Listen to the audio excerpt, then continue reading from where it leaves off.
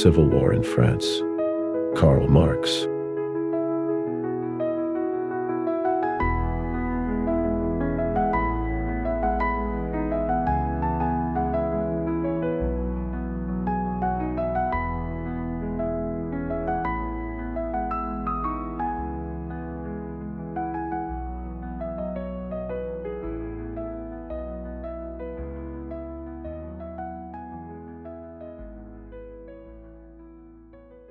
I did not anticipate that I would be asked to prepare a new edition of the address of the General Council of the International on the Civil War in France, and to write an introduction to it.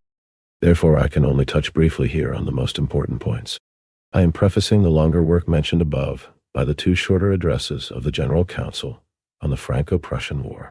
In the first place, because the second of these, which itself cannot be fully understood without the first, is referred to in the Civil War, but also because these two addresses, likewise drafted by Marx, are no less than the Civil War. Outstanding examples of the author's remarkable gift, first proved in the 18th Brumaire of Louis Bonaparte, two for grasping clearly the character, the import and the necessary consequences of great historical events, at a time when these events are still in progress before our eyes or have only just taken place.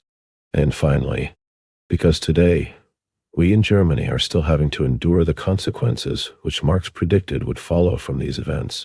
Marx, The Civil War in France, published in 1891 by the Vorwärts Press, Berlin. To the Mark, the 21 Engels, wrote this introduction for the third German edition, Jubilee edition, anniversary of the Paris Commune, while pointing out the historical significance of both the experiences of the Paris Commune and the theoretical generalizations drawn from them by Marx in the Civil War in France.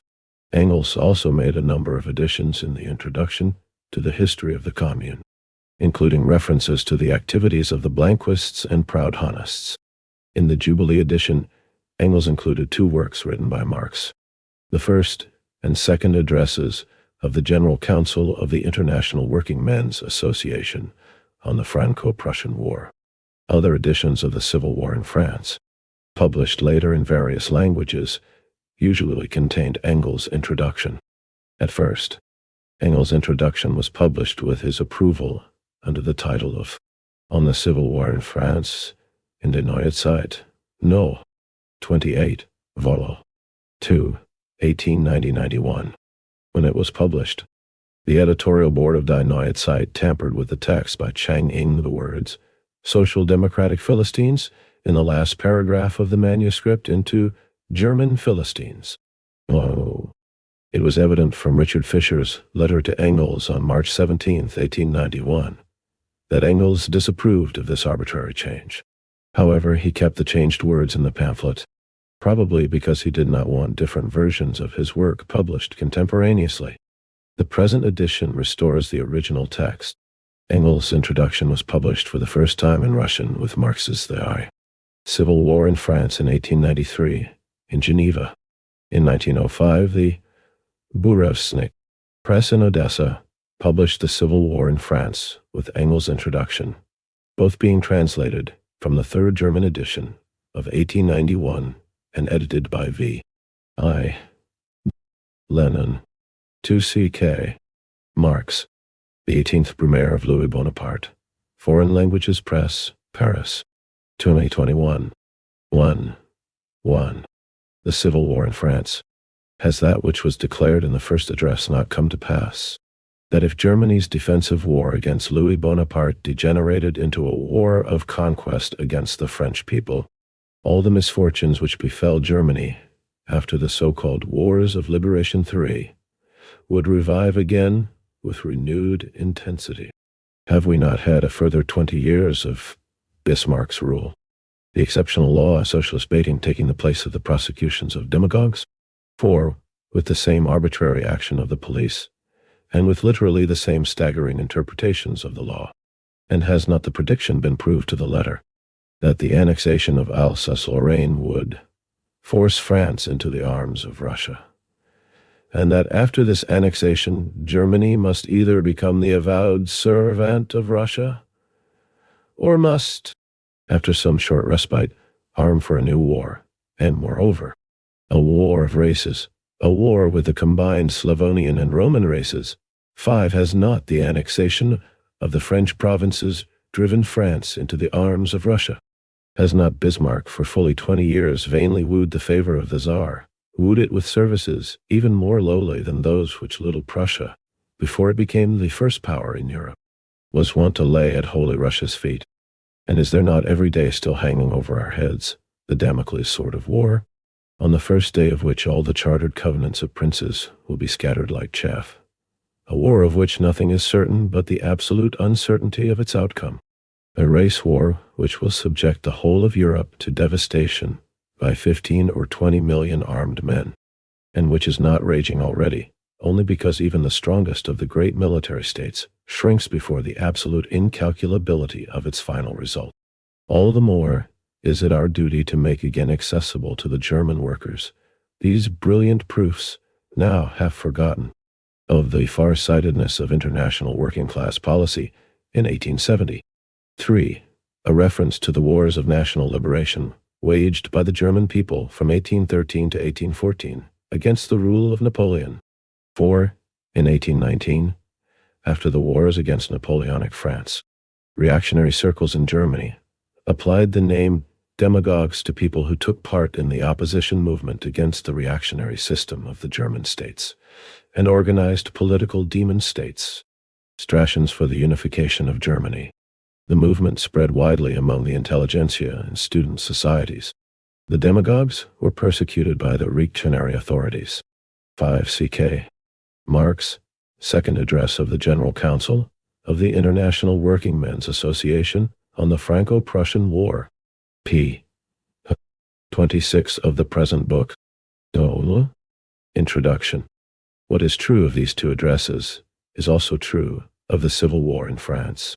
On May 28, the last fighters of the Commune succumbed to superior forces on the slopes of Belleville, and only 2 days later, on May 30th, Marx read to the General Council the work in which the historical significance of the Paris Commune is delineated in short, powerful strokes, but with such trenchancy, and above all such truth, as has never again been attained in all the mass of literature on this subject.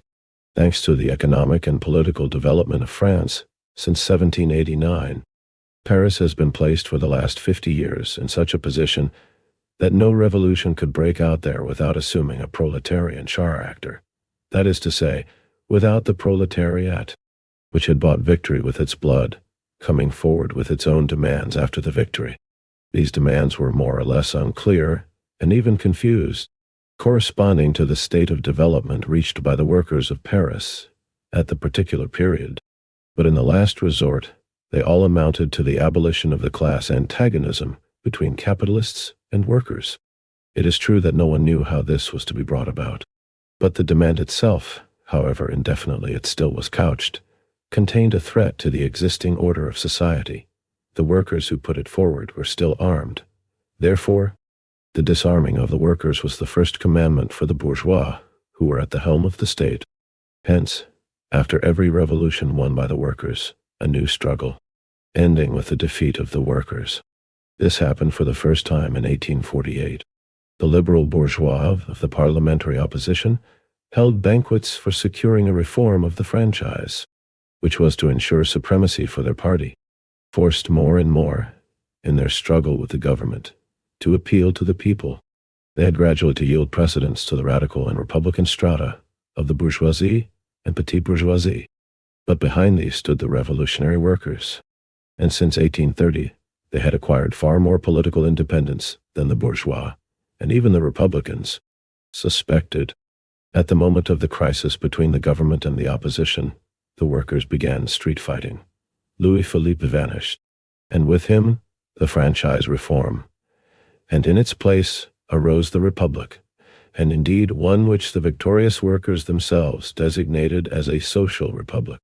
No one, however, was clear as to what this social republic was to imply, not even the workers themselves, but they now had arms and were a power. 3. 2. The Civil War in France. In the state, therefore, As soon as the bourgeois Republicans in control felt something like firm ground under their feet, their first aim was to disarm the workers.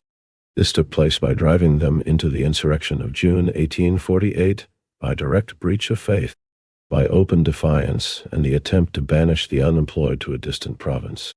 The government had taken care to have an overwhelming superiority of force. After 5 days' heroic struggle, the workers were defeated, and then followed a bloodbath among the defenseless prisoners, the like of which has not been seen since the days of the civil wars which ushered in the downfall of the Roman Republic. It was the first time that the bourgeoisie showed to what insane cruelties of revenge it will be goaded, the moment the proletariat dares to take its stand against the bourgeoisie as a separate class, with its own interests and demands. And yet 1848 was only child's play compared with the frenzy of the bourgeoisie in 1871. Punishment followed hard at heel. If the proletariat was not yet able to rule France, the bourgeoisie could no longer do so, at least not at that period, when the greater part of it was still monarchically inclined, and it was divided into 3 dynastic parties, 6 and a 4th, Republican Party. Its internal dissensions allowed the adventurer, Louis Bonaparte, to take possession of all of the commanding points, army, police, administrative machinery, and, on December 2nd, 1851.7, to explode the last stronghold of the bourgeoisie, the National Assembly. The Second Empire 8 began. The exploitation of France by a gang of political and financial adventurers, but at the same time also an industrial development such as had never been possible under the narrow-minded and timorous system of Louis Philippe, with the exclusive domination of only a small section of the big bourgeoisie. Louis Bonaparte took the political power from the capitalists under the pretext of protecting them, the bourgeois from the workers, and on the other hand the workers from them. But in return his rule encouraged speculation and industrial activity. In a word, the upsurgence and self. 6. The monarchists in France were at that time divided into 3 dynastic parties. The Legitimists, see note 75, the Orleanists, see note 45, and the Bonapartists, adherents of Louis Bonaparte, Napoleon III. 7. The coup d'etat of Louis Bonaparte, then President of France. He dissolved the National Assembly, and a year later proclaimed himself Emperor of France. 8. The Second Empire of France was the name given to the period of Louis Bonaparte's rule, 1852-70, in distinction from the First Empire of Napoleon, I, 1804-14. 4. Introduction. Enrichment of the whole bourgeoisie to an extent hitherto unknown. To an even greater extent, it is true.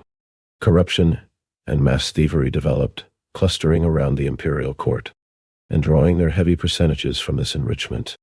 But the Second Empire was the appeal to French chauvinism, was the demand for the restoration of the frontiers of the First Empire, which had been lost in 1814, or at least those of the First Republic, a French empire within the frontiers of the old monarchy, and in fact, within the even more amputated frontiers of 1815. Such a thing was impossible for any length of time. Hence, the necessity for occasional wars and extensions of frontiers. But no extension of frontiers was so dazzling to the imagination of the French chauvinists as the extension to the German left bank of the Rhine. 1 square mile on the Rhine was more to them than 10 in the Alps or anywhere else. Given the Second Empire, the demand for the restoration of the left bank of the Rhine, either all at once or piecemeal, was merely a question of time. The time came with the Austro-Prussian War of 1866.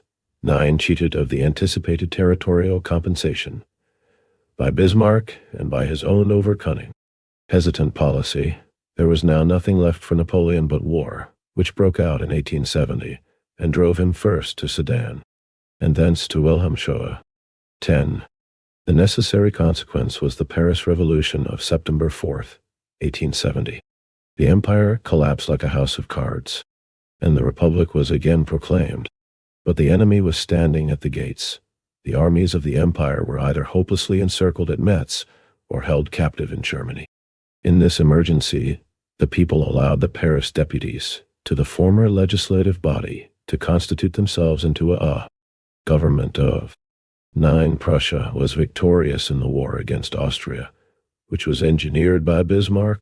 By excluding Austria from the German Confederation, Prussia secured the hegemony at the founding of the German Empire. Napoleon III remained neutral in the Austro-Prussian War, in return for which he hoped, in vain, to receive part of the territory of the German states, as promised by Bismarck. On September 2, 1870, a decisive battle was fought in the Franco-Prussian War in the vicinity of Sedan, a town in northeastern France, resulting in the complete rout of the French army. According to the capitulation terms signed by the French headquarters on September 2, 1870, Napoleon III and more than 80 French soldiers, officers, and generals were taken prisoners. From September 5, 1870 to March 19, 1871, Napoleon III was detained in Wilhelmshöhe, a Prussian castle near Kassel. The debacle at Sedan accelerated the downfall of the Second Empire. As a result, France was proclaimed a republic on September 4, 1870. 5. The Civil War in France. National defense. This was the more readily conceded, since, for the purposes of defense, all Parisians capable of bearing arms had enrolled in the National Guard, and were armed, so that now the workers constituted a great majority. But very soon the antagonism between the almost completely bourgeois government and the armed proletariat broke into open conflict. On October 31st, workers' battalions stormed the town hall and captured part of the membership of the government. Treachery, the government's direct breach of its undertakings, and the intervention of some petit bourgeois battalions set them free again. And in order not to occasion the outbreak of civil war inside a city besieged by a foreign military power, the former government was left in office. At last, on January 28, 1871, starved Paris capitulated, but with honors unprecedented in the history of war. The forts were surrendered, the city walls stripped of guns, the weapons of the regiments of the line and of the mobile guard were handed over, and they themselves considered prisoners of war. But the National Guard kept its weapons and guns, and only entered into an armistice with the victors. And these did not dare enter Paris in triumph. They only dared to occupy a tiny corner of Paris, which, into the bargain, consisted partly of public parks. And even this they only occupied for a few days. And during this time they, who had maintained their encirclement of Paris for 131 days, were themselves encircled by the armed workers of Paris, who kept a sharp watch that no Prussian should overstep the narrow bounds of the corner ceded to the foreign conqueror. Such was the respect which the Paris workers inspired in the army, before which all the armies of the empire had laid down their arms, and the Prussian Junkers, who had come to take revenge at the home of the revolution, were compelled to stand by respectfully and salute precisely this armed revolution. During the war, the Paris workers had confined themselves to demanding the vigorous prosecution of the fight. But now, when peace had come after the capitulation of Paris, 11 now fears the new supreme. 11. This refers to the Franco-German preliminary peace treaty signed in Versailles on February 26, 1871, by Adolphe Thiers and Jules Favre on one side, and Bismarck on the other. Under the terms of the treaty, France agreed to cede Alsace and the eastern part of Lorraine to Germany and pay a war indemnity of 5 billion francs, while Germany was to continue occupying part of French territory until the indemnity was paid. The final peace treaty was signed at Frankfurt on Main on May 10, 1871. 6. Introduction. Head of the government was compelled to realize that the rule of the propertied classes, big landowners and capitalists, was in constant danger so long as the workers of Paris had arms in their hands. His first action was an attempt to disarm them. On March 18, he sent troops of the line with orders to rob the National Guard of the artillery belonging to it, which had been constructed during the siege of Paris and had been paid for by public subscription. The attempt failed. Paris mobilized as one man for resistance, and war between Paris and the French government sitting at Versailles was declared. On March 26, the Paris Commune was elected, and on March 28 it was proclaimed. The Central Committee of the National Guard, which up to then had carried on the government, handed in its resignation to the Commune after it had first decreed the abolition of the scandalous Paris morality police. On March 30, the Commune abolished conscription and the standing army, and declared the sole armed force to be the National Guard, in which all citizens capable of bearing arms were to be enrolled. It remitted all payments of rent for dwelling houses from October 1870 until April, the amounts already paid to be booked as future rent payments, and stopped all sales of articles pledged in the municipal loan office. On the same day, the foreigners elected to the Commune were confirmed in office, because the flag of the Commune is the flag of the World Republic. 12. On April 1, it was decided that the highest salary to be received by any employee of the Commune, and therefore also by its members themselves, was not to exceed 6,000 francs, 4,800 marks. On the following day, the Commune decreed the separation of the Church from the state, and the abolition of all state payments for religious purposes, as well as the transformation of all church property into national property. As a result of which, on April 8, the exclusion from the schools of all religious symbols, pictures, dogmas, prayers, in a word, of all that belongs to the sphere of the individual's conscience, was ordered and gradually put into effect. 13. On the 5th, in reply to the shooting, day after day, of captured Commune fighters by the Versailles troops, a decree was 12 quoted from the report of the Election Commission of the Commune, published in the organ of the Commune, Journal Officiel de la République Française, No.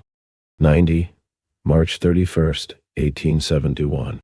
13. Engels is probably referring to the contents of the order issued by Edouard Vallon, delegate of education of the Paris Commune, which was published in the Journal Officiel de la République Française, No. 132, May 12, 1871. 7. The Civil War in France, issued for the imprisonment of hostages, but it was never carried into execution. On the 6th, the guillotine was brought out by the 137th Battalion of the National Guard, and publicly burnt, amid great popular rejoicing. On the 12th, the Commune decided that the Victory Column on the Place Vendôme, which had been cast from captured guns by Napoleon after the War of 1809, should be demolished as a symbol of chauvinism and incitement to national hatred. This was carried out on May 16th. On April 16, it ordered a statistical tabulation of factories, which had been closed down by the manufacturers, and the working out of plans for the operation of these factories by the workers formerly employed in them, who were to be organized in cooperative societies, and also plans for the organization of these cooperatives in one great union. On the 23rd, it abolished night work for bakers, and also the employment offices, which since the Second Empire had been run as a monopoly by creatures appointed by the police, labor exploiters of the first rank. These offices were transferred to the mayoralties of the 20 arrondissements of Paris. On April 30, it ordered the closing of the pawn shops, on the ground that they were a private exploitation of the workers, and were in contradiction with the right of the workers to their instruments of labor and to credit. On May 5th, it ordered the raising of the Chapel of Atonement, which had been built in expiation of the execution of Louis XVI. Thus, from March 18th onwards, the class character of the Paris movement, which had previously been pushed into the background by the fight against the foreign invaders, emerged sharply and clearly, as almost only workers, or recognized representatives of the workers, sat in the Commune. Its decisions bore a decidedly proletarian character. Either these decisions decreed reforms which the Republican bourgeoisie had failed to pass solely out of cowardice, but which provided a necessary basis for the free activity of the working class, such as the realization of the principle that in relation to the state, religion is a purely private matter, or the Commune promulgated decrees which were in the direct interest of the working class and in part cut deeply into the old order of society. In a beleaguered city, however, it was possible to make at most a start in the realization of all this, and from the beginning of May onwards all their energies were taken up by the fight against the armies, assembled by the Versailles government in ever-growing numbers. 18. Introduction. On April 7th, the Versailles troops had captured the Seine crossing at Neuilly, on the western front of Paris. On the other hand, in an attack on the southern front on the 11th off, they were repulsed with heavy losses by General Eudes. Paris was continually bombarded, and, moreover, by the very people who had stigmatized as a sacrilege the bombardment of the same city by the Prussians. These same people now begged the Prussian government for the hasty return of the French soldiers taken prisoner at Sedan and Metz, in order that they might recapture Paris for them. From the beginning of May, the gradual arrival of these troops gave the Versailles forces a decided superiority. This already became evident when, on April 23rd, Thiers broke off the negotiations for the exchange proposed by the Commune of the Archbishop of Paris 14 and a whole number of other priests held as hostages in Paris for only one man, Blanqui, who had twice been elected to the Commune but was a prisoner in Clairvaux, and even more from the changed language of Thiers, previously procrastinating and equivocal. He now suddenly became insolent, threatening, brutal. The Versailles forces took the redoubt of Moulins-Saquet on the southern front on May 3rd. On the 9th, Fort Issy, which had been completely reduced to ruins by gunfire. On the 14th, Fort Vams. On the western front they advanced gradually, capturing the numerous villages and buildings which extended up to the city wall, until they reached the main defenses. On the 21 Saint, thanks to treachery and the carelessness of the National Guard stationed there, they succeeded in forcing their way into the city. The Prussians, who held the northern and eastern forts, allowed the Versailles troops to advance across the land north of the city, which was forbidden ground to them under the armistice, and thus to march forward, attacking on a wide front, which the Parisians naturally thought covered by the armistice, and therefore held only weakly. As a result of this, only a weak resistance was put up in the western half of Paris, in the luxury city proper. It grew stronger and more tenacious the nearer the incoming troops approached the eastern half, the working-class city proper. It was only after 8 days' fighting that the last defenders of the Commune succumbed on the heights of Belleville and Ménilmontant, and then the massacre of defenseless men, women, and children, which had been raging all through the week on Anne 14 Georges Darboy, 1813 to 1871. 9. The Civil War in France, increasing scale, reached its zenith. The breechloaders could no longer kill fast enough. The vanquished were shot down in hundreds by mitrailleuse fire.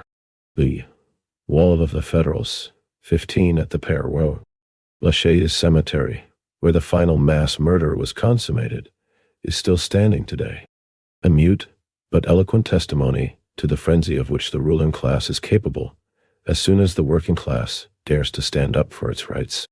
Then, when the slaughter of them all proved to be impossible, came the mass arrests, the shooting of victims arbitrarily selected from the prisoners' ranks, and the removal of the rest to great camps where they awaited trial by courts martial. The Prussian troops surrounding the northeastern half of Paris had orders not to allow any fugitives to pass, but the officers often shut their eyes when the soldiers paid more obedience to the dictates of humanity than to those of the supreme command. Particular honor is due to the Saxon Army Corps, which behaved very humanely and let through many who were obviously fighters for the Commune.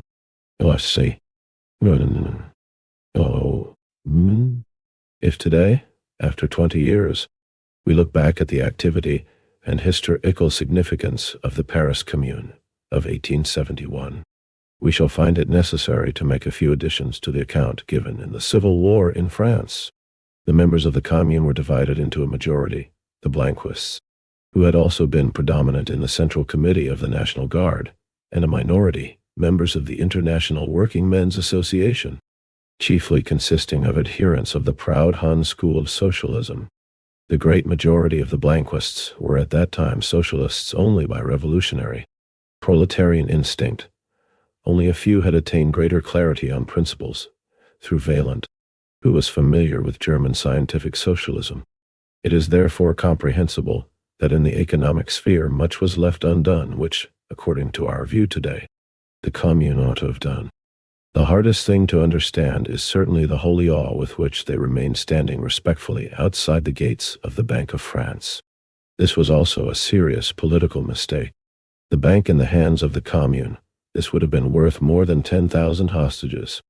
It would have meant the pressure, 15 now, usually called the wall of the communards. 10. Introduction of the whole of the French bourgeoisie on the Versailles government in favor of peace with the Commune. But what is still more wonderful is the correctness of much that nevertheless was done by the Commune, composed as it was of blanquists and proud Honists. Naturally, the proud Honists were chiefly responsible for the economic decrees of the Commune, both for their praiseworthy and their unpraiseworthy aspects, as the blanquists were for its political commissions and omission. And in both cases, the irony of history willed, as is usual when doctrinaires come to the helm, that both did the opposite of what the doctrines of their school prescribed. Proudhon, the socialist of the small peasant and master craftsman, regarded association with positive hatred.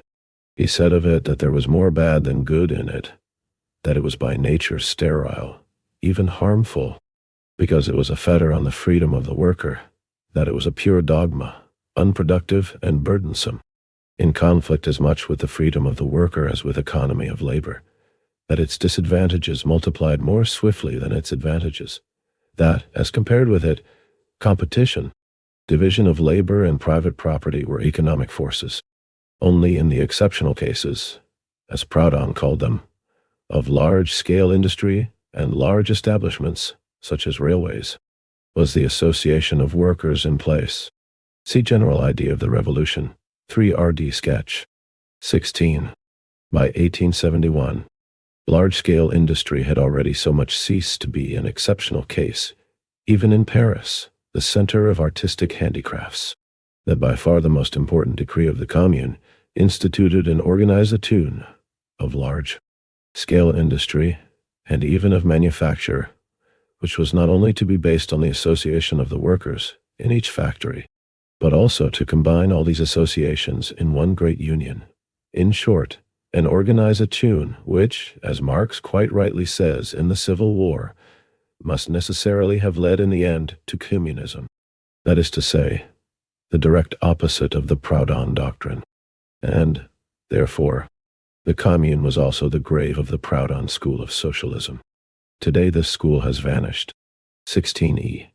This refers to Proudhon's work Idée générale de la Révolution au XIXe siècle, General Idea of the Revolution of the 19th Century, Paris, 1851, a criticism of the views expressed, and in Engels' work, Analytical Criticism on Proudhon's General Idea of the Revolution of the 19th, by Proudhon in this book was given in Marx's letter to Engels dated August 8, 1851. Century. Archives of Marx and Engels, Vol. X, pp. 1317. 11. The Civil War in France. From French working-class circles. Here, among the possibilists 17, no less than among the Marxists. Marx's theory now rules unchallenged. Only among the radical bourgeoisie are there still proud Honists. The Blanquists fared no better. Brought up in the school of conspiracy, and held together by the strict discipline which went with it, they started out from the viewpoint that a relatively small number of resolute, well-organized men would be able, at a given favorable moment, not only to seize the helm of state, but also by a display of great, ruthless energy, to maintain power until they succeeded in sweeping the mass of the peuple into the revolution and ranging them round the small band of letters. This involved, above all, the strictest dictatorial centralization of all power in the hands of the new revolutionary government. And what did the Commune, with its majority of these same Blanquists, actually do? In all its proclamations to the French in the provinces, it appealed to them to form a free federation of all French communes with Paris, a national organization which for the first time was really to be created by the nation itself. It was precisely the oppressing power of the former centralized government the army, political police and bureaucracy, which Napoleon had created in 1798, and which since then had been taken over by every new government as a welcome instrument and used against its opponent. It was precisely this power which was to fall everywhere, just as it had already fallen in Paris. From the very outset, the Commune was compelled to recognize that the working class, once come to power, could not go on managing with the old state machine, that in order not to lose again its only just conquered supremacy, this working class must, on the one hand, do away with all the old repressive machinery previously used against itself, and on the other, safeguard itself against its own deputies and officials by declaring them all, without exception, subject to recall at any moment. What had been the characteristic attribute of the former state? Society had created its own organs to look after its common interests, originally through simple division of labor. But these organs, at whose head was the state power, had in the course of time, in pursuance of their own special interests, transformed themselves from the servants of society into the masters of society. 17. The possibilists represented the opportunist trend in the French working class movement, meant at the end of the 19th century. 12. Introduction. This can be seen, for example, not only in the hereditary monarchy, but equally so in the democratic republic. Nowhere do politicians form a more separate and powerful section of the nation than precisely in North America. There, each of the two major parties which alternately succeed each other in power is itself in turn controlled by people who make a business of politics, who speculate on seats in the legislative assemblies of the Union as well as of the separate states, or who make a living by carrying on agitation for their party, and on its victory are rewarded with positions. It is well known how the Americans have been trying for 30 years to shake off this yoke, which has become intolerable, and how in spite of it all they continue to sink ever deeper in this swamp of corruption. It is precisely in America that we see best how there takes place this process of the state power, making itself independent in relation to society, whose mere instrument it was originally intended to be. Here there exists no dynasty, no nobility, no standing army, beyond the few men keeping watch on the Indians, no bureaucracy with permanent posts or the right to pensions, and nevertheless we find here two great gangs of political speculators, who alternately take possession of the state power and exploit it by the most corrupt means and for the most corrupt ends. And the nation is powerless against these two great cartels of politicians, who are ostensibly its servants, but in reality dominate and plunder it. Against this transformation of the state and the organs of the state, from servants of society into masters of society, an inevitable transversity. Nation in all previous states, the Commune made use of two infallible means. In the first place, it filled all posts, administrative, judicial, and educational, by election on the basis of universal suffrage of all concerned, subject to the right of recall at any time by the same electors. And in second place, all officials, high or low, were paid only the wages received by other workers. The highest salary paid by the Commune to anyone was 60 francs. In this way, an effective barrier to place hunting and carrierism was set up, even apart from the binding mandates to delegates to representative bodies which were added besides. This shattering springing of the former state power and its replace, meant by a new and truly democratic one, is described in detail in the third section of the Civil War.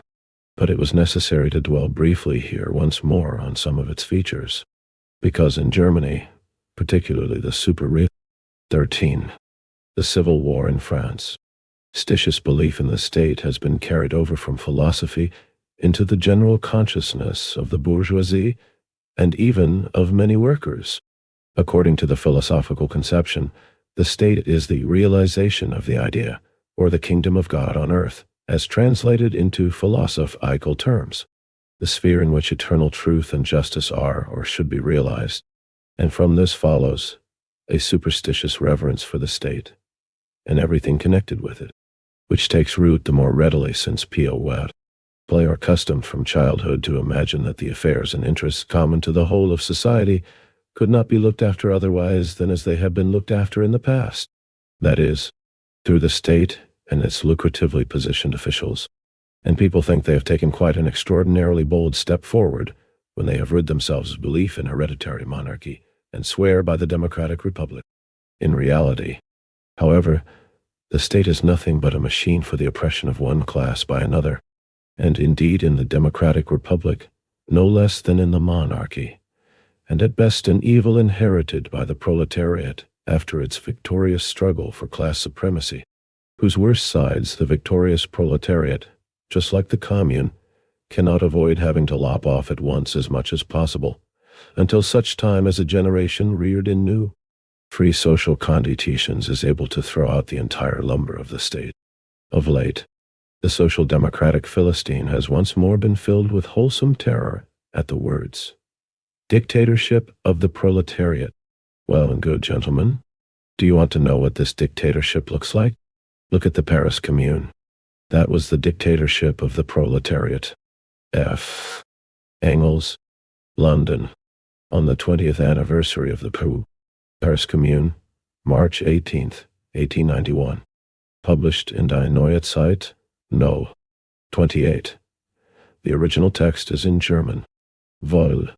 1890-91, and in the separate translated from German edition of Marx's The Civil War in France, Berlin, 1891. 14. First Address of the General Council of the FSE, International Working Men's Association on the Franco-Prussian War. First Address on the Franco-Prussian War to the members of the International Working Men's Association in Europe and the United States.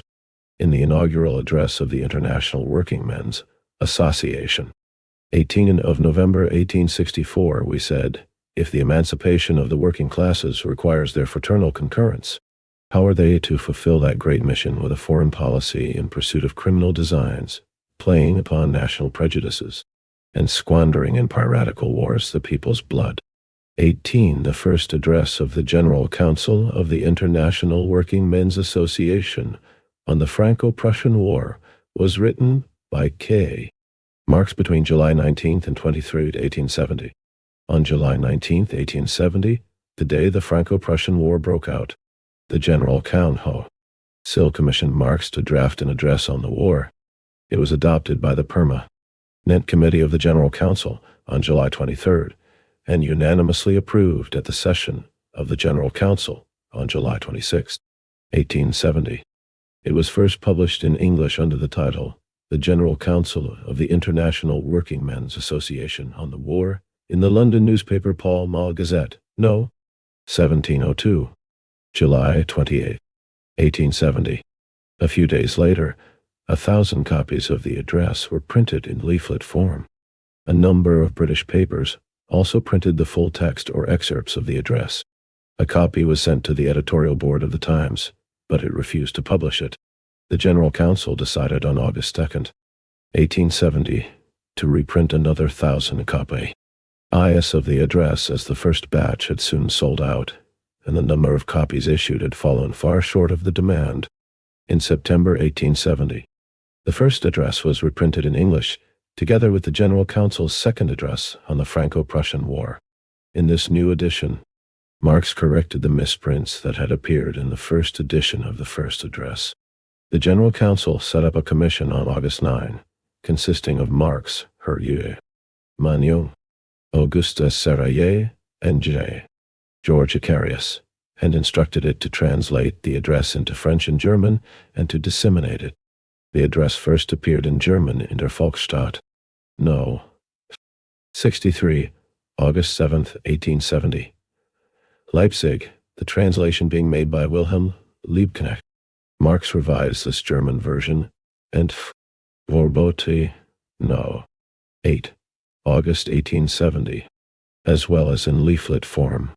In commemorating in 1891 that the 20 retranslated nearly half of the text, this new German translation appeared in Der Anniversary of the Paris Commune. Engels included the first address of the General Council in the German edition of the Civil War. In France, which was published by the Berlin Vorwärts Press, the translation of the first address for this new edition was made by Louise Kotsky under the guidance of Engels. The address appeared in French in L'Égalité, August 1870, in L'Internationale, No.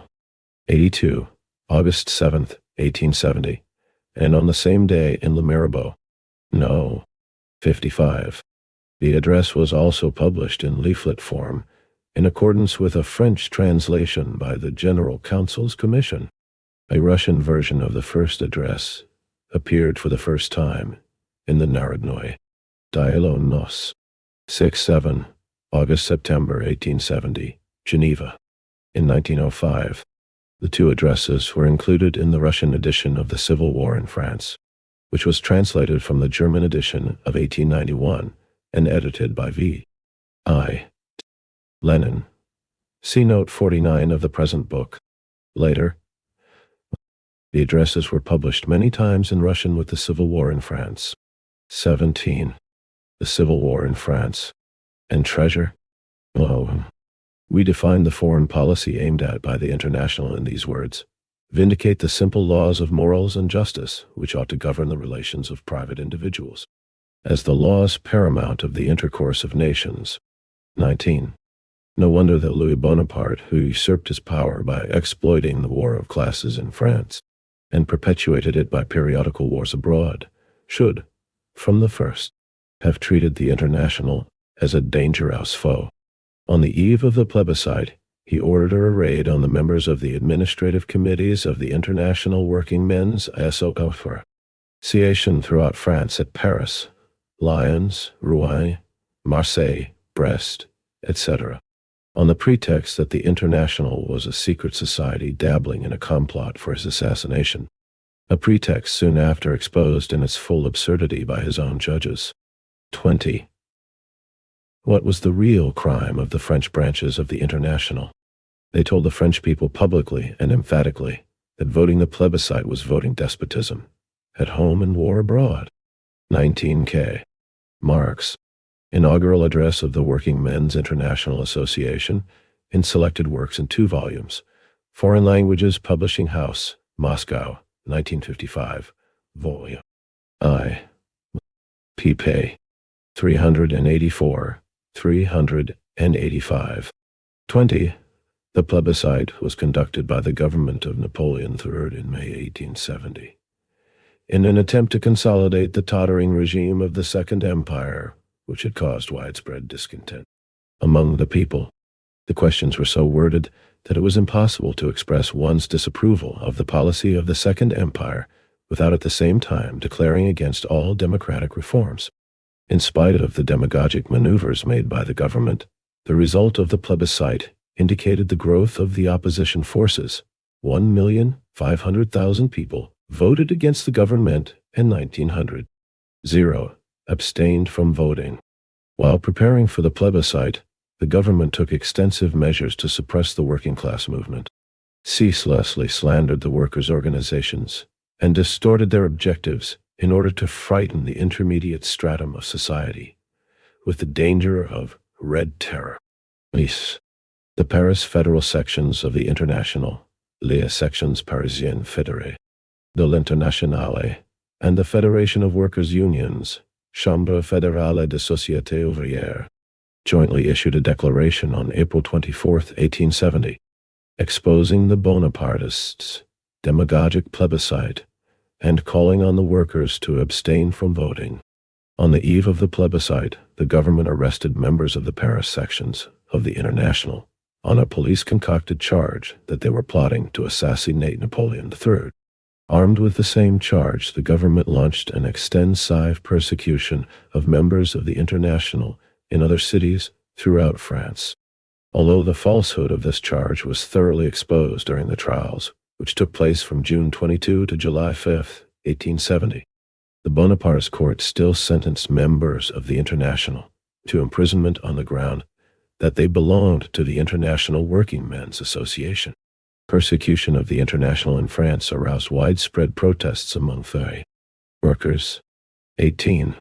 First address on the Franco-Prussian War. It has been, in fact, their work that in all of the great towns, in all the industrial centers of France, the working class rose like one man to reject the plebiscite. Unfortunately, the balance was turned by the heavy ignorance of the rural districts, the stock exchanges, the cabinets. The ruling classes and the press of Europe celebrated the plebiscite as a signal victory of the French emperor over the French working class, and it was the signal for the assassination, not of an individual, but of nations. The war plot of July 1870-21 is but an amended edition of the coup d'etat of December 1851. 22. At first view, the thing seemed so absurd that France would not believe in its real good earnest. It rather believed the Deputy 23 denouncing the ministerial war talk as a mere stockery, jobbing trick when, on July 15th, war was at last officially announced to the Corps Législatif. The whole opposition refused to vote the preliminary subsidies. Even Thiers branded it as detestable. All the independent journals of Paris condemned it, and, wonderful to relate, the provincial press joined in almost unanimously. Meanwhile, the Paris members of the International had again set to work. In the Réveil 24 of July 12, they published their manifesto to the workmen of all nations, from which we extract the following few passages. Once more, they say, on the pretext of the European equilibrium of national honor, the peace of the world is menaced by political ambitions. French, German, Spanish workmen, let our voices unite in one cry of reprobation against war. War for a question of preponderance or a dynasty can, in the eyes of workmen, be nothing but a criminal absurdity. In answer to the warlike proclamations of those who exempt themselves from the impost of blood, and find in public misfortunes a source of fresh speculations, we protest. We who 21 This refers to the Franco-Prussian War, which began on July 19, 1870. 22. This refers to the coup d'etat by Louis Bonaparte on December 2, 1851, which ushered in the Bonapartist regime of the Second Empire. 23. Jules Favre, 1892-1880. 24. Le Réveil. Organ of the French left-wing Republicans, first a weekly, then a daily newspaper from May 1869, edited by Charles Delescluze. It appeared in Paris from July 1868 to January 1871. From October 1870, it was opposed to the government of national defense. 19. The Civil War in France. Want peace, labor, and liberty. Brothers of Germany. Our division would only result in a complete triumph of despotism on both sides of the Rhine. Workmen of all countries, whatever may for the present become of our common efforts, we, the members of the International Workingmen's Association, who know of no frontiers, we send you, as a pledge of indissoluble solidarity, the good wishes and the salutations of the workmen of France. This manifesto of our Paris section was followed by numerous similar French addresses, of which we can here only quote the declaration of Neuilly-sur-Seine, published in the Marseillaise, 25 of July 22 ND. The war, is it just? No. The war, is it national? No. It is merely dynastic. In the name of humanity, of democracy, and the true interests of France, we adhere completely and energetically to the protestation of the International against the war. These protestations expressed the true sentiments of the French working people, as was soon shown by a curious incident. The band of the 10th of December 26 first organized under the presidency of Louis Bonaparte, having been masqueraded into blouses and let loose on the streets of Paris, there to perform the contortions of war fever. The real workmen of the faubourgs came forward with public peace demonstrations so overwhelming that Pietri, the prefect of police, thought it prudent to at once stop all further street politics, on the plea that the field Paris people had 25. La Marseillaise, a French daily newspaper, organ of the left-wing Republicans, appeared in Paris from December 1869 to September 1870. The paper regularly published articles on the activities of the International and the workers' movement. 26. A reference to the Society of December 10th, so called in honor of the election of its patron, Louis Bonaparte, to the presidency of the French Republic on December 10, 1848. Formed in 1849, this secret society of the Bonapartists was composed mainly of declassed elements, political adventurers and militarists. Though formally dissolved in November 1850, its adherents continued to propagate Bonapartism and took an active part in the coup d'etat of December 2nd, 1851. Marx gave a detailed account of the Society of December 10th in his work, The 18th Brumaire of Louis Bonaparte, O.P. Tit. The chauvinist demonstration in support of Louis Bonaparte's plan of conquest was held by the Bonapartists with the collaboration of the police on July 15, 1870. 20. First address on the Franco-Prussian War, given sufficient vent to their pent-up patriotism and exuberant war enthusiasm. Whatever may be the incidents of Louis Bonaparte's war with Prussia, the death knell of the Second Empire has already sounded at Paris. It will end, as it began, by a parody. But let us not forget that it is the governments and the ruling classes of Europe who enabled Louis Bonaparte to play during 18 years the ferocious farce of the restored empire. On the German side, the war is a war of defense, but who put Germany to the necessity of defending herself? Who enabled Louis Bonaparte to wage war upon her? Prussia. It was Bismarck who conspired with that very same Louis Bonaparte for the purpose of crushing popular opposition at home and annexing Germany to the Hohenzollern dynasty. If the Battle of Sadowa 27 had been lost instead of being won, French battalions would have overrun Germany as the allies of Prussia. After her victory, did Prussia dream one moment of opposing a free Germany to an enslaved France? Just the contrary. While carefully preserving all the native beauties of her old system, she superadded all the tricks of the Second Empire, its real despotism and its mock democratism, its political shams and its financial jobs, its high-flown talk and its low legerdemains. The Bonapartist regime, which till then only flourished on one side of the Rhine, had now got its counterfeit on the other. From such a state of things, what else could result but war?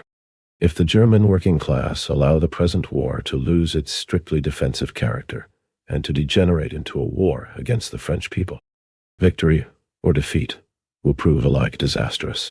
All the miseries that befell Germany after her war of independence will revive with accumulated intensity. The principles of the International are, however, too widely spread and too firmly rooted amongst the German working class to apprehend such a sad consummation. The voices of the French workmen have re-echoed from Germany. A mass meeting of workmen, held at Brunswick on July 16th, expressed its full concurrence with the Paris Manifesto. 27. The Battle of Sadowa, fought in Czech on July 3rd, 1866, with Austria and Saxony on one side and Prussia on the other, was decisive in the Austro-Prussian War of 1866, from which Prussia emerged victorious. Historically, it was also known as the Battle of Königgrätz, now called Radek-Králové. 21.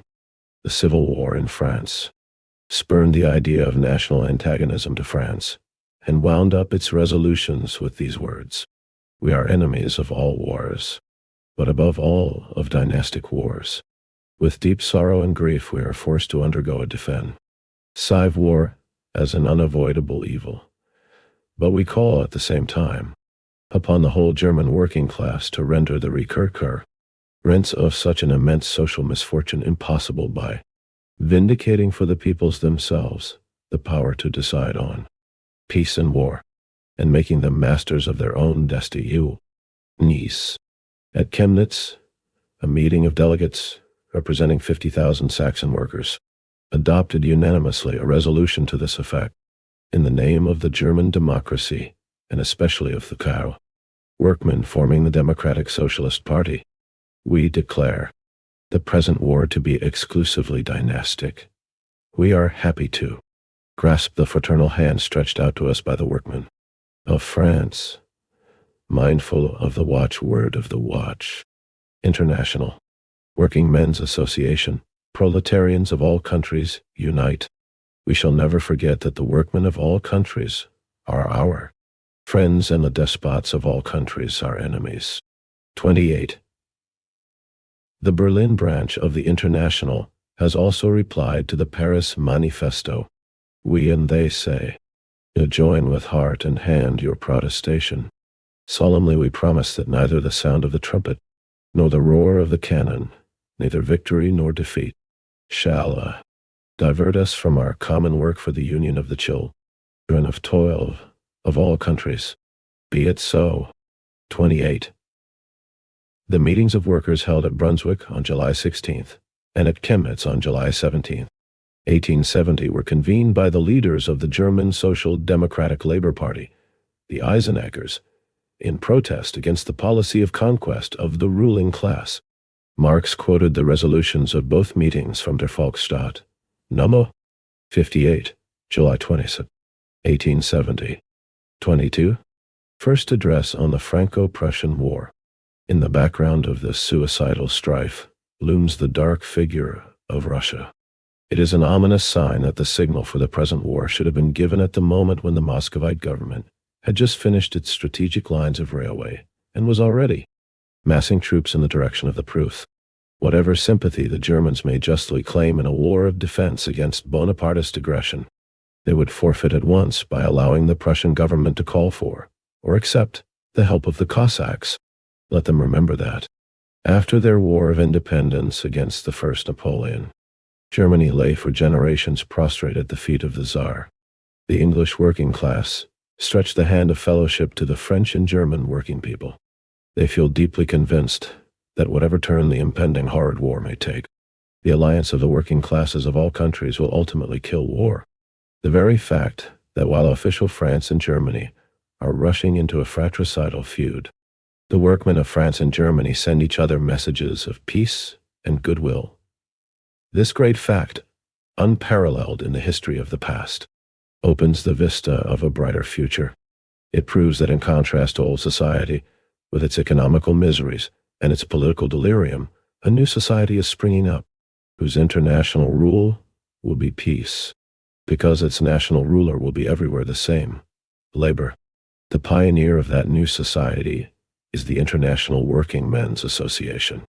The General Council, Robert Applegarth, George Milner, Martin J.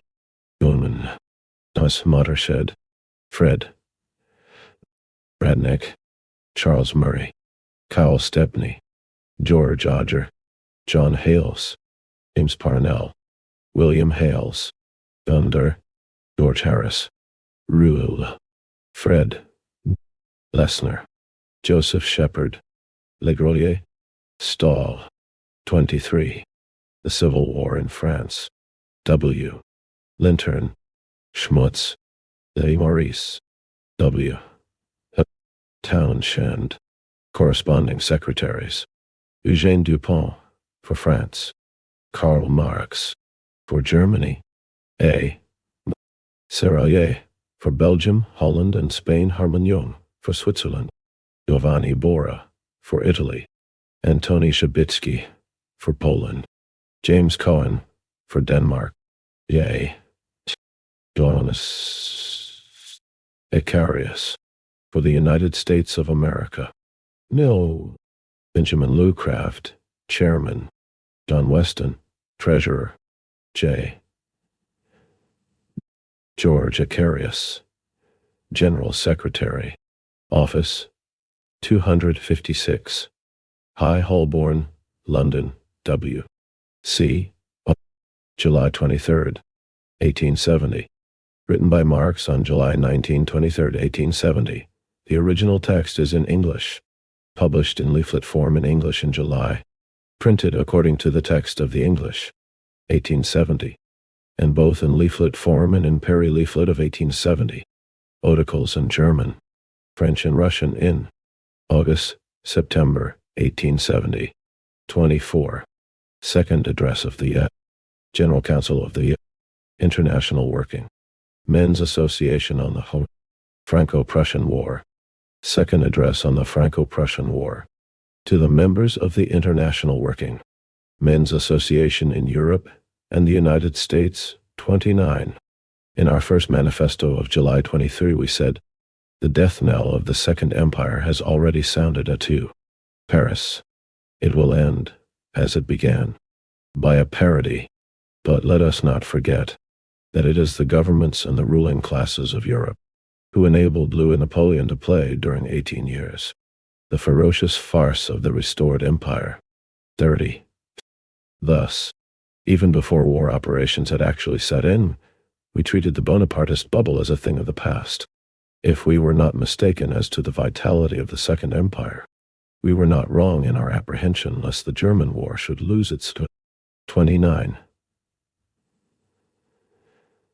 The Second Address of the General Council of the International Working Men's Association on the Franco-Prussian War was written by Marx between September 6 and 9, 1870.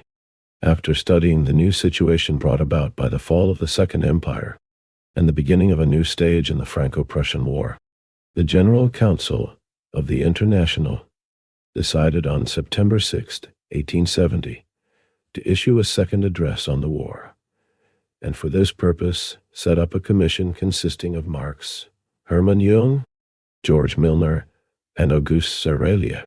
While writing the address, Marx made use of the material Engels sent him, which exposed the attempt of the Prussian militarists, the Junkers and the bourgeoisie to annex French territory under the pretext of military strategic considerations.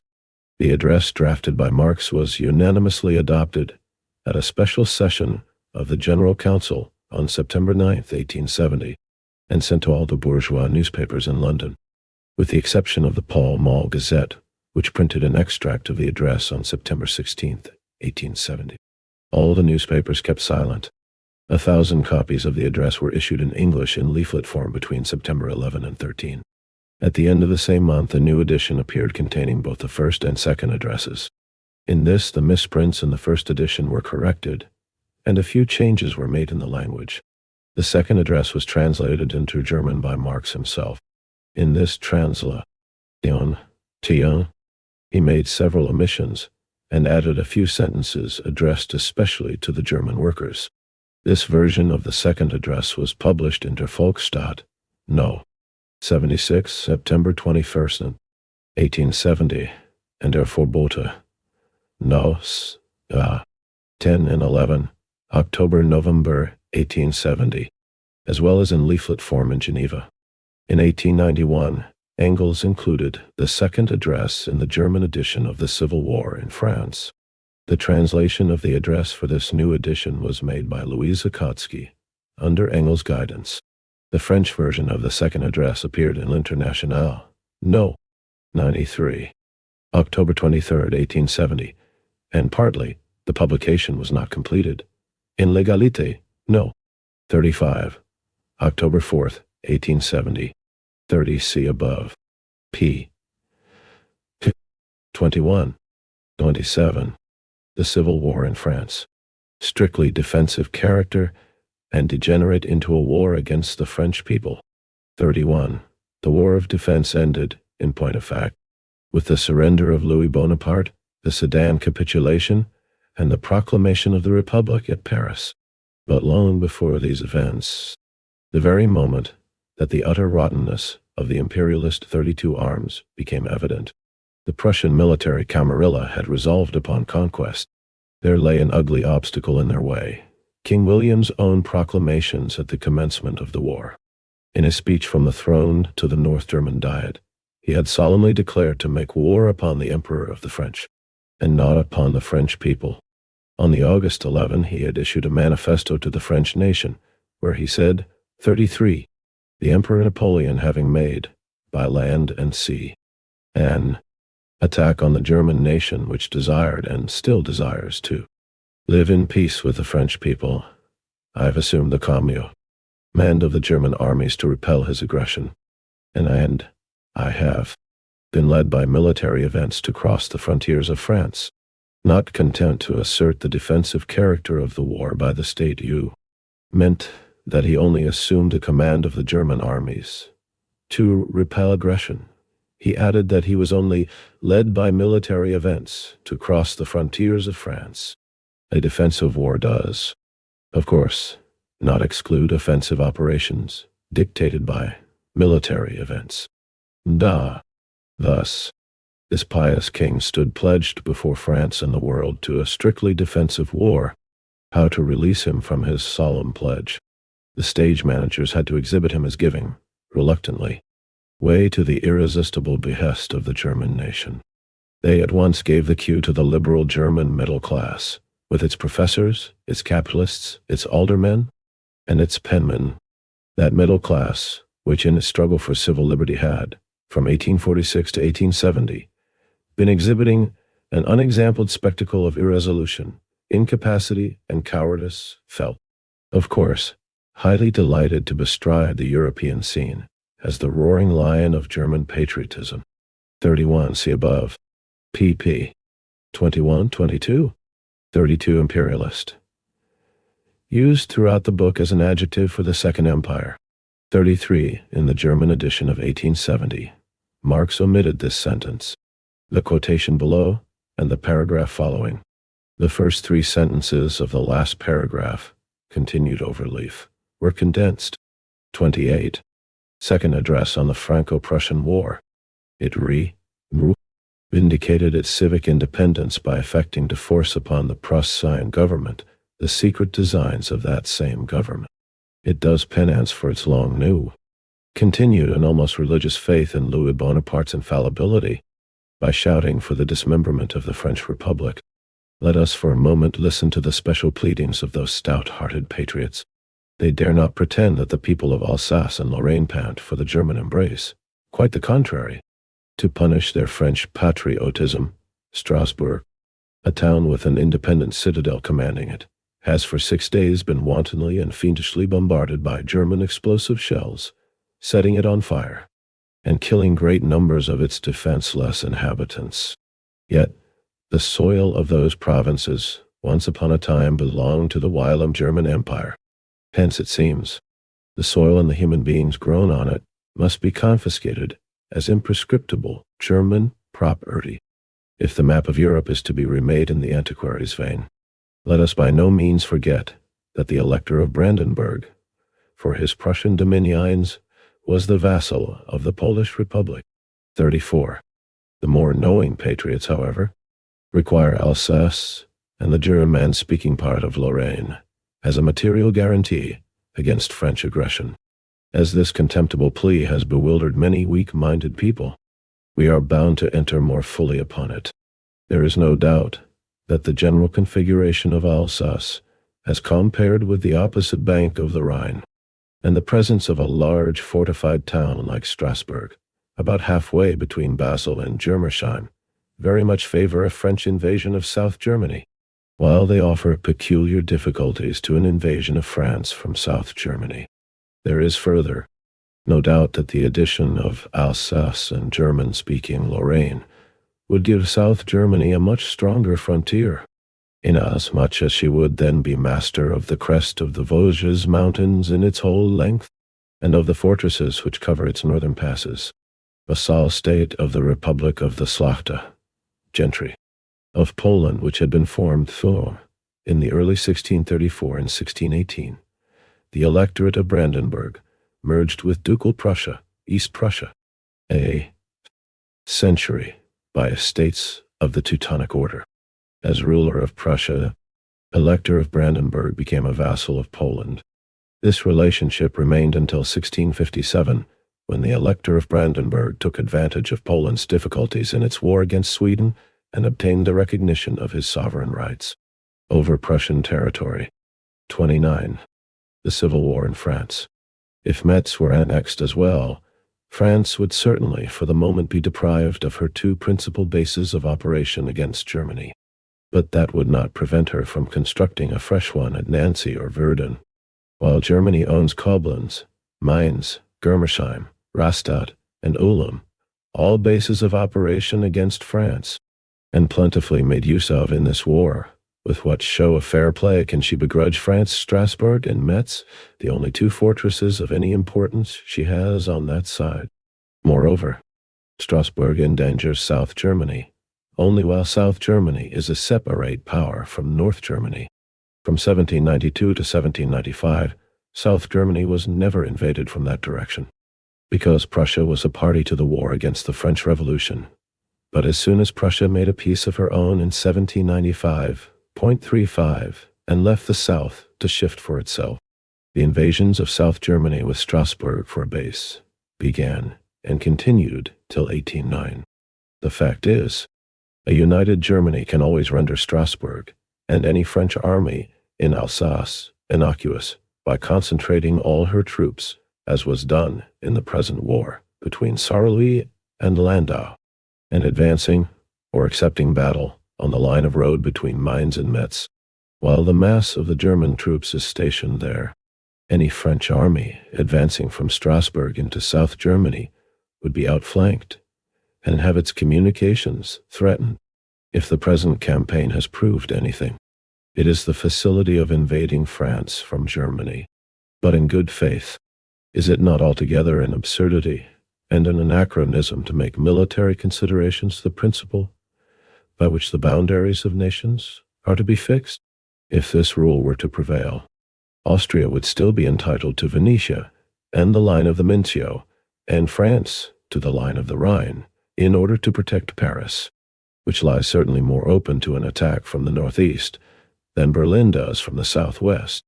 If limits are to be fixed by military interests, there will be no end to claims, because every military line is necessarily faulty, and may be improved by annexing some more outlying territory, and, moreover, they can never be fixed finally and fairly, because they always must be imposed by the conqueror upon the conquered, and consequently carry within them the seed of fresh wars.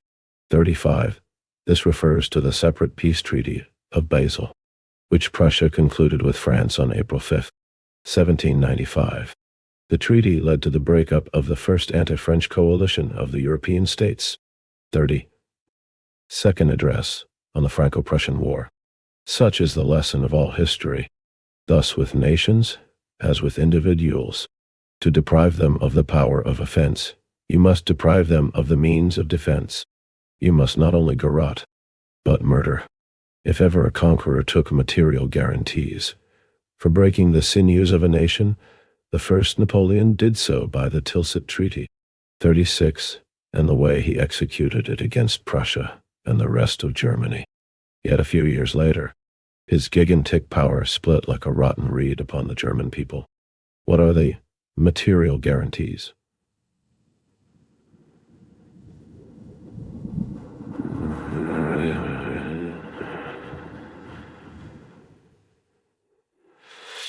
Can our wildest dreams can or dare impose upon France, compared to the material guarantees the first Napoleon had wrenched from herself?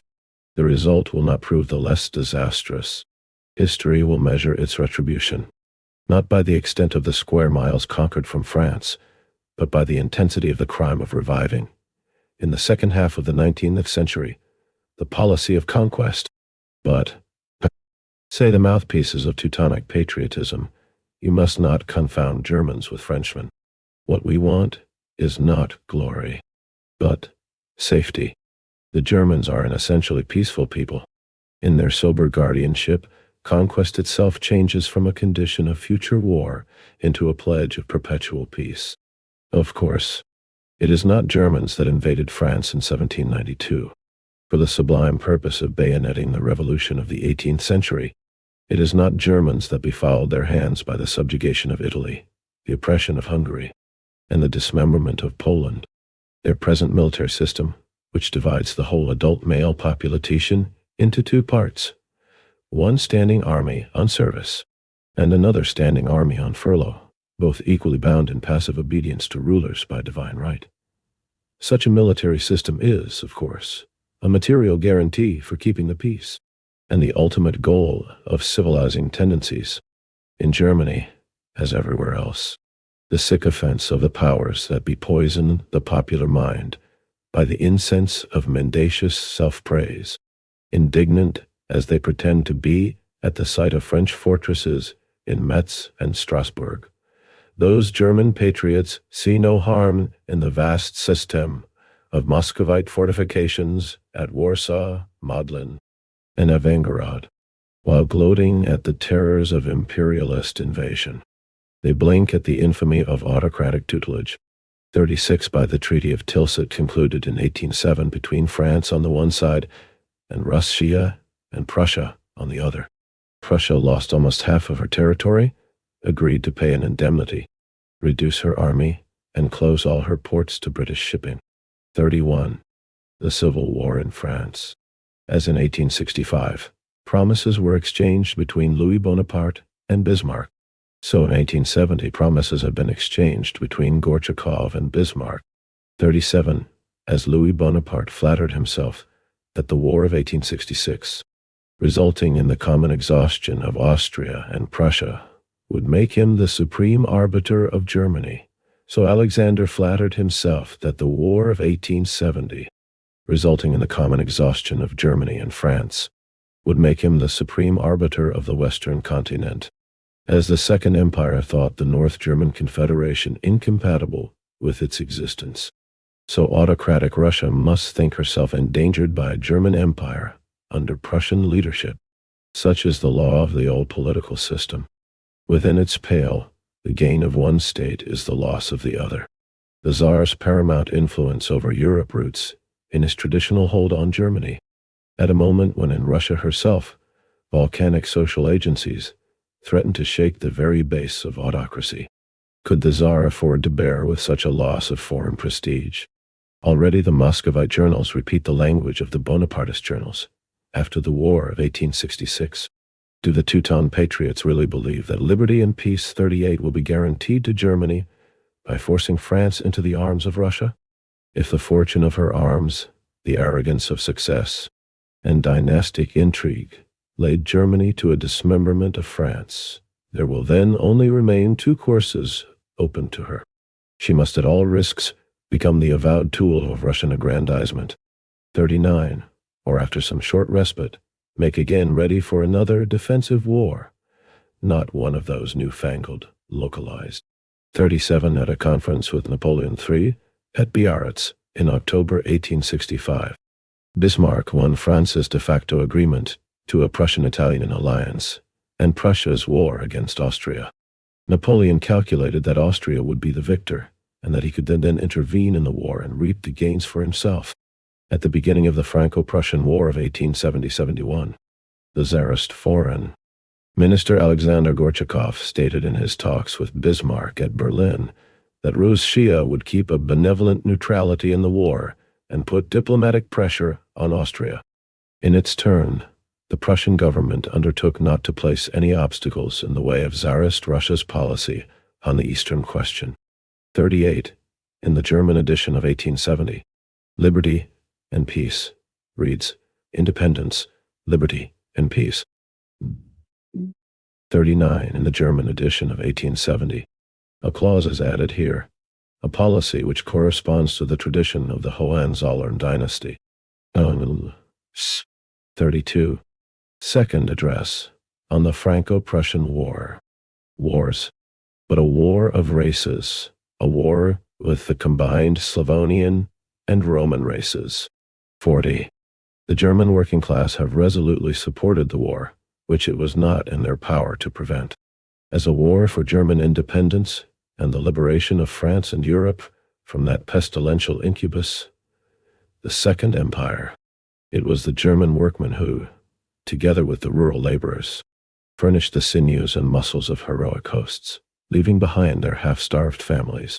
Decimated by the battles abroad, they will be once more decimated by misery at home. 41. In their turn, they are now coming forward to ask for guarantees that their immense sacrifices have not been brought in vain, that they have conquered liberty, that the victory over the imperialist armies will not, as in 1815, be turned into the defeat of the German people. 42. And as the first of these guarantees, they claim an honorable peace for France and the recognition of the French Republic. The Central Committee of the German Socialist Democratic Workmen's Party issued on the 5th of September a manifesto, energetically insisting upon these guarantees.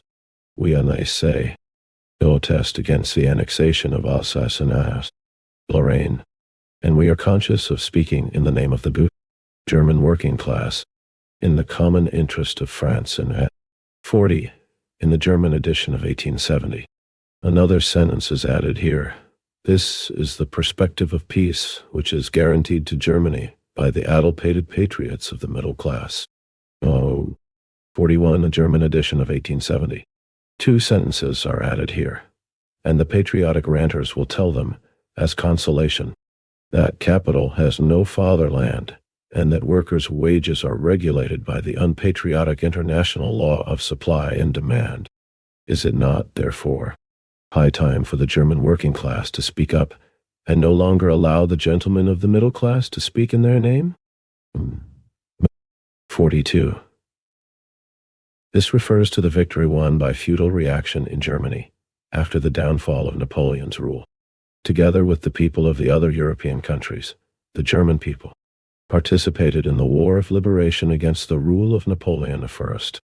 The fruits of the victorious war, however, were seized by the rulers of the feudal absolute states in Europe, who relied on the reactionary nobility. The Counter-Revolutionary League of Monarchies, the Holy Alliance with Austria, Prussia and Tsarist Russia as its nucleus, controlled the destinies of the European states.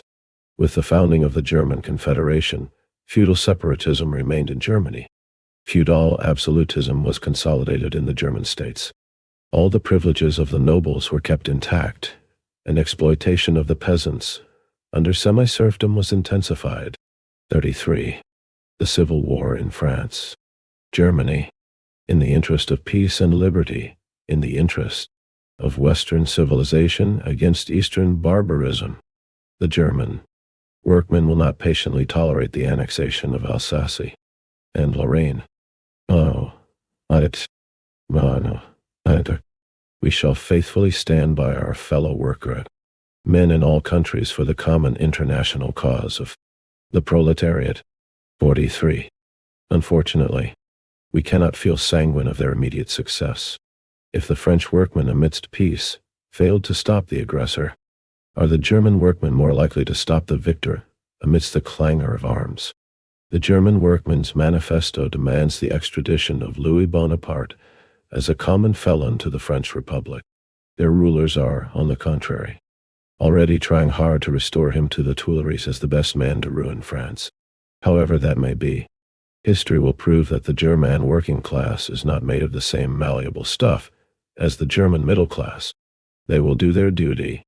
Like them, we hail the advent of the Republic in France, but at the same time we labor under misgivings, which we hope will prove groundless. That Republic has not subverted the throne, but only taken its place become vacant. 44. It has been proclaimed, not as a social conquest, but as a national measure of defense. It is in the hands of a provisional government composed partly of notorious Orleanists, 45, partly of middle-class Republicans, upon some of whom the insurrection of June 1848 has left its indelible stigma. The division of labor amongst the members of that government looks awkward. The Orleanists have seized the strongholds of the army and the police, while to the professed Republicans have fallen the talking departments. Some of their first acts go far to show that they have inherited from the empire not only ruins, but also its dread of the working class. If eventual impossibilities are in wild phraseology demanded from the Republic, is it not with a view to prepare the cry for a possible? 43. A quotation from Das Manifest des Ausschusses der Sozialdemokratischen Arbeiterpartei an alle deutschen Arbeiter, which appeared in leaflet form on September 5, 1870, and was published in Der Volksstaat, No. 73, September 11, 1870. 44 in the German edition of 1870. The rendering is, taken its place which was made vacant by German bayonets. 45. The Orleanists were monarchists representing the interests of the financial aristocracy and the big bourgeoisie. They were the supporters of the House of Orléans, a branch of the Bourbons dynasty that ruled France from July 1830 to 1848. 34. Second address on the Franco-Prussian War.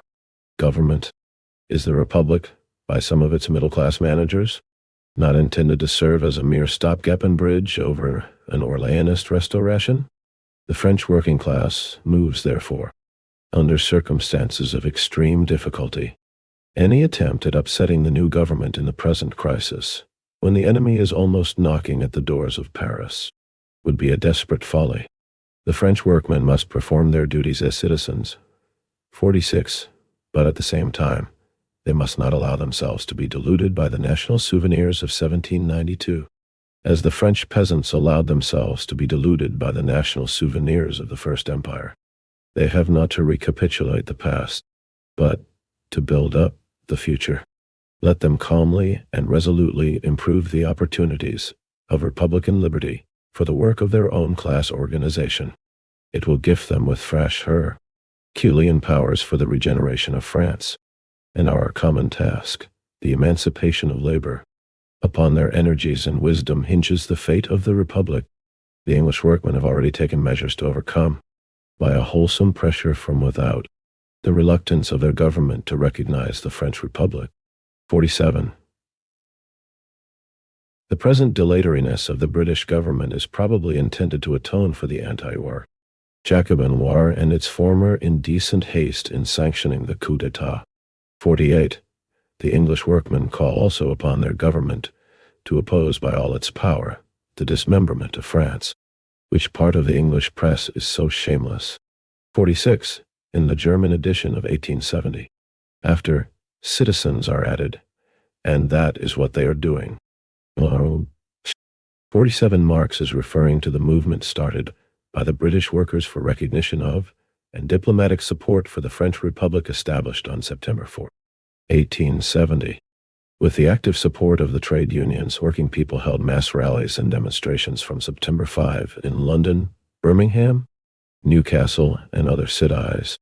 All the demonstrators expressed sympathy for the French people and demanded in resolutions and petitions that the British government immediately recognize the French Republic. The General Council of the First International took a direct part in organizing the campaign. 48. This is an allusion to the active participation of bourgeois, aristocratic Britain in the formation of the coalition of absolute feudal state, which started the war against revolutionary France in 1792. Britain herself entered the war in 1793, and to the fact that the ruling British oligarchy was the first in Europe to recognize the French Bonapartist regime founded after Louis Bonaparte's coup d'etat of December 2, 1851. 35. The Civil War in France. Enough to howl for. 49. It is the same press that for 20 years deified Louis Bonaparte as the providence of Europe, that frantically cheered on the slaveholders' rebellion. 50 now. As then, it drudges for the slaveholder. Let the sections of the International Workingmen's Association in every country stir the working classes to action.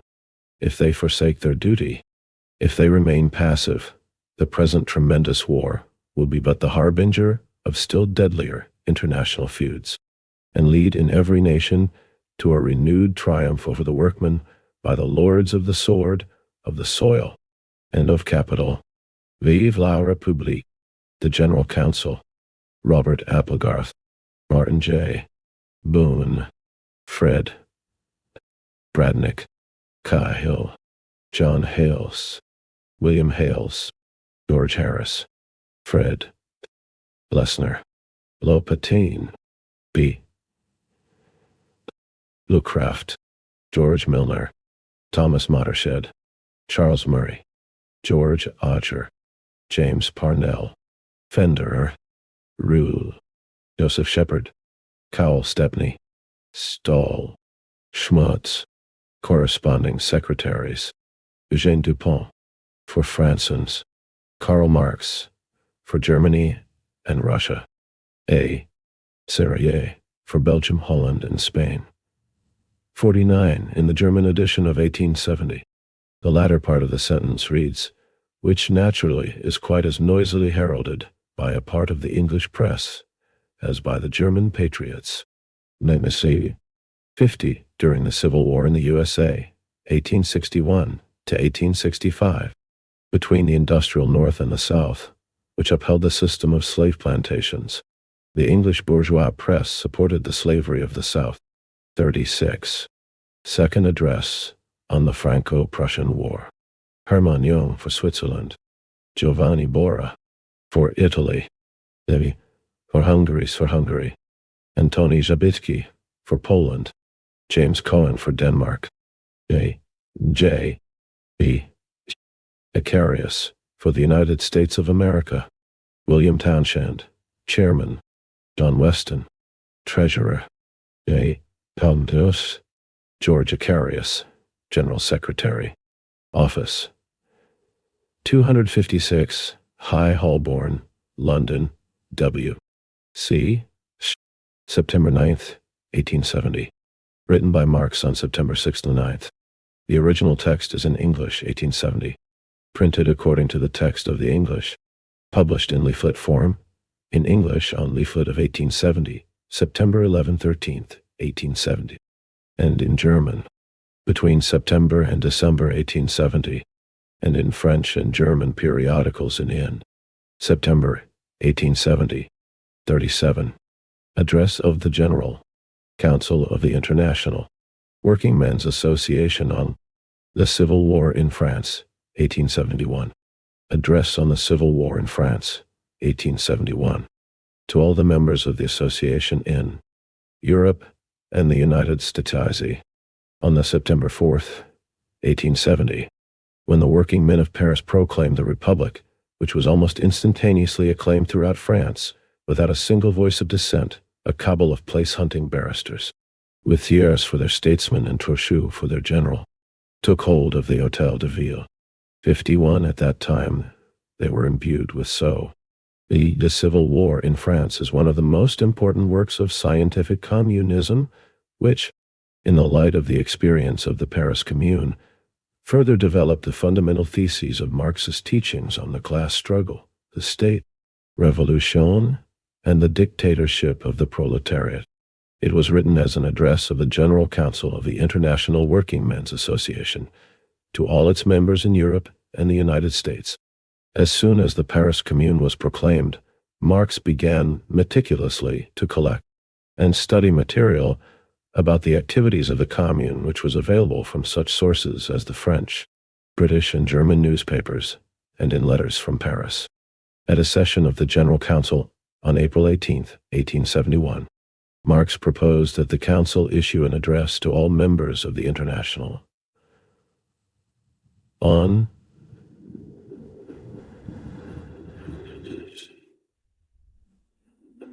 general trend of the struggle in France. The Council commissioned Marx to draft the address, and he then started the work on April 18 and continued it until the end of May. He wrote the first and second drafts of the Civil War in France, CPP 109-260, and note 111 of the present book. Then he set about to complete the final text.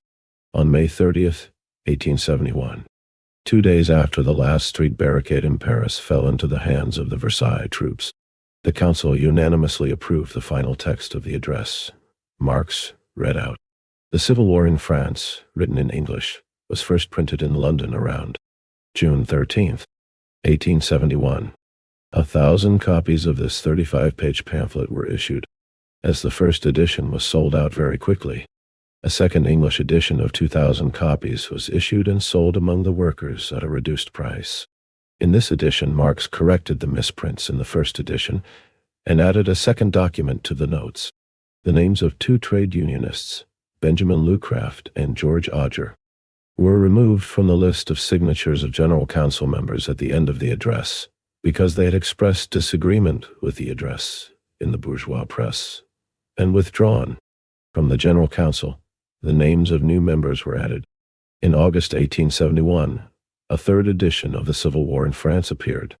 in which Marx removed a few inaccuracies that had been made in the preceding editions. In 1871 and 1872, the Civil War in France was translated into French, German, Russian, Italian, Spanish, and Dutch, and published in newspapers, magazines, and also in pamphlet form in Europe and America. The German version was translated by Engels and appeared in Der Volksstaat, Nos. 5261, June 28, July 1st, 8, 12, 16, 19, 22, 26, and 29, 1871, and partly in Der Vorbote, August-October 1871. It was also printed as a separate pamphlet in 39, The Civil War in France, fanatical of faith in the mission of Paris, to represent France in all epochs of historical crisis, that, to legitimate their usurped titles as governors of France, they thought it quite sufficient to produce their lapsed mandates as representatives of Paris. In our second address on the late war, 5 days after the rise of these men, we told you who they were. 52. Yet, in the turmoil of surprise, with the real leaders of the working class still shut up in Bonapartist prisons, and the Prussians already marching upon Paris, Paris bore with their assumption of power, on the express condition that it was to be wielded for the single purpose of national defense. Paris, however, was not to be defended without arming its working class, organizing them into an effective force, and training their ranks by the war itself. But Paris armed was the revolution armed. A victory of Paris over the Prussian aggressor would have been a victory of the French workman over the French capitalist and his state parasites. In this conflict between national duty and class interest, the government of national defense did not hesitate one moment to turn into a government of national defection. The first step they took was to send Thiers on a roving tour to all the courts of Europe, there to beg mediation by offering the barter of the Republic for a king. 4 months after the commencement of the siege, when they thought the opportune moment come for breaking the first word of capitulation, Trochu, in the presence of Jules Favre and others of his colleagues, addressed the assembled mayors of Paris in these terms. Leipzig. In the translation, Engels made a few minor changes in the text. When a new German edition of the Civil War in France was prepared in 1876 to mark the 5th Civil War in France, Engels again revised this translation in 1891. For the German Jubilee edition of the 8th anniversary of the Paris Commune, some revisions were made in the text. Issued to mark the 20th anniversary of the Paris Commune. Liu also wrote an introduction for it. He included in this edition 2 works by Marx, the first and second addresses of the General Council of the International Workingmen's Association on the Franco-Prussian War. These were also contained in most of the separate pamphlets of the Civil War in France, subsequently published in various languages. The French version of the Civil War in France first appeared in L'Internationale, Brussels, July-September 1871. A pamphlet in French appeared in Brussels the following year. The translation was edited by Marx, who retranslated many passages and made numerous changes on the proofs. 51. The Town Hall. 52. See above, p. 34. 40. Address on the Civil War in France, 1871. The first question put to me by my colleagues on the very evening of the 4th of September was this: Paris, can it, with any chance of success, stand a siege by the Prussian army? I did not hesitate to answer in the negative. Some of my colleagues here present will warrant the truth of my words and the persistence of my opinion. I told them, in these very terms, that, under the existing state of things, the attempt of Paris to hold out a siege by the Prussian army would be a folly. Without doubt, I added, it would be an heroic folly, but that would be all. The events, managed by himself, have not given the lie to my prevision. This nice little speech of Trochu was afterwards published by M. Corbin, one of the mayors present. Thus, on the very evening of the proclamation of the Republic, Trochu's plan was known to his colleagues to be the capitulation of Paris. If national defense had been more than a pretext for the personal government of Thiers, Favre, and co.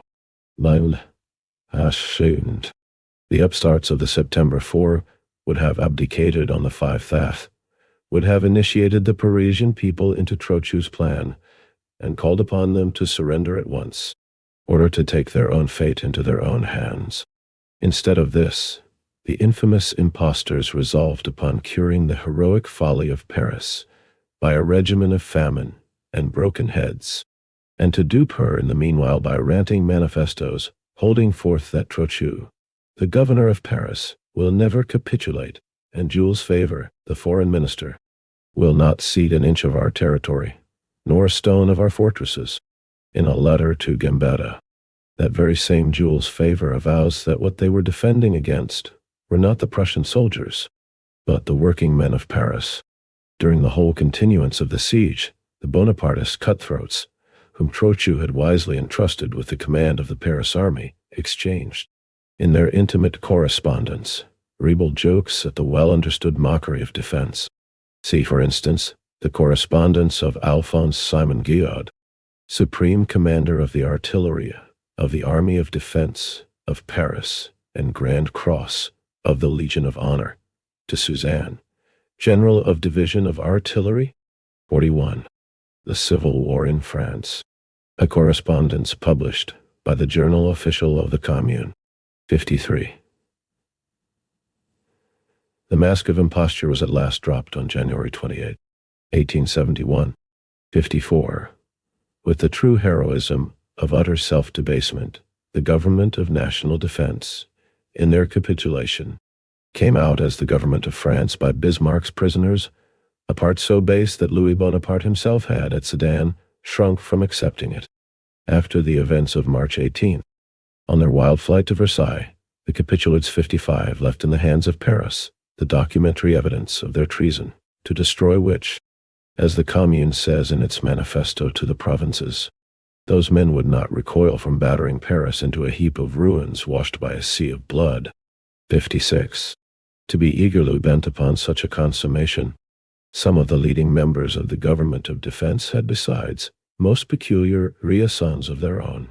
Shortly after the conclusion of the armistice, M. Millière, one of the representatives of Paris to the National Assembly, now shot by express order of Jules Favre, published a series of authentic legal documents in proof that Jules Favre, living in concubinage with the wife of a drunkard resident at Algiers, had by a most daring concoction of forgeries, spread over many years, contrived to grasp, in the name of the children of his adultery, a large succession 57 which made him a rich man, and that, in a lawsuit undertaken by the legitimate heirs, he only escaped exposure by the connivance of the Bonapartist tribunals. As these dry legal documents were not to be got rid of by any amount of rhetorical horsepower. 53. The correspondence of Alphonse Simon Guillaud to Louis Suzanne appeared in the Journal Official, No. 115, April 25, 1871. The Journal Official is an abbreviation for the Journal Officiel de la République Française, a filial organ of the Paris Commune. It was published from March 20 to May 24, 1871. The journal used the name of the government paper of the French Republic, published in Paris from September 5, 1870, during the period of the Commune. The organ of the Thiers government in Versailles was also published under the same title. Only the issue of March 30 bore the title Journal Officiel de la Commune de Paris. 54. On January 28, 1871, Bismarck and Jules Favre, representative of the Government of National Defense, concluded the Convention on Armistice and the capitulation of Paris. 55. The capitulards, a contemptuous name for those who advocated the capitulation of Paris during the siege 1870-71. Later, this term became used in French to describe capitulationists. 56. Le Vengeur, No. 30, April 28, 1871.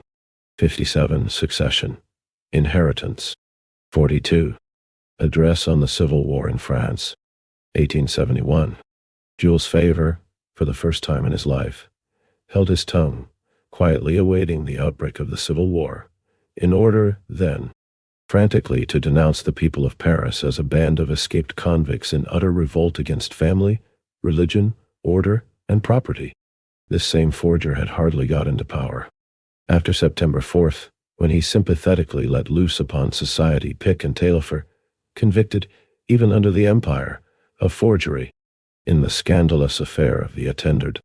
58, one of these men, Taillefer, having dared to return to Paris under the Commune, was at once reinstated in prison, and then Jules Favre exclaimed, from the tribune of the National Assembly, that Paris was setting free all her jailbirds.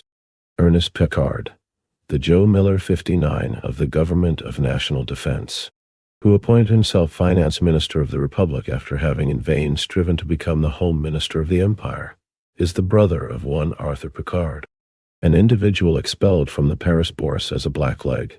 See report of the Prefecture of Police, dated July 31st at 1867, and convicted, on his own confession, of a theft of 300,000 francs, while manager of one of the branches of the Société Générale, 60 Rue Palestro, No.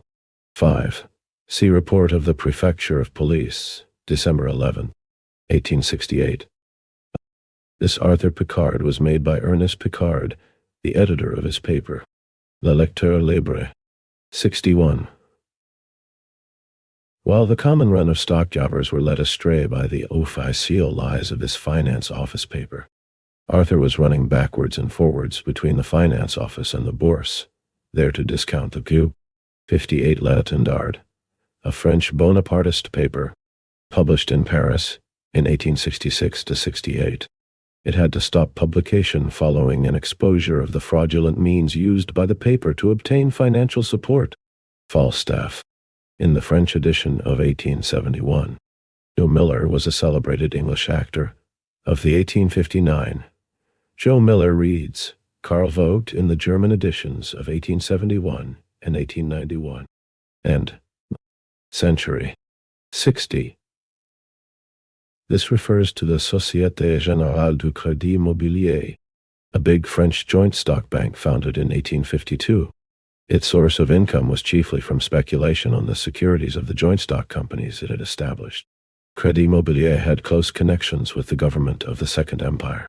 It went bankrupt in 1867 and closed down in 1871. In many of his articles published in the New York Daily Trial, Marx laid bare the real nature of Crédit Immobilier. See Marx and Engels' works, ed. Berlin, Vol. 12, pp. 2036, 202, 209, 289, 292. 61. Le Lecteur Libre, organ of the right-wing Republicans, published in Paris from 1868 to 1871. It was a weekly at first and became a daily after the outbreak of the Franco-Prussian War. In 1870 and 1871, it had close connections with the finance office of the Government of National Defense. 43. The Civil War in France. Disasters of the French army. The whole financial correspondence of that worthy pair of brothers fell into the hands of the Commune. Jules Ferry, a penniless barrister before September 4th, contrived, as mayor of Paris during the siege, to job a fortune out of famine. The day on which he would have to give an account of his maladministration would be the day of his conviction. These men then could find, in the ruins of Paris, only their tickets of leave. 62, they were the very men Bismarck wanted. With the help of some shuffling of cards, Thiers, hitherto the secret prompter of the government, now appeared at its head, with the ticket of leave men for his ministers. Thiers, that monstrous gnome, has charmed the French bourgeoisie for almost half a century, because he is the most consummate intellectual expression of their own class corruption. Before he became a statesman, he had already proved his lying powers as an historian. The chronicle of his public life is the record of the misfortunes of France. Banded before 1830 with the Republicans, he slipped into office under Louis Philippe by betraying his protector Lafayette, ingratiating himself with the king by exciting mob riots against the clergy, during which the church of Saint-Germain-l'Auxerrois and the archbishop's palace were plundered, and by acting the minister's spy upon, and the execution of the Duchess de Berry. 63.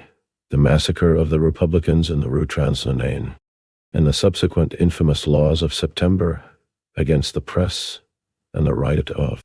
62. In England, common criminals are often discharged on parole after serving the greater part of their term, and are placed under police surveillance. On such discharge, they receive a certificate called ticket of leave, their possessors being referred to as ticket of leave men. Note by Engels to the German edition of 1871. Onaturn. Asto. 63. A reference to the actions against the Legitimists and the Church which occurred in Paris on February 14-15, 1831, and found a response in the provinces. To protest against the Legitimists' demonstration at the funeral of the Duke of Berry, the masses wrecked the Saint-Germain-l'Auxerrois church and the palace of Archbishop Calvin, who was known as a sympathizer of the Legitimists. The Orleanist government intended to deal a blow at the hostile Legitimists, and therefore took no measures to restrain the masses. Thiers, the then Home Minister, who was present when the church and the Archbishop's palace were being wrecked, persuaded the National Guards not to intervene. Thiers ordered the arrest in 1832 of the Duchess of Berry, mother of the Count of Toth, or Chambord, the Legitimist pretender, put her under strict surveillance, and made her undergo a humiliating physical examination, so as to make public her secret marriage, and thus compromise her politically. 44. Address on the Civil War in France, 1871. Association were his work. 64. Reappearing as the chief of the cabinet in March 1840, he astonished France with his plan of fortifying Paris. 65. To the Republicans, who denounced this plan as a sinister plot against the liberty of Paris, he replied from the tribune of the Chamber of Deputies, "What? Why, to fancy that any works of fortification could ever endanger liberty. And first of all, you calumniate any possible government in supposing that it could some day attempt to maintain itself by bombarding the capital. But that government would be 100 times more impossible after its violent victory than before. Indeed, no government would ever have dared to bombard Paris from the forts, but that government which had previously surrendered these forts to the Prussians. When King Bomba tried his hand at Palermo in January 1848, 66 years, then long since out of office, again rose in the Chamber of Deputies. 64. Marx is referring to the infamous role played by Thiers in suppressing the uprising of April 13-14, 1834, which was against the rule of the July monarchy. The uprising of the Paris workers and the petit bourgeois strata, which joined in with them, was led by the Republican Secret Society for the Rights of Man. In suppressing the insurrection, countless atrocities were perpetrated by the militarists, including the slaughter of all the dwellers in a house in the Rue Transnonain. Thiers was the chief instigator of the brutal suppression of the Democrats, both during the uprising and after it was put down. Under the provisions of the reactionary laws of September, introduced in September 1835, the French government restricted the activities of juries and severely inhibited the press by such measures as that which increased the sum of money periodicals had to deposit as a security. The laws also threatened imprisonment and heavy fines for speeches against private ownership and the existing state system. 65. In January 1841,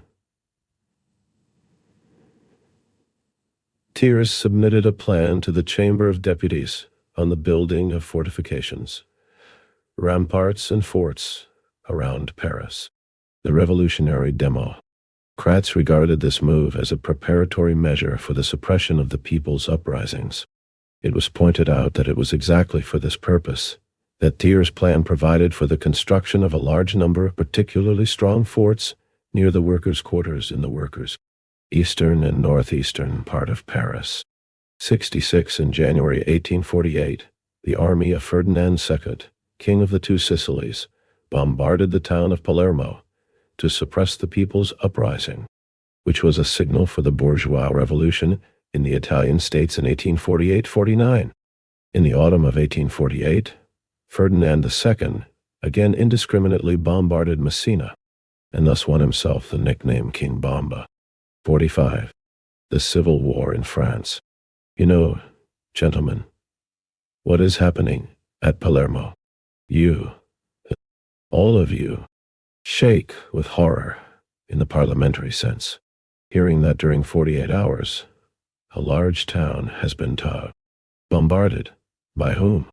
Was it by a foreign enemy exercising the rights of war? No. Gentlemen, it was by its own government. What? And why? Because that unfortunate town demanded its rights. Well then, for the demand of its rights, it has got 48 hours of bombardment. Allow me to appeal to the opinion of Europe. It is doing a service to mankind to arise and to make reverberate from what is perhaps the great right as tribune in Europe some words, indeed words, of indignation against such acts, when the regent Espartero, who had rendered services to his country, which Thiers never did, intended bombarding Barcelona in order to suppress its insurrection, there arose from all parts of the world a general outcry of indignation. 18 months afterwards,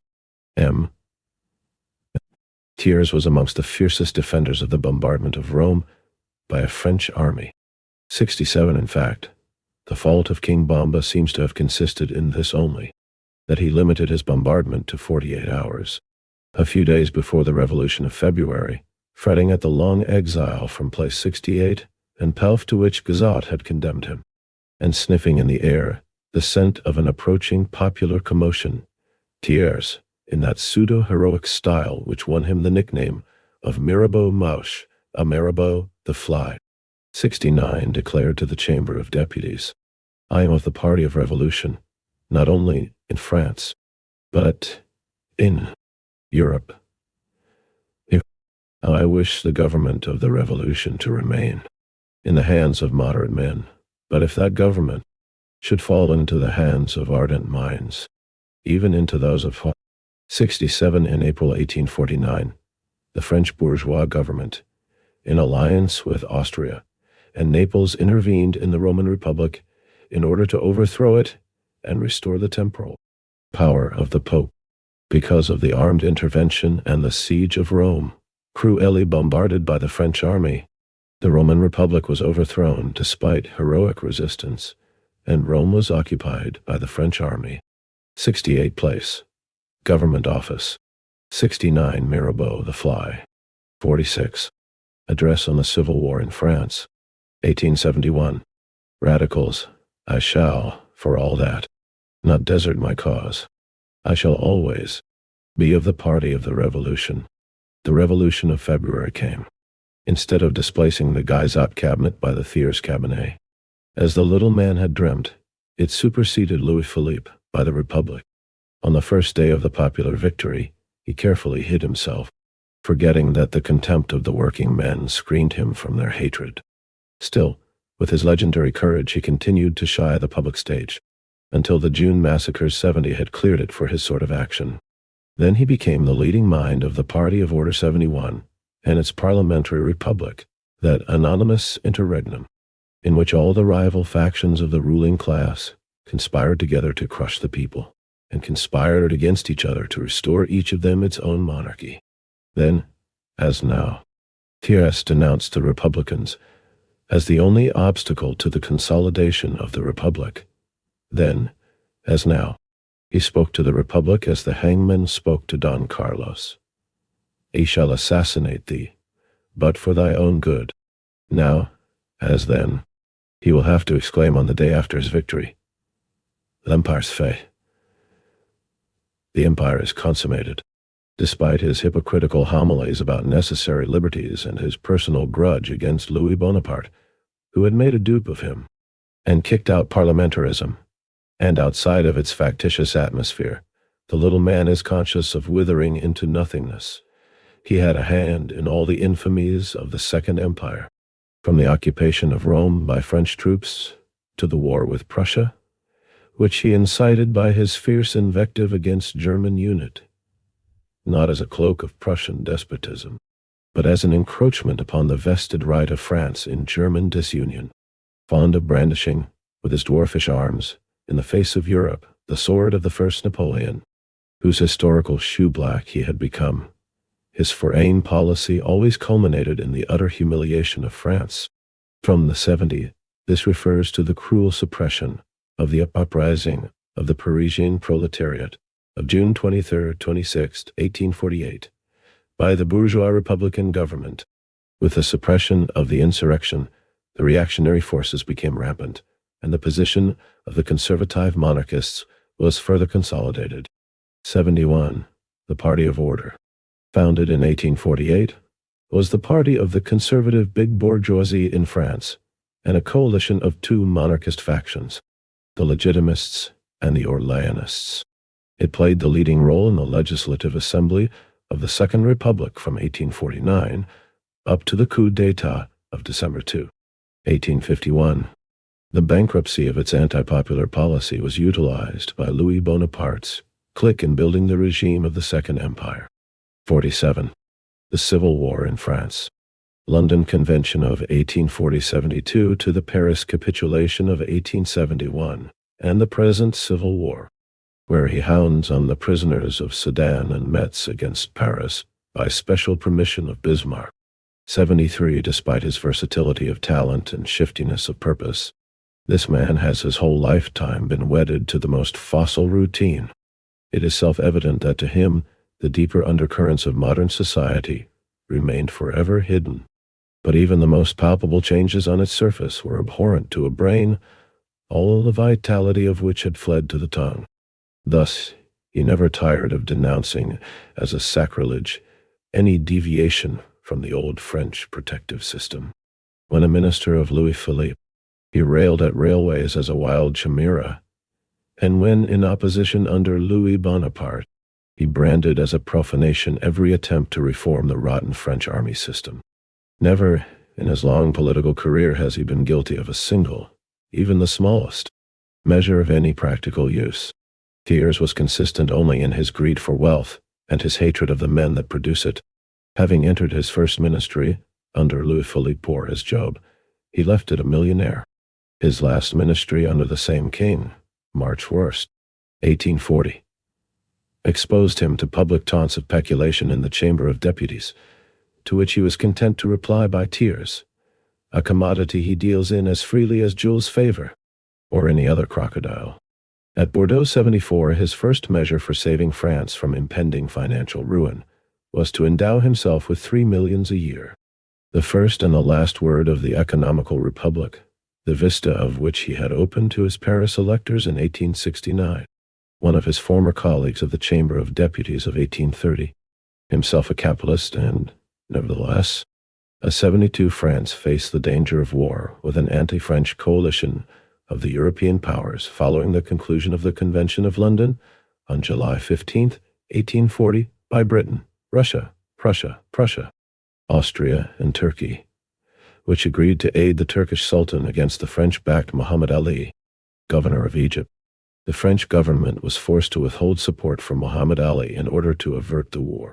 73. Endeavoring to strengthen the Versailles troops for the suppression of revolutionary Paris, Thiers requested Bismarck to permit him to enlarge the number of his troops which, according to the terms of the Versailles Preliminary Peace Treaty, signed on February 26, 1871, were not to exceed 40 men.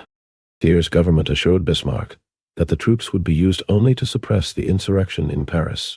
Thereupon the government was granted permission, through the Rouen Agreement of March 28, 1871, to increase the size of its army to 80,000 and then to 100 men. Under this agreement, the German headquarters hastily repatriated the French prisoners of war, namely those captured in Sedan and Metz. They were then put in locked-up camps by Versailles and trained in hatred for the Paris Commune. 74. In the German edition of 1891. At Bordeaux reads, At Bordeaux, 1871. 48. Address on the Civil War in France, 1871. devoted member of the Paris Commune. M.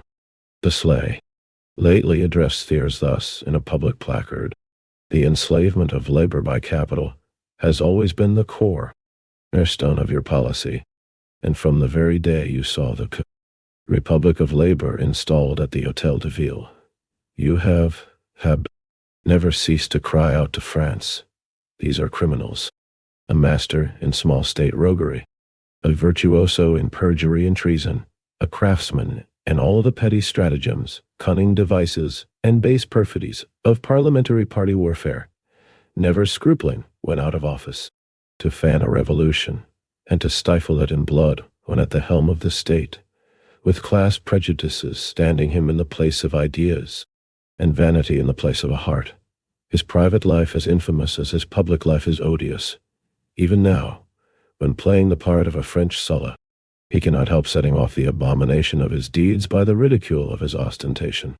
The capitulation of Paris, by surrendering to Prussia not only Paris, but all France, closed the long-continued intrigues of treason with the enemy, which the usurpers of September 4 had begun, as Trochu himself said, on that very same day. On the other hand, it initiated the civil war they were now to wage, with the assistance of Prussia, against the Republican Paris. The trap was laid in the very terms of the capitulation. At that time, above 1/3 of the territory was in the hands of the enemy. The capital was cut off from the provinces. All communications were disorganized. To elect under such circumstances a real representation of France was impossible, unless ample time were given for preparation.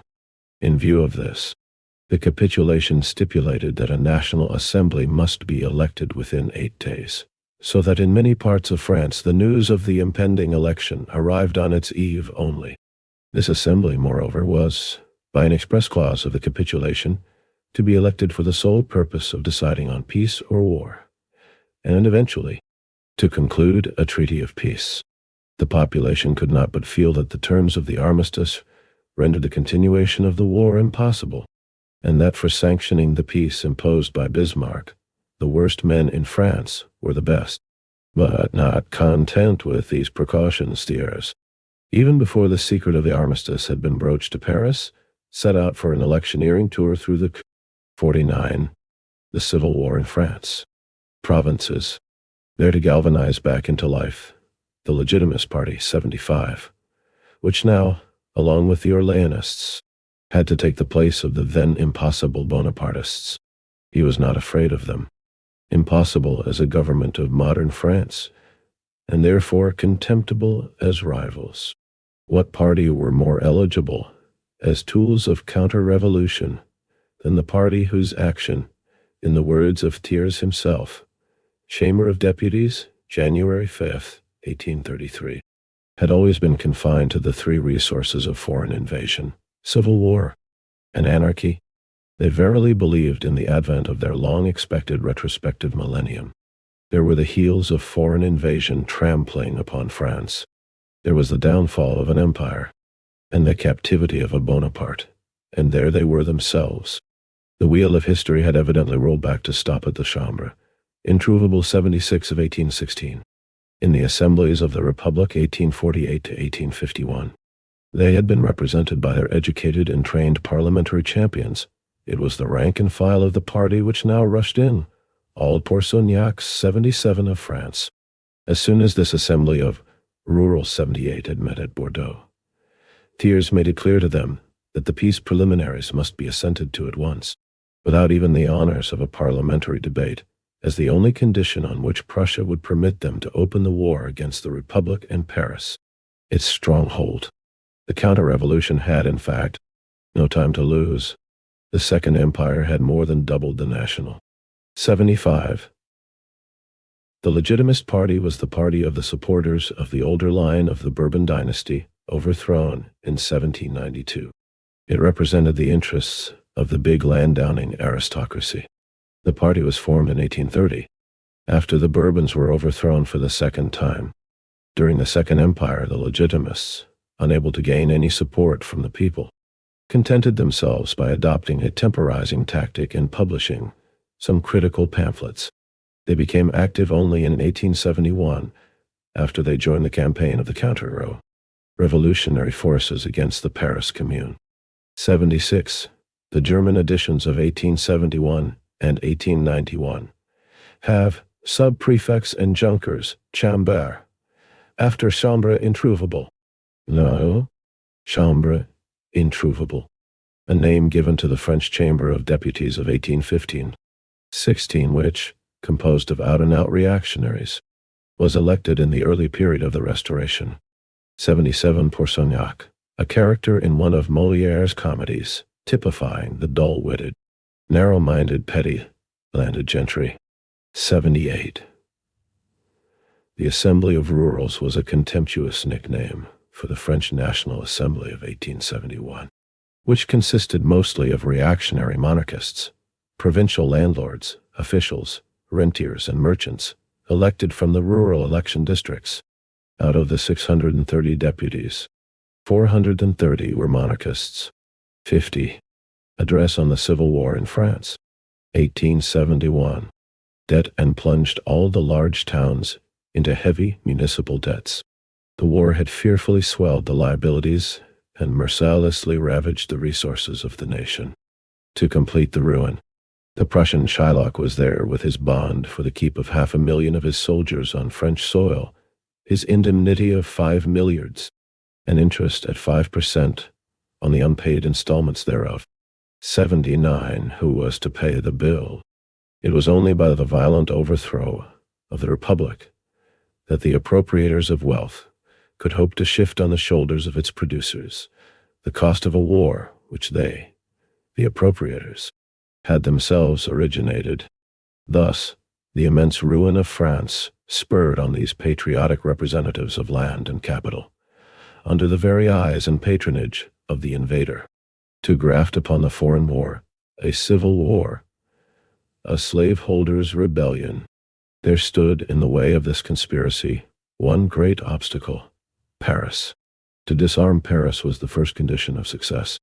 Paris was therefore summoned by Thiers to surrender its arms. Then Paris was exasperated by the frantic anti-republican demonstrations of the rural assembly and by Thiers' own equivocations about the legal status of the Republic, by the threat to decapitate and decapitalize Paris, the appointment of Orleanist ambassadors, to force loans on overdue commercial bills and house rents, 80 inflicting ruin on the commerce and industry of Paris. Puyer Quartier. Tax of 2 centimes upon every copy of every imaginable publication. The sentences of death against Blanqui and Florence. The suppression of the Republican journals. The transfer of the National Assembly to Versailles. The renewal of the state of siege declared by Palicao. 81, and expired on Sepio. 79. A reference to the demand for the payment of war indemnity, put forward by Bismarck, as one of the terms in the preliminary peace treaty, concluded between France and Germany in Versailles on February 26, 1871. See Note 11. 80. On March 10, 1871.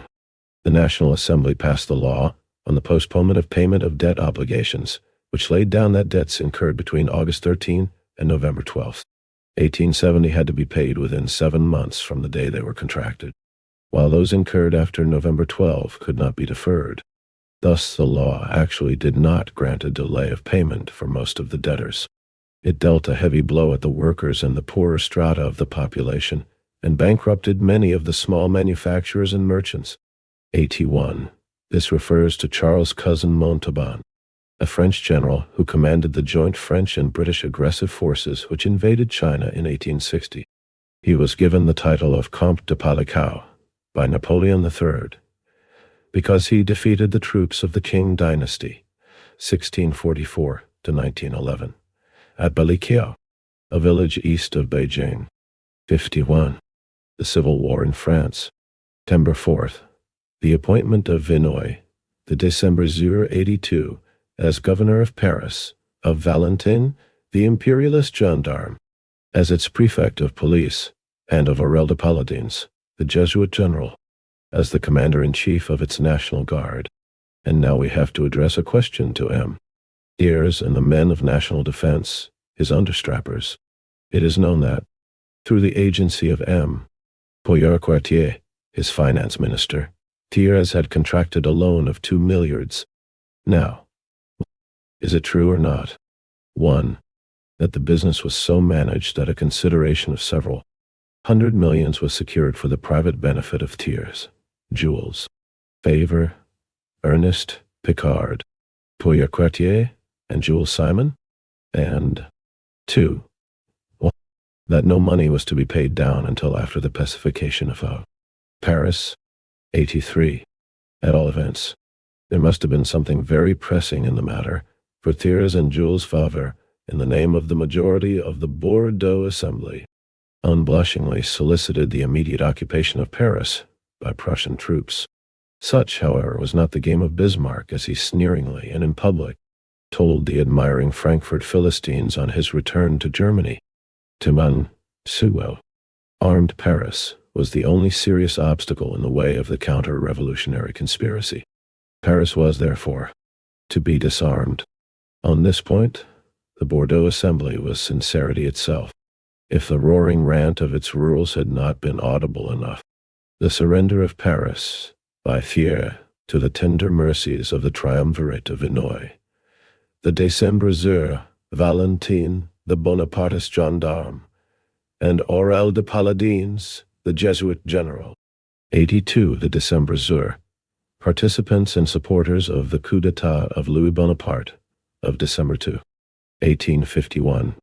Vinoy took a direct part in the coup d'état and with armed force suppressed the uprising of the Republicans in one of the provinces. 83. According to press reports, Thiers and other government officials were to get more than 300 million francs as commission out of the domestic loan to be raised by the government. Thiers later admitted that representatives of the financial circles, with whom he negotiated for a loan, had demanded the speedy suppression of the revolution in Paris. The law on the domestic loan was adopted on June 20th, 1871, after the Versailles troops had suppressed the Paris Commune. 52. Address on the Civil War in France, 1871, would have cut off even the last subterfuge of doubt. But while insultingly exhibiting the true purpose of the disarmament of Paris, the conspirators asked her to lay down her arms on a pretext which was the most glaring, the most barefaced of lies. The artillery of the Paris National Guard, said Thiers, belonged to the state, and to the state it must be returned.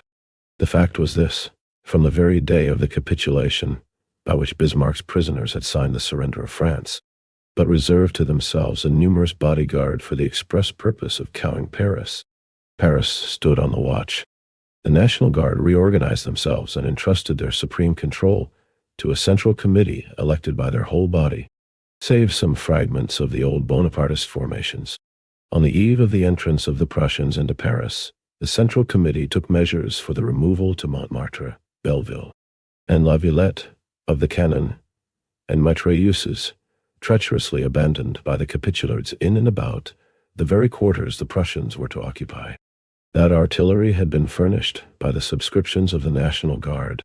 As their private property, it was officially recognized in the capitulation of January 28, and on that very title exempted from the general surrender into the hands of the conqueror, of arms belonging to the government. And Thiers was so utterly destitute of even the flimsiest pretext for initiating the war against Paris that he had to resort to the flagrant lie of the artillery of the National Guard being state property. The seizure of her artillery was evidently but to serve as the preliminary to the general disarmament of Paris, and therefore of the revolution of the 4th of September. But that revolution had become the legal status of France. The Republic, its work, was recognized by the conqueror in the terms of the capitulation. After the capitulation, it was acknowledged by all the foreign powers, and in its name the National Assembly had been summoned. The Paris Workingmen's Revolution of September 4 was the only legal title of the National Assembly seated at Bordeaux, and of its executive.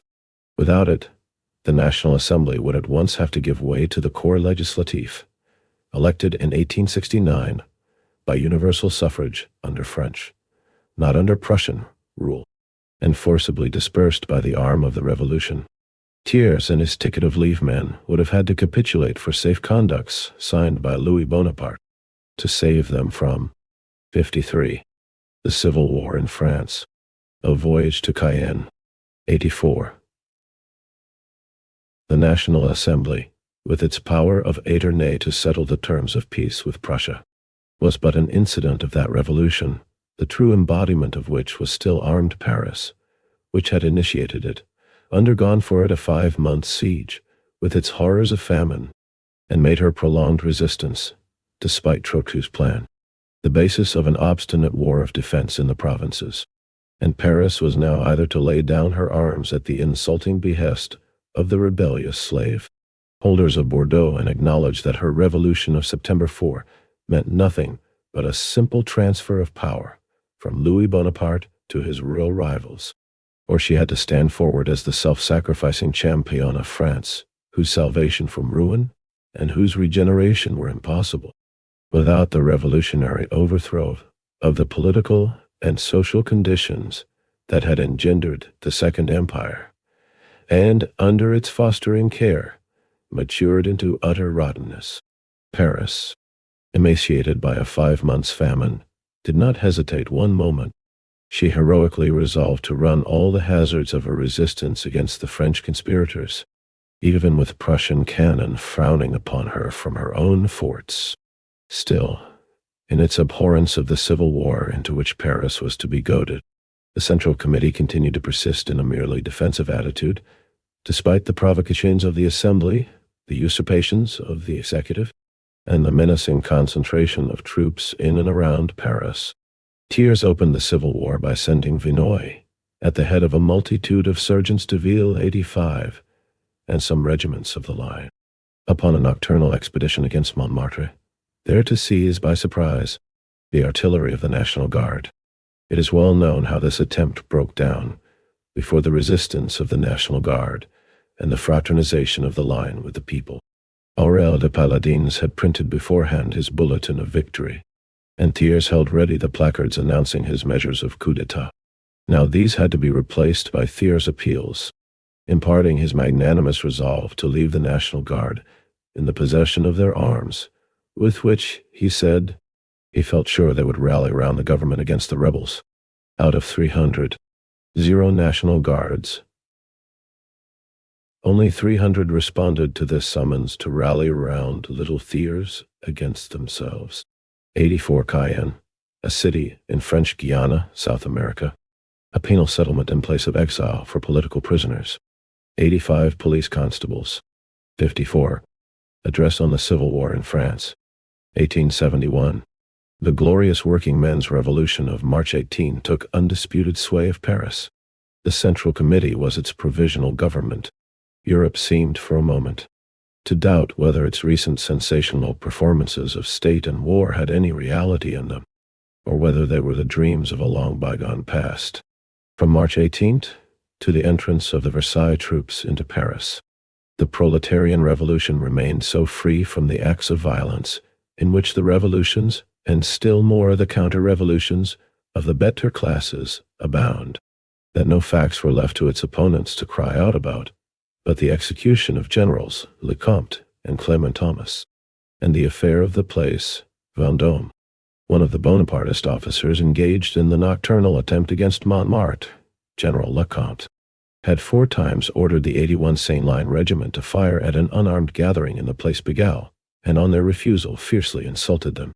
Instead of shooting women and children, his own men shot him. The inveterate habits acquired by the soldiery under the training of the enemies of the working class are, of course, not likely to change the very moment these soldiers change sides. The same men executed Clement Thomas. General Clement Thomas, a malcontent ex-quartermaster sergeant, had, in the latter times of Louis Philippe's reign, enlisted at the office of the Republican newspaper Le National, 86 there, to serve in the double capacity of responsible man of straw, Charente, responsible 87, and of dueling bully to that very combative journal. After the Revolution of February, the men of the National having got into power, They metamorphosed this old quartermaster sergeant into a general on the eve of the butchery of June, of which he, like Jules Favre, was one of the sinister plotters, and became one of the most dastardly executioners. Then he and his generalship disappeared for a long time, to again rise to the surface on November 1st, 1870. The day before, the government of defense, caught at the Hôtel de Ville, had solemnly pledged their parole to Blanqui, Florenz, and other representatives of the working class, to abdicate their usurped power into the 86 Le National, a French daily, organ of the moderate bourgeois republicans, published in Paris between 1830 and 1851, 87 in the German editions of 1871 and 1891. There is an insertion after Gérant Responsable, whose task it was to serve prison sentences. 55. The Civil War in France. Hands of a commune to be freely elected by Paris. 88. Instead of keeping their word, they let loose on Paris the Bretons of Trochu, who now replaced the Corsicans of Bonaparte. 89. General Thémissier alone, refusing to sully his name by such a breach of faith, resigned the commandership-in-chief of the National Guard, and in his place, Clement Thomas for once became again a general. During the whole of his tenure of command he made war, not upon the Prussians, but upon the Paris National Guard. He prevented their general armament, pitted the bourgeois battalions against the working men's battalions, weeded out the officers hostile to Trochu's plan, and disbanded, under the stigma of cowardice, the very same proletarian battalions whose heroism has now astonished their most inveterate enemies. Clement Thomas felt quite proud of having reconquered his June pride eminence as the personal enemy of the working class of Paris. Only a few days before March 18th, he laid before the war minister, Le Flot, a plan of his own for finishing off la fine fleur thart the cream of the Paris Canal. After Vinoy's rout, he must needs appear upon the scene of action in the quality of an amateur spy. The Central Committee and the Paris working-men were as much responsible for the killing of Clement Thomas and Lecomte as the Princess of Wales was for the fate of the people crushed to death on the day of her entrance into London. The massacre of unarmed citizens in the Place Vendôme is a myth which M. Thiers and the rurals persistently ignored in the Assembly, entrusting its propagation exclusively to the servants' hall of European journalism. The men of order, the reactionists of Paris, trembled at the 88 on October 31st, 1870. Workers and the revolutionary section of the National Guard in Paris launched an insurrection after receiving news that Metz had capitulated. Le Bourget was lost, and Thiers, by order of the Government of National Defense, had begun negotiations with the Prussians. The insurgents occupied the Hôtel de Ville and established a revolutionary organ of political power, the Committee of Public Safety, headed by Louis-Auguste Blanqui. Under the pressure of the workers, the Government of National Defense promised to resign and hold an election to the Commune on November 1. However, taking advantage of the incomplete organization of the revolutionary forces of Paris and the differences between the leading sections of the insurrection, the Blanquists and the Petit bourgeois Democrats, the Jacobinists, the government went back on its words, and with the help of the few battalions of the National Guard which remained on its side, reoccupied the Hôtel de Ville and regained power. 89. The Bretons, i.e., the mobile bards of Brittany, which Trochu used as gendarmerie to suppress the revolutionary movement in Paris. The Corsicans made up an important part of the gendarmerie of the Second Empire. 56. Address on the Civil War in France. 1871. Victory of March 18th. To them, it was the signal of popular retribution at last arriving. The ghosts of the victims assassinated at their hands from the days of June 1848 down to January 22nd, 1871.9 arose before their faces. Their panic was their only punishment. Even the sergeants de ville, instead of being disarmed and locked up, as ought to have been done, had the gates of Paris flung wide open for their safe retreat to Versailles. The men of order were left not only unharmed, but allowed to rally and quietly to seize more than one stronghold in the very center of Paris. This indulgence of the Central Committee, this magnanimity of the armed working men, so strangely at variance with the habits of the party of order, the latter misinterpreted as mere symptoms of conscious weakness. Hence their silly plan to try, under the cloak of an unarmed demonstration, what Vinoy had failed to perform with his cannon and mitrailleuses. On March 22nd, a riotous mob of swells started from the quarters of luxury. All the petites crevés 91 in their ranks, and at their head the notorious familiars of the empire, the Hakeren, Coetlogon, Henri de Pen, etc. Under the cowardly pretense of a pacific demonstration, this rabble, secretly armed with the weapons of the Bravo, fell into marching order, ill-treated and disarmed the detached patrols and sentries of the National Guard they met with on their progress, and on debouching from the Rue de la Paix, with the cry of, "Down with the Central Committee! Down with the assassins! The National Assembly forever!" attempted to break through the line drawn up there, and thus to carry by a surprise the headquarters of the National Guard in the Place Vendôme.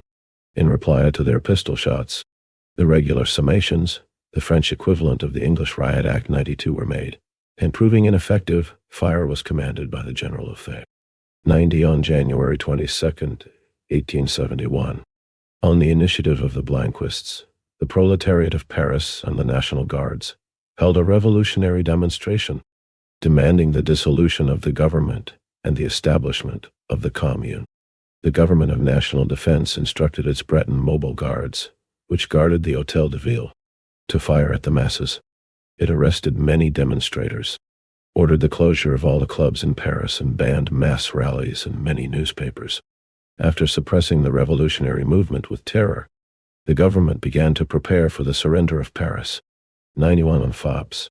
92 summations was a form of warning issued by the French authorities for the dispersal of demonstrations, meetings, etc.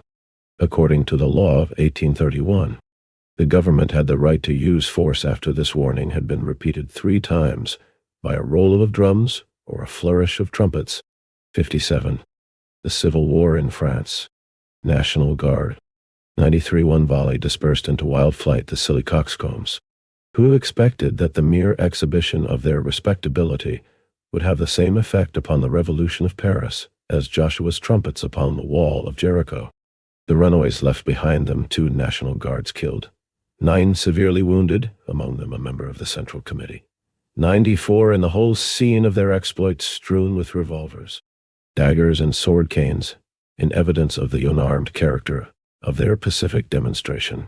When, on June 13, 1849, the National Guard made a really pacific demonstration in protest against the felonious assault of French troops upon Rome, Changarnier, then general of the Party of Order, was acclaimed by the National Assembly, and especially by M. Thiers, as the savior of society for having launched his troops from all sides upon these unarmed men, to shoot and saber them down, and to trample them under their horses' feet. Paris, then, was placed under a state of siege. Dufour hurried through the assembly new laws of repression, new arrests, new proscriptions. A new reign of terror set in. But the lower orders managed these things otherwise. The Central Committee of 1871 simply ignored the heroes of the pacific demonstration, so much so that only 2 days later they were enabled to muster under Admiral Sasset for that armed demonstration, crowned by the famous stampede to Versailles. In their reluctance to continue the Civil War, opened by Thiers' burglarious attempt on Montmartre, the Central Committee made themselves, this time, guilty of a decisive mistake in not at once marching upon Versailles, then completely helpless, and thus putting an end to the conspiracies of Thiers and his rurals. Instead of this, the Party of Order was again allowed to try its strength at the ballot box on March 26, the day of the election of the Commune. Then, in the mairies of Paris, 95, they exchanged bland words of conciliation with their 2 generous conquerors, muttering in their hearts solemn vows to exterminate them in due time. The Riot Act, which came into force in England in 1715, prohibited any riotous assembly of more than 12 persons. The authorities had the duty to sound a special warning to such an assembly and use force if the participants did not disperse within an hour. 93 Julesberger Ray, 1831 to 1905. 94 Charles Mile Journal, 1841 to 1894. 95 Town Halls of the Arrondissements of Paris. 58 Address on the Civil War in France, 1871. Now, look at the reverse of the medal. Thiers opened his second campaign against Paris in the beginning of April.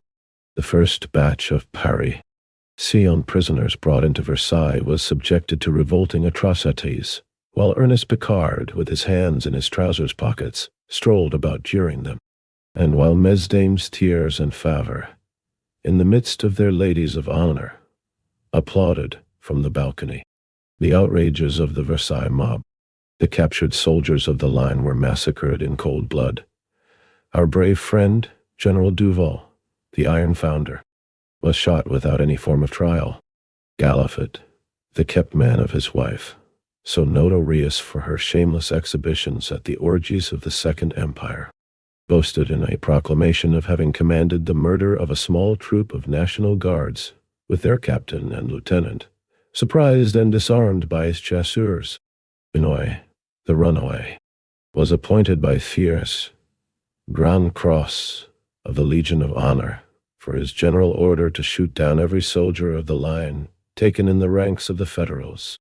Desmaretz, the gendarme, was decorated for the treacherous butcher-like chopping in pieces of the high-souled and chivalrous Florins, who had saved the heads of the Government of Defense on October 31st, 1870. 96. The encouraging particulars of his assassination were triumphantly expatiated upon by Thiers in the National Assembly, with the elated vanity of a parliamentary Tom Thumb, permitted to play the part of a Tamerlane. He denied the rebels against his littleness every right of civilized warfare, up to the right of neutrality for ambulances. Nothing more horrid than that monkey allowed for a time to give full fling to his tigerish instincts, as foreseen by Voltaire. 97. C note. P. 35. 98. After the decree of the Commune of April 7th, ordering reprisals and declaring it to be its duty to protect Paris against the cannibal exploits of the Versailles banditti, and to demand an eye for an eye, a tooth for a tooth. 99 Thiers did not stop the barbarous treatment of prisoners. 96. When the event of October 31st, 1870, occurred, see note 66, members of the Government of National Defense were detained in the Hôtel de Ville. One of the insurgents demanded their execution, but was stopped by Gustave Flourens. 97 See Voltaire. Candide, Chapter 22. 98 See below, pp. 93-97. 99. A quotation from the decree on hostages passed by the Paris Commune on April 5, 1871, and published in the Journal Officiel de la République Française. No. 96. April 6, 1871. The date referred to by Marx was the date of its publication, British. 59. The Civil War in France, over insulting them in his bulletins as follows. Never have more degraded countenances of a degraded democracy met the afflicted gazes of honest men. Honest, like Thiers himself and his ministerial ticket of leave men. Still, the shooting of prisoners was suspended for a time. Hardly, however, had Thiers and his Decembrist generals become aware that the communal decree of reprisals was but an empty threat, that even their gendarme spies caught in Paris under the disguise of National Guards, that even sergents de ville taken with incendiary shells upon them, were spared when the wholesale shooting of prisoners was resumed and carried on uninterruptedly to the end.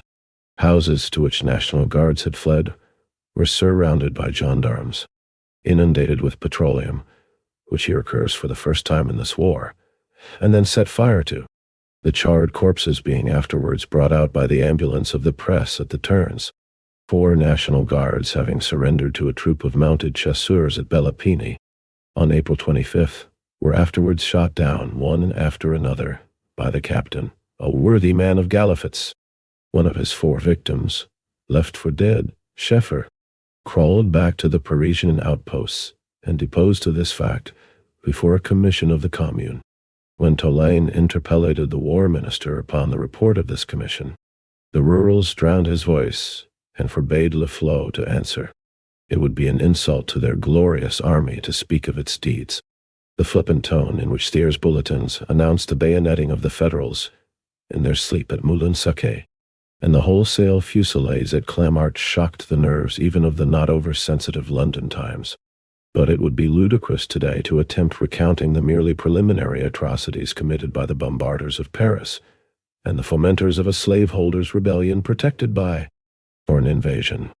Amidst all these horrors, Thiers, forgetful of his parliamentary laments on the terrible responsibility weighing down his dwarfish shoulders, boasts in his bulletin that l'Assemblée siège paisiblement, the Assembly continues meeting in peace, and proves by his constant carousals, now with Decembrist generals, now with German princes, that his digestion is not troubled in the least, not even by the ghosts of Lecomte and Clement Thomas.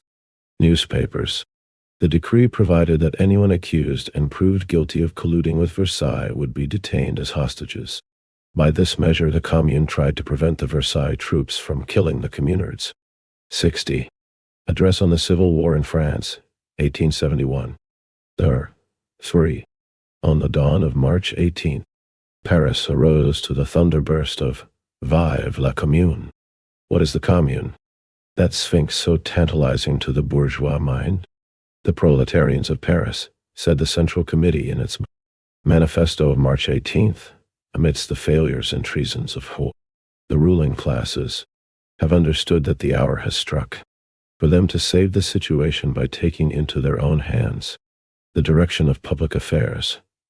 They have understood that it is their imperious duty and their absolute right to render themselves masters of their own destinies by seizing upon the governmental power. 100. But the working class cannot simply lay hold of the ready-made state machinery and wield it for its own purposes.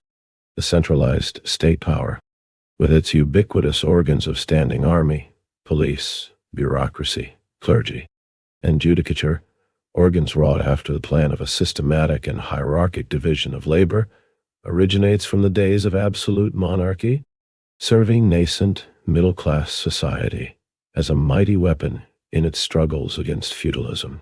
Still, its development remained clogged by all manner of medieval rubbish, seigneurial rights, local privileges, municipal and guild monopolies, and provincial constitutions.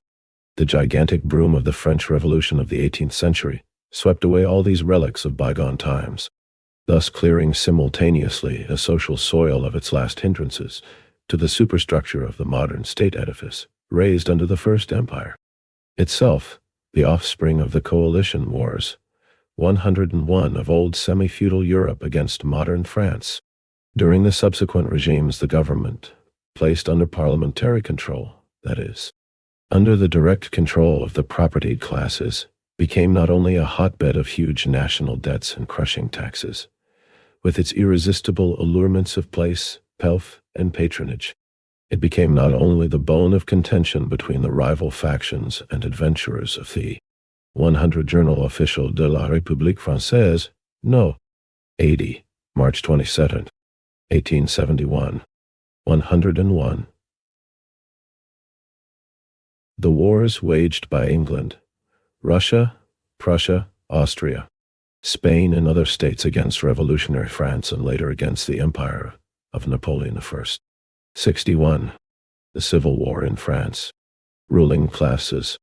But its political character changed simultaneously with the economic changes of society, at the same pace at which the progress of modern industry developed, widened, intensified the class antagonism between capital and labor.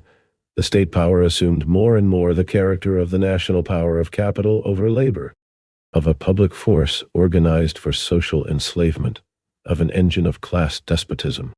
102. After every revolution marking a progressive phase in the class struggle, the purely repressive character of the state power stands out in bolder and bolder relief. The Revolution of 1830, resulting in the transfer of government from the landlords to the capitalists, transferred it from the more remote to the more direct antagonists of the working men, the bourgeois Republicans who, in the name of the Revolution of February, took the state power, used it for the June massacres, in order to convince the working class that social republic meant the republic ensuring their social subjection, and in order to convince the royalist bulk of the bourgeois and landlord class that they might safely leave the cares and emoluments of government to the bourgeois Republicans. However, after their one heroic exploit of June, the bourgeois Republicans had, from the front, to fall back to the rear of the party of order, a combination formed by all the rival fractions and factions of the appropriating class, in their now openly declared antagonism to the producing classes. The proper form of their joint iron stock government was the parliamentary republic, with Louis Bonaparte for its president. Theirs was a regime of avowed class terrorism and deliberate insult towards the vile multitude. If the parliamentary republic, as M. Thiers said, divided them, the different fractions of the ruling class, least, it opened an abyss between that class and the whole body of society outside their spare ranks. The restraints by which their own divisions had under former regimes still checked the state power were removed by their union, and in view of the threatening upheaval of the proletariat, they now used that state power mercilessly and ostentatiously as the national war engine of capital against labor. In their uninterrupted crusade against the producing masses they were, however, bound not only to invest the executive with continually increased powers of repression, 102 in the German edition of 1871. The latter part of the sentence reads, aids, the state power assumed more and more the character of a public force for the suppression of labor, a machine of class rule. Malboutums. 62. Address on the Civil War in France, 1871. But at the same time, to divest their own parliamentary stronghold, the National Assembly, one by one, of all its own means of defense against the executive, in the person of Louis Bonaparte, turned them out. The natural offspring of the party of order republic was the Second Empire. The empire, with the coup d'etat for its certificate of birth, universal suffrage for its sanction, and the sword for its scepter, professed to rest upon the peasantry, the large mass of producers not directly involved in the struggle of capital and labor. It professed to save the working class by breaking down parliamentarism, and with it, the undisguised subserviency of government to the propertied classes. It professed to save the propertied classes by upholding their economic supremacy over the working class. And finally, it professed to unite all classes by reviving for all the chimera of national glory. In reality, it was the only form of government possible at a time when the bourgeoisie had already lost, and the working class had not yet acquired, the faculty of ruling the nation. It was acclaimed throughout the world as the savior of society. Under its sway, bourgeois society, freed from political cares, attained a development unexpected even by itself. Its industry and commerce expanded to colossal dimensions. Financial swindling celebrated cosmopolitan orgies. The area of the masses was set off by a shameless display of gorgeous, military luxury, a debased luxury. The state power, apparently soaring high above society, was at the same time itself the greatest scandal of that society and the very hotbed of all its corruptions. Its own rottenness, and the rottenness of the society it had saved, were laid bare by the bayonet of Prussia, herself eagerly bent upon transferring the supreme seat of that regime from Paris to Berlin. Imperialism is, at the same time, the most prostitute and the ultimate form of the state power which nascent middle-class society had commenced to elaborate as a means of its own emancipation from feudalism, and which full-grown bourgeois society had finally transformed into a means for the enslavement of labor by capital. The direct antithesis to the empire was the Commune, the cry of social republic, with which the Revolution of February was ushered in by the Paris proletariat. did but express a vague aspiration after a republic that was not only to supersede the monarchical form of class rule, but class rule itself. The Commune was the positive form of that republic. 63. The Civil War in France. Paris, the central seat of the old governmental power, and, at the same time, the social stronghold of the French working class, had risen in arms against the attempt of Thiers and the rurals to restore and perpetuate that old governmental power bequeathed to them by the Empire. Paris could resist only because, in consequence of the siege, it had got rid of the army and replaced it by a National Guard, the bulk of which consisted of working men. This fact was now to be transformed into an institution. The first decree of the Commune, therefore, was the suppression of the standing army, and the substitution for it of the armed people. The Commune was formed of the municipal councillors, chosen by universal suffrage in the various wards of the town, responsible and revocable at short terms. The majority of its members were naturally working men, or acknowledged representatives of the working class. The Commune was to be a working, not a parliamentary body, executive and legislative at the same time. Instead of continuing to be the agent of the central government, the police was at once stripped of its political attributes and turned into the responsible and at all times revocable agent of the Commune. So were the officials of all other branches of the administration, from the members of the Commune downwards. The public service had to be done at workmen's wages. The vested interests and the representation allowances of the high dignitaries of state disappeared along with the high dignitaries themselves. Public functions ceased to be the private property of the tools of the central government. Not only municipal administration, but the whole initiative hitherto exercised by the state was laid into the hands of the Commune. Having once got rid of the standing army and the police, the physical force elements of the old government, the Commune was anxious to break the spiritual force of repression, the parson power, by the disestablishment and disendowment of all churches as proprietary bodies. The priests were sent back to the recesses of private life, there to feed upon the alms of the faithful in imitation of their predecessors, the apostles. The whole of the educational institutions were open to the people gratuitously, and at the same time cleared of all interference of church and state. Thus, not only was education made accessible to all, but science itself freed from the fetters which class prejudice and governmental force had imposed upon it. 64. Address on the Civil War in France. 1871. The judicial functionaries were to be divested of that sham independence which had but served to mask their abject subserviency to all succeeding governments, to which, in turn, they had taken and broken the oaths of allegiance. Like the rest of public servants, magistrates and judges were to be elective, responsible, and revocable. The Paris Commune was, of course, to serve as a model to all the great industrial centers of France. The communal regime once established in Paris and the secondary centers, the old centralized government would, in the provinces too, have to give way to the self-government of the producers.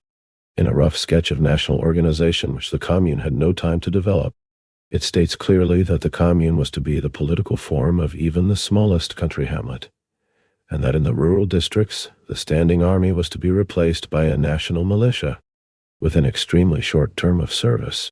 The rural communes of every district were to administer their common affairs by an assembly of delegates in the central town, and these district assemblies were again to send deputies to the national delegation in Paris, each delegate to be at any time revocable and bound by the mandat imperatif, formal instructions, of his constituents. The few but important functions which still would remain for a central government were not to be suppressed, as has been intentionally misstated, but were to be discharged by communal, and therefore strictly responsible agents. The unity of the nation was not to be broken, but, on the contrary, to be organized by the communal constitution, and to become a reality by the destruction of the state power, which claimed to be the embodiment of that unity independent of, and superior to, the nation itself, from which it was but a parasitic excrescence. While the merely repressive organs of the old governmental power were to be amputated, its legitimate functions were to be wrested from an authority usurping preeminence over society itself, and restored to the responsible agent society. Instead of deciding once in 3 or 6 years which member of the ruling class was to misrepresent the people in Parliament, universal suffrage was to serve the people, constituted in communes, as individual suffrage serves every other employer in the search for the workmen and managers in his business.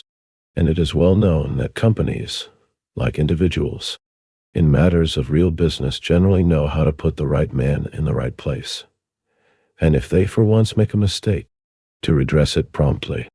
On the other, 65, the Civil War in France, hand, nothing could be more foreign to the spirit of the Commune than to supersede universal suffrage by hierarchic investiture. 103. It is generally the fate of completely new historical creations to be mistaken for the counterpart of older and even defunct forms of social life, to which they may bear a certain likeness. Thus, this new Commune, which breaks the modern state power, has been mistaken for a reproduction of the medieval communes, which first preceded and afterwards became the substratum of that very state power. The communal constitution has been mistaken for an attempt to break up into a federation of small states, as dreamt of by Montesquieu and the Girondins. 104. That unity of great nations, which if originally brought about by political force, has now become a powerful coefficient of social production. The antagonism of the commune against the state power has been mistaken for an exaggerated form of the ancient struggle against over-centralization. Peculiar historical circumstances may have prevented the classical development, as in France, of the bourgeois form of government, and may have allowed, as in England, to complete the great central state organs by corrupt vestries, jobbing councillors and ferocious poor law guardians in the towns, and virtually hereditary magistrates in the counties. The communal constitution would have restored to the social body all the forces hitherto absorbed by the state parasite feeding upon and clogging the free movement of society. By this one act it would have initiated the regeneration of France. The provincial French middle class saw in the Commune an attempt to restore the sway their order had held over the country under Louis Philippe, and which, under Louis Napoleon, was supplanted by the pretended rule of the country over the towns. In reality, the communal constitution brought the rural producers under the intellectual lead of the 103 investiture in the Middle Ages, meant the act of a feudal lord in granting his vassals a fief, benefice, office, etc.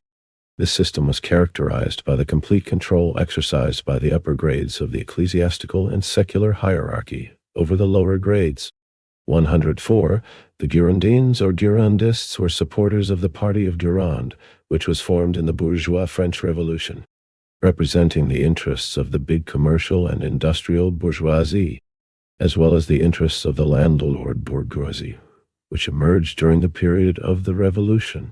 The Girondins were so named because many of their leaders represented the province of Gironde in the Legislative Assembly and the National Assembly, under the flag of protecting the right of the provinces to autonomy and federation. The Girondins opposed the Jacobin government and the revolutionary masses supporting it. 66. Address on the Civil War in France, 1871. Central towns of their districts, and there secured to them, in the workingmen, the natural trustees of their interests. The very existence of the Commune involved, as a matter of course, local municipal liberty, but no longer as a check upon the now superseded state power. It could only enter into the head of Bismarck, who, when not engaged on his intrigues of blood and iron, always likes to resume his old trade, so befitting his mental caliber, of contributor to Kladderadatsch, the Berlin Punch. 105. It could only enter into such a head, to ascribe to the Paris Commune aspirations, after that caricature of the old French municipal organization of 1791, the Prussian municipal constitution, which degrades the town governments to mere secondary wheels in the police machinery of the Prussian state. The Commune made that catchword of bourgeois revolution's cheap government a reality by destroying the two greatest sources of expenditure, the standing army, 106, and state functionarism. Its very existence presupposed the non-existence of monarchy, which, in Europe at least, is the normal encumbrance and indispensable cloak of class rule. It supplied the republic with the basis of really democratic institutions, but neither cheap government nor the true republic was its ultimate aim. They were its mere concomitants. The multiplicity of interpretations to which the Commune has been subjected, and the multiplicity of interests which construed it in their favor, show that it was a thoroughly expansive political form. While all previous forms of government had been emphatically repressive, its true secret was this: it was essentially a working-class government. 107. The produce of the struggle of the producing against the appropriating class. The political form at last discovered under which to work out the economic emancipation of labor. Except on this last condition, the communal constitution would have been an impossibility and a delusion.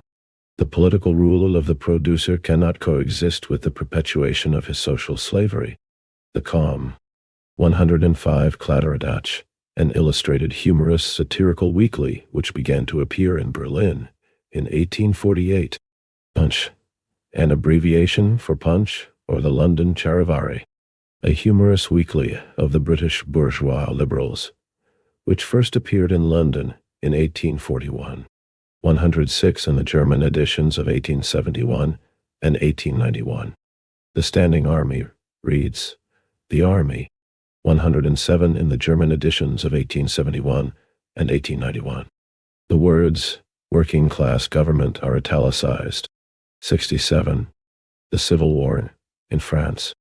Commune was therefore to serve as a lever for uprooting the economical foundations upon which rests the existence of classes, and therefore of class rule. With labor emancipated, every man becomes a working man, and productive labor ceases to be a class attribute. It is a strange fact. In spite of all the tall talk and all the immense literature for the last 60 years about emancipation of labor, no sooner do the working men anywhere take the subject into their own hands with a will than uprises at once all the apologetic phraseology of the mouthpieces of present society with its two poles of capital and wage slavery. The landlord now is but the sleeping partner of the capitalist, as if capitalist society was still in its purest state of virgin innocence, with its antagonisms still undeveloped, with its delusions still unexploded, with its prostitute realities not yet laid bare. The Commune, they exclaim, intends to abolish property, the basis of all civilization. Yes, gentlemen, the Commune intended to abolish that class property, which makes the labor of the many the wealth of the few. It aimed at the expropriation of the expropriators. It wanted to make individual property a truth by transforming the means of production, land, and capital, now chiefly the means of enslaving and exploiting labor, into mere instruments of free and associated labor. But this is communism. Impossible communism. Why? Those members of the ruling classes who are intelligent enough to perceive the impossibility of continuing the present system, and they are many, have become the obtrusive and full-mouthed apostles of cooperative production. If cooperative production is not to remain a sham and a snare, if it is to supersede the capitalist system, if united cooperative societies are to regulate national production upon a common plan, thus taking it under their own control, and putting an end to the constant anarchy and periodical convulsions which are the fatality of capitalist production. What else, gentlemen, would it be but communism? Possible communism. The working class did not expect miracles from the Commune. They have no ready-made utopias to introduce par décret du peuple. 108. They know that in order to work out their own emancipation, and along with it that higher form to which present society is irresistibly tending by its own economical agencies, they will have to pass through long struggles.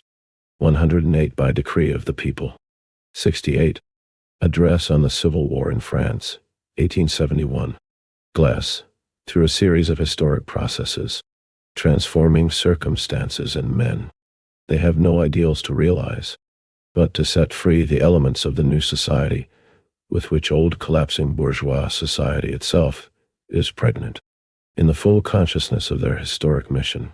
And with the heroic resolve to act up to it, the working class can afford to smile at the coarse invective of the gentleman's gentleman with the pen and inkhorn, and at the didactic patronage of well-wishing bourgeois doctrinaires, pouring forth their ignorant platitudes and sectarian crotchets in the oracular tone of scientific infallibility. When the Paris Commune took the management of the revolution in its own hands, when plain working men for the first time dared to infringe upon the governmental privilege of their natural superiors, 109, and, under circumstances of unexampled difficulty, performed their work modestly, conscientiously, and efficiently, performed it at salaries the highest of which barely amounted to 1/5 of what, according to high scientific authority, 110 is the minimum required for a secretary to a certain metropolitan school board.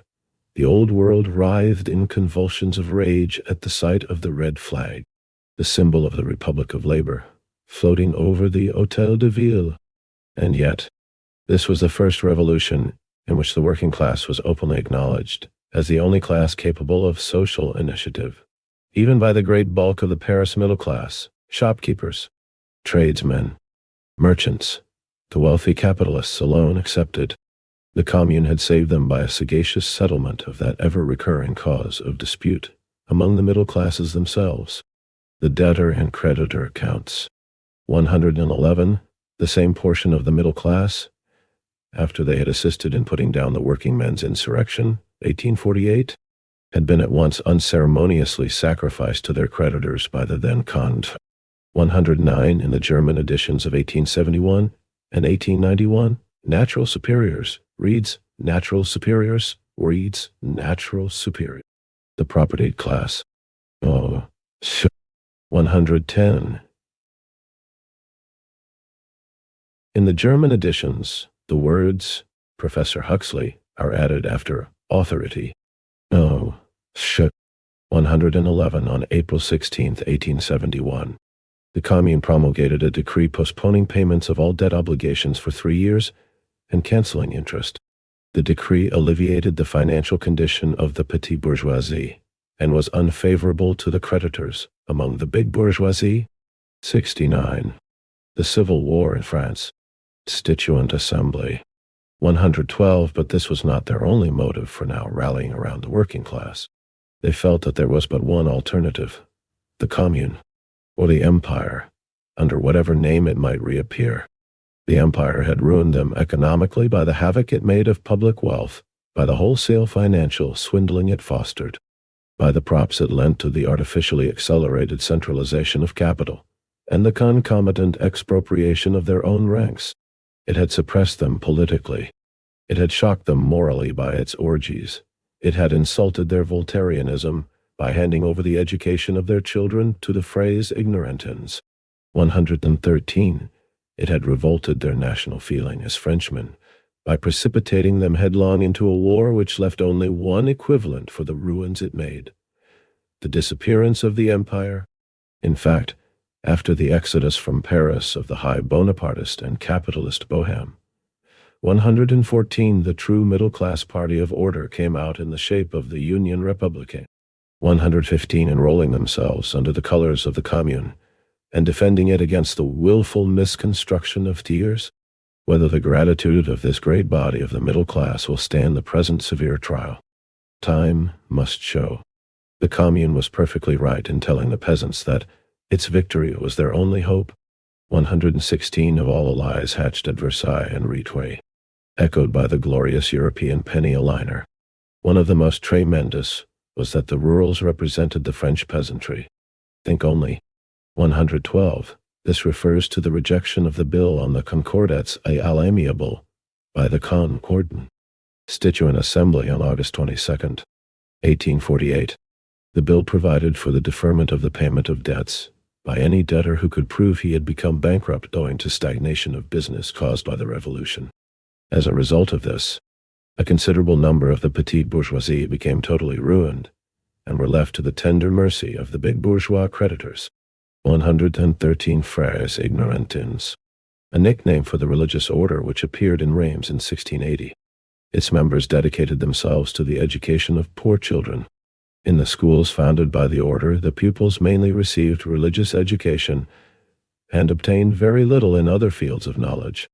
Marx used this expression to allude to the low standard and clerical character of elementary education in bourgeois France. 114 Bohemians. 115 Union Républicaine. Alliance Républicaine des Départements, a political organization of the petit bourgeois elements who came from different provinces and lived in Paris. It called on the provinces to support the Commune and fight against the Versailles government and the monarchist National Assembly. 116 probably from the appeal of the Paris Commune. Aux Travailleurs des Campagnes, which was published in April or early May 1871 in the newspapers of the Commune, and also as a leaflet. 70. Address on the Civil War in France. 1871. Of the love of the French peasant for the men to whom, after 1815, he had to pay the milliard of indemnity. 117 in the eyes of the French peasant. The very existence of a great landed proprietor is in itself an encroachment on his conquests of 1789.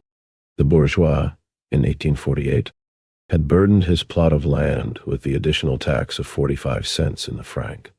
118. But then he did so in the name of the revolution, while now he had fomented a civil war against the revolution, to shift on to the peasants' shoulders the chief load of the 5 milliards of indemnity to be paid to the Prussians. The Commune, on the other hand, in one of its first proclamations, declared that the true originators of the war would be made to pay its cost. The Commune would have delivered the peasant of the blood tax, would have given him a cheap government, transformed his present bloodsuckers, the notary, advocate, executor, and other judicial vampires, into salaried communal agents, elected by and responsible to himself. It would have freed him of the tyranny of the garde champêtre. 119, the gendarme, and the prefect would have put enlightenment by the schoolmaster in the place of stultification by the priest. And the French peasant is, above all, a man of reckoning. He would find it extremely reasonable that the pay of the priest, instead of being extorted by the tax-gatherer, should only depend upon the spontaneous action of the parishioners' religious instincts. Such were the great immediate boons which the rule of the Commune, and that rule alone, held out to the French peasantry.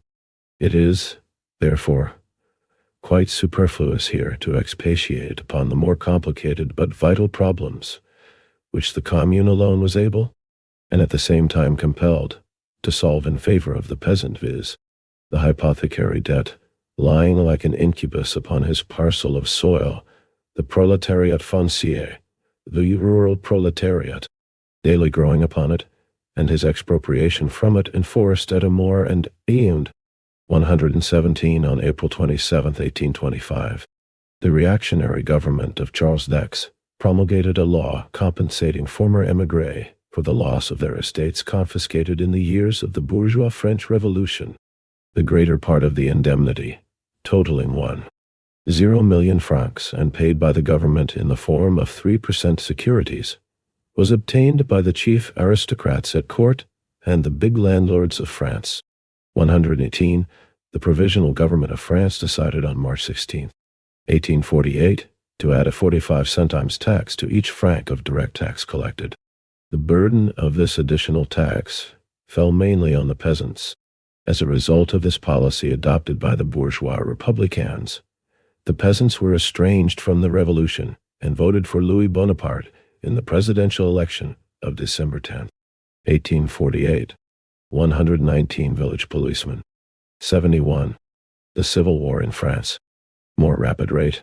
By the very development of modern agriculture and the competition of capitalist farming, the French peasant had elected Louis Bonaparte as president of the Republic, but the party of order created the empire.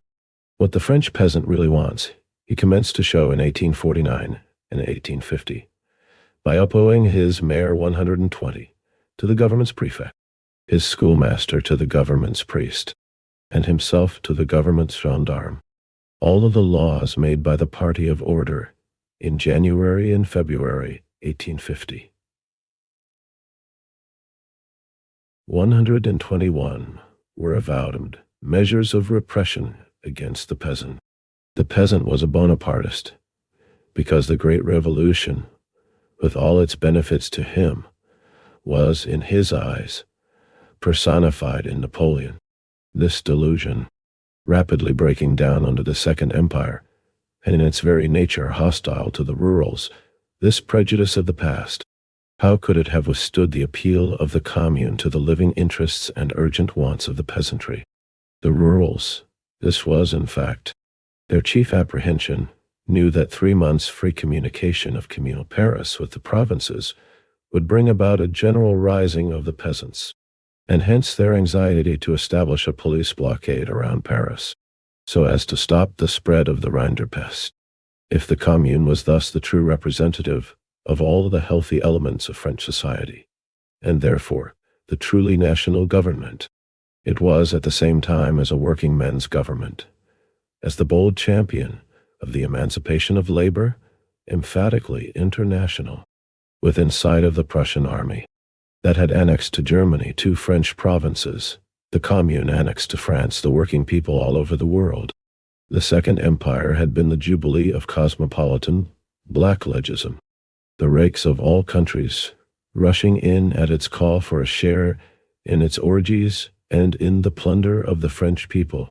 Even at this moment the right hand of Thiers is Ganesco, the foul Wallachian, and his left hand, 120 mayor of an arrondissement.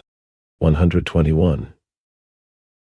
This refers to the laws that divided France into military districts and gave commanders extensive powers, granted the President of the Republic the right to appoint and remove burgomasters, placed schoolmasters under the control of the prefects, and extended the clergy's influence over national education. Marx gave a characterization of these laws in his work, The Class Struggles in France, 1848 to 1850. Marx and Engels. Selected Works, Felfiev, Moscow, 1951, Volvoy. IPP 199, 200. 72. Address on the Civil War in France, 1871. Izmarkovsky, the Russian spy. The Commune admitted all foreigners to the honor of dying for an immortal cause. Between the foreign war lost by their treason and the civil war fomented by their conspiracy with the foreign invader, the bourgeoisie had found the time to display their patriotism by organizing police hunts upon the Germans in France. The Commune made a German working man 122 its Minister of Labor. Thiers, the bourgeoisie, the Second Empire, had continually deluded Poland by loud professions of sympathy, while in reality betraying her too, and doing the dirty work of Russia. The Commune honored the heroic sons of Poland, 123, by placing them at the head of the defenders of Paris, and, to broadly mark the new era of history, it was conscious of initiating, under the eyes of the conquering Prussians, on the one side, and of the Bonapartist army, led by Bonapartist generals, on the other.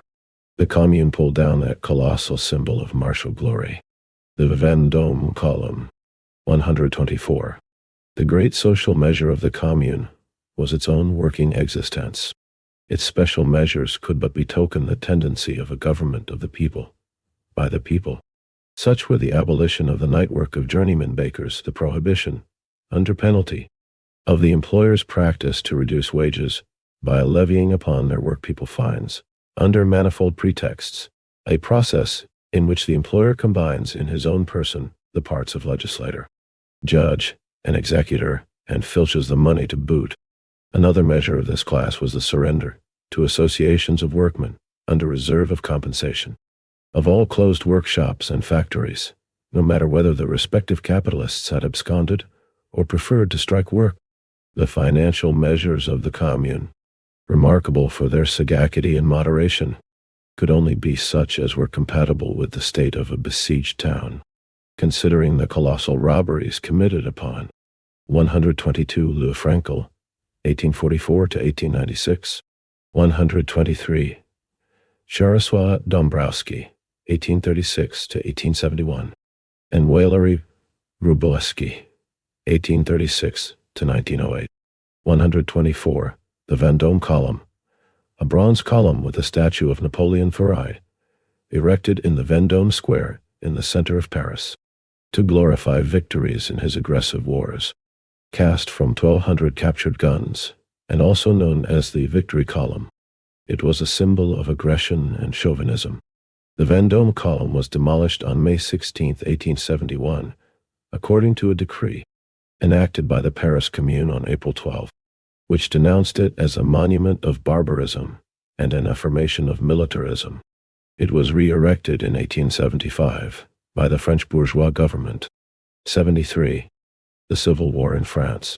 The city of Paris, by the great financial companies and contractors, under the protection of housemen.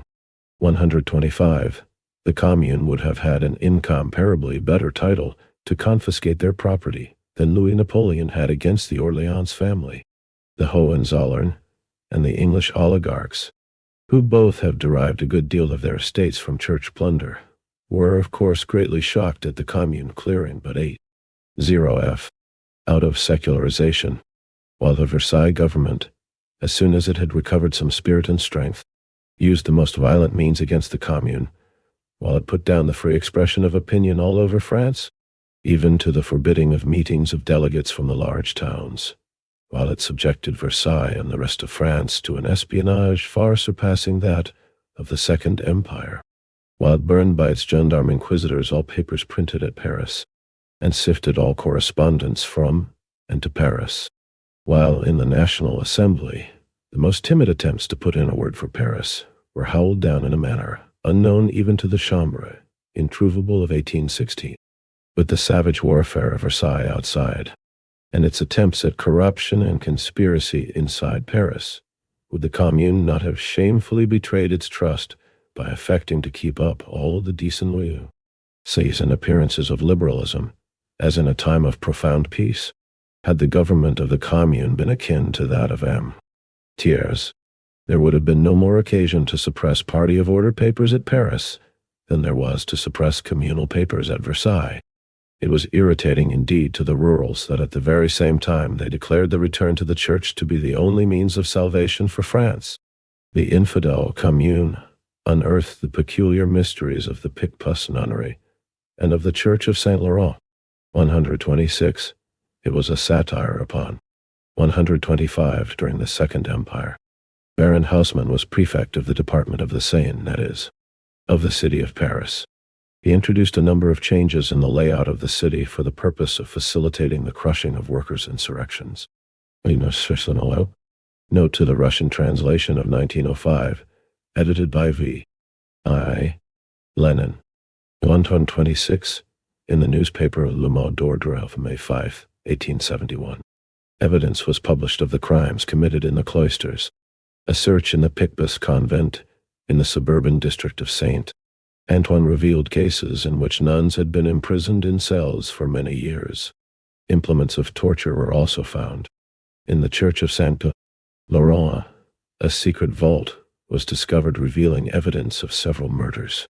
These facts were also made public in the Commune's pamphlet entitled Les Crimes des Congrégations Religieuses. 74. Address on the Civil War in France, 1871. M. Thiers that, while he showered grand crosses upon the Bonapartist generals in acknowledgment of their mastery in losing battles, signing capitulations, and turning cigarettes at Wilhelmshohe, the Commune dismissed and arrested its generals whenever they were suspected of neglecting their duties. The expulsion from, and arrest by, the Commune of one of its members who had slipped in under a false name, 127, and had undergone at Lyons 6 days' imprisonment for simple bankruptcy. Was it not a deliberate insult hurled at the forger, Jules Favre, then still the foreign minister of France, still selling France to Bismarck, and still dictating his orders to that paragon government of Belgium? But indeed the Commune did not pretend to infallibility, the invariable attribute of all governments of the old stamp. It published its doings and sayings.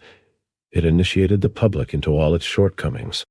In every revolution there intrude, at the side of its true agents, men of a different stamp, some of them survivors of, and devotees to past revolutions, without insight into the present movement, but preserving popular influence by their known honesty and courage, or by the sheer force of tradition.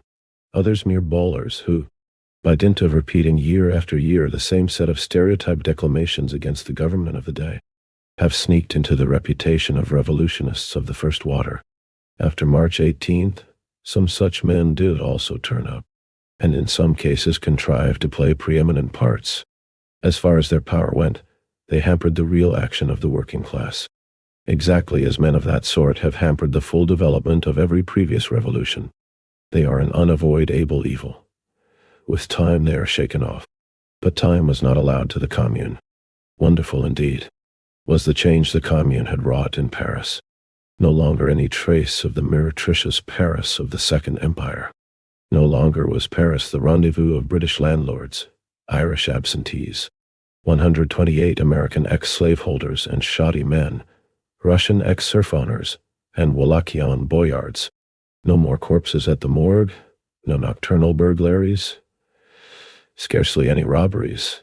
In fact, for the first time since the days of 127 Stanislas Xavier Poré, 1833 to 1880, known as Blanchet, 128 Irish absentees, big landlords who lived in England on their income from Irish estates which were managed by land agents, or leased to speculator middlemen, who, in turn, rented them out to small peasants on exacting terms.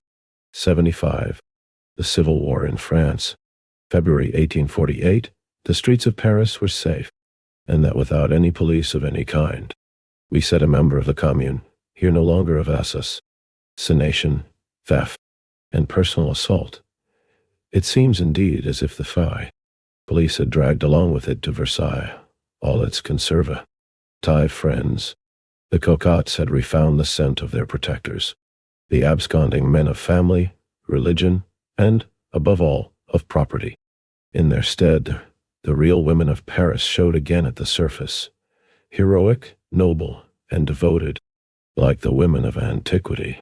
Working, thinking, fighting, bleeding Paris, almost forgetful in its incubation of a new society, of the cannibals at its gates, radiant in the enthusiasm of its historic initiative. Opposed to this new world at Paris, behold the old world at Versailles, that assembly of the ghouls of all defunct regimes, legitimists and Orleanists, eager to feed upon the carcass of the nation, with a tale of antediluvian republicans, sanctioning, by their presence in the assembly, the slaveholders' rebellion, relying for the maintenance of their parliamentary republic upon the vanity of the senile mountebank at its head, and caricaturing 1789 by holding their ghastly meetings in the Jeux.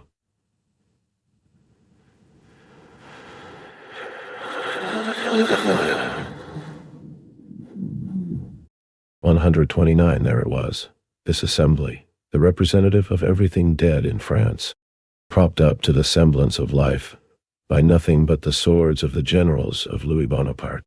Paris, all truth, Versailles, all lie, and that lie vented through the mouth of Thiers. Thiers tells a deputation of the mayors of the Seine-et-Oise, 'You may rely upon my word, which I have never broken.' He tells the Assembly itself that it was the most freely elected and most liberal assembly France ever possessed. He tells his motley soldiery that it was the admiration of the world and the finest army France ever possessed. He tells the provinces that the bombardment of Paris by him was a myth.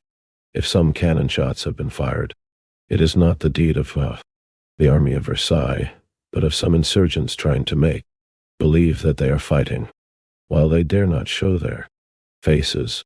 129 Jeu de Paume. The tennis court where the National Assembly of 1789 adopted its famous decisions. Note by Engels to the German edition of 1871. 76. Address on the Civil War in France, 1871. He again tells the provinces that the artillery of Versailles does not bombard Paris, but only cannonades it. He tells the Archbishop of Paris that the pretended executions and reprisals attributed to the Versailles troops were all moonshine. He tells Paris that he was only anxious to free it from the hideous tyrants who oppress it, and that, in fact, the Paris of the Commune was but a handful of criminals. The Paris of M. Thiers was not the real Paris of the vile multitude, but a phantom Paris, the Paris of the Franc-filers.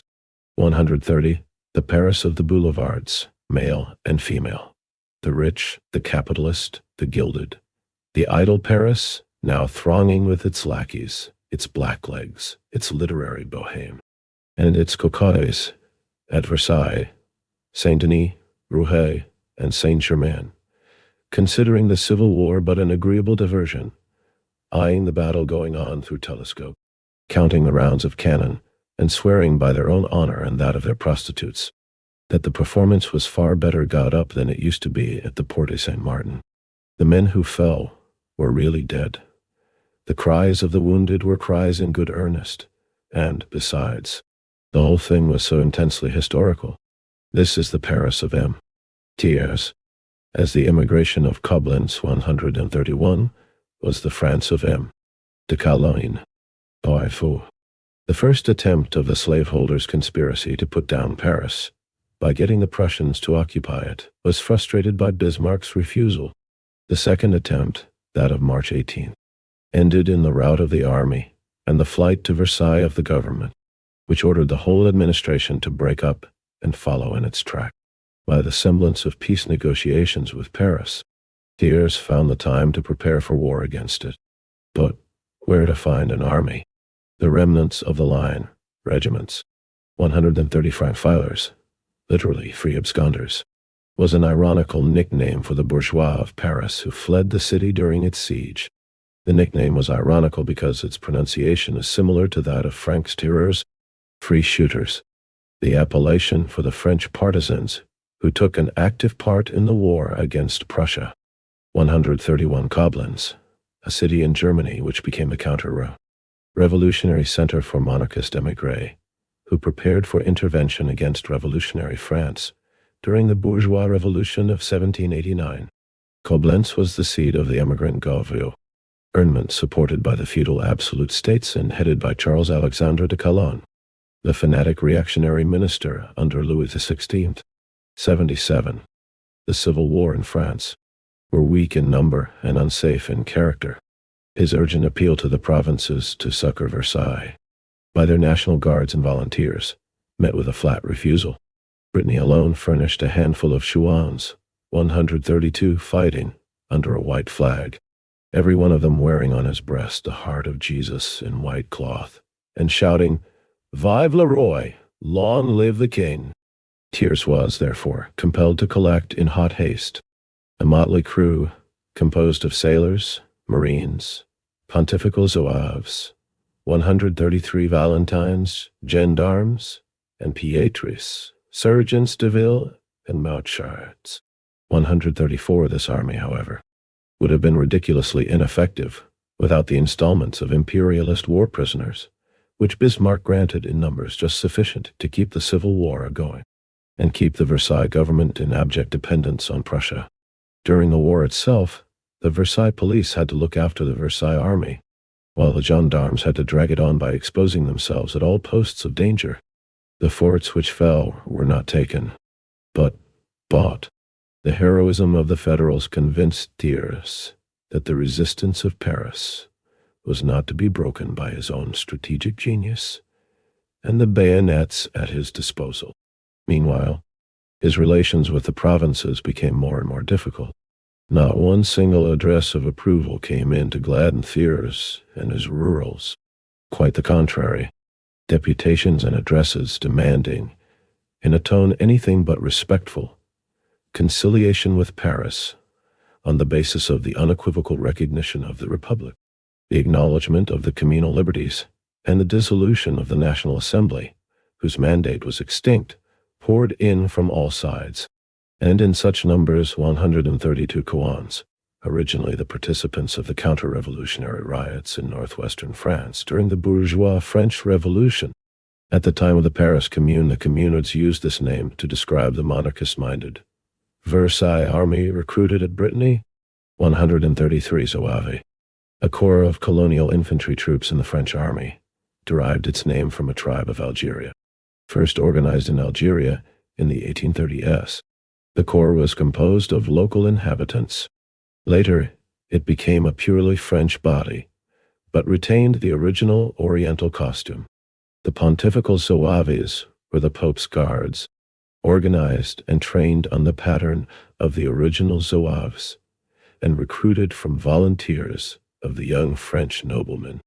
After the occupation of Rome by the Italian troops, and to France in September 1870, and reorganized under the name of the Legion of Saint Volunteers of the West, incorporated into the end of the temporal power of the Pope.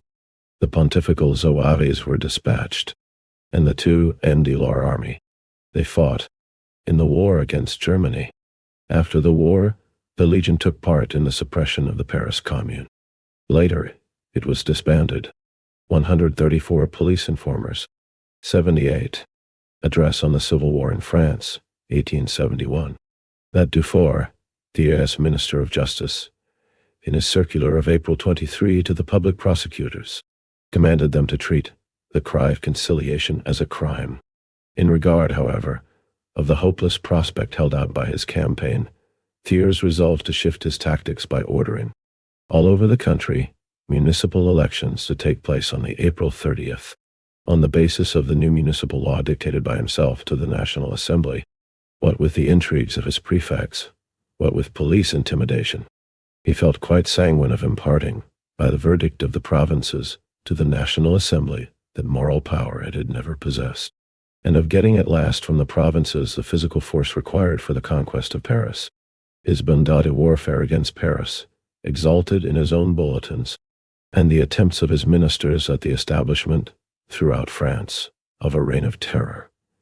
Thiers was from the beginning anxious to accompany with a little byplay of conciliation, which had to serve more than one purpose. It was to dupe the provinces, to inveigle the middle-class element in Paris, and, above all, to afford the professed Republicans in the National Assembly the opportunity of hiding their treason against Paris behind their faith in Thiers. On March 21st, when still without an army, he had declared to the Assembly, "Come what may, I will not send an army to Paris." On March 27, he rose again. "I have found the Republic an accomplished fact, and I am firmly resolved to maintain it." In reality, he put down the revolution at Lyons and Marseille, 135, in the name of the Republic, while the roars of his rurals drowned the very mention of its name at Versailles. After this exploit, he toned down the accomplished fact into an hypothetical fact. The Orléans princes, whom he had cautiously warned off Bordeaux, were now, in flagrant breach of the law, permitted to intrigue at Dreux. 135 under the influence of the proletarian revolution in Paris, which gave birth to the Paris Commune. Revolutionary movements of the masses started in Lyons, Marseille, and many other French cities. On March 22, the National Guards and the working people of Lyons seized the town hall. On March 26, after the arrival of a delegation from Paris, the Commune was proclaimed in Lyons, though the Communal Commission, set up to prepare for the election to the Commune, possessed an armed force. It finally relinquished power owing to lack of contact with the people and the National Guards. Another uprising by the Lyons workers on April 30 was cruelly suppressed by the army and police. In Marseille, the insurgent population occupied the town hall, arrested the prefect, formed the department commission, and decided to hold an election to the Commune on April 5. The revolutionary outbreak in Marseille was put down on April 4 by government troops which bombarded the city. 79. The Civil War in France. The concessions held out by Thiers in his interminable interviews with the delegates from Paris and the provinces, although constantly varied in tone and color, according to time and circumstances, did in fact never come to more than the prospective restriction of revenge to the handful of criminals implicated in the murder of Lecomte and Clément Thomas, on the well-understood premise that Paris and France were unreservedly to accept M. Thiers himself as the best of possible republics, as he, in 1830, had done with Louis Philippe. Even these concessions he not only took care to render doubtful by the official comments put upon them in the Assembly through his ministers. He had his Dufour to act. Dufour, this old Orleanist lawyer, had always been the justiciary of the state of siege as now in 1871, under Thiers, so in 1839, under Louis Philippe, and in 1849 under Louis Bonaparte's presidency. 136 while out of office, he made a fortune by pleading for the Paris capitalists, and made political capital by pleading against the laws he had himself originated. He now hurried through the National Assembly not only a set of repressive laws which were, after the fall of Paris, to extirpate the last remnants of republican liberty in France. 137 he foreshadowed the fate of Paris by abridging the, for him, too slow procedure of courts-martial. 138, and by a new-fangled 136. This refers to Dufour's efforts to consolidate the regime of the July monarchy. During the period of the armed uprising of the Société des Saisons, Society of the Seasons, in May 1839, and to the role played by Dufour in the struggle against the opposition, petit bourgeois at the time of the Second Republic, in June 1849, an attempt at a revolution by the secret Republican Socialist Society of the Seasons. On May 12, 1839, headed by Louis-Auguste Blanqui and Armand Barbès, did not rely on the masses and bore a conspiratorial character. The rising was suppressed by the government army and the National Guard.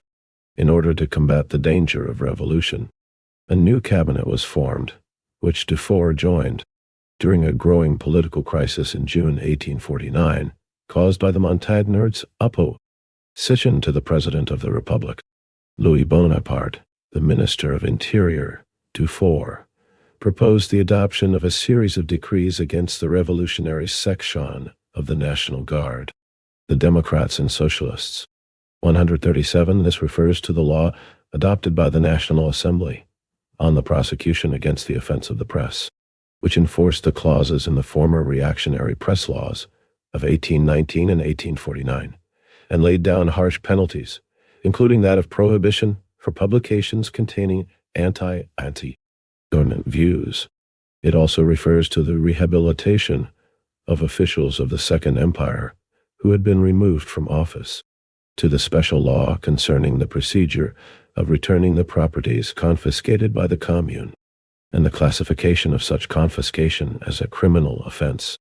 138. The law on the proceedings in courts-martial, which Dufour submitted to the National Assembly, further shortened the proceedings as stipulated in the Code d'Éthique. Address on the Civil War in France, 1871. Draconic Code of Deportation. The Revolution of 1848, abolishing the penalty of death for political crimes, had replaced it by deportation. Louis Bonaparte did not dare, at least not in theory, to re-establish the regime of the guillotine. The rural assembly, not yet bold enough even to hint that the Parisians were not rebels, but assassins, had therefore to confine its prospective vengeance against Paris to Dufour's new code of deportation.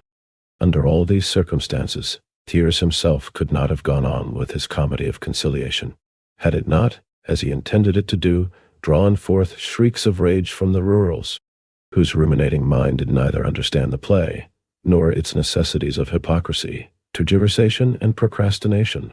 In sight of the impending municipal elections of April 30th, Thiers enacted one of his great conciliation scenes on April 27. Amidst a flood of sentimental rhetoric, he exclaimed from the tribune of the Assembly, "There exists no conspiracy against the Republic, but that of Paris, which compels us to shed French blood.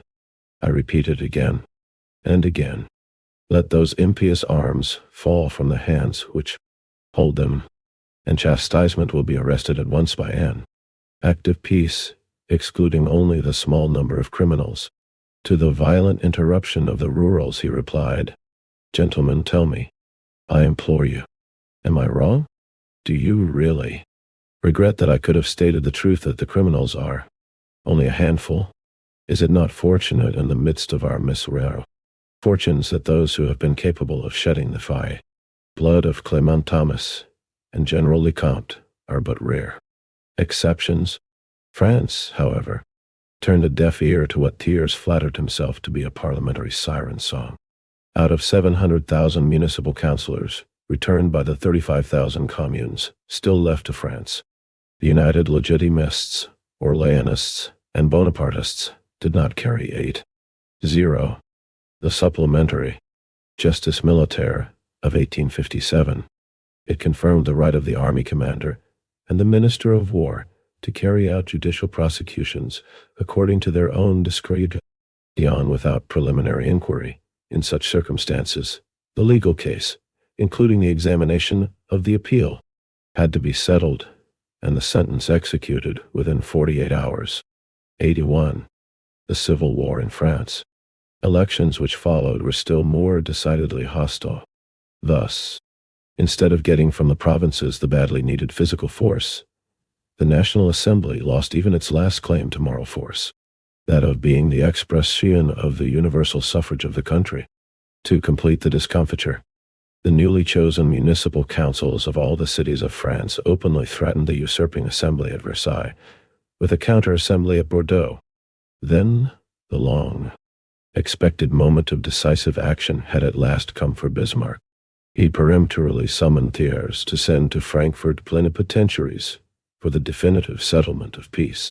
In humble obedience to the call of his master, Thiers hastened to dispatch his trusty Jules Favre, backed by Puyer-Quertier, an eminent Rouen cotton spinner, a fervent and even servile partisan of the Second Empire, had never found any fault with it save its commercial treaty with England. 139 prejudicial to his own shop interest. Hardly installed at Bordeaux as Thiers, Minister of Finance, he denounced that unholy treaty, hinted at its near abrogation, and had even the effrontery to try, although in vain, having counted without Bismarck, the immediate enforcement of the old protective duties against Alsace, where, he said, no previous international treaties stood in the way. This man, who considered counter-revolution as a means to put down wages at Rouen, and the surrender of French provinces as a means to bring up the price of his wares in France, was he not the one predestined to be picked out by Thiers as the helpmate of Jules Favre in his last and crowning treason? On the arrival at Frankfurt of this exquisite pair of plenipotentiaries, bully Bismarck at once met them with the imperious alternative, either the restoration of the empire or the unconditional acceptance of my own peace terms. These terms included a shortening of the intervals in which the war indemnity was to be paid, and the continued occupation of the Paris forts by Prussian troops until Bismarck should feel satisfied with the 139. This refers to the trade agreement concluded between Britain and France on January 23, 1860. It was stipulated in the agreement that France relinquish the policy of prohibitive tariff and replace it with an income tax not exceeding 30% of the value of the goods. The agreement gave France the right to export duty-free most of its goods to Britain. After the conclusion of this agreement, the large flow of English goods into France greatly increased competition in the home market and aroused the discontent of the French manufacturers. 82.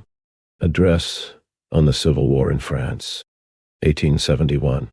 State of things in France.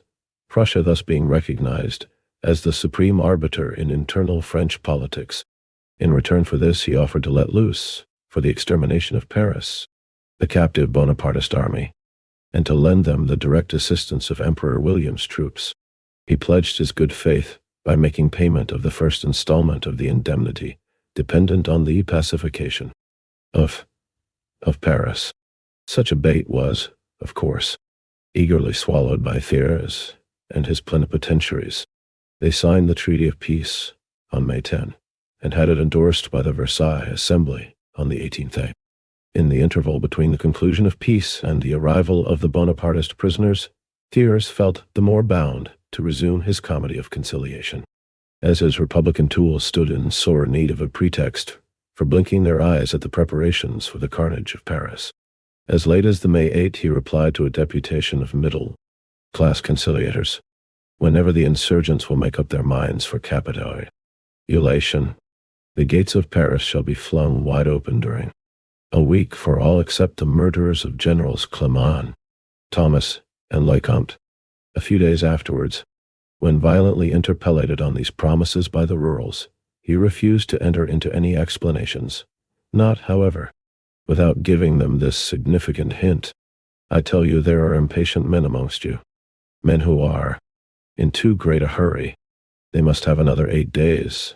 At the end of these 8 days there will be no more danger, and the task will be proportionate to their courage and to their capacities. As soon as MacMahon was able to assure him that he could shortly enter Paris, Thiers declared to the Assembly that he would enter Paris with the laws in his hands and demand a full expiation from the wretches who had sacrificed the lives of soldiers and destroyed public monuments. As the moment of decision drew near, he said to the Assembly, "I shall be pitiless. To Paris, that it was doomed, and to his Bonapartist." 83. The Civil War in France. Banditti. That they had state license to wreak vengeance upon Paris, to their heart's content. At last, when treachery had opened the gates of Paris to General Douay, on May 21st, Thiers, on the 22 end, revealed to the rurals the goal of his conciliation comedy, which they had so obstinately persisted in not understanding. I told you a few days ago that we were approaching our goal. Today I come to tell you the goal is reached. The victory of order, justice, and civilization is at last won. So it was. The civilization and justice of bourgeois order comes out in its lurid light whenever the slaves and drudges of that order rise against their masters. Then this civilization and justice stand forth as undisguised savagery and lawless revenge. Each new crisis in the class struggle between the appropriator and the producer brings out this fact more glaringly. Even the atrocities of the bourgeois in June 1848 vanish before the ineffable infamy of 1871. The self-sacrificing heroism with which the population of Paris, men, women, and children, fought for 8 days after the entrance of the Versaillais, reflects as much the grandeur of their cause as the infernal deeds of the soldiery reflect the innate spirit of that civilizatine of which they are the mercenary vindicators. A glorious civilization indeed, the great problem of which is how to get rid of the heaps of corpses it made after the battle was over. To find a parallel for the conduct of Thiers and his bloodhounds, we must go back to the times of Sulla and the 2 triumvirates of Rome. 140, the same wholesale slaughter in cold blood, the same disregard in massacre. 140. This refers to the situation of terror and bloody repression during the period of sharpening social-political struggle in ancient Rome, and at different stages of crisis in the slave-holding Roman Republic in the 1st century B.C. The dictatorship of Sulla, 8279 BC, lackey of the slave-holding nobility, wasmi, accompanied by a mass slaughter of the representatives of hostile groups of slaveholders. Under Sulla, proscription was introduced for the first time, i.e., latinicius, a list of persons whom any Roman had the right to kill without a trial. The 2 triumvirates of Rome, 6053 and 43. 56 B.C. A triumvirate was the dictatorship of the 3 most influential Roman generals who divided the power among themselves. The first triumvirate consisted of Pompey, Caesar and Crassus, and the second Octavian, Antony, and Lepidus. The triumvirate represented a stage in the struggle for the liquidation of the Roman Republic and the formation of an absolute monarchy. They widely employed the method of physical extermination of their opponents. Upon the fall of the 2 triumvirates, sanguinary, internecine civil war ensued. 84. Address on the Civil War in France, 1871. Of age and sex, the same system of torturing prisoners, the same proscriptions, but this time of a whole class, the same savage hunt after concealed leaders, lest one might escape, the same denunciations of political and private enemies, the same indifference for the butchery of entire strangers to the feud. There is but this difference, that the Romans had no mitrailleuses for the dispatch in the lump of the prescribed, and that they had not the law in their hands, nor on their lips the cry of civilization. Thus, and after those horrors, look upon the other, still more hideous, face of that bourgeois civilization as described by its own press. With stray shots, Chu writes the Paris correspondent of a Lano, Dawn Tory paper, still ringing in the distance, and untended, wounded wretches dying amid the tombstones of Paris. Lachaise, with 6,000 terror-stricken insurgents wandering into an agony of despair in the labyrinth of the catacombs, and wretches hurried through the streets to be shot down in scores. By the mitrailleuse, it is revolting to see the cafes filled with that, the votaries of absinthe, billiards, and dominoes, female prophet, legacy perambulating the boulevards, and the sound of revelry, disturbing the night from the cabinets particulars, 141, of Fashwan, ionable restaurants. M. Edouard Hervé writes in the Journal de Paris, 142, a Versalist journal suppressed by the Commune, the way in which the population of Paris manifested its satisfaction yesterday was rather more than frivolous, and we fear it will grow worse as time progresses. Paris has now a fête day appearance, which is sadly out of place, and unless we are to be called the Parisians de la décadence, this sort of thing must come to an end. And then he quotes the passage from Tacitus. Yet on the morrow of that horrible struggle, even before it was completely over, Rome, degraded and corrupt, began. 141 private rooms, 142 Journal de Paris, a weekly which appeared in Paris from 1867. It supported the monarchist Orleanists. 85. The Civil War in France, once more to wallow in the voluptuous slough which was his, destroying its body and polluting its soul. Alibi, Proelia et vol. Nera. Albi balnea popinoeke. There. Baths and restaurants. 143. M. Hervé only forgets to say that the population of Paris he speaks of is but the population of the Paris of M. Thiers. The Francophiles return in throngs from Versailles, Saint-Denis, Rueil, and Saint-Germain.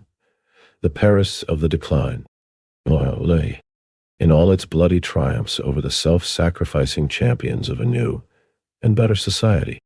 That nefarious civilization, based upon the enslavement of labor, drowns the moans of its victims in a hue and cry of calumny, reverberated by a worldwide echo. The serene working men's Paris of the Commune is suddenly changed into a pandemonium by the bloodhounds of order. And what does this tremendous change prove to the bourgeois mind of all countries? Why, that the Commune has conspired against civilization. The Paris people die enthusiastically for the Commune in numbers unequaled in any battle known to history. What does that prove? Why, that the Commune was not the people's own government, but the usurpation of a handful of criminals. The women of Paris joyfully give up their lives at the barricades and on the place of execution. What does this prove? Why, that the demon of the Commune has changed them into Megaeris and Hecates. The moderation of the Commune during 2 months of undisputed sway is equaled only by the heroism of its defense. What does that prove? Why, that for months the Commune carefully hid, under a mask of moderation and humanity, the bloodthirstiness of its fiendish instincts, to be let loose in the hour of its agony. The working men's Paris, in the act of its heroic self-holocaust, involved in its flames buildings and monuments, while tearing to pieces the living body of the proletariat. Its rulers must no longer expect to return triumphantly into the intact architecture of their abodes. The government of Versailles cries, "Incendiarism," and whispers this cue to all its agents, down to the remotest hamlet, to hunt up its enemies everywhere as suspect of professional incendiarism. The bourgeoisie of the whole world, which 143, these two passages were quoted from an article by the French publicist Edouard Hervé, published in Journal de Paris, No. 138, May 31st, 1871. For the quotation from Tacitus, see Tacitus History, Book 3, Chapter 83. 86. Address on the Civil War in France, 1871. Looks complacently upon the wholesale massacre after the battle. Is convulsed by horror at the desecration of brick and mortar. When governments give state licenses to their navies to kill, burn, and destroy. Is that a license for incendiarism? When the British troops wantonly set fire to the Capitol at Washington and to the summer palace of the Chinese emperor. 144. Was that incendiarism? When the Prussians, not for military reasons, but out of the mere spite of revenge, burned down by the help of petroleum towns like Châteaudun and innumerable villages, was that incendiarism? When Thiers, during 6 weeks, bombarded Paris, under the pretext that he wanted to set fire to those houses, only in which there were people, was that incendiarism? In war, fire is an arm as legitimate as any. Buildings held by the enemy are shelled to set them on fire.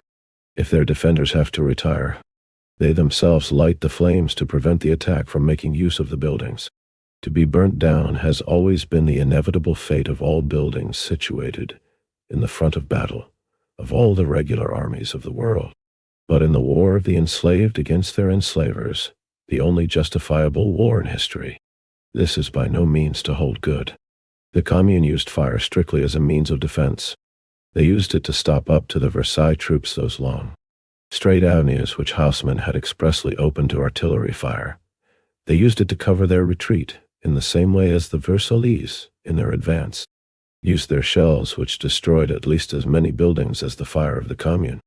It is a matter of dispute, even now, which buildings were set fire to by the defense, and which by the attack, and the defense resorted to fire only then, when the Versaillese troops had already commenced their wholesale murdering of prisoners.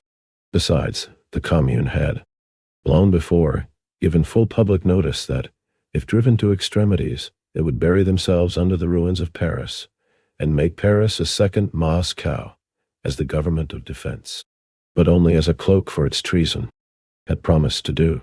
For this purpose Trochu had found them the petroleum. The Commune knew that its opponents cared nothing for the lives of the lives. 144 in August 1814, during the Anglo-American War, the British troops occupied Washington and burned the Capitol, the Congress Hall, the White House, and other public buildings. In October 1860, in the colonial war waged by Britain and France against China, the Anglo-French troops plundered and burned the Yuanmingjuan Palace near Beijing, which was a rich treasure of architecture and art. 87. The Civil War in France. Paris people, but cared much for their own Paris buildings, and Thiers, on the other hand, had given them notice that he would be implacable in his vengeance. No sooner had he got his army ready on one side, and the Prussians shutting up the trap on the other, than he proclaimed, "I shall be pitiless.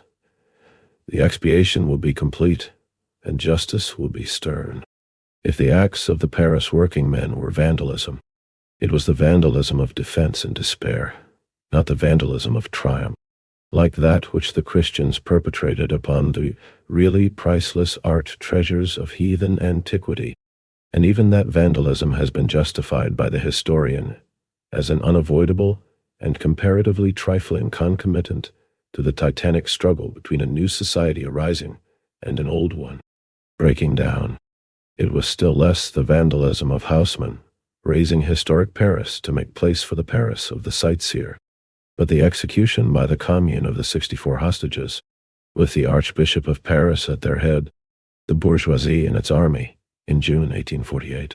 re-established a custom which had long disappeared from the practice of war: the shooting of their defenseless prisoners. This brutal custom has since been more or less strictly adhered to by the suppressors of all popular commotions in Europe and India, thus proving that it constitutes a real progress of civilization. On the other hand, the Prussians in France had re-established the practice of taking hostages, innocent men who, with their lives, were to answer to them for the acts of others. When Thiers, as we have seen from the very beginning of the conflict, enforced the humane practice of shooting down the communal prisoners, the Commune, to protect their lives, was obliged to resort to the Prussian practice of securing hostages. The lives of the hostages had been forfeited over and over again by the continued shooting of prisoners on the part of the Versaillese. How could they be spared any longer after the carnage with which MacMahon's Praetorians 145 celebrated their entrance into Paris? Was even the last check upon the unscrupulous ferocity of bourgeois governments the taking of hostages, to be made a mere sham of. The real murder of Archbishop Darboy is Thiers. The Commune again and again. 145 Praetorians, the name used in ancient Rome to describe the privileged private guards of the generals or the emperor. At the time of the Roman Empire, Praetorians constantly took part in internal strife, and often placed their own nominees on the throne. Later, the word Praetorians became a synonym for mercenaries, and those who committed outrages and carried out the arbitrary rule of military cliques. 88. Address on the Civil War in France. 1871. Had offered to exchange the archbishop and ever so many priests in the bargain against the single Blanqui. Then, in the hands of Thiers. Thiers obstinately refused. He knew that with Blanqui he would give to the Commune a head, while the archbishop would serve his purpose best in the shape of a corpse. Thiers acted upon the precedent of Cavaignac. How? In June 1848? Did not Cavaignac and his men of order raise shouts of horror by stigmatizing the insurgents as the assassins of Archbishop Affray? They knew perfectly well that the archbishop had been shot by the soldiers of order. M. Jacquemet, the archbishop's vicar general, present on the spot, had immediately afterwards handed them in his evidence to that effect. All this chorus of calumny, which the party of order never fail, in their orgies of blood, to raise against their victims, only proves that the bourgeois of our days considers himself the legitimate successor to the baron of old, who thought every weapon in his own hand fair against the plebeian, while in the hands of the plebeian a weapon of any kind constituted in itself a crime. The conspiracy of the ruling class to break down the revolution by a civil war, carried on under the patronage of the foreign invader. A conspiracy, AC, which we have traced from the very September 4, down to the entrance of MacMahon's Praetorians through the gate of Saint-Cloud, culminated in the carnage of Paris. Bismarck gloats over the ruins of Paris, in which he saw perhaps the first installment of that general destruction of great cities he had prayed for when still a simple rural in the Prussian Chambre introuvable of 1849. 146. He gloats over the cadavers of the Paris proletariat. For him, this is not only the extermination of revolution, but the extinction of France, now decapitated in reality, and by the French government itself.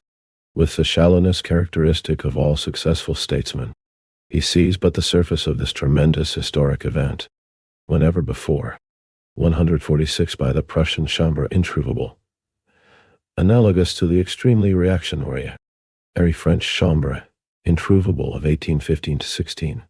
Marx meant the Prussian Parliament elected in January-February 1849, according to the constitution granted by the Prussian king on December 5, 1848, the day of the counter-revolutionary coup d'etat.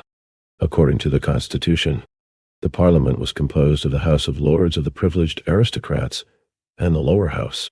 Only independent Prussians were allowed to take part in the elections to the lower house, thereby ensuring the dominance of the Junker bureaucrats and right-wing bourgeois elements in it.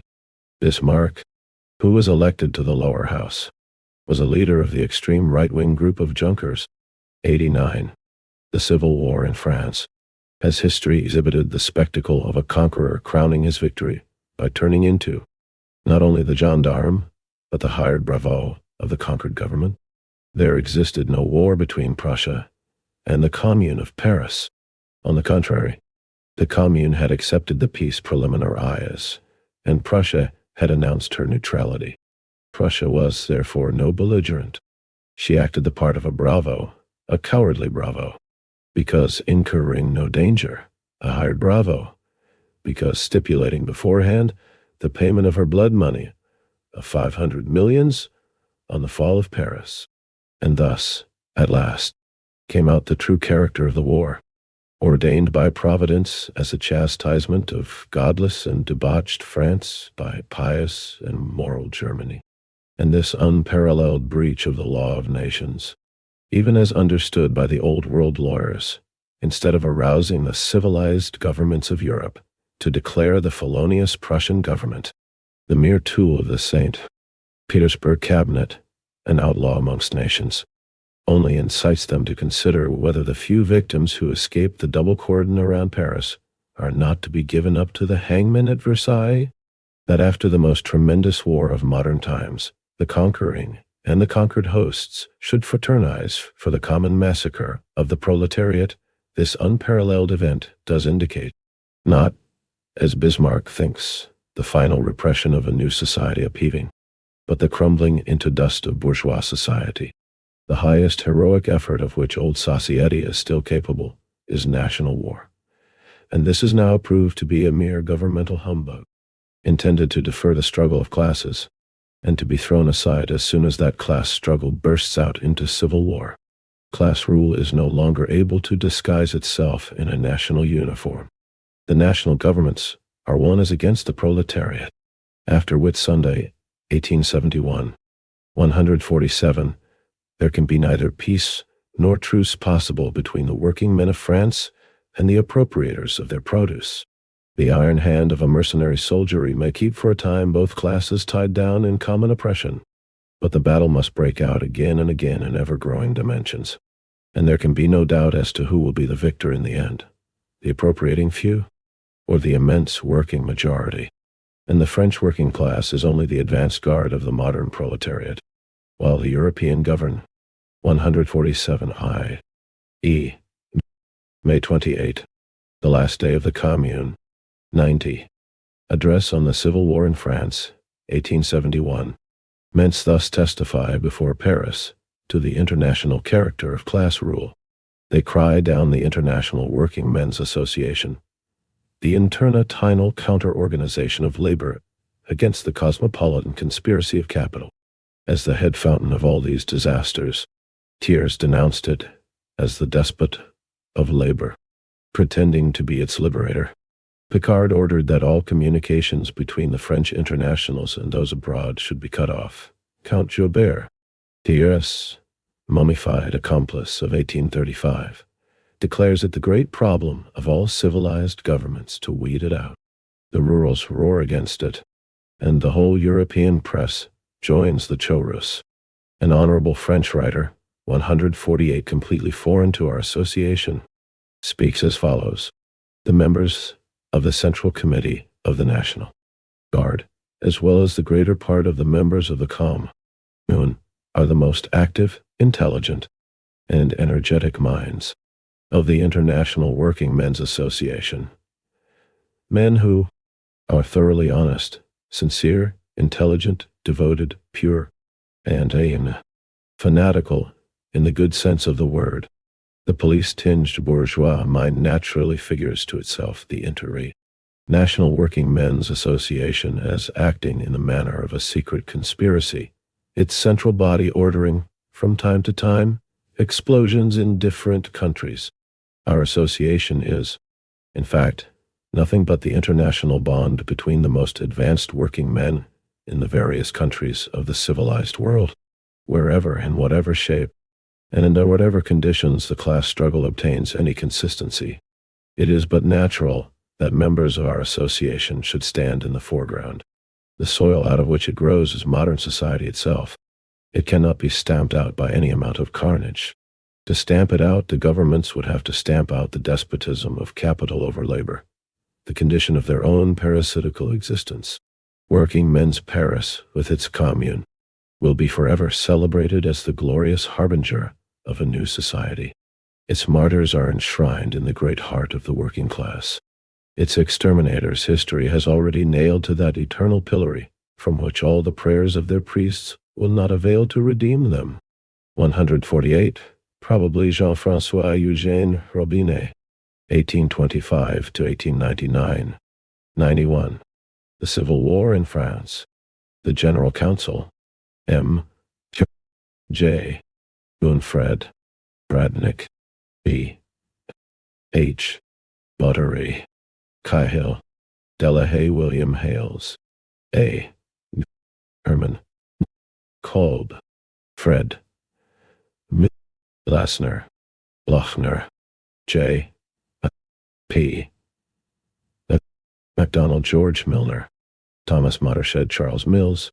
Charles Murray. Thunder. Roach. Rochat. Rule. Sadler. A. Serraillier Cowell Stepney. Alfred Taylor W. Townshend. Corresponding secretaries. Eugène Dupont for France. Karl Marx for Germany and Holland. Frederick Engels for Belgium and Spain. Hermann Jung for Switzerland. P. Giovacchini for Italy. Levi Maurice for Hungary. Antoni Zabitsky for Poland. James Cohen for Denmark. J. B. Macarius for the United States of America. Hermann Jung, Chairman. John Weston, Treasurer. George Harris, Financial Secretary. John Hales, General Secretary. Office, 256 High, Holborn, London, W. C. May 35th, 1871. 92. Address on the Civil War in France, 1871. Notessi. The column of prisoners halted in the Avenue Uric, and Day was drawn up, 4 or 5 deep, on the footway facing to the Vielle road. General Marquis de Galifet and his staff dismounted, and commenced an inspection from the left of the line, walking down slowly and eyeing the ranks.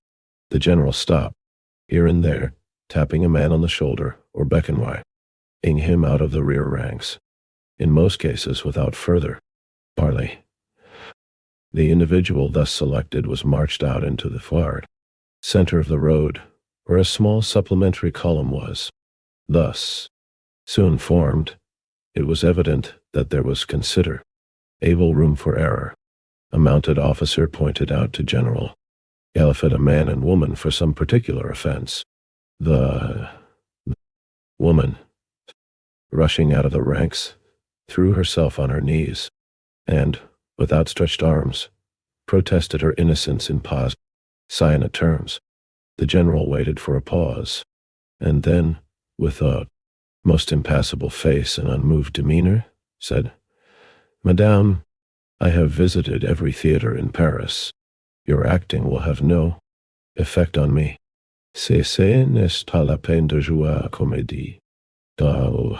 It was not a good thing on that day to be noticeably taller, dirtier, cleaner, older, or uglier than one's neighbors. One individual, in particular, struck me as probably owing his speedy release from the ills of this world to his having a broken nose. Over 100 being thus chosen, a firing party told off, and thus so. Me too. Column resumed its march, leaving them behind. A few minutes afterwards, a dropping fire in our rear commenced, and I continued for over a quarter of an hour. It was the execution of these summarily convicted wretches. Paris Correspondent. Daily News. 149 June 8. 149 The Daily News, a liberal paper and mouthpiece of the British industrial bourgeoisie, published from 1846 to 1930 in London. 93. The Civil War in France. This Galifet, the kept man of his wife, so notorious for her shameless exhibitions at the orgies of the Second Empire, went, during the war, by the name of the French Ensign Pistol. The Temps 150, which is a careful journal and not given to sensation, tells a dreadful story of people imperfectly shot and buried before life was extinct. A great number were buried in the square round Saint-Jacques-le-Boucherie, some of them very superficially. In the daytime, the roar of the busy streets prevented any notice being taken, but in the stillness of the night the inhabitants of the houses in the neighborhood were roused by distant moans, and in the morning a clenched hand was seen protruding through the soil. In consequence of this, exhumations were ordered to take place. That many wounded have been buried alive, I have not the slightest doubt. One case I can vouch for. When Brunel was shot with Theo, his mistress, on the 24th vault, in the courtyard of a house in the Place Vendôme. The bodies lay there until the afternoon of the afternoon. 27th. When the burial party came to remove the corpses, they found the woman living still and took her to an ambulance. Though she had received 4 bullets, she is now out of danger. Paris Correspondent, Evening Standard, 151 June 18th. The following letter appeared in the London Times of June 13, 152, 150 Le Temps, a conservative daily, organ of the French big bourgeoisie, published in Paris from 1861 to 1943. It opposed the Second Empire and its war against Prussia. After the collapse of the Second Empire, it supported the government of national defense. 151, The Evening Standard, published in London between 1857 and 1905. Used to be the evening edition of Standard, a daily paper of the British Conservatives, which was founded in London in 1827. 152. The statement was drawn up by Marx and Engels for the General Council of the International Workingmen's Association on Jules Favre's circular of June 6, 1871. It was included in the second and third English editions of the Civil War in France in 94. Address on the Civil War in France, 1871. To the editor of the Times. Sir, on June 6, 1871, M. Jules Favre issued a circular to all the European powers, calling upon them to hunt down the FAR, International Working Men's Association. A few remarks will suffice to characterize that document. In the very preamble of our statutes, it is stated that the International was founded September 28, 1864, at a public meeting held at St. Tor, Martin's Hall, Long Acre, London. 153 for Persire. Poses of his own Jules Favre puts back the date of its origin behind 1862. In order to explain our principles, he professes to quote there the International's sheet of the 25th of March, 1869, and then what does he quote? The sheet of a society which is not the International. This sort of maneuver he already recurred to when, still a comparatively young lawyer, he had to defend the national newspaper, prosecuted for libel by Cabot. Then, he pretended to read extracts from Cabot's pamphlets while reading interpolations of his own, a trick exposed while the court was sitting, and which, but for the indulgence of Cabot, would have been punished by Jules Favre's expulsion from the Paris bar. Of all the documents quoted by him as documents of the International, not one belongs to the International. He says, for instance, the Alliance declares itself atheist. Says, the General Council, constituted in London in July 1869. The General Council never issued such a document. On the contrary, it issued a document 154, which quashed the original statutes of the Alliance de la Démocratie Socialiste, at Geneva, quoted by Jules Favre. In the German editions of 1871, 1876, and 1891. It was also published separately in many newspapers. See Marx and Engels' Works, ed. Vol. Vol. 70, pp.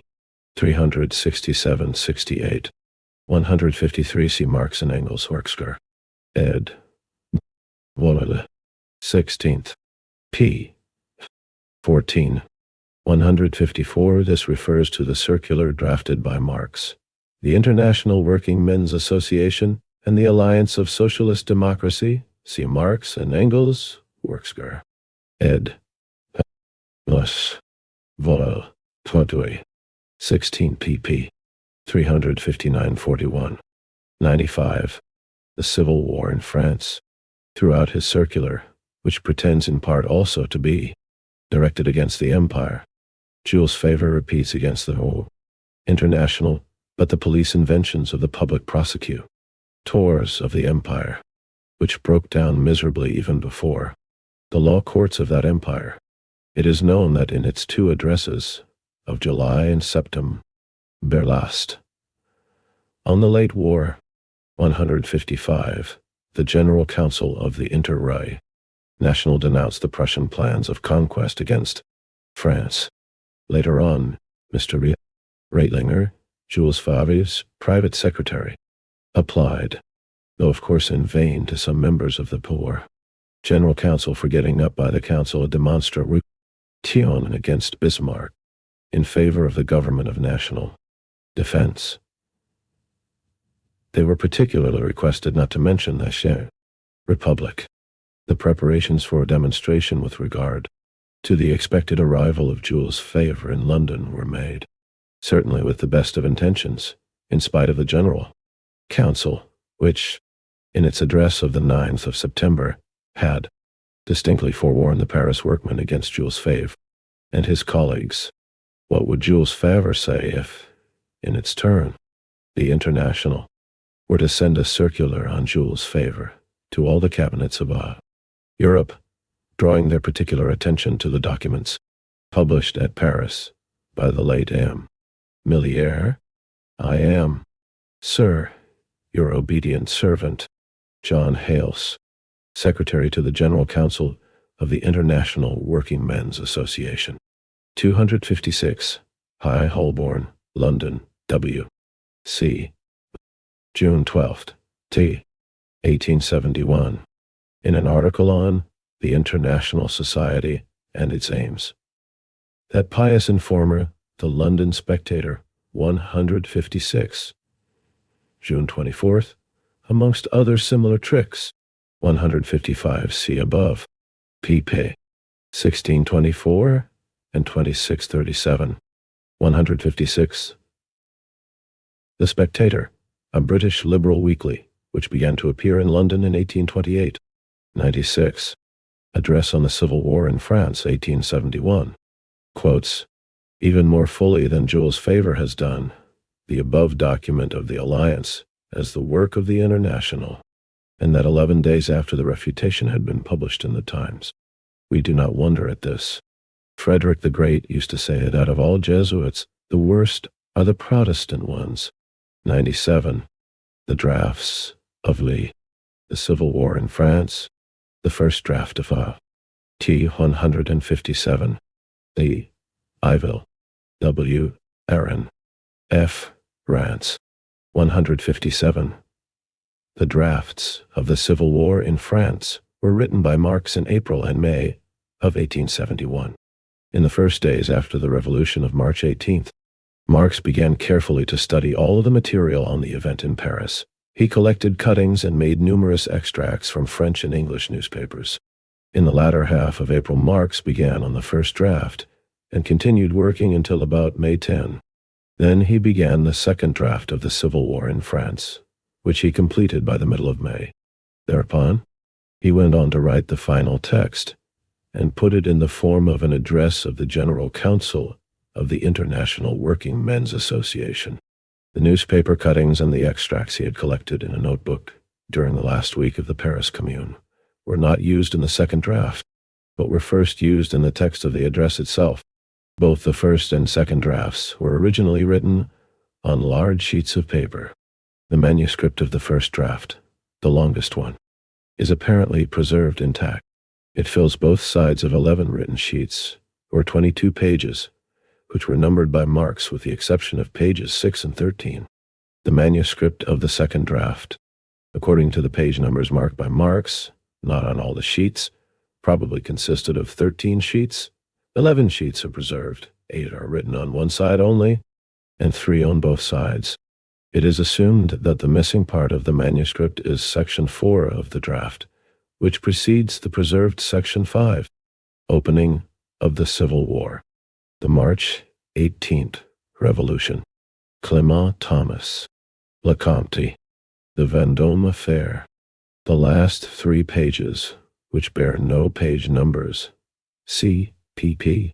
226, 231 of this book, are mainly revisions of individual passages in the second draft.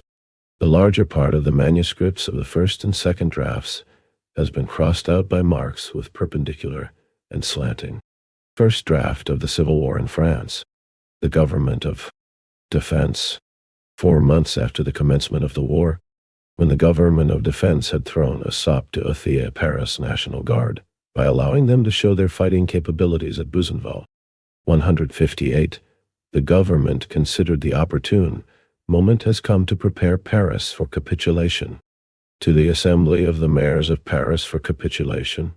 Trochu, in presence of and supported by Jules Favre and some others of his colleagues, revealed at last his plan.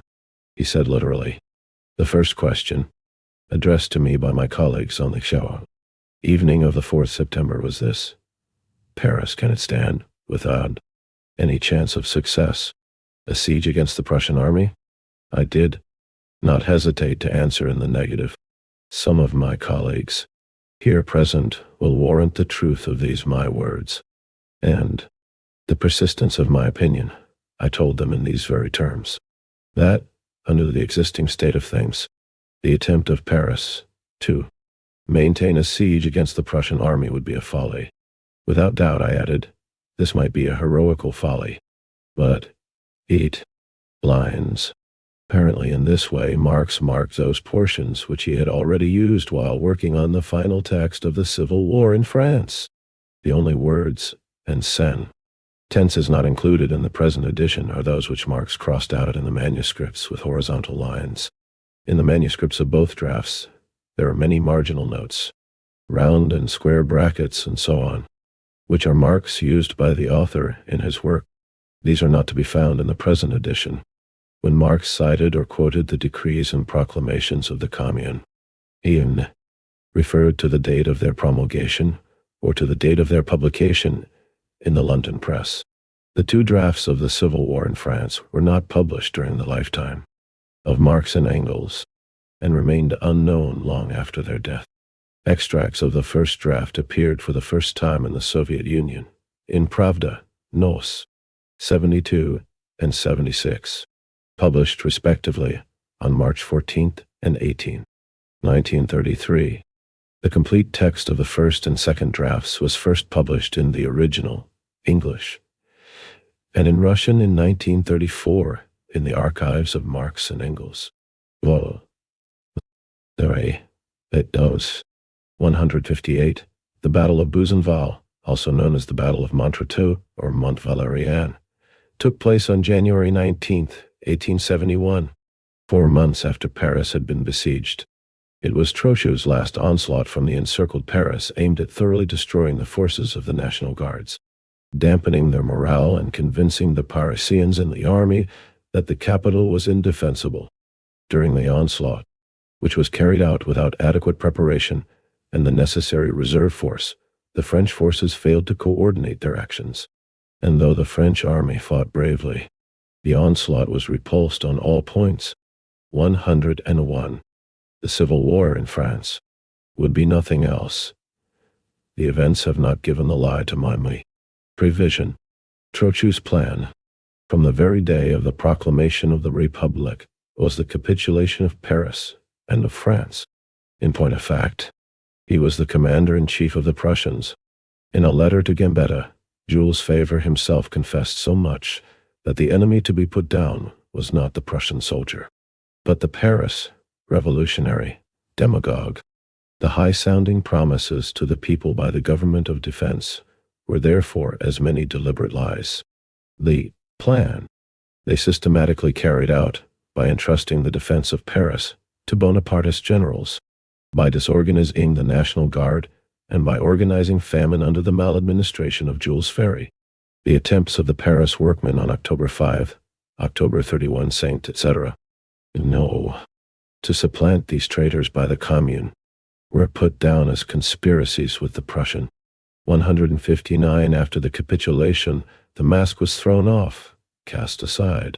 The capitulars became a government by the grace of Bismarck.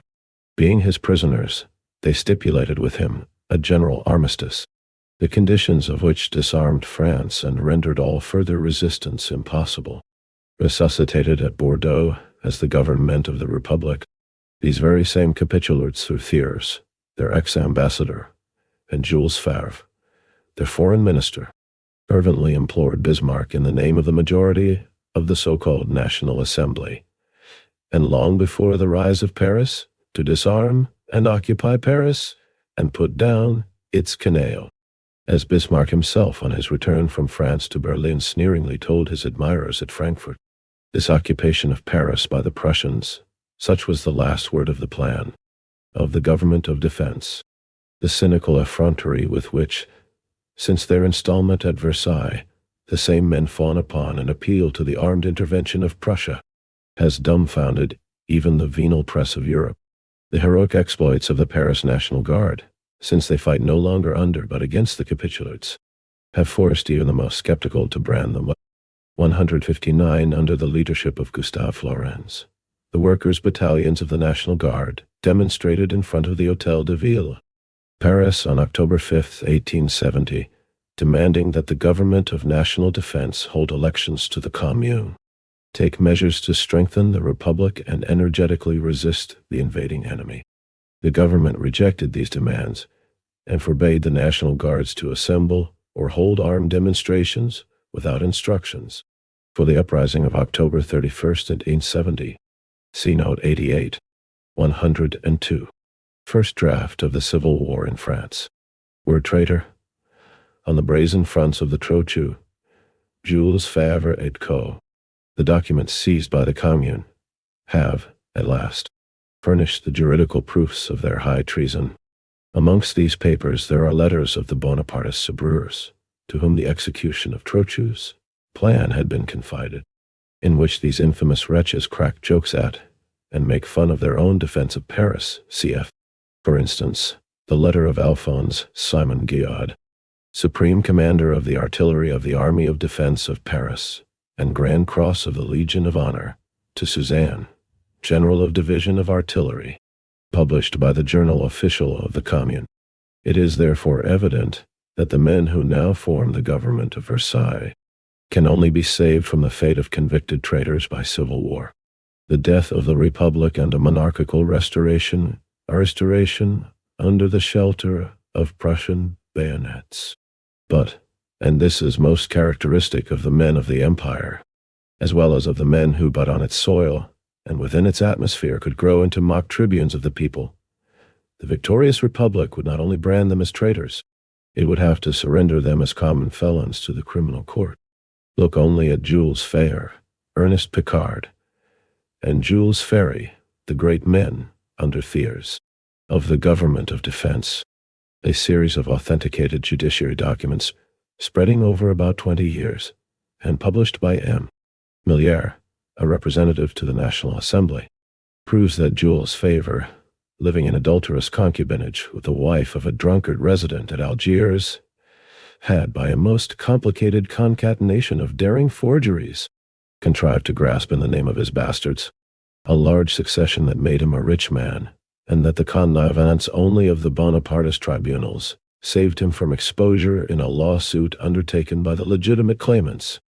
Jules Favre, then, this unctuous mouthpiece of family, religion, property, and order, has long since been forfeited to the Code Penal. Lifelong penal servitude would be his unavoidable lot under every honest government. Ernest Picard, the present Versailles Home Minister, appointed by himself on September 4th, Home Minister of the Government of Defense, 160, after he had tried in vain to be appointed by Louis Bonaparte. This earnest 160 in his final manuscript. Marx made a revision. Ernest Picard was Minister of Finance of the Government of National Defense, and the Elector Libre was the paper of the Finance Office, CPP. 43. 103. The Civil War in France. Picard is the brother of one Arthur Picard. When, together with Jules Favre and co. Donning, he had the impudence to propose this worthy brother of his as a candidate in the Seine-et-Oise for the Corps Legislatif, the imperialist government published two documents: a report of the Prefecture of Police, July 13,161, 1867, stating that this Arthur Picard was excluded from the Bourse as an escroc chez swindler, and another document of December 11, 1868, according to which Arthur had confessed the theft of 300,000 francs, committed by him as a director of one of the branches of the Société Générale, Rue Palestro. No. 5. Ernest made not only his worthy Arthur the editor-in-chief of a paper of his own, the Elector Libre, founded under the Empire, and continued to this day, a paper in which the Republicans are daily denounced as robbers, bandits, and partageaux appropriators, but once become the Home Minister of the Defense. Ernest employed Arthur as his financial medium between the Home Office to Ariad and the Stock Exchange, there to discount the state secrets entrusted to him. The whole financial correspondence between Ernest and Arthur has fallen into the hands of the Commune. Like the lachrymose Jules Favre, Ernest Picard, the Joe Miller of the Versailles government, is a man forfeited to the code penal and the galleys. To make up this trio, Jules Ferry, a poor breadless barrister before September 4th, not content to organize the famine of Paris, had contrived to job a fortune out of this famine. The day on which he would have to give an account of his peculations during the Paris siege would be his day of judgment. No wonder then that these men who can only hope to escape from the hulks in a monarchy, protected by Prussian bayonets, who but in the turmoil of civil war can win their ticket of leave, that these desperadoes were at once chosen by Thiers and accepted by the rurals as the safest tools of the counter-revolution. No wonder that when in the beginning of April captured National Guards were exposed at Versailles to the ferocious outrages of Pietris, Lambs, and the Versailles mob, Ernest Picard, with his hands in his trousers pockets, walked from group to group cracking jokes, while, on the balcony of the prefecture, Madame Thiers, Madame Jules Favre, and he. 161. The correct date was July 31, 104. First draft of the Civil War in France. A bevy of similar dames, looking in excellent health and spirits, exulted in that disgusting scene. No wonder, then, that while one part of France winces under the heels of the conquerors, while Paris, the heart and head of France, daily sheds streams of its best blood in self-defense against the home traitors. The Thiers, Favres, et co. indulge in revelries at the palace of Louis XIV, such, for instance, as the grand fete given by Thiers in honor of Jules Favre on his return from Rouen, whither he had been sent to conspire with, fawn upon, the Prussians. It is the cynical orgy of evaded felons.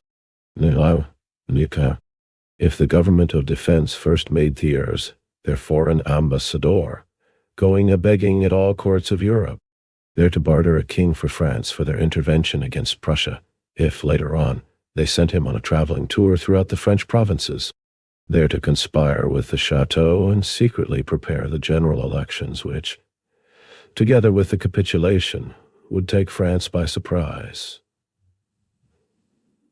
Thiers, on his side, made them his ministers and high functionaries. They were safe men. There is one thing rather mysterious in the proceedings of Thiers: his recklessness in precipitating the revolution of Paris.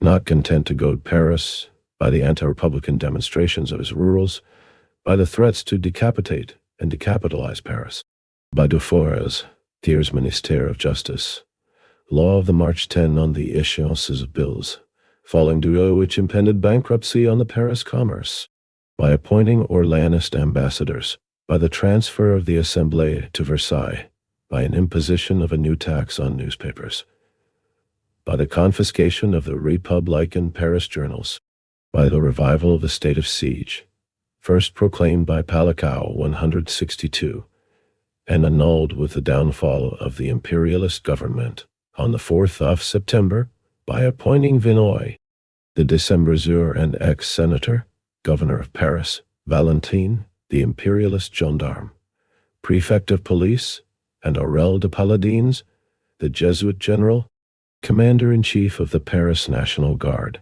He opened the civil war with feeble forces, by Vinoy's attack on the Buttes Montmartre, by the attempt first to rob the 162, this refers to Charles Cousin Montauban, a French general who commanded the joint French and British aggressive forces which invaded China in 1860.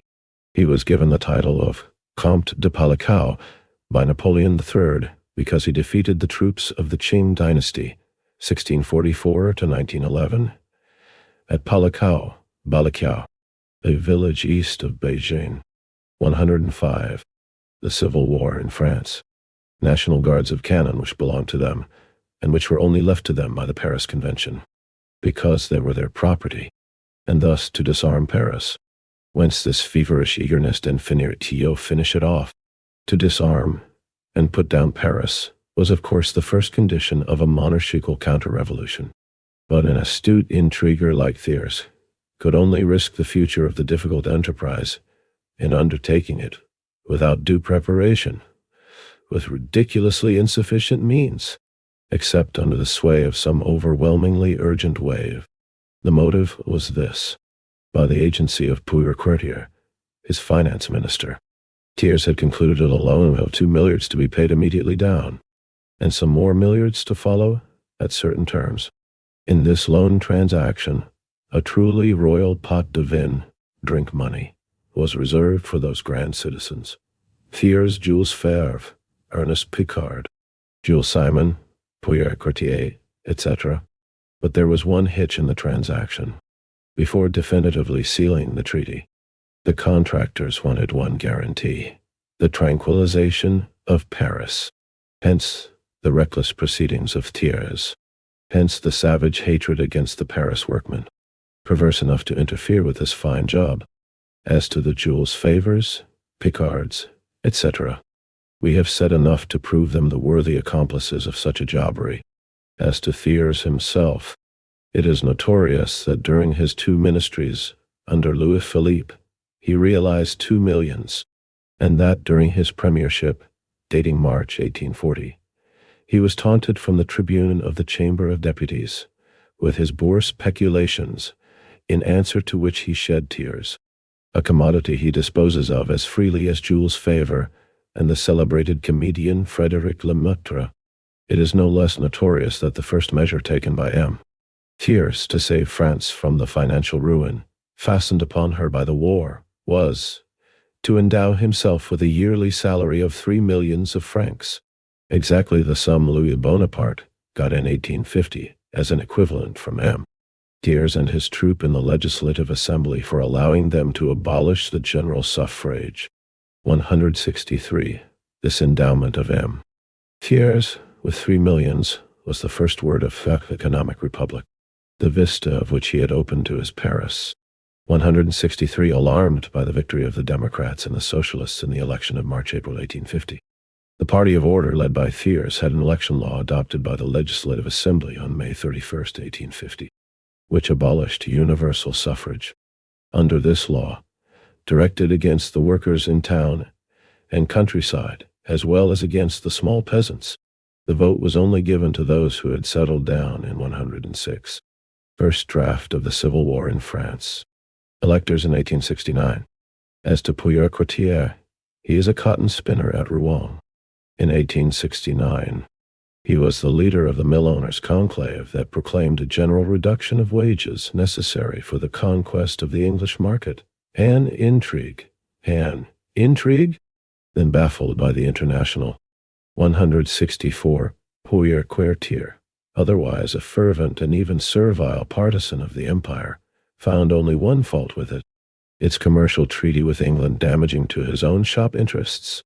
His first step, as M.'s finance minister, was to denounce that hateful treaty and to pronounce the necessity of re-establishing the old protective duties for his own shop.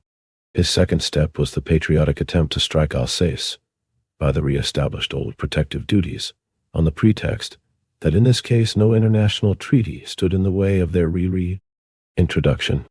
By this masterstroke, his own shop at Rouen would have got rid of the dangerous competition of the rival shops at Mulhausen. His last step was to make a present to his son in law, M. de la Roche-Lambert, of the Receveur Generalship, General Tax Collector's Office of the Loire, one of the rich booties falling into the lap of the governing bourgeois, and which Poyer Courtier had found so much fault with his imperialist predecessor, M. Magne, endowing his own son with that big jobbing place. This Poyer Courtier was then exactly the man for the perpetration of the above, said Job. One place for 3 years and paid direct tax. Consequently, the number of voters in France was reduced by nearly 3 million. Soon after the adoption of the election law of 1850, the Parliament increased the yearly salary of the President of the Republic, Louis Bonaparte, from 600,000 to 3,000 francs.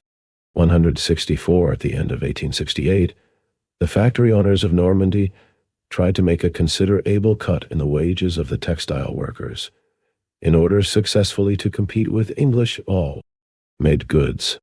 This caused a great strike in early 1869 of the textile workers in Sotteville-les-Rouen.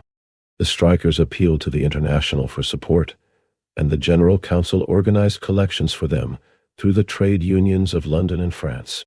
Though the strike was defeated, Marx pointed out in the report of the General Council of the International Workingmen's Association to the 4th Annual Congress at Basel, it enlisted the Norman cotton workers into the Revolutionary Army of Labor. It gave rise to the birth of trades unions at Rouen, Elbeuf, Darnetal, and the environs. And it sealed anew the bond of fraternity between the English and French working classes. See Marx and Engels' collected works, ed. Vol. 16th, pp. 374-75. No. D. 107. The Civil War in France. Do. 30 Mars. Rappel. 165 Jules Ferry. Ex-maire de Paris a défendu par une circulaire du 28 Mars aux employés de l'octroi de continuer toute perception for the city of Paris. March 30th, Rappel. Jules Ferry, ex-mayor of Paris, by a circular on March 28th, forbade the employees of the toll office to continue any collection for the city of Paris. Naughty,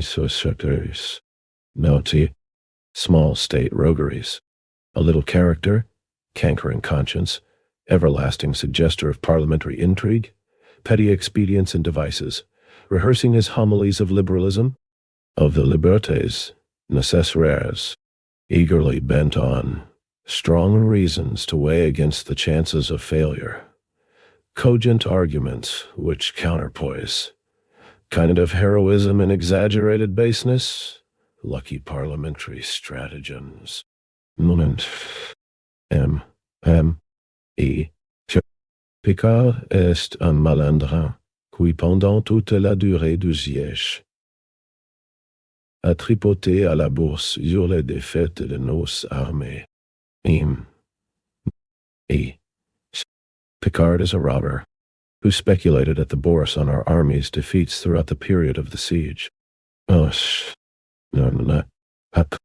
Massacre, trahison, incendie, assassinat, calomnie, mensonge, massacre, treason, arson, assassination, calomny, lying, in his speech to the Assembly of Mayors, etc. April 25th. Thiers says himself that the assassins of Clement Thomas and Lecomte d'Aurelle, a handful of criminals, ceux qui pourront à juste titre être considérés comme complices Décès, crimes par conspiration ou assistance, c'est-à-dire un très petit nombre d'individus, and those who can rightly be considered as accomplices of these crimes by conspiracy or assistance, that is to say, a very small number of individuals. 165. Le Rappel, a daily paper of the left-wing Republicans founded by Victor Hugo and Henri Rochefort, appearing in Paris from 1869 to 1928. It sharply criticized the Second Empire and supported the Paris Commune. 180. First draft of the Civil War in France. Dufour wants to put down Paris by press prosecutions in the provinces. Monstrous to bring journals before a jury because preaching conciliation. Dufour plays a great part in the Thiers intrigue. By his law of March 10th, he roused all the indebted commerce of Paris. By his law on Paris house rents, he menaced all Paris. Both laws were to punish Paris for having saved the honor of France and delayed the surrender to Bismarck for 6 months. Dufour is an Orleanist and a liberal, in the parliamentary sense of the word. Consequently, he has always been the minister of repression and of the state of siege. He accepted his first portfolio on May 13, 1889. After the defeat of the dernier Prize d'Armes, the latest armed uprisings on 166 of the Republican Party, was therefore the minister of the pitiless repression of the July government of that day.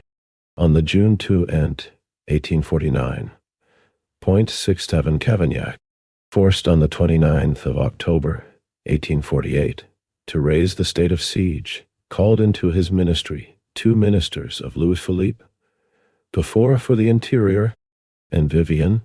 He appointed them on the demand of the Rue Poitiers, 168 tiers, which demanded guarantees. He thus hoped to secure the support of the dynastics for the impending election of president.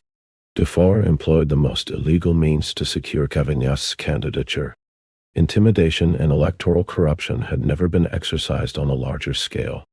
Dufour inundated France with defamatory prints against the other candidates, and especially of Louis Bonaparte. What big red, which did not prevent him to become later on Louis Bonaparte's minister. Dufour became again the minister of the state of siege of June 13, 1849, against the demonstration of the National Guard against the bombardment of Rome, etc., by the French army. He is now again the minister of the state of siege. Proclaimed at Versailles, for Depart 166, this refers to the armed uprising of the Blanquist Society of the Seasons, which took place on May 12, 1839. See note 136, 167. A slip of the pen in Marx's manuscript. In fact, it was on October 13, 1848, that Jules Dufour and Alexandre Vivian joined Cavaignac's cabinet as Minister of Interior and Minister of Public Works, respectively. On June 2, 1849, Dufour became minister in Odilon Barrett's cabinet. 168. Why? E. The Rue de Poitiers Committee, leading organ of the so-called Party of Order, which was dominated by the Orleanists headed by Thiers. 109. The Civil War in France. Meant of sine it was, power given to Thiers to declare any department whatever in a state of siege. Dufour, as in 1839, as in 1849, wants new repressive laws, new press laws, a law to abridge the formalities of the courts-martial. In a circular to the procureurs généraux, attorneys généraux, he denounces the cry of conciliation as a press crime to be severely prosecuted. It is characteristic of the French magistrature that only one single procureur général, that of Mayenne, 169, wrote to Dufour to resign.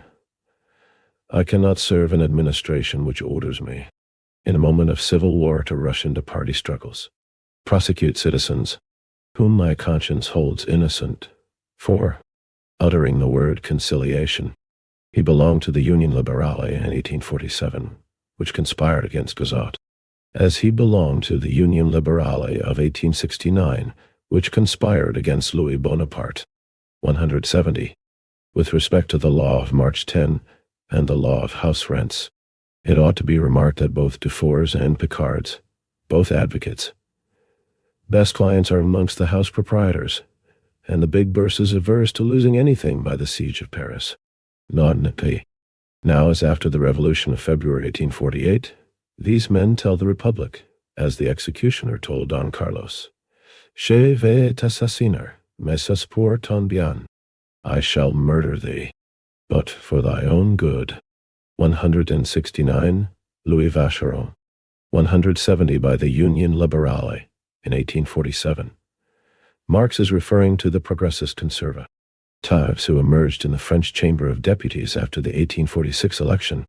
The chief representatives of this group were Orléanists like Émile de Girardin, Alexis de Tocqueville, and Dufour. In order to consolidate the July monarchy, the progressists, conservatives demanded that the Gazat government extend suffrage and carry out a series of economic reforms in the interest of the big industrial bourgeoisie. They were opposed to Gazat and exposed the discreditable acts of members of his government. The Union Liberale was a coalition of the bourgeois republicans, the Orléanists, and a section of the Legitimists. It was formed on the basis of common opposition to the empire during the election of the Corps Legislatif in 1863.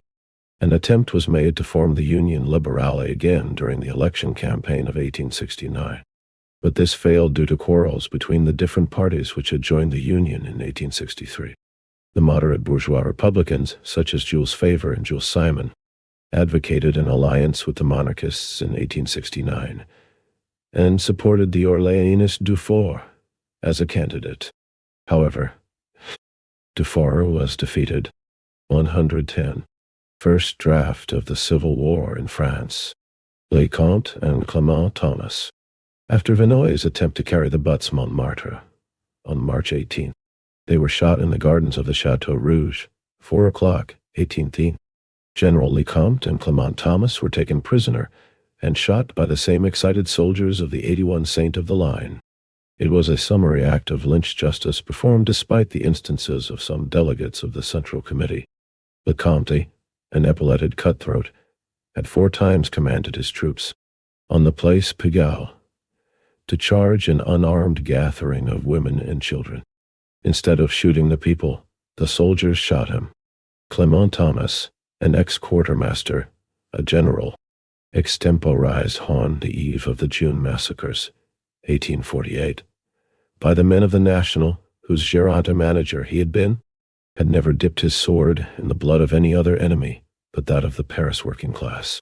He was one of the sinister plotters who deliberately provoked the June insurrection and one of its most atrocious executioners.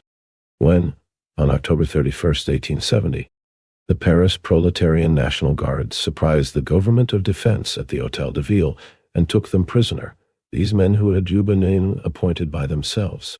These gens de paroles men of their word, as one of them, Picard, called them recently, gave their word of honor that they would make place to Iride for the Commune. Thus allowed to escape scot-free, they launched Trochu's Bretons on their 2 confident captors. One of them, however, M. Tamisier, resigned his dignity as commander-in-chief of the National Guard. He refused to break his word of honor. Then the hour had again struck for Clement Thomas. He was appointed, in Tamisier's place, commander-in-chief of the National Guard. He was the true man for Trochu's plan. He never made war upon the Prussians. He made war upon the National Guard, whom he disorganized, disunited, calumniated, weeding out all its officers hostile to Trochu's plan, setting one set of National Guards against the other, and whom he sacrificed in sorties, so planned as to cover them with ridicule. Haunted by the specters of his June victims, this man, without any official charge, must need again reappear on that theater of war of March 18th, where he scented another massacre of the Paris people. He fell a victim of lynch justice in the first moment of popular exasperation. The men who had surrendered Paris to the tender mercies of the Décembriser Vinoy in order to kill them. 111. The Civil War in France. Republican pocket, the Potsdamer, Tipson, stipulated by the Puyer-Quartier contract, shouted now, "Assassins! Assassins!" Their howl was re-echoed by the press of Europe, so eager for the blood of the proletarians. A farce of hysterical sensibleness was enacted in the rural assembly, and now, as before, the corpses of their friends were most welcome weapons against their enemies.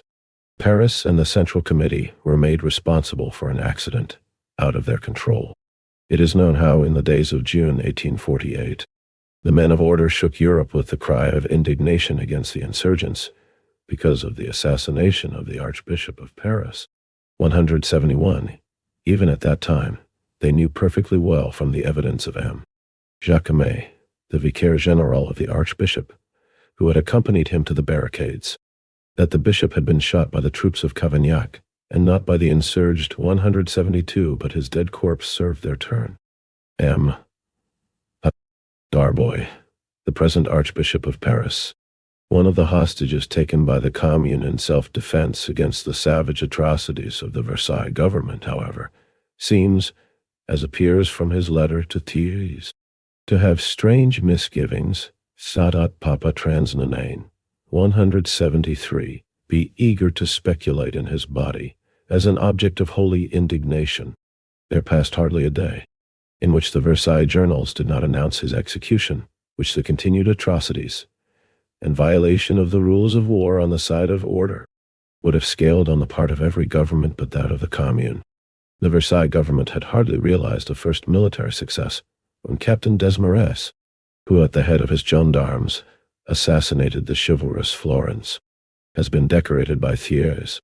Florence had saved the lives of the defensemen on October 31. St. Benoit the runaway, Renegat, was appointed Grand Cross of the Legion of Honor because he had our brave comrade Duval, when taken prisoner, shot inside the redoubts, because as a second installment, he had shot some dozen captive troops of the line who had joined the Paris people and inaugurated this civil war by the methods of December. 174. General Galifet, the husband of that charming.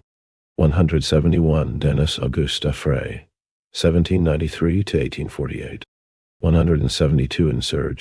Insurgents. 173. This refers to Thiers, who, as Minister of Interior, played a shameless part in ruthlessly suppressing the Republicans rising in Paris, April 13–14, 1834, and, particularly, in butchering the inhabitants of the Rue Transnanain, see Note 64. 174. This means a coup d'etat to be staged in the way as Louis Bonaparte did on December 2, 1851. 112. First draft of the Civil War in France. Marchioness whose costumes at the masked balls were one of the wonders of the empire. As a London penny a liner delicately puts it, surprised, near Rueil a captain, lieutenant, and private of National Guards, had them at once shot, and immediately published a proclamation to glorify himself on the deed. These are a few of the murders officially narrated and gloried in by the Versailles government. 25 soldiers of the 80th Regiment of the line shot as rebels by the 75. Every man wearing the uniform of the regular army who was captured in the ranks of the communists was straightway away, shot without the slightest mercy. The governmental troops were perfectly ferocious. M. Thiers communicated the encouraging particulars of Fluot, Rennes' death to the Assembly. Versailles, April 4th. Thiers, that misshapen dwarf, reports on his prisoners brought to Versailles in his proclamation. Never had more degraded countenances of a degraded democrat. Racy met the afflicted gaze of honest man. Pietri's men. Vinoy. Protests against any mercy to insurgent officers or line men. On the April 6th, decree of the Commune on reprisals and hostages, considering that the Versailles government openly treads underfoot the laws of humanity and those of war, and that it has been guilty of horrors such as even the invaders of France have not dishonored themselves by, it is decreed, etc. 175. Indiotica. The articles are as follows. April 5th. Proclamation of the Commune. Every day the banditti of Versailles slaughter or shoot our owners, and every hour we learn that another murder has been committed. The people, even in its anger, detests bloodshed, as it detests civil war, but it is its duty to protect itself against a 175 Journal Official de la République Française. No. 96, April 6, 1871. 113. The Civil War in France. The savage attempts of its enemies, and whatever it may cost, it shall be an eye for an eye, a tooth for a tooth. 176. Les sergents de ville qui se battent contre Paris ont 10 francs par jour. The policemen who fight against Paris get 10 francs a day. Oh, Versailles, April 11th. Most horrible details of the cold-blooded shooting of prisoners, not deserters, related with an evident gusto by general officers and other eyewitnesses. In his letter to Thiers, Darboy protests against the atrocious excesses which add to the horror of our fratricidal war. In the same strain, writes de Guéry, curé de la Madeleine, priest at the Madeleine. These executions roused de grande colère à Paris, et peuvent eu produire de terribles représailles. Ainsi l'on est résolu à chaque nouvelle exécution. On ordonna de nombreux otages que l'on est entre les mains. Jugez à quel point ce que je vous demande comme prêtre est une rigoureuse et absolue nécessité. Allez. These executions rouse great wrath in Paris, and may bring terrible reprisals. It is thus resolved, for each new execution, to dispose of 2 of the many hostages on hand. Judge it for yourself how urgent and absolutely necessary the demand is, which I, as a priest, make of you. Or, in midst of these horrors, Thiers writes to the prefects, L'Assemblée siège paisiblement, elle aussi a le cœur léger. 177. The assembly is sitting peacefully. It is also light-hearted. Or, well, Thiers in La Commission des 78 of his rules had the cool impudence to deny officially the pretended summary executions and end. 176 a bid. 177. This was said by the French Prime Minister, Émile Ollivier, on the eve of the declaration of war against Prussia. He declared that he accepted the responsibility for war with a light heart. And vice. 178 La Commission des Quinze, an organization formed by the National Assembly on March 20th, 1871, to assist the Thiers government in the struggle against revolutionary Paris. The commission was mainly composed of monarchists, as well as some bourgeois Republicans who supported Thiers. It called upon the provinces to organize volunteers to fight the Paris Commune. But there was no response. The commission broke up after the fall of the Commune. 114. First draft of the Civil War in France. Reprisals attributed to the troops of Versailles. No. But Papa Transnanain stated in his circular of April 16, on the bombardment of Paris, if some cannon shots have been fired, it is not the deed of the corps army of Versailles, but of some insurgents wanting to make believe that they are fighting, while they do not dare show themselves. Thiers has proved that he surpasses his hero, Napoleon I, at least in one thing, lying bulletins. Of course, Paris bombards itself in order to be able to calumniate Thiers. Went force to these atrocious provocations of the Bonapartists' black legs. The Commune has contented itself to take hostages and to threaten reprisals, but its threats have remained a dead letter. Not even the gendarmes masqueraded into shrewd assy officers, not even the captive sergeants de ville, upon whom explosive bombs have been seized, were placed before a court martial. The Commune has refused to soil its hands with the blood of these bloodhounds.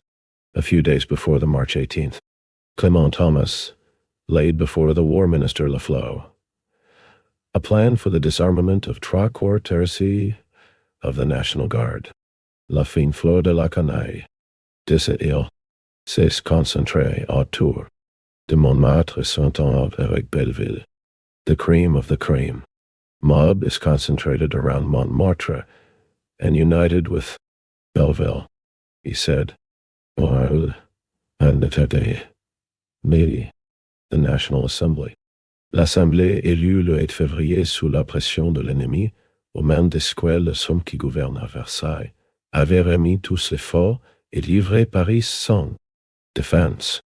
L'Assemblée de Versailles avait un but unique et clairement déterminé, par la convention même signée à Versailles le 29 janvier, de décider si la guerre pouvait être continuée ou traiter la paix, et, dans ce cas, fixer les conditions de cette paix et assurer le plus promptement possible l'évacuation du territoire français. The Assembly elected on February 8, under the pressure of the enemy, to whom the men governing at Versailles had surrendered all the forts and handed over the defenseless. 115. The Civil War in France. Paris. This Versailles Assembly had but one aim, clearly determined by the convention signed at Versailles on January 29th, that is, to decide whether the war could be continued or whether to treat for peace, and, in the latter case, to establish the conditions for such a peace and ensure the evacuation of French territory as quickly as possible. Und, Chanzy, Archbishop of Paris, etc. Liberation of Chanzy took place almost simultaneously with the retreat of Cesset. The royalist journalists were unanimous in decreeing the death of the general. They desired to fix that amiable proceeding on the Reds. 3 times he had been ordered to execution, and now he was really going to be shot. After the Vendôme affair. 179. There was consternation at Versailles. An attack on Versailles was expected on March 23rd, for the leaders of the communal agitation had announced that they would march on Versailles if the Assembly took any hostile action. The Assembly did not. On the contrary, it voted as urgent a proposition to hold communal elections at Paris, etc. By the concessions, the Assembly admitted its powerlessness. At the same time, royalist intrigues at Versailles, Bonapartist generals, and the Duc d'Aumale, 180 favor, avowed he had received a letter from Bismarck announcing that unless order were restored by March 26th, Paris would be occupied by the German troops. Red saw plainly through his little artifice. Die Vendôme affaire provoquée by le faussaire, ce jesuite infâme da favor, Coelho, March 21, est monté à la tribune de l'Assemblée de Versailles pour insulter ce peuple qui l'a tiré du néant et soulever Paris contre les départements. The Vendôme affair was provoked by the forger, that infamous Jesuit J. Favre, who mounted the tribune of the Versailles Assembly on March 21st, to insult the people who had raised him out of obscurity and to stir up Paris against the departments. March 30th, Proclamation of the Commune, 179, see below, p. 181, 8. CEO Co. 180 in his. The Civil War in France. Marx probably wanted to cite examples of the monarchists' intrigues in the Versailles National Assembly. The material Marx collected from newspapers during this period included news items about the conspiracies of Duc Aumale and his brother Prince Joinville in Versailles, rumors about the merger of the Bourbons and the Orléans, and the scheme to place Duc Aumale on the throne of France. 116. First draft of the Civil War in France. Aujourd'hui les criminels, que vous n'avez pas même voulu poursuivre, abusant de votre magnanimité pour organiser, aux portes mêmes de la cité un foyer de conspiration monarchique, que ils invoquent la guerre civile, ils mettent en œuvre Toutes les corruptions, ils acceptent toutes les complicités. Ils ont osé mentir jusqu'à l'appui de l'étranger. 181 today, the Torah. Criminals, whom you did not even wish to pursue, abuse your magnanimity and organize a center of monarchical conspiracy. At the very gates of the city, they invoke civil war. They employ all kinds of corrupt methods. They accept any complicity. They even dare to solicit foreign support. Fee. Thiers, on the April 25th in his reception of the mayors, adjuncts, and Munich IPOL councillors of the suburban communes of the Seine, Thiers said, La République existe. Le chef du pouvoir exécutif n'est qu'un simple citoyen. The Republic exists. The chief of the executive is only a common citizen. And the progress of France from 1830 to 1871, according to M. Thiers, consists in this. In 1830, Louis-Philippe was the best of republics. In 1871, the ministerial fossil of Louis-Philippe's reign, little Thiers himself, is the best of republics. M. Thiers commenced his regime by an usurpation. By the National Assembly, he was appointed chief of the Ministry of the Assembly. He appointed himself chief of the executive of France, the Assembly, and the Paris Revolution. The Assembly, summoned at the dictate of the foreign invader, was, as is clearly laid down in the Versailles Convention of January 29, but elected for one single purpose, to decide the continuation of war or settle the conditions of peace. In their calling the French people to electoral urns, the capitulars of Paris themselves plainly defined that specific mission of the Assembly, and this accounts, to a great part, for its very constitution. The 181 Journal Officiel de la Commune de Paris, No. I, March 30th, 1871. 117. The Civil War in France. Continuation of the war having become impossible through the very terms of the armistice, humbly accepted by the capitulars, the Assembly had, in fact, but to register a disgraceful peace, and for this specific performance, the worst men of France were at best. The Republic was proclaimed on September 4th, not by the pettifoggers who installed themselves at the Hôtel de Ville as a government of defense, but by the Paris people. It was acclaimed throughout France without a single dissentient voice. It conquered its own existence by a 5 months' war, whose cornerstone was the prolonged resistance of Paris. Without this war, carried on by the Republic, and in the name of the Republic, the empire would have been restored by Bismarck after the capitulation of Sedan. The pettifoggers with M. Thiers at their head would have had to capitulate not for Paris, but for personal guarantees against a voyage to Cayenne, and the rural assembly would never have been heard of. It met only by the grace of the Republican Revolution, inchoated at Paris, being no constituent assembly, as M. Thiers himself has repeated to nauseousness. It would, if not as a mere chronicler of the past incidents of the Republican Revolution, not even have had the right to proclaim the destitution removal of the Bonaparte's dynasty. The only legitimate power, therefore, in France is the revolution itself, centering in Paris. That revolution was not made against Napoleon the Little, but against the social and political conditions which engendered the Second Empire, which received their last finish under its sway, and which, as the war with Prussia glaringly revealed, would leave France a cadaver, if they were not superseded by the regenerating powers of the French working-class revolution. The attempts of the rural assembly holding only an attorney's power to the revolution to sign the disastrous bond handed over by its present executive to the foreign invader. Its attempt to treat the revolution as its own capitulard is, therefore, a monstrous usurpation. Its war against Paris is nothing but a cowardly chouannerie. 182 under the shelter of Prussian bayonets. It is a bare conspiracy to assassinate France, in order to save the privileges, the lie. 182 the chouannerie.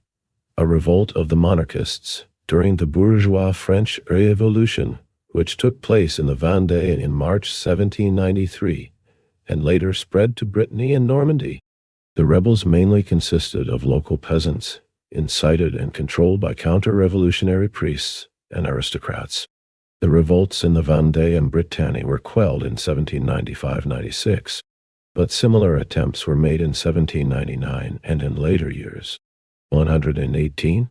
First draft of the Civil War in France.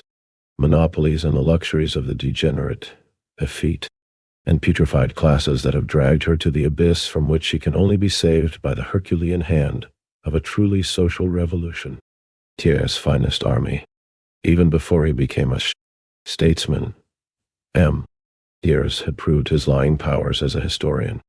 But the vanity, so characteristic of dwarfish men, has this time betrayed him into the sublime of the ridiculous.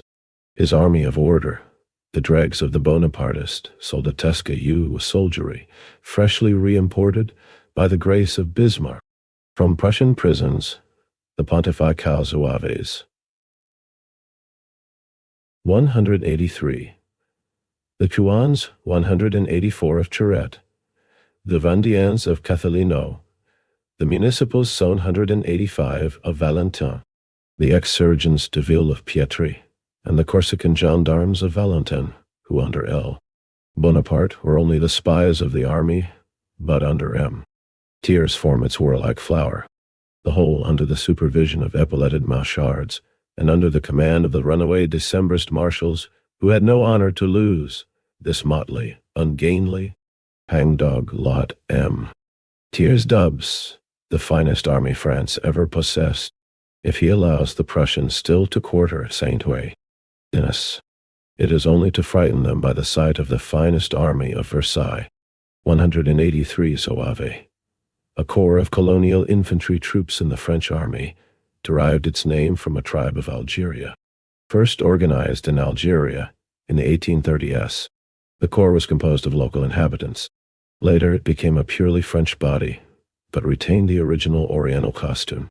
The pontifical Zouaves were the Pope's guards, organized and trained on the pattern of the original Zouaves, and recruited from volunteers of the young French noblemen after the occupation of Rome by the Italian troops, and to France in September 1870, and reorganized under the name of the Legion of Saint Volunteers of the West, incorporated into the end of the temporal power of the Pope. The pontifical Zouaves were dispatched, and the 2nd Loire Army. They fought in the war against Germany. After the war, the Legion took part in the suppression of the Paris Commune. Later, it was disbanded. 184 Chouans. Originally, the participants of the counter-revolutionary riots in northwestern France during the bourgeois French Revolution. At the time of the Paris Commune, the communards used this name to describe the monarchist-minded Versailles army recruited at Brittany. 185 The Municipals, known as the Republican Guards since 1871, were a military police force consisting of infantry and cavalry, founded by the July Monarchy in Paris in 1830, to suppress revolutionary movements. In 1871, it became a crack force of the Versailles Counter-Revolutionary Army. 119. The Civil War in France. Thiers. Small state rogueries. Everlasting suggester of parliamentary intrigues. Thiers was never anything else but an able journalist and a clever word fencer, a master of parliamentary roguery, a virtuoso in perjury, a craftsman in all the small stratagems, base perfidies, and subtle devices of parliamentary party warfare. This mischievous gnome charmed the French bourgeoisie during half a century, because he is the truest intellectual expression of their own class corruption. When in the ranks of the opposition, he over and over rehearsed his stale homily of the libertés nécessaires, to stamp them out when in power. When out of office, he used to threaten Europe with the sword of France. And what were his diplomatic performances in reality? To pocket in 1841 the humiliation of the London Treaty. 186 To hurry on the war with Prussia by his declamations against German unity. To compromise France in 1870 by his begging tour at all the courts of Europe. To sign in 1871 The Paris capitulation to accept a peace at any price, and implore from Prussia a concession, leaving means to get up a civil war in his own downtrodden country. To a man of his stamp, the underground agencies of modern society remained, of course, always unknown. But even the palpable changes at its surface he failed to understand. For instance, any deviation from the old French protective system he denounced as a sacrilege, and as a minister of Louis Philippe, went the length of treating disdainfully the construction of railways as a foolish chimera, and even under Louis Bonaparte, he eagerly opposed every reform of the rotten French army. Organization. A man without ideas, without convictions, and without courage. A professional revolutionist in that sense, that in his eagerness of display, of wielding power and putting his hands into the national exchequer, he never scrupled, when banished to the ranks of the opposition. 186 as a result of a concession made by France to other European powers following the signing of the Convention of London of 1840, see Note 72. She was allowed to take part in the concluding of the Treaty of London of 1841. This treaty forbade the passage of foreign warships through the Straits, Bosporus and Dardanelles, in time of peace. It was signed on July 13, 1841 by Russia, Britain, France, Austria and Prussia on the one side and Turkey on the other. In the third English edition of the Civil War in France, Marx mentioned the Laon Convention of 1840 as an example of France's defeat in foreign policy. 120. First draft of the Civil War in France. To stir the popular passions and provoke a catastrophe to displace a rival. He is at the same time a most shallow man of routine, etc. The working class he reviled as the vile multitude. One of his former colleagues in the legislative assemblies, a contemporary of his, a capitalist and however a member of the Paris Commune, M. Bisley thus addresses him in a public address. The subjugation, asservissement, of labor to capital.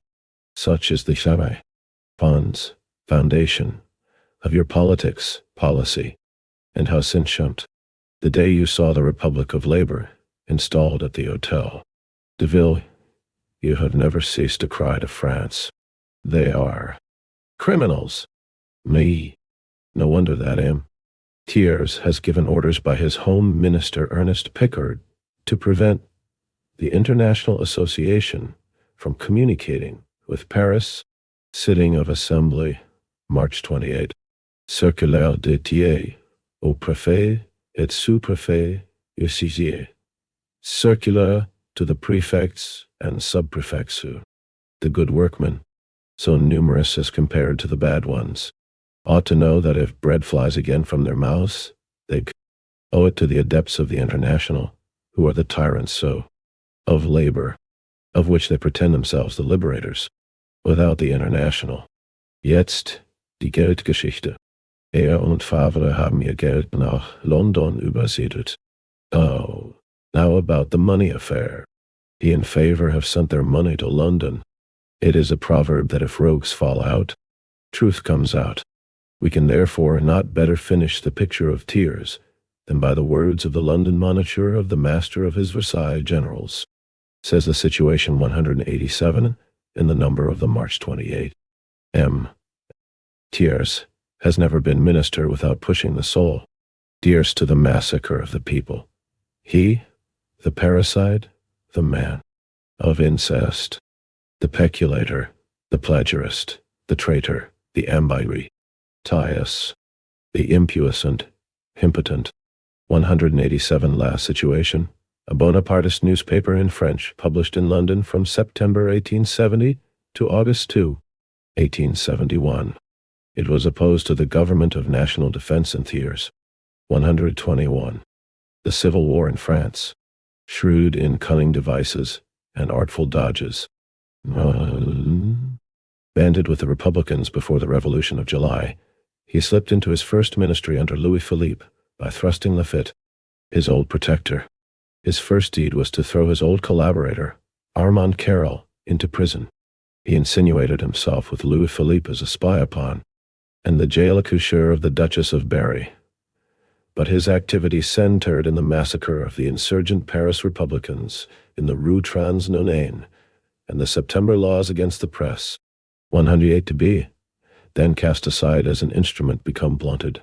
Having intrigued himself again into power in 1840, he planned the Paris fortifications, opposed as an attempt on the liberty of Paris by the whole Democratic Party, except the bourgeois Republicans of the National. Thiers replied to their outcry from the tribune of the Chambre des députés. Quae, Tommy, imagineur que des suffrages de fortification quelconque pouvaient nuire à la liberté. C'est se placer hors de toute réalité. Et d'abord, c'est calomnier un gouvernement quel qu'il soit déjà, supposer qu'il puisse un jour chercher à se manier embaumer, gardant la capitale, quae, après avoir percé de ses bombes, la voûte des Invalides ou du Panthéon, après avoir inondé de feu, c'est faux la demeure de vos familles. Il se présenterait à vous, pour vous demander la confirmation de son existence. Mais, il serait sans toi plus impossible après la victoire qu'avant. What? To fancy that any works of fortification could ever endanger liberty, that is to depart completely from reality. 188 Marx is referring to the infamous role played by Thiers in suppressing the uprising of April 13-14, 1834, which was against the rule of the July monarchy, the uprising of the Paris workers, and the petit bourgeois strata which joined in with them, was led by the Republican Secret Society for the Rights of Man. In suppressing the insurrection, countless atrocities were perpetrated by the militarists, including the slaughter of all the dwellers in a house in the Rue Transnonain. Thiers was the chief instigator of the brutal suppression of the Democrats, both during the uprising and after it was put down, under the provisions of the reactionary laws of September, introduced in September 1835. The French government restricted the activities of juries and severely inhibited the press by such measures as that which increased the sum of money paid. Articles had to deposit as a security. The laws also threatened imprisonment and heavy fines for speeches against private ownership and the existing state system. 122. First draft of the Civil War in France. And first of all, it is a slander on a government, whatever it might be like, to suppose that it could someday attempt to maintain itself by bombarding the capital. What? After having breached the vault of the Hôtel des Invalides, or of the Panthéon, with its shells, after having inundated your houses with its fire, it would present itself before you to demand confirmation of its existence. But such a government would be 100 times more impossible after the victory than before. Indeed, neither the government of Louis Philippe nor that of the Bonapartist Regency dared to withdraw from Paris and bombard it. This employment of the fortifications was reserved to Thiers, their original plotter, when King Bomba 189 of Naples bombarded Palermo in January 1848. Thiers again declared in the Chamber of Deputies, "Vous savez, messieurs, ce qui se passe à Palerme. Vous avez tous tressailli d'horreur. En apprenant que, pendant 48 heures, une grande ville a été bombardée. Par qui? Était-ce par un ennemi étranger, exerçant les droits de la guerre? Non, messieurs, par son propre gouvernement. Et pourquoi? Parce que cette ville infortunée demandait des droits. Eh bien, pour la demande de ces droits, il y a eu 48 heures de bombardement. Permettez-moi d'en appeler à l'opinion européenne. C'est un service à rendre à l'humanité que de venir du haut de la plus grande tribune, peut-être de l'Europe, faire retentir quelques paroles d'indignation contre de tels actes. Messieurs, lorsque il y a à 50 ans, les Autrichiens exerçant les droits de la guerre, pour s'épargner les longueurs d'un siège, voulant bombarder l'île, lorsque place, tard et anglais, qui exerçant aussi les droits de la guerre, bombardèrent Copenhague, et tout récemment, quand le régent Espartero, qui avait rendu des services à zone pays pour réprimer une insurrection, a voulu bombarder Barra. 189 in January 1848, the army of Ferdinand II, King of the Two Sicilies, bombarded the town of Palermo to suppress the people's uprising, which was a signal for the bourgeois revolution in the Italian states in 1848-49. In the autumn of 1848, Ferdinand II again indiscriminately bombarded Messina, and thus won himself the nickname King Bomba. 123. The Civil War in France. Selon dans tous les partis, il y a eu une générale indignation. You know, gentlemen, what is happening at Palermo. You, all of you, shake with horror on hearing that a large town has been bombarded for 48 hours. By whom? Was it by a foreign enemy exercising the rights of war? No, gentlemen, it was by its own government. And why? Because that unfortunate town demanded its rights. Well then, for demanding its rights, it has got 48 hours of bombardment. Allow me to appeal to European public opinion. It is doing a service to mankind to stand up and make reverberate some words of indignation against such acts from perhaps the greatest tribune of Europe. Gentlemen, 50 years ago when the Austrians, exercising the rights of war, wanted to bombard Lille in order to spare it a long siege. Later, the English, who also exercised the rights of war, bombarded Copenhagen, and recently, when the regent Espartero, who had rendered services to his country, wanted to bombard Barcelona in order to suppress an insurrection. Indignation was general in all political parties. Well, a little more than a year later, Thiers acted the most fiery apologist of the bombardment of Rome by the troops of the French Republic, and exalted his friend, General Changarnier, for sabering down the Paris National Guards, protesting against this breach of the French Constitution. A few days before the Revolution of February 1848, fretting at the long exile from the place to which Gazat had condemned him. Tondo, scenting the growing commotion of the masses, which he hoped would enable him to oust his rival and impose himself upon Louis-Philippe, Thiers exclaimed in the Chamber of Deputies, Je suis du parti de la Révolution, tant en France qu'en Europe. Yo, souhaitait le gouvernement de la Révolution reste dans les mains des hommes modérés. Mais quand ce gouvernement passerait dans les mains d'un ardent fous des radis, je n'abandonnerai pas ma cause pour cela. Je serai toujours du parti de la Révolution. I am of the party of the Revolution, not only in France, but in Europe.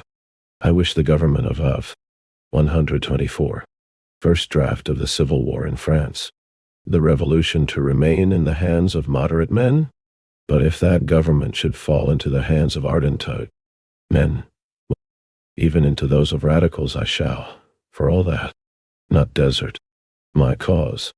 I shall always be of the party of the Revolution.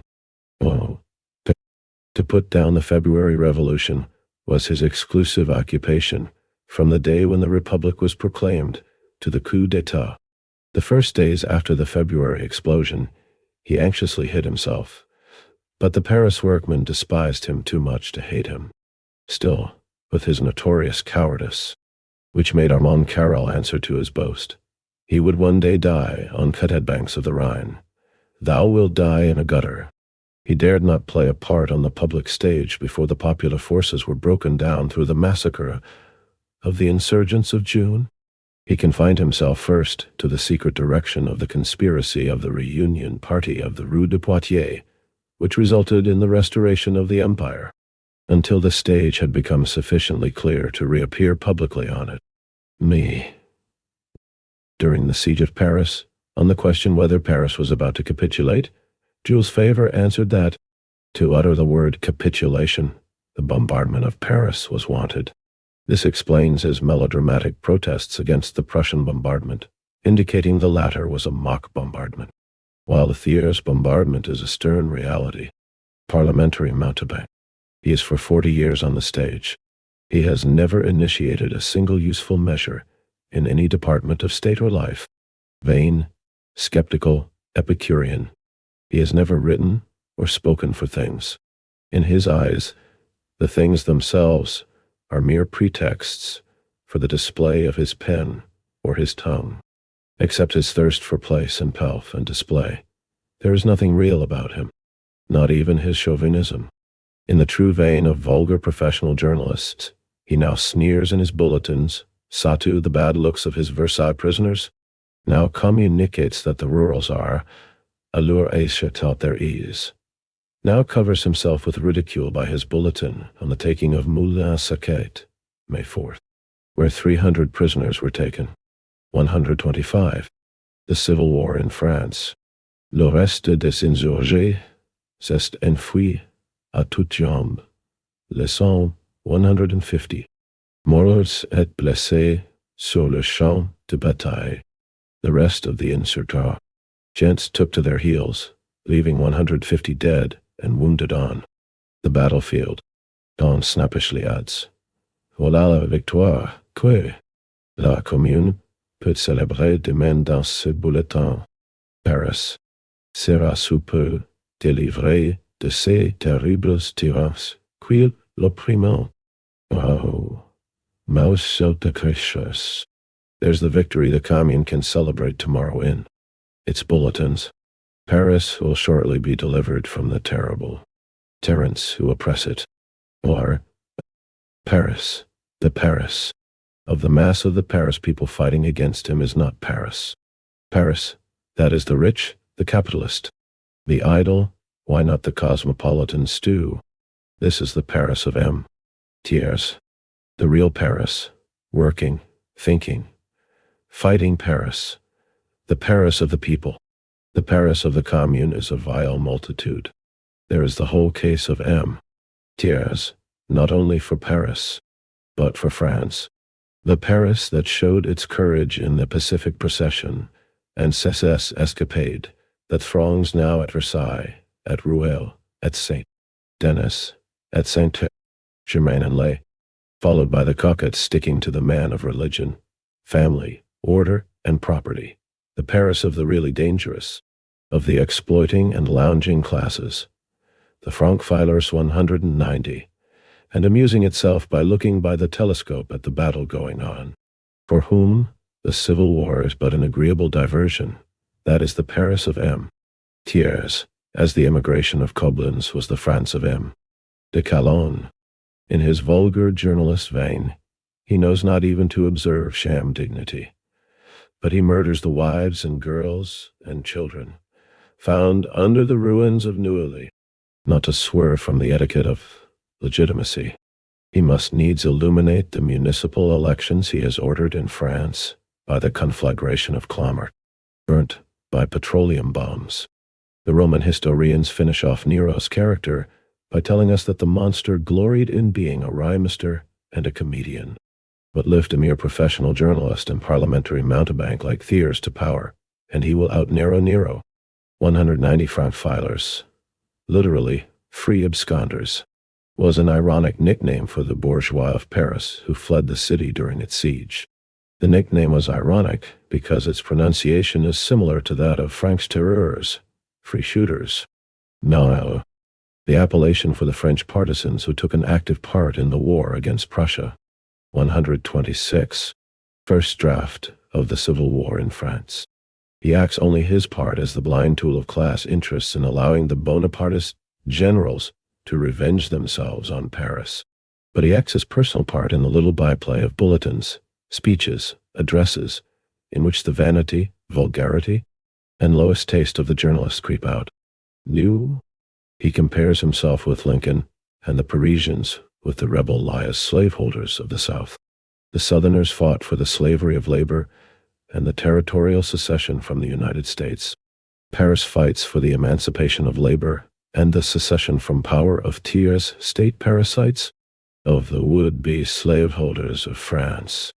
In his speech to the mayors, On peut compter sur ma parole à laquelle je n'ai jamais manqué. You can count on my word, which I have never broken. Oh, l'Assemblée est une des plus libérales qu'ait nommé la France. The Assembly is one of the most liberal France has elected. Oh, as I said, er wird die République retten. He will save the Republic.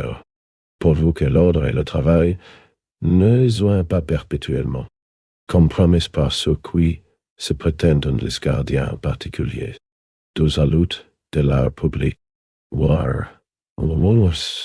provided that order and work are not constantly endangered by those who claim to be particular guardians of the safety of the Republic. Now, in der Sitzung der Assemblée vom 27. April sagt he said at the April 27 session of the Assembly, l'Assemblée est plus libérale que lui-même.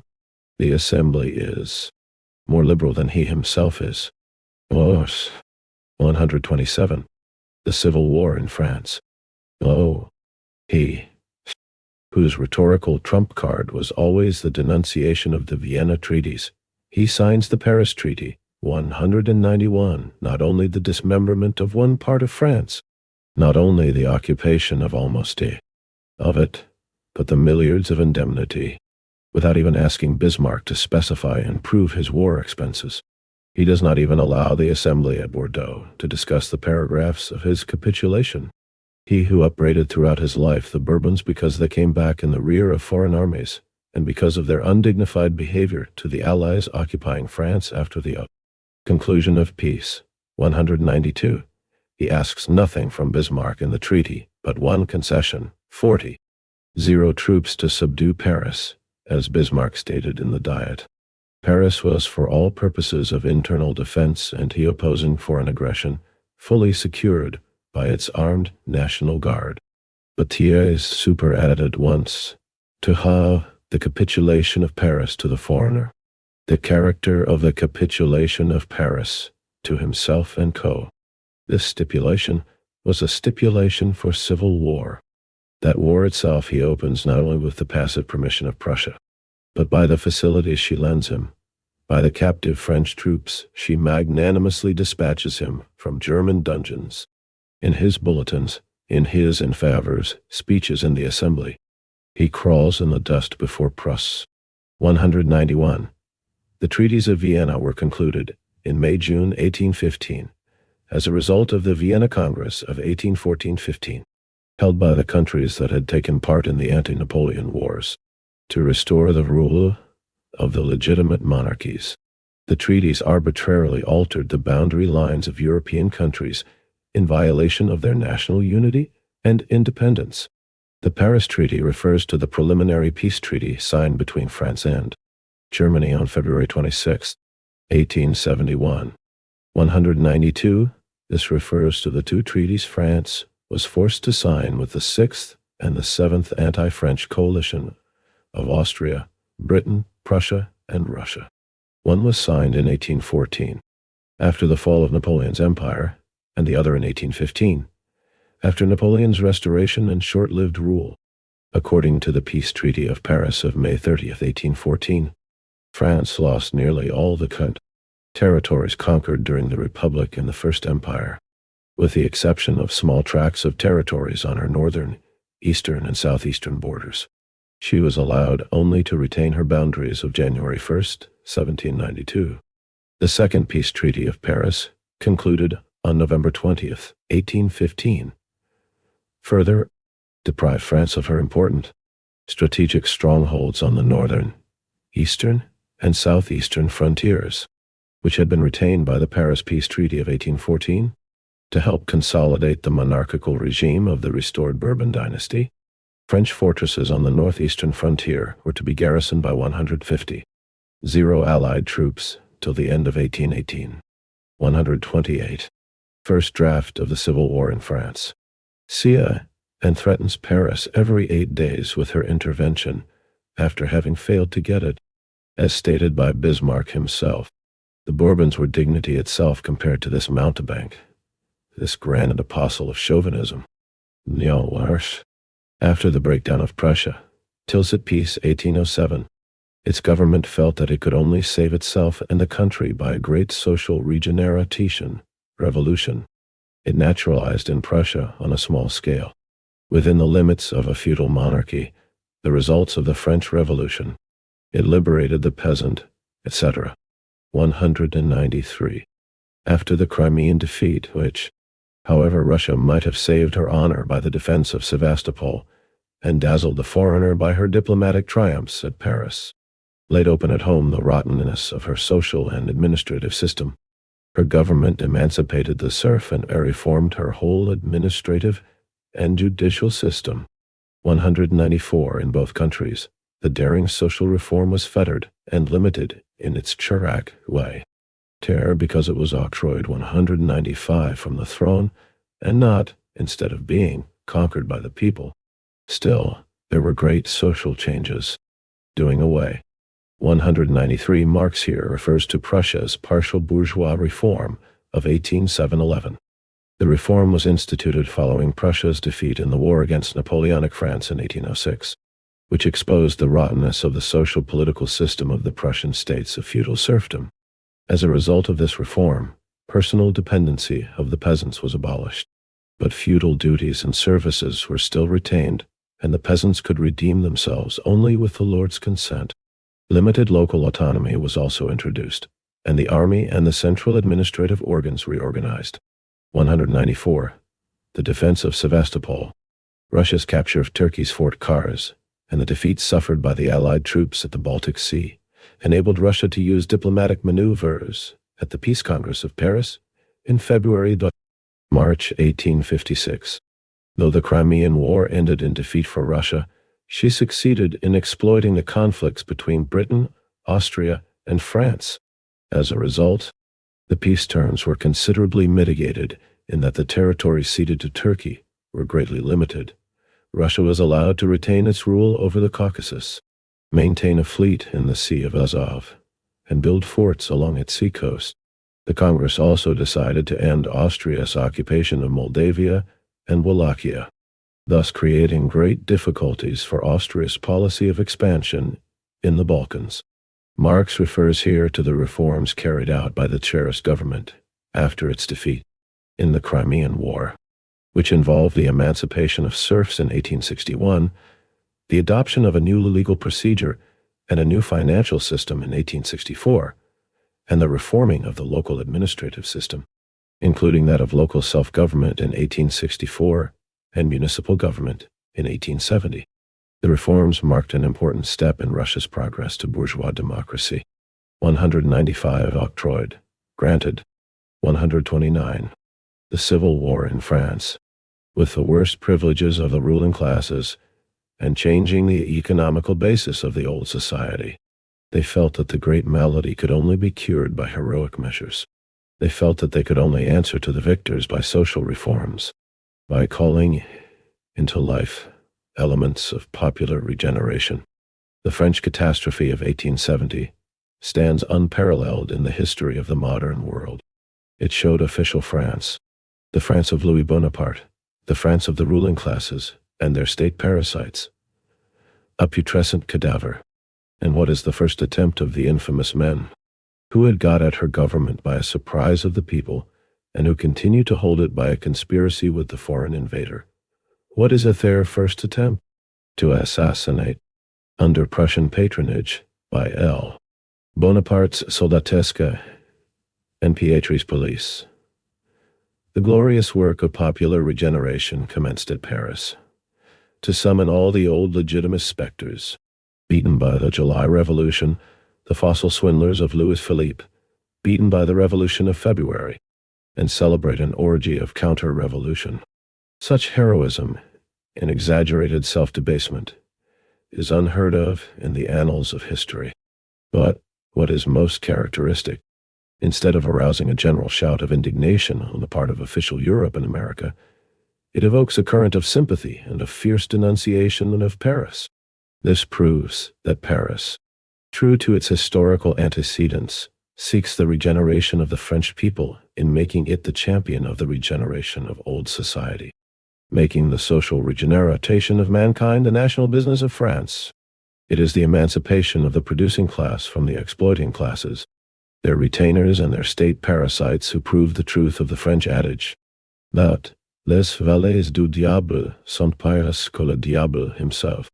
The devil's valets are worse than the devil himself. Paris has hoisted the flag of mankind. March 18th.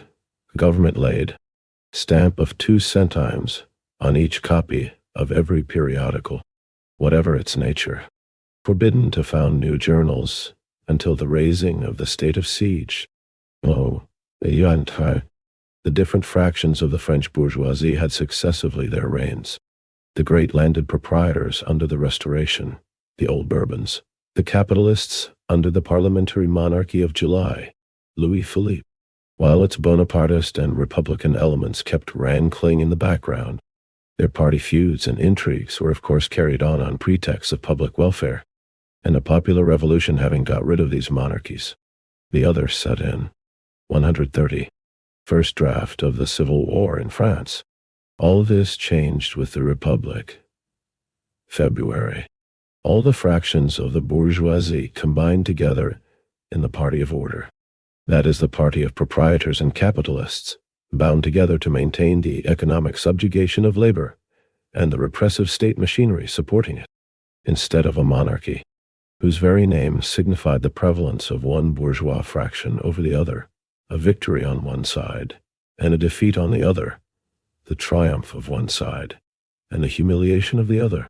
The Republic was the anonymous joint stock company of the combined bourgeois fractions, of all the exploiters of the people clubbed together, and indeed, Legitimists, Bonapartists, Orleanists, bourgeois republicans, Jesuits and Voltairians embraced each other, no longer hidden by the shelter of the crown, no longer able to interest the people in their party feuds by masquerading them into cuirassé struggles for popular interest, no longer subordinate the one to the other. Direct and confessed antagonism of their class rule to the emancipation of the producing masses.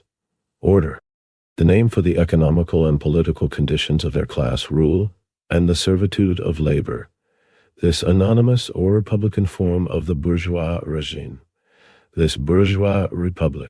This republic of the party of order is the most odious of all political regimes. Its direct business, its only raison d'etre, is to crush down the people. It is the terrorism of class rule. The thing is done in this way. The people, having fought and made the revolution, proclaimed the republic and made room for a national assembly. The bourgeois, whose known republican professions are a guarantee for their republic, are pushed on the foreground of the stage by the majority of the assembly, composed of the vanquished and professed enemies of the republic. The republicans are entrusted with the task to goad the people into the trap of an insurrection, to be crushed by fire and sword. This part was performed by the party of the National with Cavaignac at their head, after the Revolution of February, by the June insurrection. By their crime against the masses, these republicans lose then their sway. They have done their work and, if yet allowed to support the party of order in its general struggle against the proletariat, they are at the same time displaced from the government, forced to fall back in the last ranks, and only allowed, on sufferance. The combined royalist bourgeois then become the father of the republic. The true rule of the party of order sets in. The material forces of the POP being broken for the time being, the work of reaction. The breaking. 131. The Civil War in France. Down of all the concessions conquered in 4 revolutions, begins piece by piece. The people is stung to madness, not only by the deeds of the party of order, but by the cynical effrontery with which it is treated as the vanquished, with which in its own name, in the name of the Republic, that low lot rules it supreme. Of course, that spasmodic form of anonymous class despotism cannot last long, can only be a transitory phasis. It knows that it is seated on a revolutionary volcano. On the other hand, if the party of order is united in its war against the working class. In its capacity of the party of order, the play of intrigue of its different fractions, the one against the other, each for the prevalence of its peculiar interest in the old order of society, each for the restoration of its own pretender and personal ambitions, sets in full force as soon as its rule seems secured, guaranteed, by the destruction of the material revolutionary forces. This combination of a common war against the people and a common conspiracy against the Republic, combined with the internal feuds of its rulers and their play of intrigues, paralyses society, disgusts and bewilders the masses of the middle class and troubles business, keeps them in a chronic state of disquietude. All the conditions of despotism are created, have been engendered, under this regime, but despotism without quietude, despotism with parliamentary anarchy at its head. Then the hour has struck for a coup d'etat, and the incapable lot has to make room for any lucky pretender, making an end of the anonymous form of class rule. In this way, Louis Bonaparte made an end of the bourgeois republic after its 4 years of existence. During all that time, Thiers was the âme damnée, tool of the party of order, that in the name of the Republic made war upon the Republic, a class war upon the people, and, in reality, created the empire. He played exactly the same part now as he played then, only then, but as a parliamentary intriguer. Now as the chief of the executive, should he not be conquered by the revolution, he will now as then be a baffled tool. Whatever countervailing government will set in, its first act will be to cast aside the man who surrendered France to Prussia and bombarded Paris. Thiers had many grievances against Louis Bonaparte.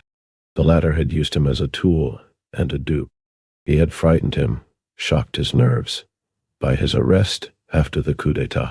He had annulled him by putting down the parliamentary regime, the only one under which a mere state parasite, like Thiers, a mere talker, can play a political part. Last but not least, Thiers. 132. First draft of the Civil War in France.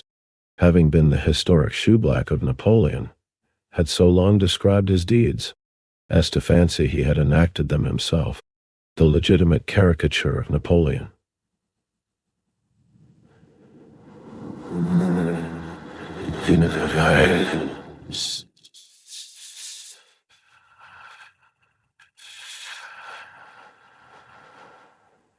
Well, it was the little, but little Thiers. With all that, there was no infamy committed by L. Bonaparte, which had not been backed by Thiers, from the occupation of Rome by the French troops to the war with Prussia. Only a man of his shallow head can fancy for one moment that a republic with his head on its shoulders, with a national assembly half legitimist, half Orleanist, with an army under Bonapartist leaders, will, if victorious, not push him aside. No, there is nothing more grotesquely horrid than a tompoose affecting to play acting the part of Timur Tamerlane. With him the deeds of cruelty are not only a matter of business, but a thing of theatrical display, stage effect, of fantastical vanity. To write his bulletins, to show his severity, to have his troops, his strategy, his bombardments, his petroleum bombs, to hide his cowardice under the cold-bloodedness with which he allows the Decembrist blacklegs to take their revenge on Paris. This kind of heroism, in exaggerated baseness, he exults in the important part he plays, and the noise he makes in the world. He quite fancies to be a great man, and how gigantic, titanic, he, the dwarf, the parliamentary dribbler, must look in the eyes of the world. In the midst of the horrid scenes of this war, one cannot help smiling at the ridiculous capers Thiers' vanity cuts. Thiers is a man of lively imagination. There runs an artist's vein through his blood, and an artist's vanity able to gull him into a belief in his own lies, and a belief in his own grandeur. Through all the speeches, bulletins, etc., of Thiers, runs a vein of elated vanity. Morte, that affreux trouble, 196. 196, that hideous trouble, a typical tragic buffoon in Victor Hugo's La Roi s'amuse. 133. The Civil War in France. Splendid bombardment with petroleum bombs. From Mont Valérien, Sturt destroyed a part of the houses in the turrets within the rampart, with a grandiose conflagration and a fearful thunder of cannon shaking all Paris. Bombs purposely thrown into Buffet-Tournes and the Champs-Élysées quarters. Explosive bombs. Petroleum bombs. The Commune, the glorious British penny liner, has made the splendid discovery that this is not what we used to understand by self-government. Of course, it is not. It is not the self-administration of the towns by turtle-soup guzzling aldermen, jobbing vestries, and ferocious workhouse guardians.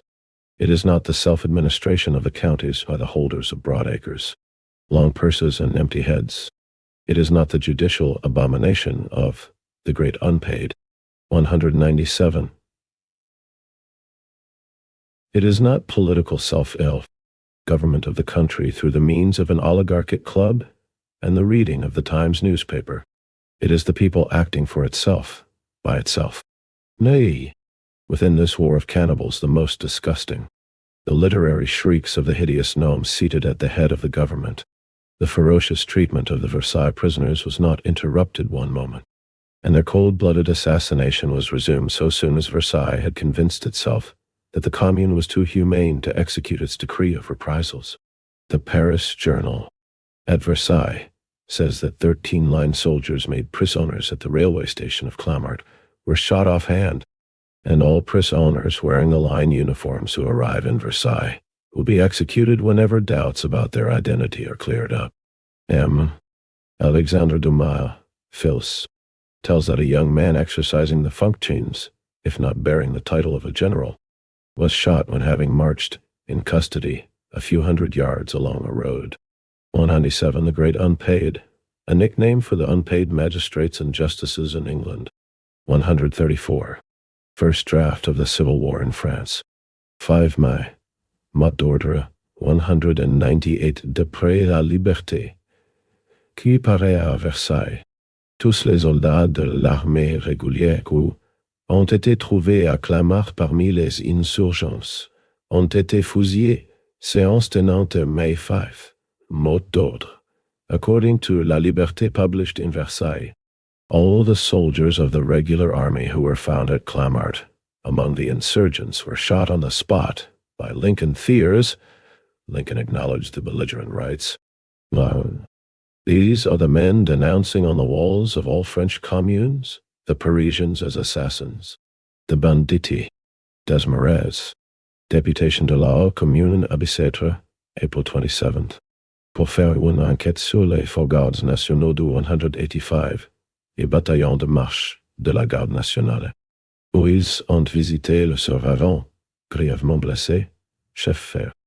A deputation from the Commune went to Bicêtre, April 27th, where they visited the only survivor, seriously wounded, Scheffer, to inquire about the 4 National Guards of the 185th Infantry Battalion of the National Guard. Le malade est déclaré que, le 15 April, à la Belle Épine près de Villeguif, il était surpris avec 3 de ses camarades par les chasseurs à cheval, qui ont été se rendre à des secrets d'amadouers, and folie, comme il leur était impossible de faire une résistance utile contre les forces qui les entouraient. Ils jetèrent leurs armes à terre et se rendirent. Les soldats les entourèrent, les firent prisonniers, sans exercer aucune violence, ni aucune menace envers eux. Ils étaient déjà prisonniers depuis quelques instants, lorsqu'un capitaine de chasseurs à cheval arriva et se précipita sur eux, les revolvers au point. Il fit feu sur l'un d'eux sentiers, en se morte, et l'étendit raide, morte. Puis, Il en fit autant sur le garde-chef. Qui reçut une balle en pleine poitrine et tomba à côté de ses camarades. Les deux autres gardes retirèrent effrayés de cette infâme agression. Mais le féroce capitaine se précipita sur 198 Le Mot d'Ordre, a left-wing Republican daily newspaper under the editorship of Henri Rochefort, was founded in Paris on February 3, 1871. It was banned by Joseph Vinoy, governor of Paris, on March 11th, and resumed publication from April 8 to May 20th, 1871. During the period of the Paris Commune, the paper sharply criticized the Versailles government and the monarchist majority in the National Assembly, but it never sided completely with the Commune. It was opposed to the Commune's measures of suppressing the counter-revolutionaries in Paris. 135. The Civil War in France. Les deux prisonniers et les trois de deux autres coups de revolver. Les chasseurs, après les actes atroces et de féroces lâchetés, retirèrent avec leur chef, laissant leurs victimes étendues sur les sols. 199. The wounded man said that on April 15,200 at Belle-Épine, near Villejuif, he and 3 comrades were attacked by cavalrymen who told them to surrender, as it was impossible to put up effective resistance against the forces which were surrounding them. They threw their arms to the ground and surrendered. The soldiers surrounded them and took them prisoner, without using violence or threats. They had been prisoners for several minutes when a cavalry captain came and rushed at them, revolver in hand. Without a word, he fired at one of them and killed him. In the same way, he shot at the guard, Scheffer, who received a bullet in the chest and fell beside his side. Comrades, terrified by this foul attack, the 2 other guards drew back, but the frenzied captain rushed at them and killed them with 2 revolver shots. After these atrocious and base acts, the cavalrymen retired with their chief, leaving their victims lying dead on the ground. 1. Share. New York Tribune, a 201 outdoes the London papers. 199. The report on the result of the investigation by a Commune commission into the killing of the National Guards was published on April 29, 1871, in the Journal Officiel de la République Française. No. 119. And Le Mot d'Ordre. No. 65. Marx quoted the passage from the Commission's report which appeared in Le Mot d'Ordre. 200. The correct date was April 25. 201. New York Daily Tribune was an American newspaper published in 1841-1924. First as the organ of the left wing of the American Whig Party before the mid-50s, and later that of the Republicans. Marx's contributions to the newspaper covered the period between August 1851 and March 1862. In fact, however, Engels wrote most of the articles in this period at Marx's request. During the reactionary period in Europe, Marx and Engels made use of this widely circulated progressive paper to make a factual exposure of the maladies of capitalist society. During the American Civil War, Marx completely severed connections with the paper, chiefly because the forces advocating compromise with the slave owners had increased in the editorial board, and the paper had departed from its former progressive stand. Later the paper turned further right. 136. First draft of the Civil War in France. M. Thiers, most liberal and most freely elected National Assembly that ever existed in France, is quite of a piece with his finest army that France ever possessed. This senile chambre introuvable, chosen on a false pretext, consists almost exclusively of Legitimists and Orleanists. The municipal elections, carried on under Thiers himself on April 33rd, show their relation to the French people. Of 700,000 councillors, in round numbers, returned by the 35,000 communes still left in mutilated France, 200 are Legitimists, 600 Orleanists, 7 avowed Bonapartists, and all the rest Republicans or Communists. 202. Versailles Corps. Daily News. 5 May. Is any other proof wanted that this assembly with the Orleanist mummy Thiers at its head represent an usurpatory minority? Paris. M.E. Thiers represented again and again the Commune as the instrument of a handful of convicts and ticket-of-leave men of the scum of Paris. And this handful of desperados holds in check since arrayed for more than 6 weeks the finest army that France ever possessed, led by the invincible MacMahon and inspired by the genius of Thiers himself. The exploits of the Parisians have not only refuted him. All elements of Paris have spoken. Il ne faut point confondre le mouvement de Paris, Prise de Montmartre, qui n'en a été que l'occasion et le point de départ. Ce mouvement est général et profond dans la conscience de Paris. Le plus grand nombre de ceux-là, même qui, pour une cause ou pour une autre, s'en sont tenus à l'écart, n'ayant des avons en point pour cela la légitimité sociale. 1. Must not confuse the movement of Paris with the surprise attack on Montmartre, the latter being only the cause and starting point. This movement is general and goes deep into the consciousness of Paris. Even the majority of those who, for one reason or another, keep aloof, do not deny its social legitimacy. 202. This refers to the supporters of the Commune. 137. The Civil War in France. Who says this? The delegates of the syndical chambers, men who speak in the name of 7-8, zero merchants and industrials. 203. They have gone to tell it at Versailles. The Ligue de la Réunion Républicaine, the manifestation of the Francs-Maçons. 204, etc. The League of Republican Union, the demonstration of the Freemasons, etc. 1. The province, les provinciaux espiègles, the provincial rogues.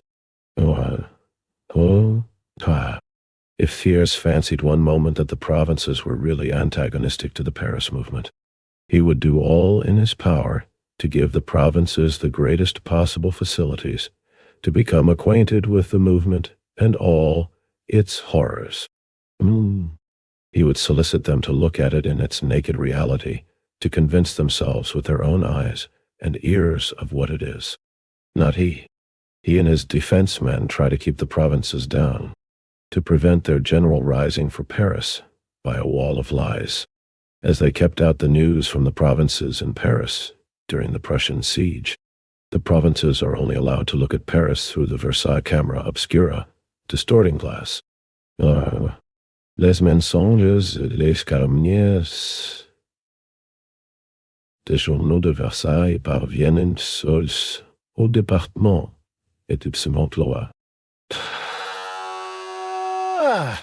Only the lies and slanders of the Versailles journals reach the departments and have any validity there.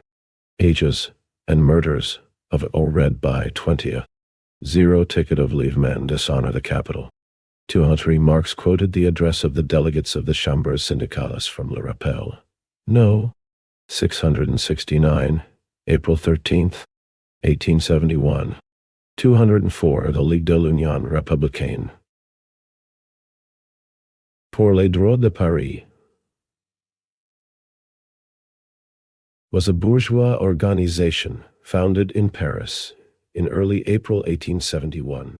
Its aims were peacefully to abolish the Paris Commune and end the Civil War, and it tried to do this by mediating between Versailles and Paris, proposing that the two sides reach agreement on the basis of recognition of the Republic and the municipal freedom of Paris. The demonstration of the Freemasons was staged by Paris Freemasons on April 29, 1871, in front of the city fortifications, demanding that the Versailles troops cease military actions in order to win the sympathy of the middle and petit bourgeois Republicans. The Commune received the representatives of their political viewpoint, the Freemasons, at the Hôtel de Ville on April 26 and 29. The Freemasons declared their support of the Commune during the two meetings, as their proposal for a ceasefire had been rejected by Thiers. Their demonstration in front of the fortifications took place after the interview of April 29, with the participation of a delegation from the Commune. 138. First draft of the Civil War in France. La Ligue se donne pour premier devoir de faire la lumière, de rétablir les relations normales entre la province and Paris. Is 205. The League considers its first duty to clarify the facts and restore the normal relations between the provinces and Paris. Commune. Donate, as they were when besieged in Paris. Thus they are now in besieging it in their turn. Le mensonge compare le passé et leur arme favorite. Il s'appelle. Primant cessant les journaux de la capitale. Interceptant les communications. Sift de letters. De telle sorte la province est réduite aux nouvelles qu'il plaît aux Jules Favre, Picard et Cons de lui donner, sans qu'il soit possible de vérifier l'exactitude de leur dire. As before, lying is their favorite weapon. They suppress and seize the capital's newspapers, intercept communications, sift the letters, so that the provinces can only get the news which Jules Favre, Picard and Company are pleased to give, and there is no way to verify the truth of what they say. Once, there's bulletins, Picard's circulaires, Dufour's, the placards in the communes, the felon press of Versailles and the Germans, the Petit Moniteur. 206. The reintroduction of passports for traveling from one place to another. An army of mouchards spread in every direction. Arrests in Rouen, etc. Under Prussian authority, etc. Les milliers de commissaires de police pendu dans les environs de Paris ont reçu du préfet gendarme Valentin l'ordre de saisir tous les journaux, à quelques nuances qu'ils appartiennent qui s'impriment dans la ville insurgée, et de les brûler en place publique comme au meilleur temps de la cité. Inquisition. The thousands of police superintendents scattering around Paris received an order from the prefect Roder, Gendarme Valentin, to seize all newspapers, whatever their shade. 205 quoted from the resolution of the Ligue de l'Union Républicaine pour les droits de Paris, published in Le Rappel, No. 603, April 17, 1871. 206. This refers to the Moniteur de Commune, a French government newspaper published in Versailles during the period of the Paris Commune. It appeared as an evening supplement to the journal official of the Thiers government. 139. The Civil War in France. Printed in this insurgent city, and to burn them in public, as was done at the height of the Holy Inquisition. Thiers' government first appealed to the provinces 207 to form battalions of National Guards and send them to Versailles against Paris. The province, as the Journal de Limoges 208 says, showed its discontent by refusing the battalions of volunteers which were asked from it by Thiers and his rouleau, the few Breton idiots fighting under a white flag, every one of them wearing on his breast a Jesus heart, in white cloth, and shouting, Vive le roi, are the only provincial army gathered round Thiers. The elections. Vengeur. May 6. 209. M. Dufour's press law. April 8. Confessedly directed against the excesses of the provincial press, then the numerous arrestations in the province. It is placed under the laws of suspects. 210. Blocus intellectuel et policier de la province. Intellectual and police blockade of the provinces. April 23rd. Havre. The Municipal Council has dispatched 3 of its members to Paris and Versailles with instructions to offer mediation, with the view of terminating the civil war on the basis of the maintenance of the Republic and the granting of municipal franchises to the whole of France. April 23rd. Delegates from Lyons received by Picard and Thiers. Guerre à tout prix, Darren Antwerp. War at any price, was their answer. 1, 2, 207 in the manuscript. Above the words, "First appealed to the provinces," is the following: "Turned to the provinces with an anxious appeal," before it had obtained an army of captives from Bismarck. Retranslated from the German translation of the drafts of the Civil War in France in Marx Engels. Collected Works, Vol. 17. 208 Marx here refers to La Défense Républicaine, a French Republican paper published in Limoges in 1871. 209. This evidently refers to Levenger's comment of May 6, 1871, on the result of the election to the Municipal Council of April 30th, 1871. 210. The Laws of Suspects, passed on February 19th, 1858, by the Legislative Assembly, Corps Législatif, vested the Emperor and the government with unlimited authority to mete out punishment to people suspected of being hostile to the Second Empire. Under this law, people could be jailed or banished to any part of France or Algeria, or even expelled altogether from French territory. 140. First draft of the Civil War in France. Address des délégués de Lyon, présenté à l'Assemblée par Grepo, 211, date 24 Avril. Wow. Petition of the Lyons delegates presented to the Assembly by Grepo on an April 24th. Why, sure. The municipalities of the provincial towns committed the great impudence to send their deputations to Versailles in order to call upon them to grant what was demanded by Paris. Not one commune of France has sent an address approving of the acts of Thiers and the rurals. The provincial papers, like these municipal councils, as Dufour complains in his circular against conciliation to the Procureur Général, mettent sur la même ligne l'Assemblée issue de suffrage uni. Versailles et la prétendue Commune de Paris, reprochant à la Cédiotu, première de n'avoir pas accordé à Paris ce droit municipaux, etc., put the Assembly born of universal suffrage on the same footing with the pretender Paris Commune, reproach the former with not having accorded Paris its municipal rights, etc. And what is worse, these municipal councils, for instance, that of our unanimement, demanded de proposer immédiatement unos armistice avec Paris, unanimously demand of it to propose immediately an armistice with Paris, and that the Assembly, chosen on the 18th of February, dissolves itself because its date had expired. Dufour, en l'Assemblée de Versailles, 26 April. It ought to be remembered that these were the old municipal councils. 212, not those elected on April 30. Their delegations so numerous that Thiers decided no longer to receive them personally, but address them to a ministerial subaltern. 211. The petition of the Lyons Municipal Council presented by Deputy Grepo to the National Assembly demanded that the Civil War be stopped, and that Versailles negotiate peace with Paris.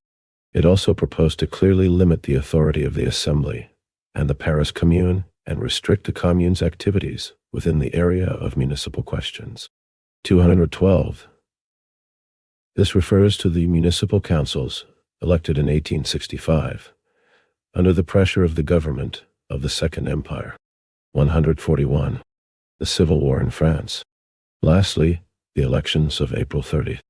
The final judgment of the Assembly and the electoral surprise from which it had sprung. If then the provinces have till now only made a passive resistance against Versailles without rising for Paris, yet is to be explained by the strongholds the old authorities hold here still, the trance in which the empire merged and the war maintained the province. It is evident that it is only the Versailles army, government, and a Thea Chinese wall of lies that stand between Paris and the provinces. If that wall falls, they will unite with it.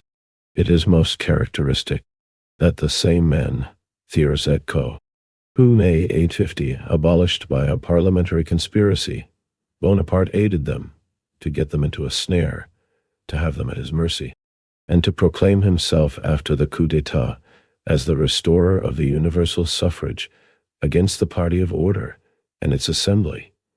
The universal suffrage, because under the Republic it might still play them freaks, are now its fanatical adepts, make it their legitimate title against Paris, after it had received under Bonaparte such an organization as to be the mere plaything in the hand of the executive, a mere machine of cheat, surprise, and forgery on the part of the executive.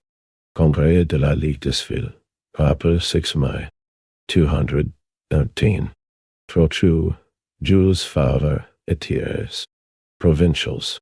It may be asked how these superannuated parliamentary mountebanks and intriguers like Thiers, Favre, Dufour, Garnier Pages, only strengthened by a few rascals of the same stamp, continue to reappear after every revolution on the surface and usurp the executive power. These men that always exploit and betray the revolution, shoot down them. 213. La Ligue des Villes. The League of Cities, an abbreviated name for La Ligue Patriotique des Villes Républicaines. The League was planned in April, May 1871 by the bourgeois Republicans who were afraid of the resurgence of a monarchy after the defeat of the Paris Commune. Its provisional committee, with the active participation of the Ligue de l'Union Républicaine pour les droits de Paris, decided to hold a Congress of Delegates of the municipal councils at Bordeaux on May 9, 1871, to find ways to end the Civil War, consolidate the Republic, and formally establish the League. After the Versailles government banned the convening of the Congress, the Provisional Committee stopped its activities. Le Rappel of May 6, 1871, published a program of the abortive Congress of the Ligue des Villes, 142, first draft of the Civil War in France. People that made it, and sequester the few liberal concessions conquered from former governments, which they opposed themselves. The thing is very simple. In the first instance, if very unpopular, like Thiers after the February Revolution, popular magnanimity spares them. After every successful rising of the people, the cry of conciliation, raised by the implacable enemies of the people, is re-echoed by the people in the first moments of the enthusiasm at its own victory. After this first moment, men like Thiers and Dufour eclipse themselves as long as the people holds material power and work in the dark. They reappear as soon as it is disarmed, and are acclaimed by the bourgeoisie as their chefs de file leaders, or like Favre, Garnier Pages, Jules Simon, etc., recruited by a few younger ones of similar stamp, and Thiers himself after September 4th. They were the respectable Republican opposition under Louis Philippe. Afterwards, the parliamentary opposition under L. Bonaparte. The reactionary regimes they have themselves initiated when raised to power by the revolution secure for them the ranks of the opposition, deporting, killing, exiling the true revolutionists. The people forget their past. The middle class look upon them as their men. Their infamous past is forgotten, and thus they reappear to recommence their treason and their work of infamy. Now, on night of May 1 to 2, the village of Clamart had been in the hands of the military. The railway station in that read those of the insurgents. This station dominates the fort of Issy. By surprise, their patrols being let in by a soldier on guard, the watchword having been betrayed to them, the 23 Battalion, 214 of chasseurs got in, surprised the garrison, most of them sleeping in their beds, made only 60 prisoners, bayoneted 300 of the insurgents. Dazu, in addition, line soldiers Ferrere. Afterwards shot offhand.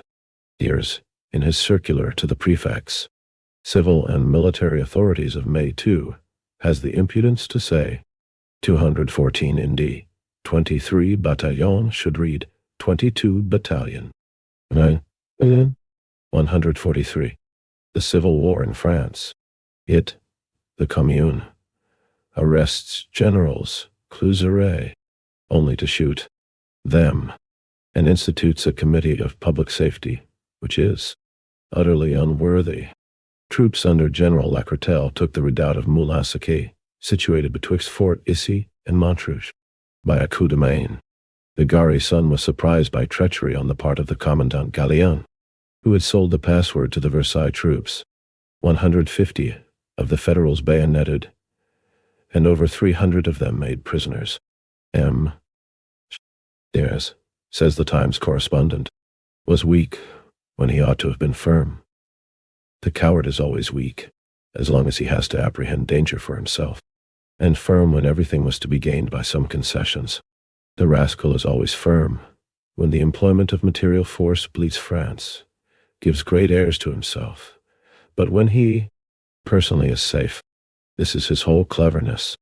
Like Anthony, Thiers is an honest man. Oh, no, Ische. Thiers Bulletin über Hohen Moulin-Saquet, 4 Mai.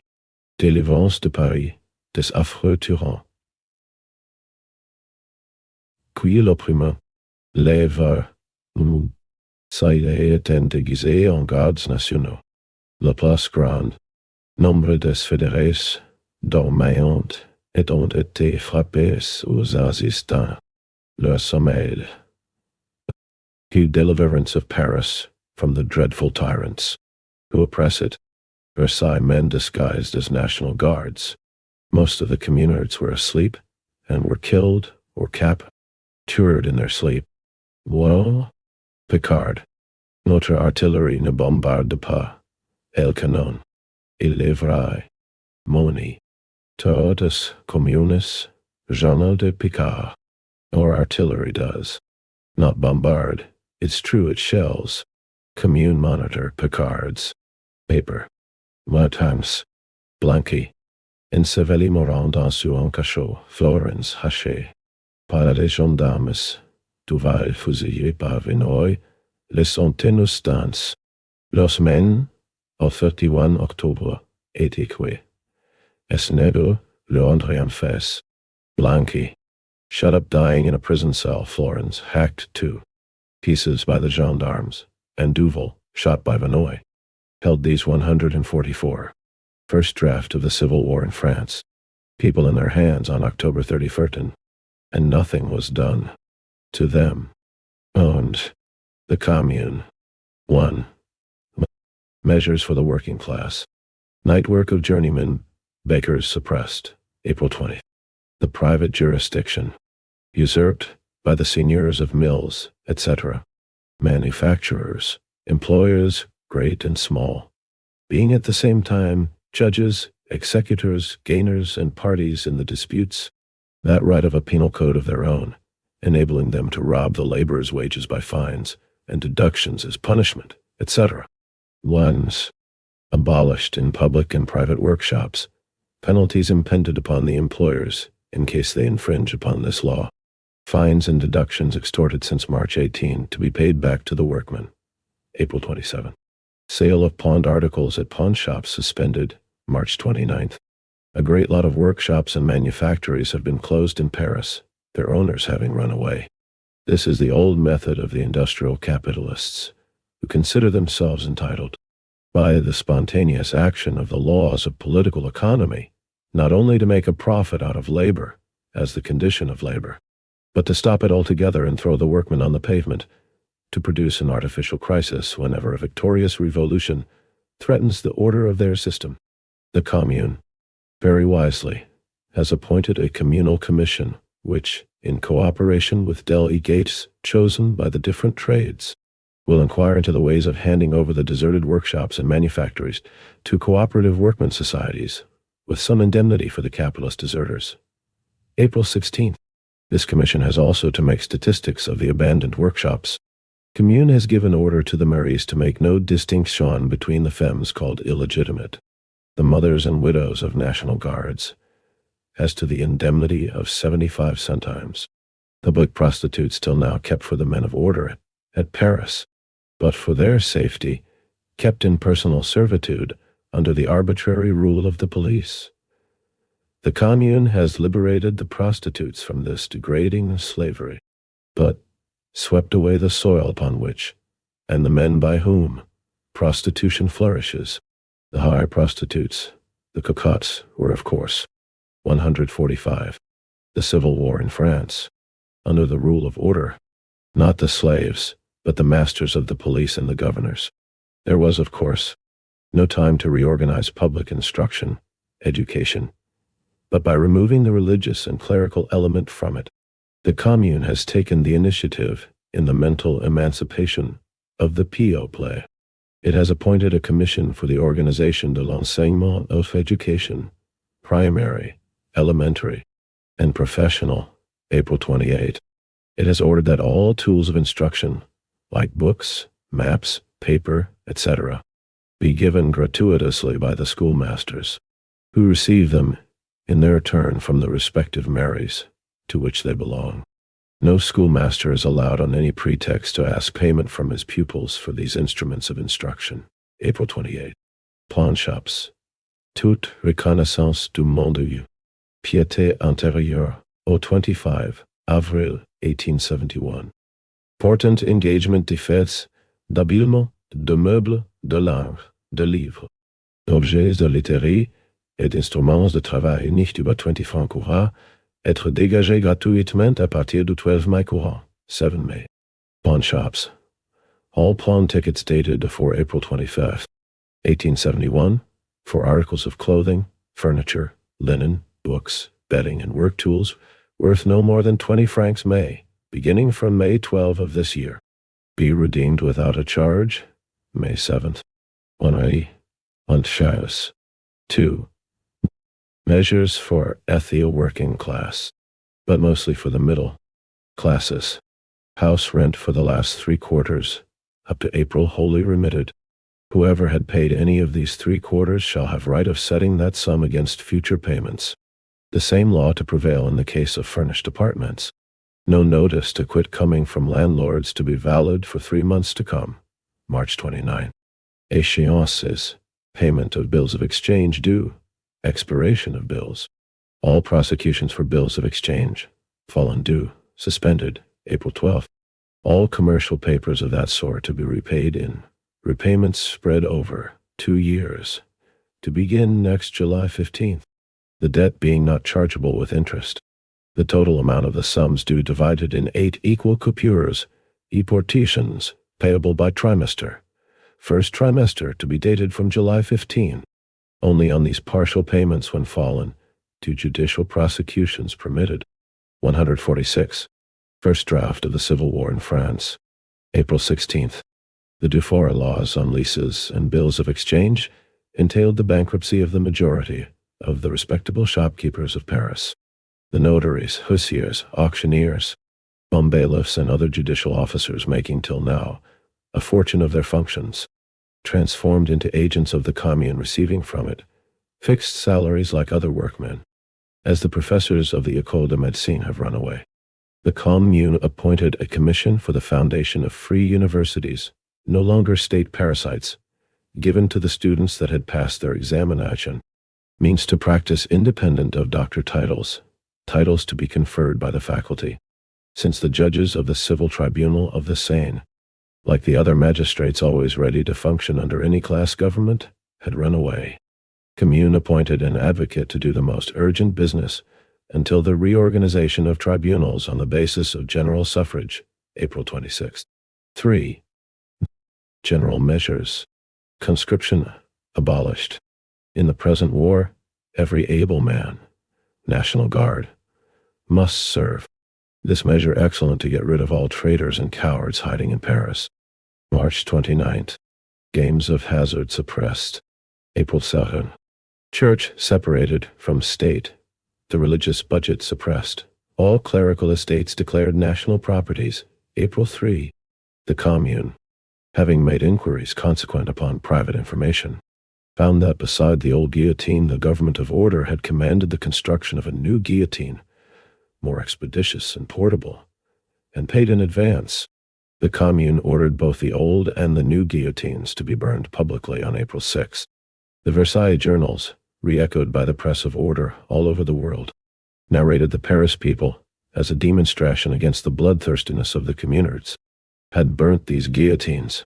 April 6. All political prisoners were set free at once after the revolution of March 18th. But the Commune knew that under the regime of L. Bonaparte and his worthy successor, the government of defense, many people were simply incarcerated on no charge whatever, as Paul 147. The Civil War in France. Cal suspects. Consequently, it charged one of its members, Protot, to make inquiries. By him 150 people were set free who, being arrested since 6 months, had not yet undergone any judicial examination. Many of them, already arrested under Bonaparte, had been for a year in prison without any charge or judicial examination. April 9th. This fact, so characteristic of the government of defense, enraged them. They asserted the Commune had liberated all felons. But who liberated convicted felons? The forger Jules Favre hardly got into power. He hastened to liberate Pic and Taillefer, condemned for theft and forgery in the affair of the Attendard. One of these men, Taillefer, daring to return to Paris, has been reinstated in his convenient abode. But this is not all. The Versailles government has delivered, in the Maisons Centrales prisons all over France, convicted thieves on the condition of entering M.T.'s army. Decree on the demolition of the column of the place. Vendôme, i.e., monument of barbarism, symbol of brute force and false glory, an affirmation of militarism, a negation of international right. April 12, 215. Election of Frankel, German member of the International, to the Commune declared valid, considering that the flag of the Commune is that of the Universal Republic, and that foreigners can have a seat in it. April 4, 216. Frankel afterwards chosen a member of the executive of the Commune. April 21st. The journal official has inaugurated the publicity of the sittings of the Commune. April 15. Decree of Pasha Grasset for the protection of foreigners against requisitions. Never a government in Paris so courteous to foreigners. April 27th. The Commune has abolished political and professional oaths. April 27. Destruction of the Monument des Chapelles Expiatoires de Louis XVI, Rue d'Anjou Seyd, Thérèse, Œuvre de la Chambre, introuvable de 1816. 7 May. Destruction of the monument called the Chapel of Atonement of Louis. 215. Journal Official de la République Française, No. 103, April 13, 1871. 216. Quoted from the summary of the Election Commission of the Commune, which appeared in the Journal Officiel de la République Française, No. 90, March 31st, 1871. 148. First draft of the Civil War in France. 16th, Rue d'Anjou Sainte Thérèse. 217. Work of the Chambre, introuvable of 1816, May 7. 4. Measures of public safety. Disarmament of the Loyal National Guards, March 30. Commune declares incompatibility between seats in its ranks and at Versailles, March 29th. Decree of reprisals. Never executed. Only the fellows arrested. Archbishop of Paris and Curé of the Madeleine. Whole staff of the College of Jesuits. Incumbents of all the principal churches. Part of these fellows arrested as hostages. Part as conspirators with Versailles. Part because they tried to save church property from the clutches of the Commune. April 6. The monarchists wage war like savages. They shoot prisoners. They murder the wounded. They fire on ambulances. Troops raise the butt end of their rifles in the air, and then fire traitor rise. Owsley. Proclamation of Paris Commune. 218. In regard to these decrees of reprisals to be remarked, in the first instance, men of all layers of the Paris society, after the exodus of the capitalists, the idlers and the parasites, have interposed at Versailles to stop the civil war, except the Paris clergy. the Archbishop and the Cure de Law. Madeleine have only written to Thiers because averse to the effusion of their own blood in their quality as hostages. Secondly, after the publication by the Commune of the decree of reprisals, the taking of hostages, etc. The atrocious treatment of the Versailles prisoners by Pietri Slams and Valentine's gendarmes did not cease, but the assassination of the captive Paris soldiers and National Guards was stopped to set in with renewed fury so soon as the Versailles governance Ment had convinced itself that the Commune was too humane to execute its decree of April 6. Then the assassination set in again wholesale. The Commune did not execute one hostage, not one prisoner, not even some gendarme officers who, under the disguise of National Guards, had entered Paris as spies and were simply arrested. 217, Sasti. Torres should read, S. Honoré. 218, Journal Officiel de la République Française. No. 95, April 5th, 1871. 149. The Civil War in France. Surprise of the redoubt of Clamart, May 25th. Railway station in the hands of the Parisians. Massacre, bayoneting. The 22 ND Battalion of Chasseurs, Galifet, shoots line soldiers offhand without any formality, May 2. Redoubt of Moulin-Sacquet, situated between Fort Issy and Montrouge. Surprised in the night by treachery on the part of the Commandant Gallion, who had sold the password to the Versailles troops. Federals surprised in their beds, asleep, massacred, great part of them. May 4. April 25. 4 National Guards, this constated by commissaries sent to Bisset, were the only survivor of the 4 men. Achat Bel Epini, Pré Niach-Villeguif, his name Scheffer. These men being surrounded by horse chasseurs, on their order, unable to resist, surrendered, disarmed. Nothing done to them by the soldiers. But then arrives the captain of the chasseurs, and shoots them down one after the other with his revolver. Left there, on the soil, Scheffer, fearfully wounded, survived. 13 soldiers of the line made prisoners at the railway station of Clamart were shot offhand, and all prisoners wearing the line uniforms who arrive in Versailles will be executed whenever doubts about their identity are cleared up.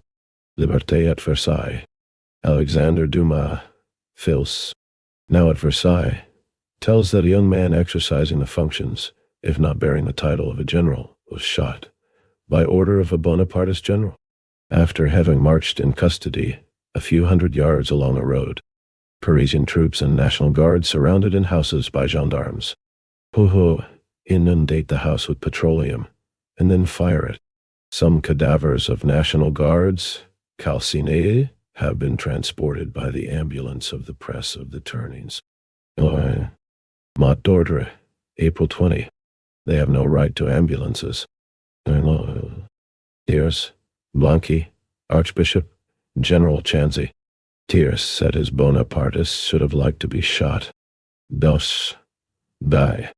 Visitation in houses, etc. Casimir Bouis, nommé président d'une commission d'enquête. Casimir Bouis, appointed president of a commission of inquiry into the doings of the dictators of 4 September, April 14. Private houses invaded and papers seized, but no furniture has been carried away and sold by auction.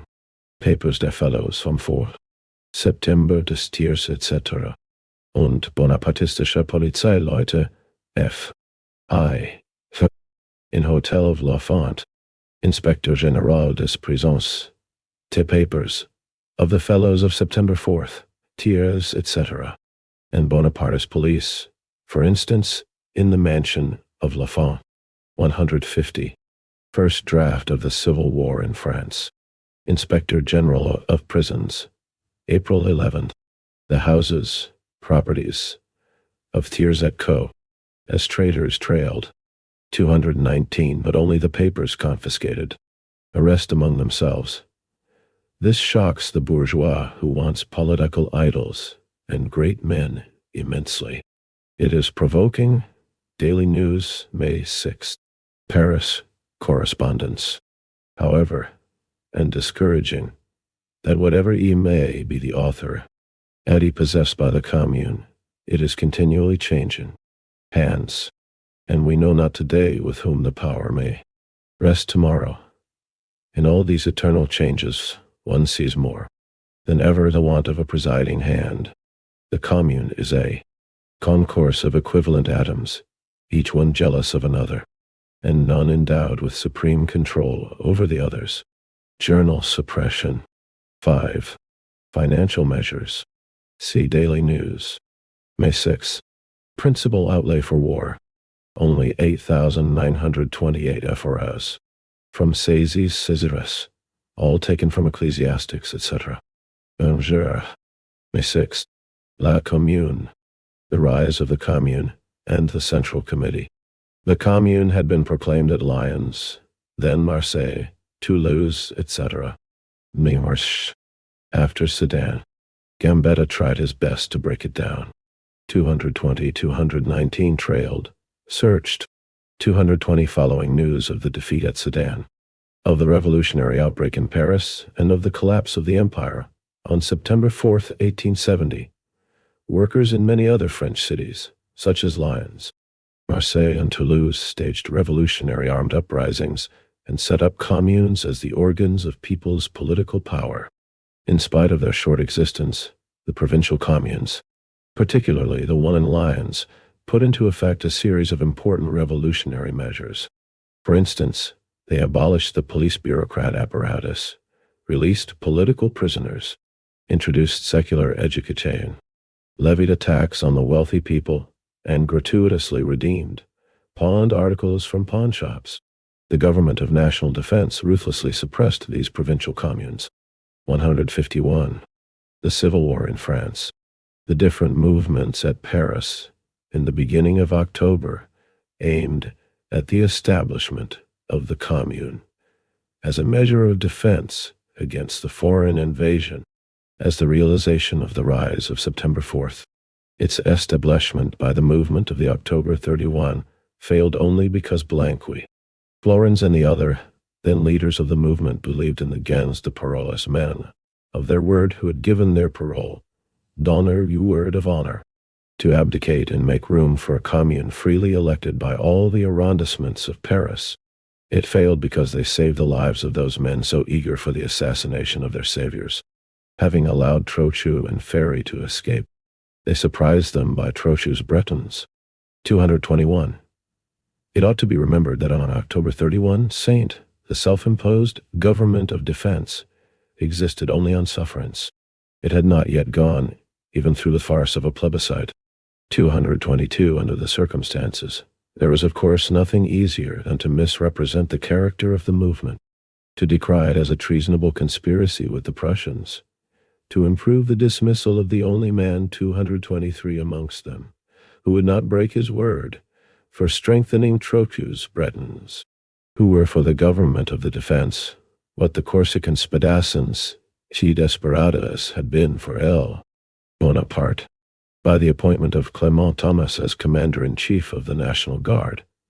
There was nothing easier for these old panic-mongers, Ethan, appealing to the cowardly fears of the middle class, in the presence of the working bataillons who had taken the initiative, throwing distrust and dissension amongst the working bataillons themselves, by an appeal to patriotism, to create one of those days of blind reaction and disastrous misunderstandings, by which they have always contrived to maintain their usurped power. As they had slipped into power September 4 by a surprise, they were now enabled to give it a mock sanction by a plebiscite of the true Bonapartist pattern during days of reactionary terror. 221. In the German translation, this sentence reads, "They allowed Trochu and Ferry to escape, and these then fell upon them with Trocus Bretons." 222. The revolutionary events of October 31st and 1870 indicated the instability of the government of national defense. To strengthen its position, the government conducted a plebiscite in Paris on November 3, 1870. Although a large section of Parisians voted against the government, It won a majority through heavy pressure on the people, demagoguery, and the state of the siege. 223. François Tamisier, 1809–1880. 152. First draft of the Civil War in France. The victorious establishment at Paris of the Commune in the beginning of November 1870, then already initiated in the great cities of the yacht country, and sure to be imitated all over France, would not only have taken the defense out of the hands of traitors, and imprinted its enthusiasm on ita, as the present heroic war of Paris shows. It would have altogether changed the character of the war. It would have become the war of Republican France, hoisting the flag of the social revolution of the 19th century against Prussia, the banner-bearer of the conquest and counter-revolution. Instead of sending the hackneyed old intriguer a-begging at all courts of Europe, it would have electrified the producing masses in the Old and the New World. By the escamotage of the Commune on October 31st, the Jules Favre et Co. secured the capitulation of France to Prussia and initiated the present civil war. But this much is shown. The revolution of September 4 was not only the reinstallment of the Republic because the place of the usurper had become vacant by his capitulation at Sedan. It not only conquered that republic from the foreign invader by the prolonged resistance of Paris, although fighting under the leadership of its enemies, that revolution was working its way in to the heart of the working classes. The Republic had ceased to be a name for a thing of the past. It was impregnated with a new world. Its real tendency, veiled from the eye of the world through the deceptions, the lies, and the vulgarizing of a pack of intriguing lawyers and word fencers, came again and again to the surface in the spasmodic movements of the Paris working classes and the south of France, whose watchword was always the same: the Commune. The Commune, the positive form of the revolution against the empire, and the conditions of its existence, first essayed in the cities of southern France, again and again proclaimed in spasmodic movements during the siege of Paris and Escamades, conjured away by the sleights of hands of the government of defense and the Bretons of Trochu. The plan of capitulation hero was at last victoriously installed on March 26th, but it had not suddenly sprung into life on that day. It was the unchangeable goal of the workmen's revolution.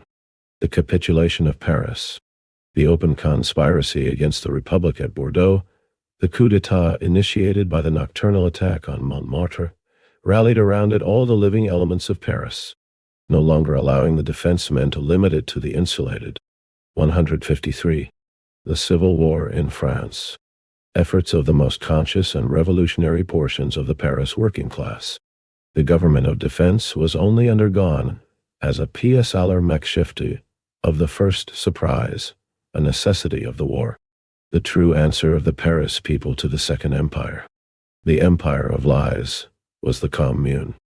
Thus also the rising of all living Paris, with the exception of the pillars of Bonapartism and its official opposition, the great capitalists, the financial jobbers, the sharpers, the loungers, and the old state parasites, against the government of defense, does not date from March 18th, although it conquered on that day its first victory against the conspiration.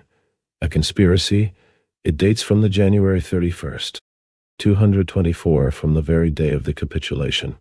The National Guard, that is all the armed manhood of Paris, organized itself and really ruled Paris from that day, independently of the usurpatory government of the capitulars installed by the grace of Bismarck. It refused to deliver its arms and artillery, which was its property, and only left them in the capitulation because it's property. 225.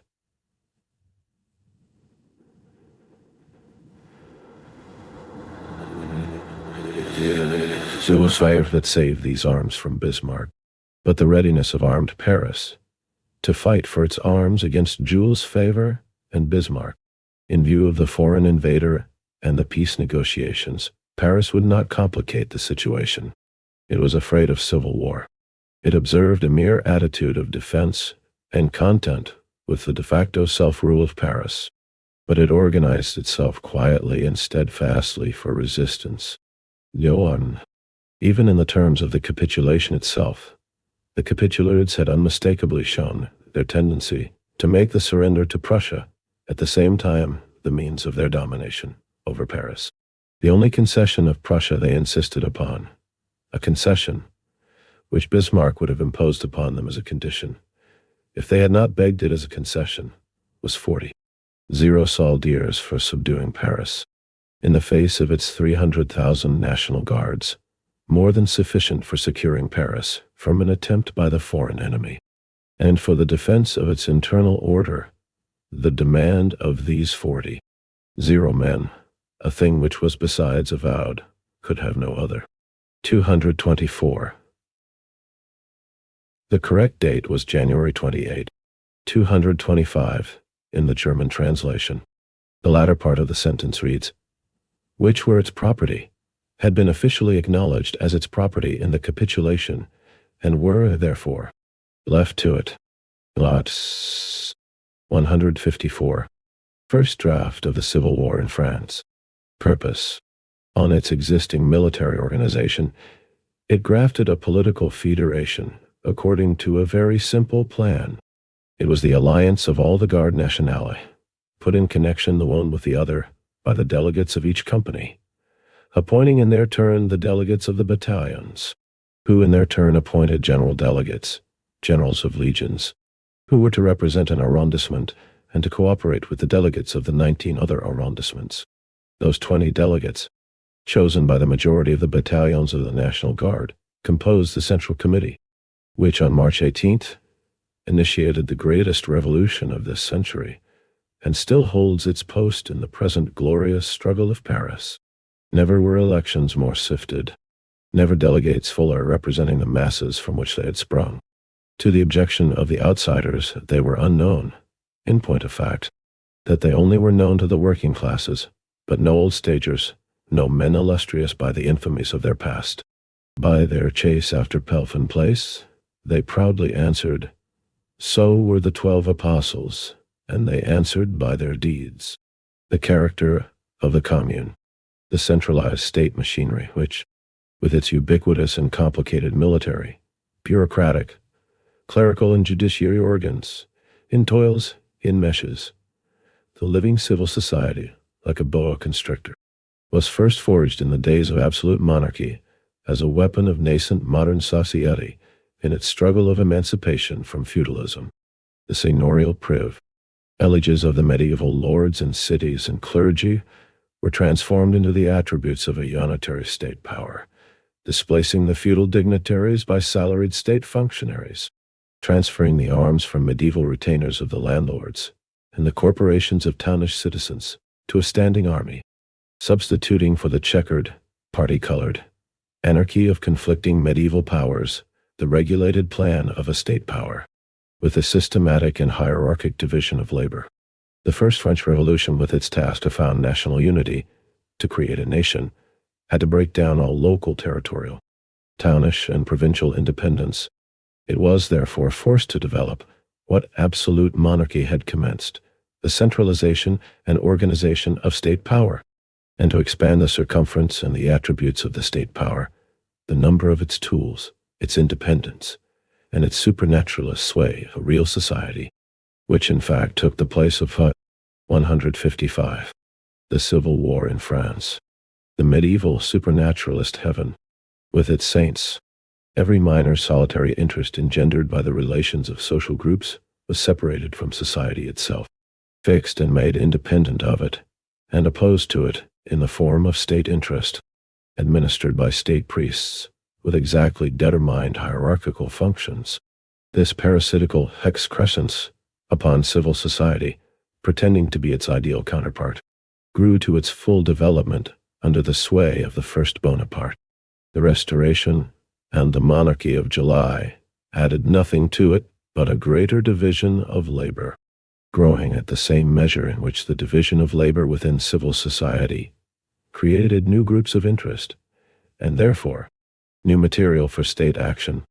In their struggle against the Revolution of 1848, the Parliamentary Republic of France and the governments of all continental Europe were forced to strengthen, with their measures of repression against the popular movement, the means of action and the centralization of that governmental power. All revolutions thus only perfected the state machinery, instead of throwing off this deadening incubus. The fractions and parties of the ruling classes, which alternately struggled for supremacy, considered the occupancy, control, caesura, and the direction of this immense machinery of government as the main booty of the victor.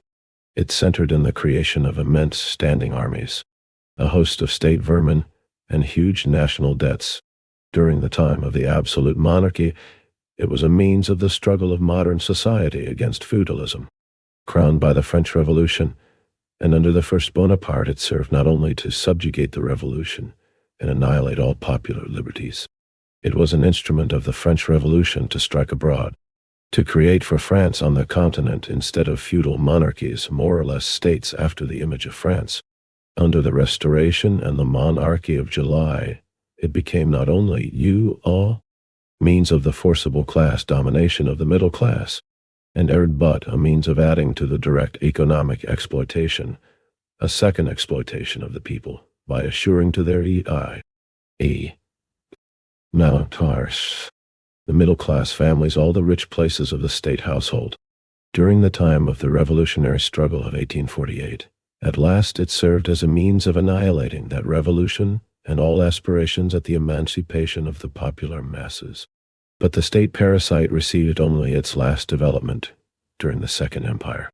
The governmental power with its standing army, its all-directing bureaucracy, its stultifying clergy in 156, first draft of the Civil War in France, its servile tribunal hierarchy had grown so independent of society itself that a grotesquely mediocre adventurer, with a hungry band of desperadoes behind him, sufficed to wield it.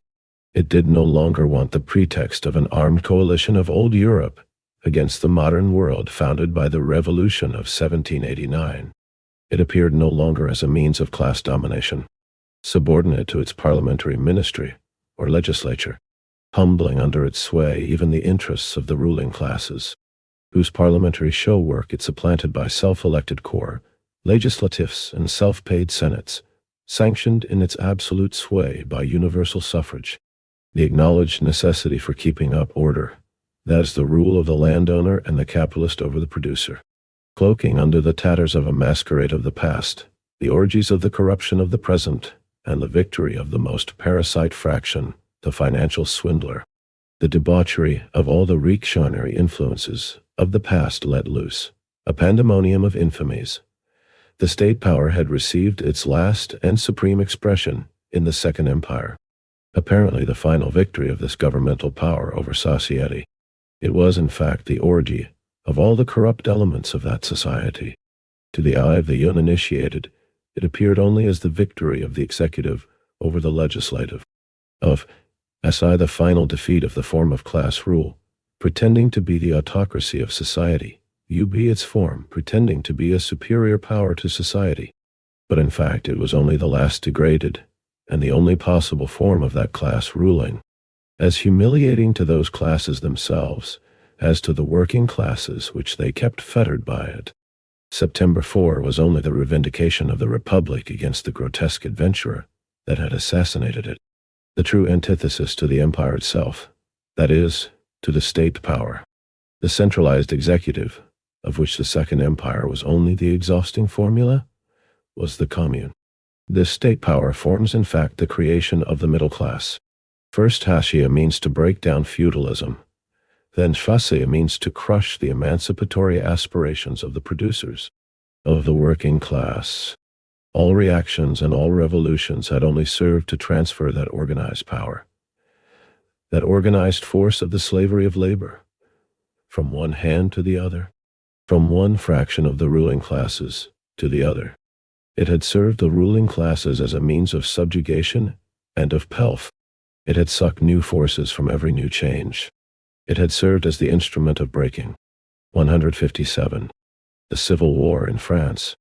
Down every popular rise. 226, and served it to crush the working classes after they had fought and been ordered to secure its transfer from one part of its oppressors to the others. This was, therefore, a revolution not against this or that legitimate, constitutional, republican or imperialist form of state power. It was a revolution against the state itself, of this supernaturalist abortion of society, a resumption by the people for the people of its own social life. It was not a revolution to transfer it from one fraction of the ruling classes to the other, but a revolution to break down this horrid machinery of class domination itself.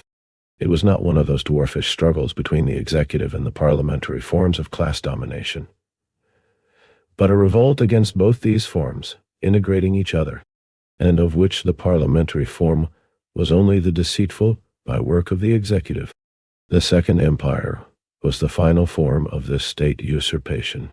The Commune was its definite negation, and therefore the initiation of the social revolution of the 19th century. Whatever, therefore, its fate at Paris, it will make le tour du monde, a trip round the world. It was at once acclaimed by the working class of Europe and the United States as the magic word of delivery.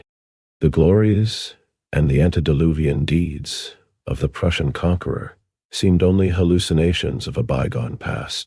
It was only the working class that could formulate by the word commune and initiate by the fighting commune of Paris this new aspiration, even the last expression of that state power in the Second Empire.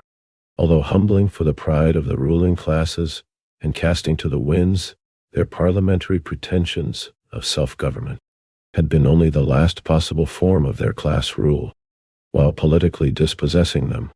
It was the orgy under which all the economic and social infamies of the regime got full sway. The middling bourgeoisie and the petty middle class were, by their economical conditions of life, excluded from initiating a new revolution and induced to follow in the track of the ruling classes, or etio, becoming the followers of the working class.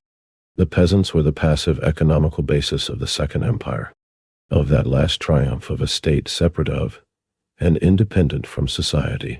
Only the proletarians, fired by a new social task to accomplish by them for all society, to do away with all classes and class rule, were the men to break the instrument of that class. 226 Rising. 158. First draft of the Civil War in France. Rule. The state, the centralized and organized governmental power usurping to be the master instead of the servant of society, in the active struggle against them by the ruling classes, supported by the passive adherence of the peasantry, the Second Empire, the last crowning at the same time as the most signal prostitution of the state, which had taken the place of the medieval church, had been engendered. It had sprung into life against them. By them it was broken, not as a peculiar form of governmental, centralized power, but as its most powerful expression, elaborated into seeming independence from society, and therefore also its most prostitute reality, covered by infamy from top to bottom, having centered in absolute corruption at home and absolute powerlessness abroad. But this one form of class rule had only broken down to make the executive, the governmental state machinery, the great and single object of attack to the revolution. Parliamentarism in France had come to an end. Its last term in fullest sway was the Parliamentary Republic, from May 1848 to the coup d'etat. The empire that killed it was its own creation. Under the empire with its corps, legislatif, and its senate. In this form it has been reproduced in the military monarchies of Prussia and Austria. It had been a mere farce, a mere by work of despotism in its crudest form. Parliamentarism then was dead in France, and the workmen's revolution certainly was not to awaken it from this death. The Commune, the reabsorption of the state power by society as its own living forces, instead of as forces controlling and subduing it by the popular masses themselves, forming their own force instead of the organized force of their suppression, the political form of their social emancipation, instead of the artificial force appropriated by their oppressors, their own force opposed to and organized against them, of society wielded for their oppression by their enemies. The form was simple like all great things.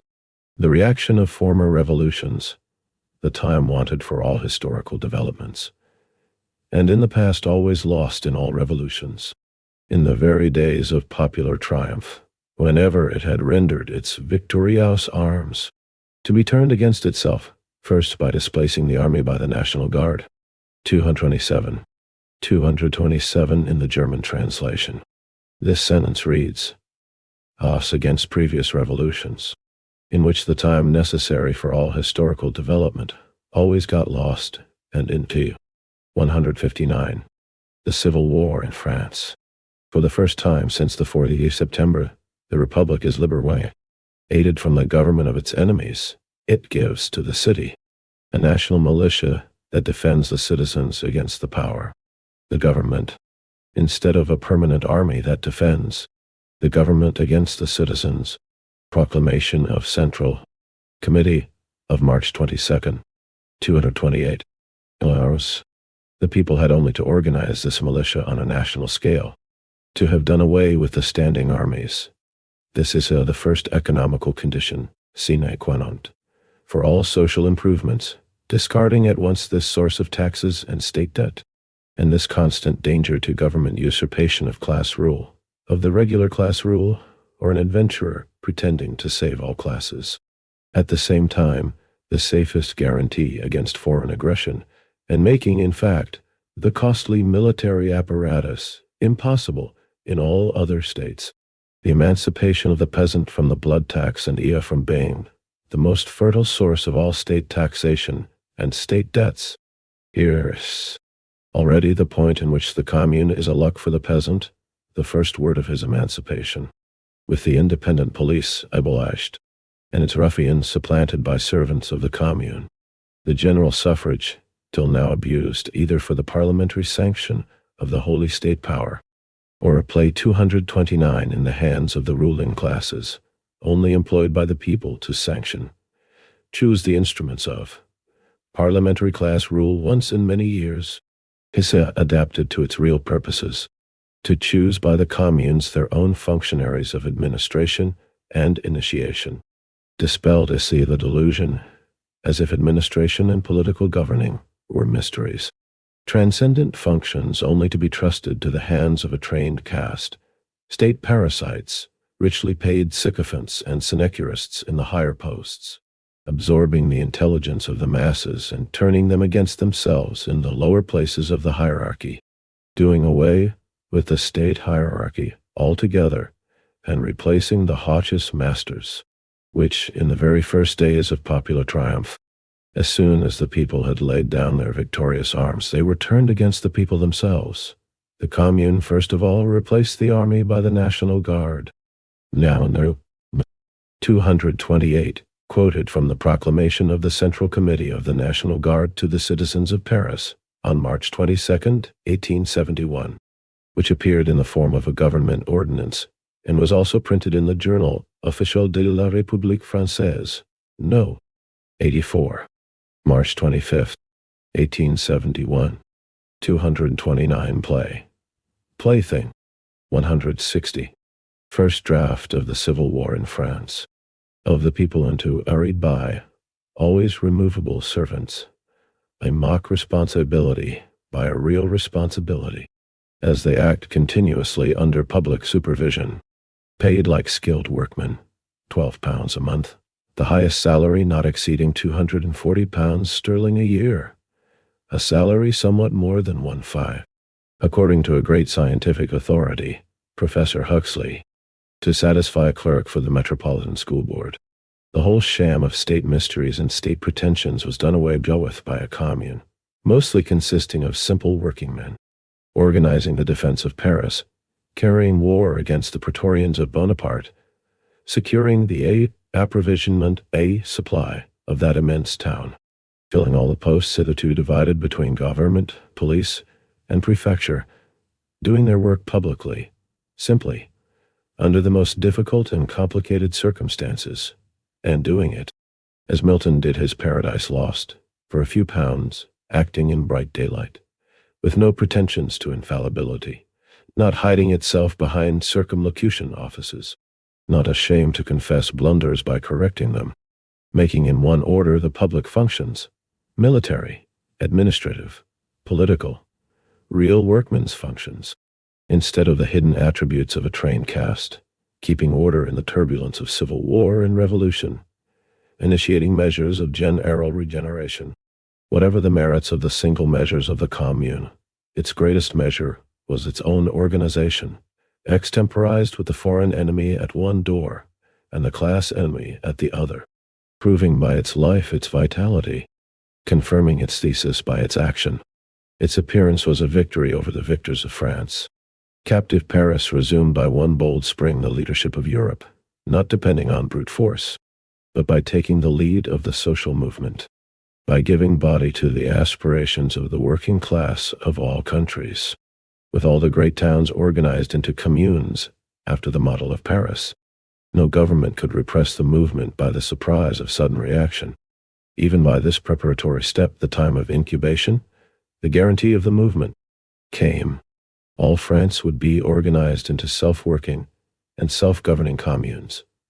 The standing army replaced by the popular militias, the army of state parasites removed, the clerical hierarchy displaced by the schoolmaster, the state judge transformed into communal organs, the suffrage for the national representation, not a matter of sleight of hand for an all-powerful government, but the deliberate. 161. The Civil War in France. Expression of organized communes.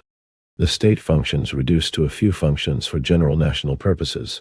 Such is the commune, the political form of the social emancipation, of the liberation of labor from the usurpations, slaveholding, of the monopolists of the means of labor, created by the laborers themselves, or forming the gift of nature. As the state machinery and parliamentarism are not the real life of the ruling classes, but only the organized general organs of their dominion, the political guarantees and forms and expressions of the old order of things. So the commune is not the social movement of the working class, and therefore of a general regeneration of mankind, but the organized means of action. The commune does not chudio. Away with the class struggles, through which the working classes strived, I read, for the abolition of all classes, and, therefore, of all classes, a class rulello, because it does not represent a peculiar interest. It represents the liberation of labor. That is the fundamental and natural condition of individual and social life, which only by usurpation, fraud, and artificial contrivances can be shifted from the few upon the many. But it affords the rational medium in which that class struggle can run through its different phases in the most rational and humane way. It could start violent reactions, and as violent revolutions. It begins the emancipation of labor, its great goal, by doing away with the unproductive and mischievous work of the state parasites, by cutting away the springs which sacrifice an immense portion of the national produce to the feeding of the state monster on the one side, by doing, on the other, the real work of administration, local and national, for working men's wages. It begins, therefore, with an immense saving, with economical reform as well as political transformation. The communal organization, once firmly established on a national scale, the catastrophes it might still have to undergo, would be sporadic slaveholders' insurrections, which, while for a moment interrupting the work of peaceful progress, would only accelerate the movement. By putting the sword into the hands of the social revolution, the working class know that they have to pass through different phases of class struggle. They know that the superseding of the economical conditions of the slavery of labor by the conditions of free and associated labor can only be the progressive work of time. That economical transformation, that they require not only a change of distribution, but a 162. First draft of the Civil War in France. New organization of production, or rather, the delivery, setting free, of the social forms of production in present organized labor, engendered by present industry, of arid from the trammels of slavery, of egg from their present class character, and their harmonious national and international coordination. They know that this work of regeneration will be again and again relented 230, and impeded by the resistance of vested interests and class egotisms. They know that the present, spontaneous action of the natural laws of capital and landed property can only be superseded by the spontaneous action of the laws of the social economy of free and associated labor. by a long process of development of new conditions, as was the spontaneous action of the economic laws of slavery and the spontaneous action of the economical laws of serfdom. But they know at the same time that great strides may be made, at once through the communal form of political organization, and that the time has come to begin that movement for themselves and mankind. Peasantry, war indemnity. Even before the installment of the Commune, the Central Committee had declared through its journal official, the greater part of the war indemnity should be paid by the authors of war. 231. This is the great conspiracy against civilization the men of order are most afraid of. This is the most practical question. With the Commune victorious, the authors of the war will have to pay its indemnity. With Versailles victorious, the producing masses who have already paid in blood, ruin and contribution will have again to pay, and the financial dignitaries will even contrive to make a profit out of the transaction. The liquidation of the war costs is to be decided by the Civil War. The Commune represents on this vital point not only the interests of the working class, the petty middle class, in fact, all of the middle class, with the exception of the bourgeoisie, the wealthy capitalists, the rich landowners, and their state parasites. It represents above all the interest of the French peasantry. On them the greater part of the war taxes will be shifted. If Thiers and his Roureau are victorious, and 230 retarded, 231 from an article which elucidated the stand of the Central Committee of the National Guard on the payment of the war indemnity. The article appeared in the Journal Officiel de la République Française, No. 83, March 24th, 1871. 163. The Civil War in France. People are silly enough to repeat the cry of the Roureau that they, the great landed proprietors, represent the peasant who is, of course, in the naivety of his soul, exceedingly anxious to pay for these good landowners the milliards of the war indemnity. Who made him already pay the milliard of indemnity, the revolution indemnity? 202. The same men deliberately compromised the Republic of February by the additional 45 centimes tax 233 on the peasant. But this they did in the name of the revolution, in the name of the provisional government created by it. It is now in their own name that they wage a civil war against the communal republic to shift the war indemnity from their own shoulders upon those of the peasant. He will, of course, be delighted by it. The Commune will abolish conscription. The party of order will fasten the blood tax on the peasant. The party of order will fasten upon him the tax collector for the payment of a parasitical and costly state machinery. The Commune will give him a cheap government. The party of order will continue to grind him down by the townish usurer. The Commune will free him of the incubus of the mortgages lasting upon his plot of land. The Commune will replace the parasitical judiciary body eating the heart of his income, the notary, the huissier, etc., by communal agents doing their work at workmen's salaries.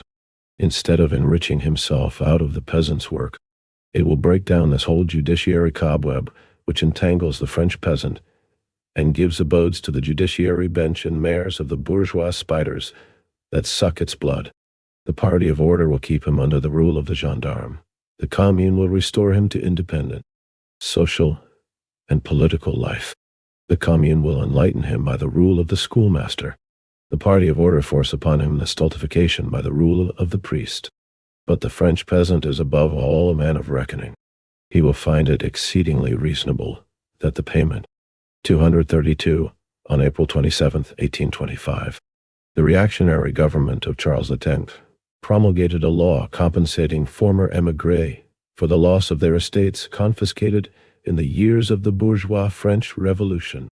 The greater part of the indemnity, totaling 1.0 million francs and paid by the government in the form of 3% securities, was obtained by the chief aristocrats at court and the big landlords of France. 233.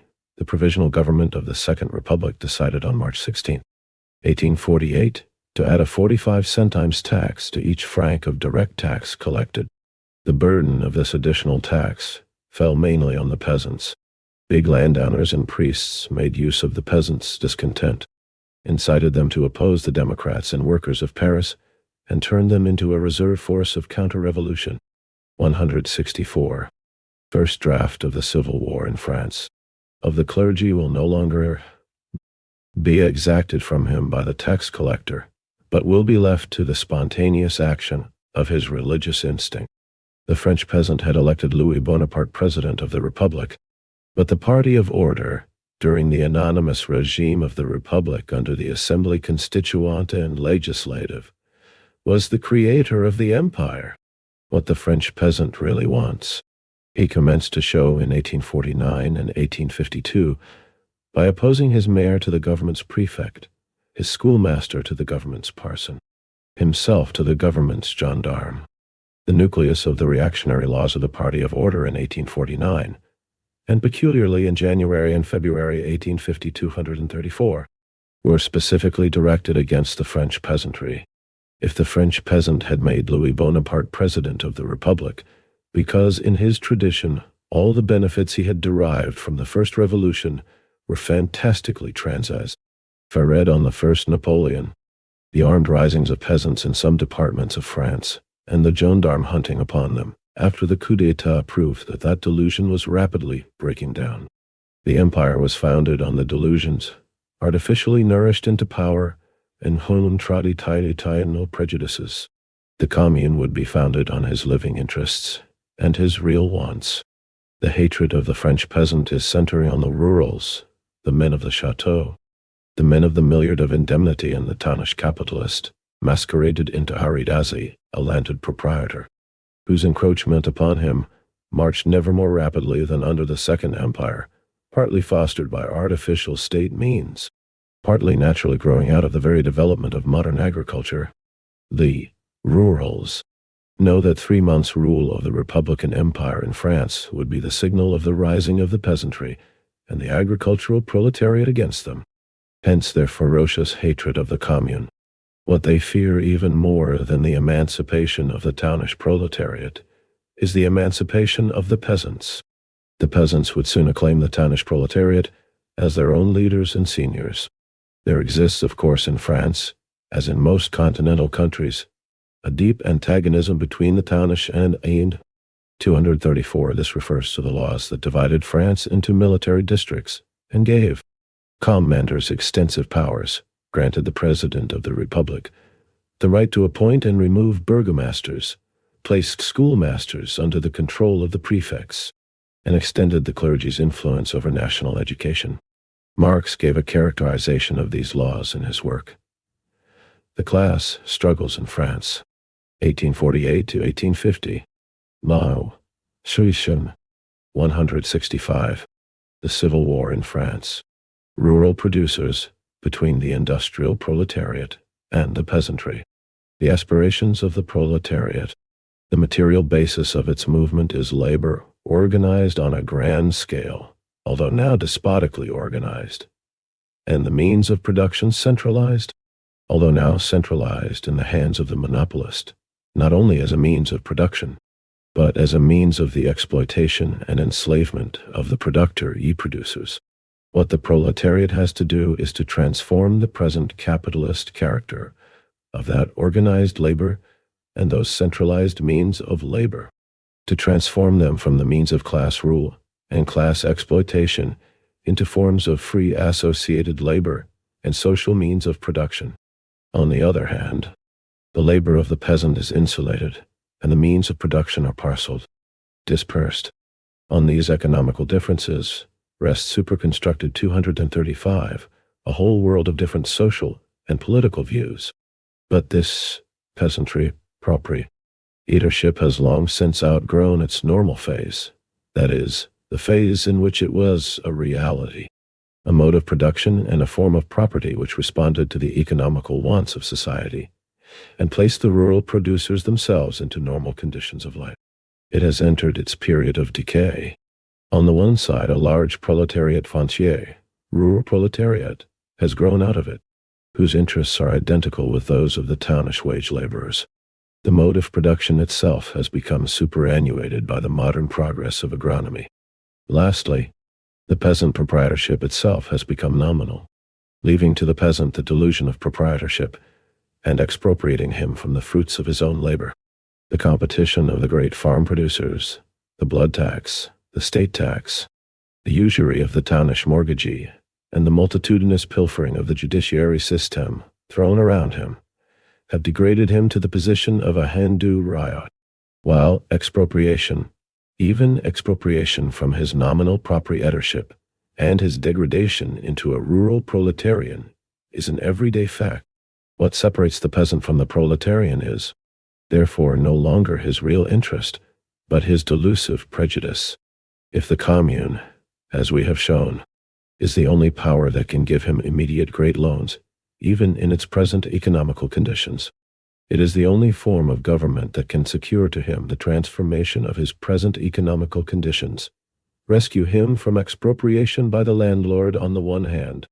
235. Superconstructed as superstructure. 166. First draft of the Civil War in France. Save him from grinding, trudging 236 in misery on the pretext of proprietorship on the other. That can convert his nominal proprietorship of the land into real proprietorship of the fruits of his labor. That can combine for him the profits of modern agronomy, dictated by social wants and every day now encroaching upon him as a hostile agency, without annihilating his position as a really independent producer. Being immediately benefited by the communal republic, he would soon confide in it. Union, La Républicaine. The party of disorder, whose regime topped 237 under the corruption of the Second Empire, has left Paris from Paris, followed by its appurtenances, its retainers, its menials, its state parasites, its mochards, its cocottes, and the whole band of low bohème, the common criminals, that form the complement of that bohème of quality, but the true vital elements of the middle classes, delivered by the workmen's revolution from their sham representants, has for the first time in the history of French Revolution separated from it and come out in its true colors. It is the League of Republican Liberty. 238, acting as the intermediary between Paris and the provinces, disavowing Versailles and marching under the banners of the Commune, the communal revolution as the representative of all classes of society not living upon foreign labor. 239. We have seen that the Paris proletarian fights for the French peasant, and Versailles fights against him. That the greatest anxiety of the rouleau is that Paris be heard by the peasant, and no longer separated by Arad from him through the blockade.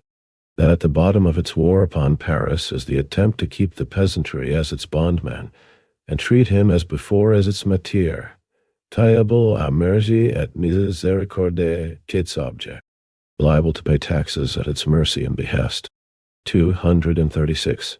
Trudging should read drudging. Nice. 237. Topped, reached its summit. 238. This probably refers to the Alliance Républicaine des Départements. See note 115. 239. Foreign labor, the labor of others. 167. The Civil War in France. For the first time in history, the petty and moyenne middle class, a petty and middle bourgeoisie, has openly rallied round the workmen's revolution and proclaimed it as the only means of their own salvation and that of France. It forms with them the bulk of the National Guard. It sits with them in the Commune. It mediates for them in the Union Républicaine.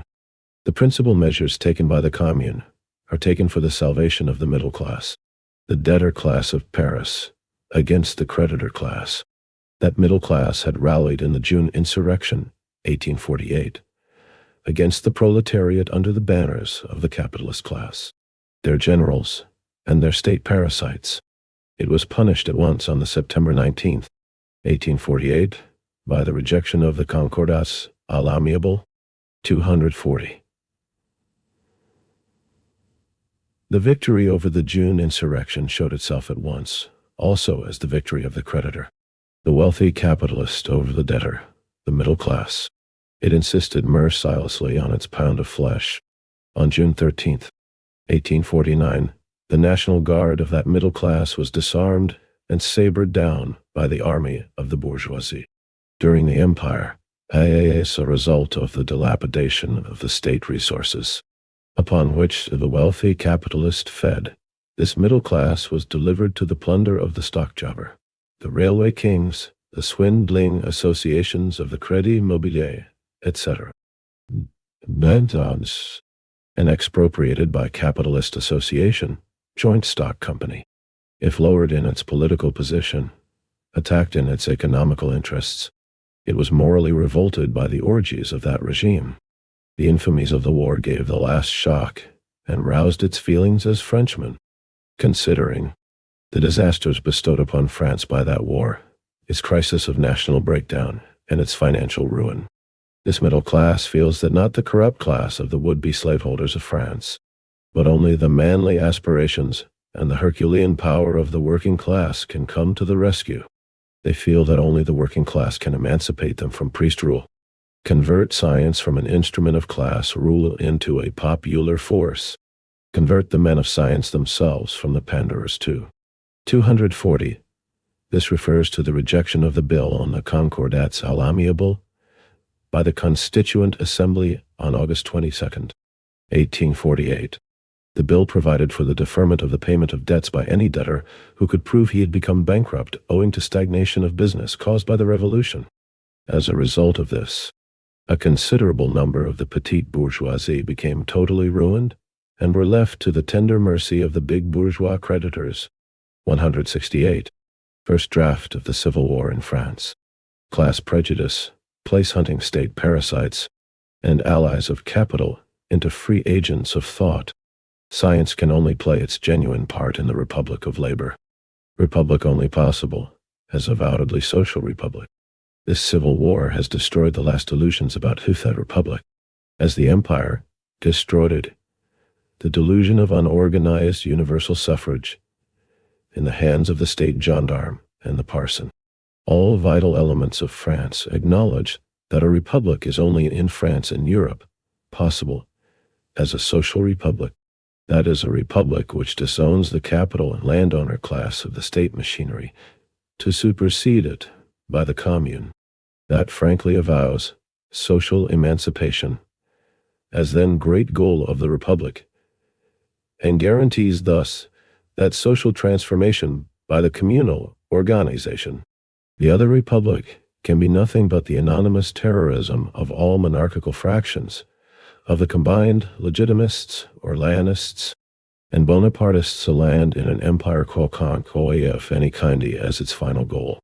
The anonymous terror of class rule, which having done its dirty work will always burst into an empire.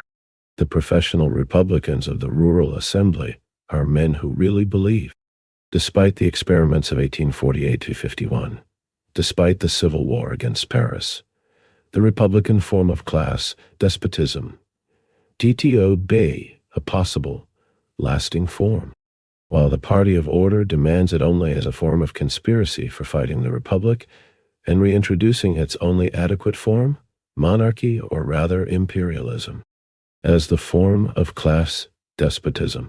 In 1848, these voluntary dupes were pushed in the foreground till, by the insurrection of June, they had paved the way for the anonymous rule of all fractions of the would-be slaveholders in France.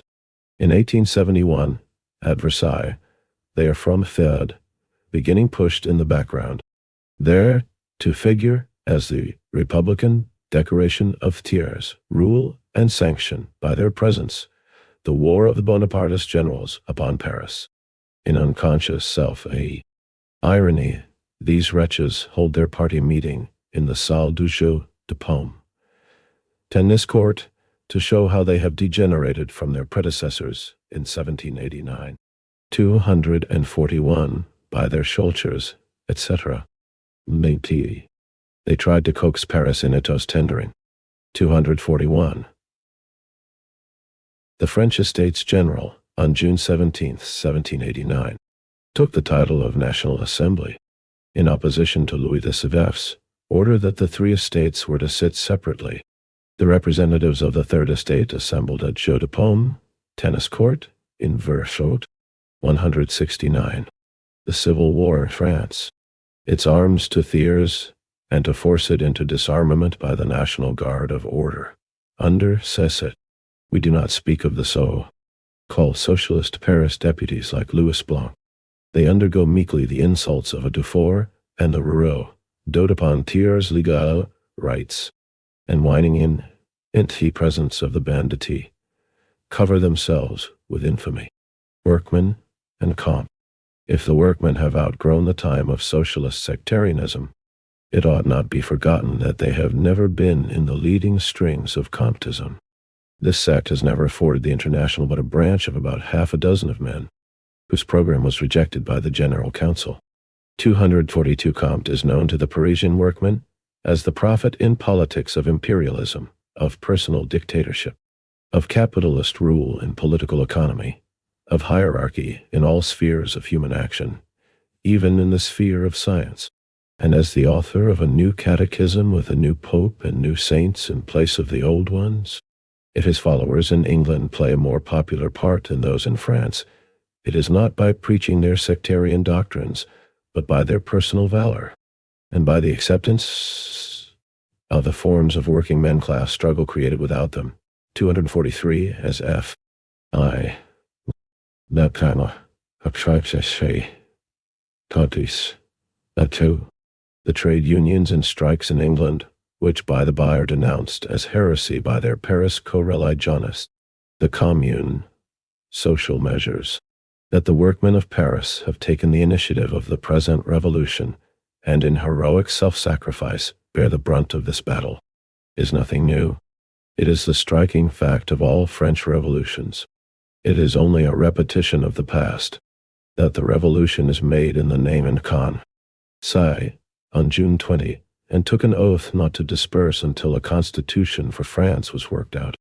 The tennis court oath was one of the events that heralded the bourgeois French Revolution.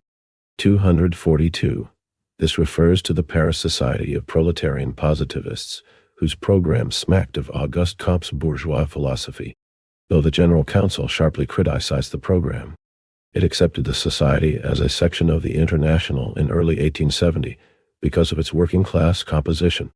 243 in the German translation. This sentence reads, "And because their sects accept the forms of proletarian class struggle, which were created without them." 170. First draft of the Civil War in France. Fessedly for the popular masses, that is, the producing masses, is a feature this revolution has in common with all its predecessors. The new feature is that the people, after the first rise, have not disarmed themselves and surrendered their power into the hands of the Republican mountebanks of the ruling classes, that, by the constitution of the Commune, they have taken the actual management of their revolution into their own hands, and found at the same time, in the case of success, the means to hold it in the hands of the people itself, displacing the state machinery, the governmental machinery of the ruling classes by a governmental machinery of their own. This is their ineffable crime. Workmen infringing upon the governmental privilege of the upper 10. 0. And proclaiming their will to break the economical basis of that class despotism, which for its own sake wielded the organized state force of society. This is it that has thrown the respectable classes in Europe, as in the United States, into the paroxysm of convulsions, and accounts for their shrieks of abomination. Thought it is blasphemy, and for their fierce appeals to assassination of the people, and the Billingsgate of abuse and calumny from their parliamentary tribunes and their journalistic servants' hall. The greatest measure of the Commune is its own existence, working, acting under circumstances of unheard of difficulty.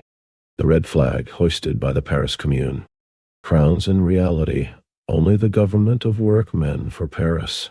They have clearly, consciously proclaimed the emancipation of labor and the transformation of society as their goal, but the actual social character of their republic consists only in this, that workmen govern the Paris Commune.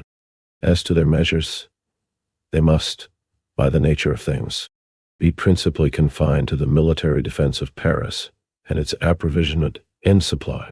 Some patronizing friends of the working class, while hardly dissembling their disgust even at the few measures they consider as socialist, although there is nothing socialist in them except their tendency, express their satisfaction and try to coax genteel sympathies for the Paris Commune by the great discovery that, after all, workmen are rational men, and whenever in power, always resolutely turn their back upon socialist enterprises.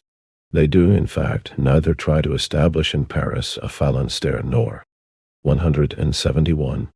The Civil War in France, an écurie, 244 wise men of their generation. These benevolent patronizers, profoundly ignorant of the real aspirations and the real movement of the working classes, forget one thing. All the socialist founders of sects belong to a period in which the working class themselves were neither sufficiently trained and organized by the march of capitalist society itself to enter as historical agents upon the world's stage, nor were the material conditions of their emancipation sufficiently matured in the old world itself. Their misery existed, but the conditions of their own movement did not yet exist. The utopian founders of sects, while in their criticism of present society, clearly describing the goal of the social movement, the supersession of the wages system with all its economical conditions of class rule, found neither in society itself the material conditions of its transformation, nor in the working class the organized power and the conscience, a consciousness of the movement. They tried to compensate for the historical conditions of the movement by fantastic pictures and plans of a new society in whose propaganda they saw the true means of salvation. From the moment the working men class movement became real, the fantastic utopias even nest, not because the working class had given up the end aimed at by these utopists, but because they had found the real means to realize them. But in their place came a real insight into the historic conditions of the movement, and the more and more gathering force of the military organization of the working class. But the last two ends of the movement proclaimed by the utopians are the last ends proclaimed by the Paris Revolution and by the International. Only the means are different, and the real conditions of the movement are no longer clouded in utopian fables. These patronizing friends of the proletariat, in glossing over the loudly proclaimed socialist tendencies of this revolution, are therefore but the dupes of their own ignorance. It is not the fault of the Paris proletariat if for them the utopian creations of the prophets of the working men movement are still the social revolution. That is to say, if the social revolution is for them still utopian. Laden. 244 Phalanstère. This is the name given by Charles Fourier, the French utopian socialist, to describe the producers and consumers, cooperative in an ideal socialist society, écurie, an imaginary communist land described by an exponent of utopian communism, Etienne Cabet, in his socio-philosophical novel, Voyage en Écurie, 172, first draft of the Civil War in France. None. Journal official of the Central Committee, March 20th. The proletarians of the capital, in the midst of the défilé, lances, férieuses, and the treasons of the governing, ruling classes, have understood, compris, that the hour has arrived for them to save the situation in taking into their own hands direction, management of public affairs, the state business. They denounce the political incapacity and the moral decrepitude of the bourgeoisie as the source of the misfortunes of France. The workmen who produce everything and enjoy nothing, who suffer from misery in the midst of their accumulated products, the fruit of their work and their sweat, shall they never be allowed to work for their emancipation? The proletariat, in face of the permanent menace against its rights, the absolute negation of all its legitimate aspirations, of the ruin of the country and all its hopes, has understood that it was its imperious duty and its absolute right to take into its hands its own destinies, and to assure their triumph in seizing the state power en s'emparant du pouvoir. 245. It is here plainly stated that the government of the working class is, in the first instance, necessary to save France from the ruins and the corruption impended upon it by the ruling classes, that the dislodgement of these classes from power, of these classes who have lost the capacity of ruling France, is a necessity of national safety. But it is no less clearly stated that the government by the working class can only save France and do the national business by working for its own emancipation, the conditions of that emancipation being at the same time the conditions of the regeneration of France. It is proclaimed as a war of labor upon the monopolists of the means of labor, upon capital. The chauvinism of the bourgeoisie is only a vanity, giving a national cloak to all their own pretensions. It is a means by permanent armies. 245 Journal Officiel de la République Française, No. 80, March 21st, 1871. 173. The Civil War in France. Perpetuate international struggles. To subjugate in each country the producers by pitching them against their brothers in each other country, a means to prevent the international cooperation of the working classes, the first condition of their emancipation. The true character of that chauvinism, long since become a mere phrase, has come out during the War of Defense after Sedan, everywhere paralyzed by the chauvinist bourgeoisie, in the capitulation of France, in the Civil War, carried on under that high priest of chauvinism, Thiers, on Bismarck's sufferance. It came out in the petty police intrigue of the anti-German League. 246. When the foreigners hunting in Paris after the capitulation, it was hoped that the Paris people and the French people could be stultified into the passion of national hatred, and by factitious outrages to the foreigner forget its real aspiration and its home betrayers. How has this factitious movement disappeared, vanished, before the breath of revolutionary Paris, loudly proclaiming its international tendencies, because the cause of the producer is where the same and its enemy everywhere the same, whatever its nationality, in whatever national garb. It proclaimed as a principle the admission of foreigners into the Commune. It chose even a foreign workman, 247, a member of the International. Into its executive, it decreed the destruction of the symbol of French chauvinism, the Vendôme column. And while their bourgeois chauvins have dismembered France, an act under the dictatorship of the foreign invasion, the Paris workmen have beaten the foreign enemy by striking at their own class rulers, have abolished fractions, in conquering the post as the vanguard of the workmen of all nations. The genuine patriotism of the bourgeoisie, so natural for the real proprietors of the different national estates, has faded into a mere sham consequent upon the cosmopolitan character imprinted upon their financial, commercial, and industrial enterprise. Under similar circumstances, it would explode in all countries as it did in France.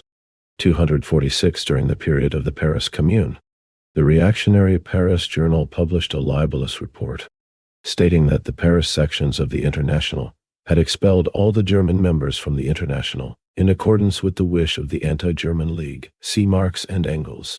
Works, Schar, ed. Vol. 17. pp. 296-97. 247. Leo Frankel, 1844–1896. 174. First draft of the Civil War in France. Decentralization by the Roureaux and the Commune.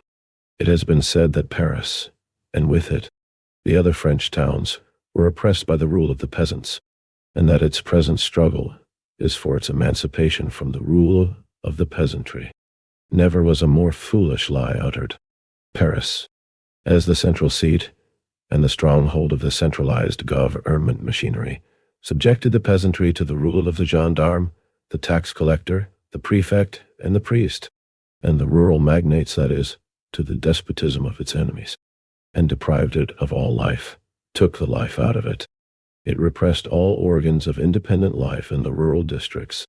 On the other hand, the government, the rural magnate, The gendarme and the priest, into whose hands the whole influence of the provinces was thus thrown by the centralized state machinery centering at Paris, brought this influence to bear for the government and the classes whose government it was, not against Uthat Paris Kofoff, the government, the parasite, the capitalist, the idle, the cosmopolitan stew, but against the Paris of the workman and the thinker.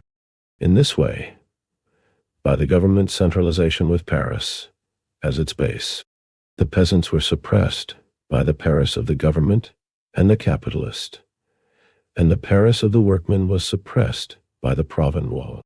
See all power handed over into the hands of the enemies of the peasants. The Versailles Moniteur 248, March 29th declares that Paris cannot be a free city, because it is the capital. This is the true thing. Paris, the capital of the ruling classes and its their government, cannot be a free city, and the provinces cannot be free, because such a Paris is the capital. The provinces can only be free with the Commune at Paris. The party of order is still more infuriated against Paris, because it has proclaimed its own emancipation from them and their government, than because, by doing so, it has sounded the alarm signal for the emancipation of the peasant and the provinces from their sway. Journal Officiel de la Commune, 1 April. The revolution of the 18th March had not for its only object the securing to Paris of communal representation elected, but subject to the despotic tutelage of a national power strongly. 248, see note 206. 175. The Civil War in France. Centralized. It is to conquer and secure independence for all of the communes of France, and also of Europe for all superior groups, departments, and provinces, united amongst themselves for their common interest by a really national pact. It is to guard and perpetuate the Republic. Paris has renounced her apparent omnipotence, which is identical with her forfeiture. She has not renounced that moral power, that intellectual influence, which so often has made her victorious in France and Europe in her propaganda. 249. This time again Paris works and suffers for all France, of which it prepares by its combats and its sacrifices the intellectual, moral, administrative, and economical regeneration, the glory, and the prosperity program of the Commune de Paris sent out by balloon. 250. Mr. Thiers, in his tour through the provinces, managed the elections, and above all, his own manifold elections. But there was one difficulty. The Bonapartist provincials had for the moment become impossible. Besides, he did not want them, nor did they want him. Many of the old Orleanist stagers had merged into the Bonapartist lot. It was, therefore, necessary to appeal to the rusticated legitimist landowners who had kept quite aloof from politics and were just the men to be duped. They have given the apparent character to the Versailles Assembly, its character of the Chambre introuvable of Louis XVIII, its rural character. In their vanity they believed, of course, that their time had at last come with the downfall of the Second Bonapartist Empire, and under the shelter of foreign invasion, as it had come in 1814 and 1815. Still, they are mere dupes.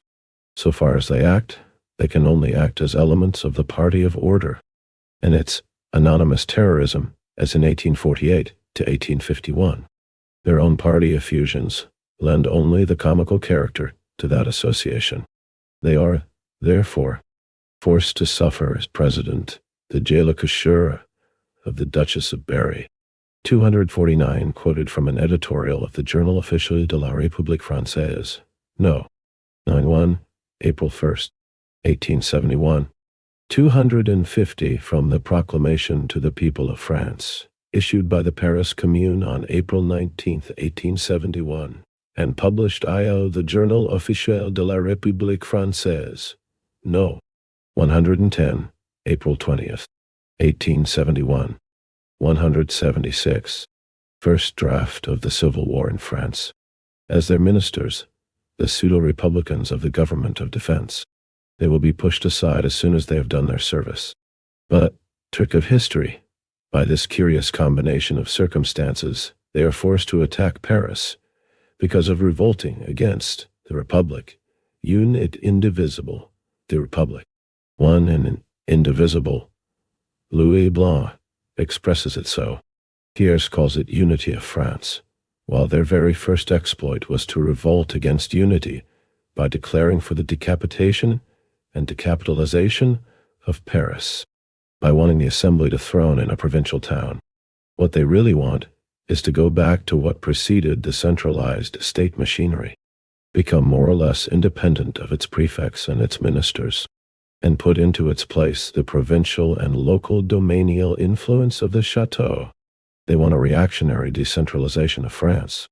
What Paris wants is to supplant that centralization which has done its service against feudality, but has become the mere unity of an artificial body, resting on gendarmes, red and black armies, repressing the life of real society, lasting as an incubus upon it, giving Paris an apparent omnipotence by enclosing it and leaving the provinces outdoor 251, to supplant this unitarian France which exists besides the French society, by the political union of French society itself, through the communal organization. The true partisans of breaking up the unity of France are therefore the rurals, opposed to the United States machinery so far as it interferes with their own local importance, seigneurial rights, so far as it is the antagonist of feudalism. What Paris wants is to break up that factitious unitarian system, so far as it is the antagonist of the real living union of France, and a mere means of class rule. What? Comteist view. Men completely ignorant of the existing economical system are of course still less able to comprehend the workman's negation to that system. They can of course not comprehend that the social transformation the working class aim at is the necessary, historical, unavoidable birth, 252 of 251 outdoor. Outside, 252 birth, product, 177. The Civil War in France. The present system itself. They talk in deprecatory tones of the threatened abolition of property, because in their eyes, their present class form of property, a transitory historical form, is property itself, and the abolition of that form would therefore be the abolition of property. As they now defend the charity of capital rule and the wages system, if they had lived in feudal times or in times of slavery, they would have defended the feudal system and the slave system as founded on the nature of things. As a spontaneous outgrowth, springing from nature, they would have fiercely declaimed against their abuses, but at the same time, from the height of their ignorance, answering to the prophecies of their abolition by the dogma of their charity, weighed by moral checks, constraints. They are as right in their appreciation of the aims of the Paris working classes as is M. Bismarck in declaring that what the Commune wants is the social property which makes property the attribute of labor, far from creating individual moral constraints, will emancipate the morals of the individual from its class constraints. Poor men, they do not even know that every social form of property has morals of its own, and that the form of a 253, Nadishal, I know how the breath of the popular revolution has changed Paris. The revolution of February was called the revolution of moral contempt. It was proclaimed by the cries of the people, "Abat les grands voleurs, abat les assassins." But as to the bourgeoisie, they wanted broader sway for corruption. They got it under Louis Bonaparte's, Napoleon's reign. Paris, the gigantic town, the town of historic initiative, was transformed into the Maison Dorée, gilded house, brothel of all the idlers and swindlers of the world, into a cosmopolitan stew. After the exodus of the better class of people, the Paris of the working class reappeared, heroic, self-sacrificing, enthusiastic in the sentiment of its Herculean task. No cadavers in the morgue, no insecurity of the streets. Paris was never more quiet within. Instead of the cocottes The heroic women of 253 in the German translation. The last two paragraphs read, "They are as right in their appreciation of the aims of the Paris working classes as is Bismarck in declaring that what the Commune wants is the Prussian municipal system." 178. First draft of the Civil War in France. Paris. Manly, stern, fighting, working. Thinking Paris. Magnanimous Paris. In view of the cannibalism of their enemies, making their prisoners only dangerless. 254. What Paris will no longer stand is yet the existence of the cocottes and cocottes de dandies. What it is resolved to drive away or transvance form is this useless, skeptical, and egoistical race which has taken possession of the gigantic town to use it as its own. No celebrity of the empire shall have the right to say, "Paris is very pleasant in the best quarters, but there are too many paupers in the others." Vérité. 255. 23 April. Private crime wonderfully diminished at Paris. The absence of thieves and cocottes, of assassinations and street attacks. All the conservateurs, conservatives, have fled to Versailles. There has not been signalized one single nocturnal attack even in the most distant and less frequented quarters since the city-wide Zens do their police business themselves. 254 in the German translation. This sentence reads, "Faced with the cannibalism of its enemies, it took measures so that its captives could not endanger it any longer." 255. La Vérité. A daily published in Paris by radical bourgeois Republicans from October 1870 to September 3, 1871. At first it supported the Paris Commune, but later turned against the social measures the Commune had adopted. 179. The Civil War in France. Fragments. Tears on the rurals. This party knows only to employ three means: foreign invasion, civil war, and anarchy. Such a government will never be that of France. Chambre des députés of 5 Janvier, 1833. Government of defense. And this same Trochu said in his famous program, "The governor of Paris will never capitulate." And Jules Favre in his circular, "Not a stone of our fortresses, nor a foot of our territories." Same as Ducrot, "I shall never return to Paris save dead or victorious." He found afterwards at Bordeaux that his life was necessary for keeping down the rebels of Paris. These wretches know that in their flight to Versailles they have left behind the proofs of their crimes, and to destroy these proofs they would not recoil from making Paris a mountain of ruins bathed in a sea of blood. Manifeste à la Province. By balloon. 256. Lyoman, Lâché. The unity which has been imposed upon us to the present by the empire, the monarchy, and parliamentary government is nothing but centralization, despotic, unintelligent, arbitrary, and onerous. The political unity as desired by Paris is a voluntary association of all local initiative, a central delegation from the federal commune, and of the old governmental and clerical world, of military supremacy and bureaucracy and jobbing in monopolies and privileges to which the proletariat owed its slavery and the commune try its misfortunes and disasters. Proclamation of Commune. April 19th, 257. 256 Levenger No. 30. April 28, 1871. 257 From the Proclamation to the People of France, issued by the Paris Commune on April 19th, 1871, and published in the Journal Officiel de la République Française, No. 110, April 20th, 1871. 180. First draft of the Civil War in France. Gendarmes and policemen. 20. 0 gendarmes, drawn to Versailles from all France. Im Ganzen 30,000 Untet dem Empire 258. And 12. 0 Paris police agents. Basis of the finest army France ever had. Republican deputies of Paris.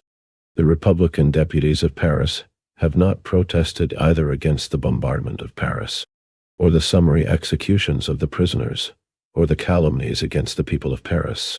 They have, on the contrary, by their presence at the Assembly, and their mutism, given a consecration to all these acts supported by the notoriety the Republican Party has given those men, have become the allies and conscious accomplices of the monarchical party, declares them traitors to their mandate and the Republic. Association Générale des Défenseurs de la République, 259, May 9th. Necessarde, Musi, Verbarricadar. No. Centralization leads to apoplexy in Paris, and to absence of life everywhere else. Mas, la monnaie. Nous, aujourd'hui tout se rapporte à un centre, et ce centre est, pour ainsi dire, l'état même. Today everything relates to a center, and this center is, so to speak, the state itself. Montesquieu, 260, Vendôme affair, etc. The Central Committee of the National Guard, constituted by the nomination of a delegate of each company, on the entrance of the Prussians into Paris, transported to Montmartre, Belleville et La Villette, the cannon and mitrailleuses founded by the subscription of the National Guards themselves, which cannon and mitrailleuses were abandoned by the government of national defense, even in those quarters which were to be occupied by the Prussians. 258, totaling 30. 0, under the Empire.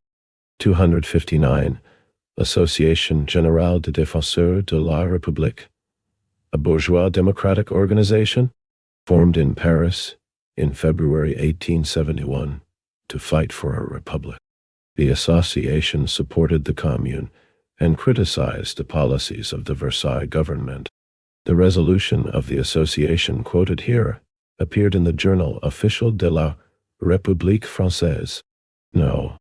129, May 9, 1871.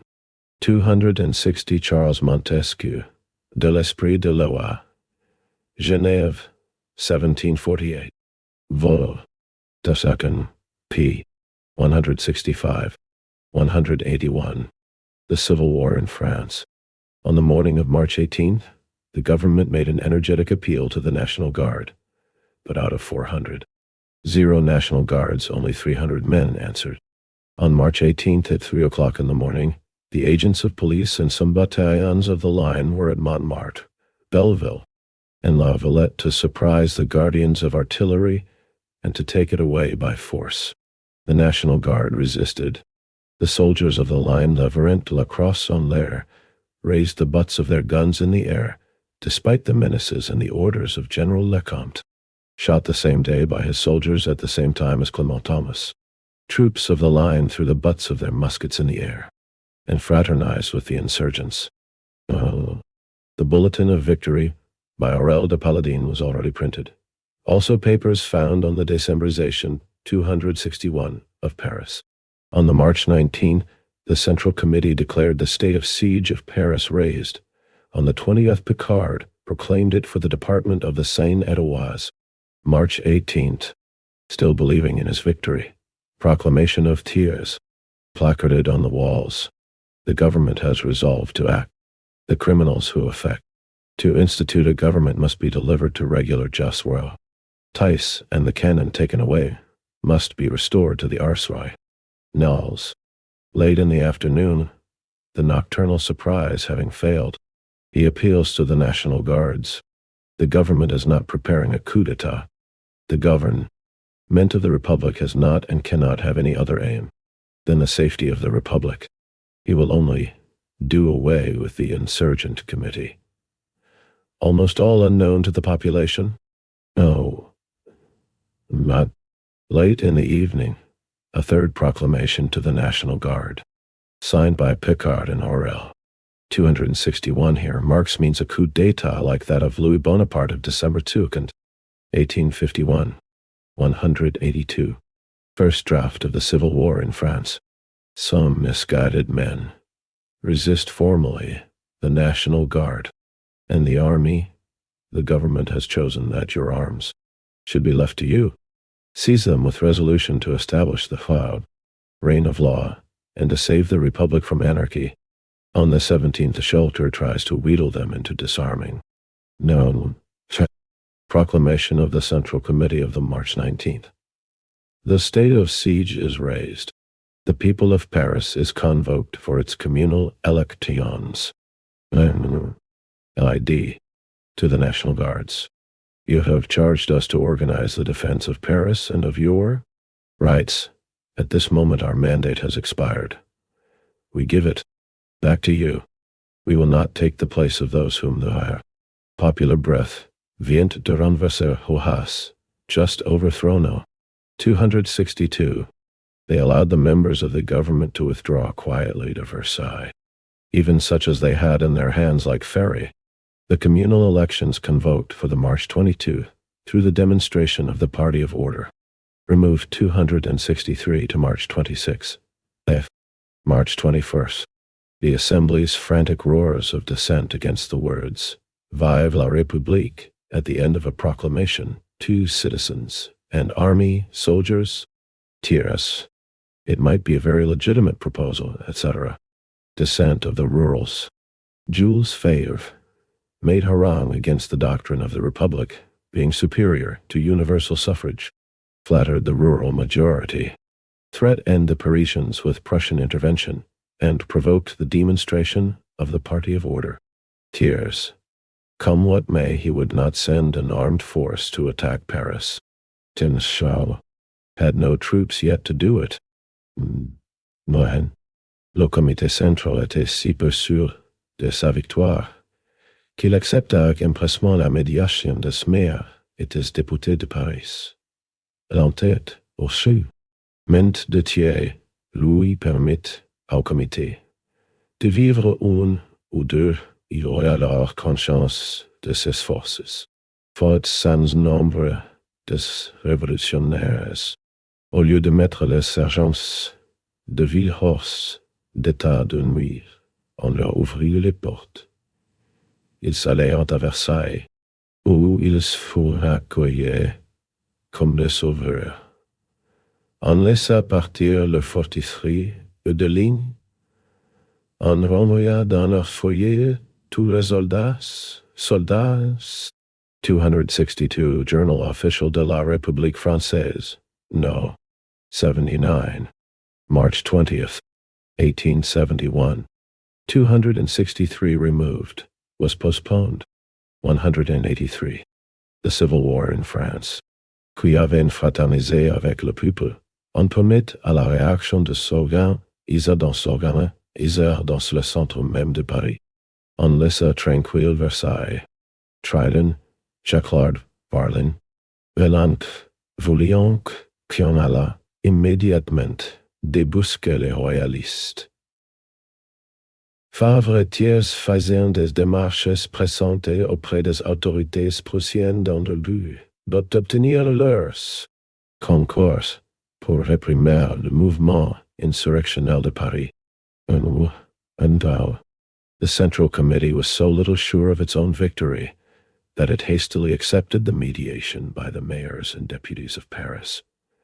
Fier's obstinacy permitted it, the committee, to subsist 1 or 2 days. It then became aware of its own strength. Countless mistakes by the revolutionaries. Instead of disarming the police, they opened the gates to them. The police went to Versailles, where they were welcomed as saviors. They let the 43 RD Regiment of the line leave. They sent home all the soldiers who had fraternized with the people. They allowed the reactionaries to organize themselves in the very center of Paris. They left Versailles undisturbed. Dryden, Jacquard, Varlin, and Vaillant wanted to drive out the royalists immediately. Favre and Thiers took immediate action to obtain the support of the Prussian authorities in order to suppress the insurrectional movement in Paris. L'occupation constante de Trochu et de Clément Thomas d'entraver toutes les tentatives d'armement et d'organisation de la garde nationale. La marche sur Versailles fut décidée, préparée et entreprise par le comité central, à l'insu de la commune, et même en opposition directe avec sa volonté nettement manifestée. Trop and Clement Thomas were concernant, Stanley preoccupied with thwarting every attempt of the National Guard to arm and organize. The march on Versailles was decided on, prepared and undertaken by the Central Committee, without the knowledge of the Commune, and even in opposition to its expressed wish. Bergeret, au lieu de faire sauter le pont de Neuilly, que les fédérés ne pouvaient garder à cause du Mont Valérien et des batteries établies, à Courbevoie, il laissa les royalistes en empare, s'y retrancha puissamment et s'assura par là une folle de communication avec Paris. Bergeret, instead of blowing up the bridge at Neuilly, which the communards could not protect on account of Mont Valérien and the batteries set up at Courbevoie, he let the royalists seize it and strongly entrench themselves there, thus assuring themselves of a line of communication with Paris. As M. Lettre said in a letter, Daily News, April 20, 184, first draft of the Civil War in France. Paris disarmed, Paris manacled by the Vinoys, the Valentins, the Paladins. The Republic was lost. This, the Parisians under Mou, stood, with the alternative of succumbing without fighting, and risking a terrible contest of uncertain issue. They chose to fight, and I cannot but praise them for it. The expedition to Rome, the work of Cavaignac, Jules Favre, and Thiers, un gouvernement qui, à tous les avantages intérieurs du gouvernement républicain,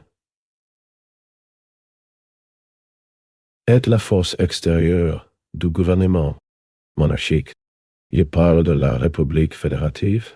C'est une société de sociétés qui en font une nouvelle qui peut s'agrandir par de nombreux associés jusqu'à ce qu'elle a puis suffise à la sûreté de ceux qui se sont unis. Cette sorte de république peut se maintenir dans sa grandeur sans que l'intérieur se corrompe. La forme de cette société prévient toutes les inconvénients. Montesquieu, Esprit de Soi. 1. Tense. H. I. 264. A form of government that has all the internal advantages of a republican government and the external force of a monarchical government. I mean, a federal republic. It is a society, made up of societies that constitute a new one, capable of new one, growing by means of numerous associates, until its power is sufficient to ensure the security of those who have united. A republic of this kind may preserve its greatness without becoming internally corrupt. The form of this society prevents all disadvantages. Montesquieu, the spirit of the laws, vol. I. B.K. Ike. Ch. I. National Constitution to 1793, 265. 264, Charles Montesquieu, O.P. Sit. Vol. Ben. I. pp. 204-6. 265, the Constitution of 1793, Constitution of the French Republic, adopted by the Fire Concept, benign senators, during the bourgeois revolution. It was more democratic than any other bourgeois constitutions of the 18th National Convention of the Revolutionary Jacobin dictatorship during the French and 19th centuries. 185. The Civil War in France. 78. Il y a dans chaque commune de une république une administration municipale. Dans chaque district, une administration intermédiaire. Dans chaque département, une administration centrale. 79. Les officiers municipaux sont élus par les assemblées de la commune. 80. Les administrateurs sont nommés par les assemblées électorales de département et de district. 81. Les municipalités et les administrations sont renouvelées tous les ans par moitié. 78. Each commune of the Republic has a municipal administration. Each district, an intermediate administration. Each department, a central administration. 79. The municipal officials are elected by the assemblies of the commune. 80. The administrators are appointed by the electoral assemblies of the department and the district. 81. Half of the municipal and administration members are replaced every year. 1. Conseil exécutif. 62. Composé de 24 members. 63. Les assemblées électorales de chaque département nommé un candidat. 1. Le corps législatif choisit sur la liste générale les membres du conseil. 64. Il est renouvelé par moitié à chaque législature dans le dernier mois de sa session. 65. Le conseil est chargé de la direction et de la surveillance du général X. Il nomme hors de son sein les alliances en chef de l'administration générale de la République. 68. Ses agents ne forment point un conseil. Ils sont séparés sans rapport immédiat entre eux. Ils n'exercent aucune autorité personnelle. 73. Le conseil révoque et remplace les agents à sa nomination. Executive Council. 62. Composed of 24 members. 63. The electoral assembly of each department nominates a candidate. The legislative body selects from the general list the members of the council.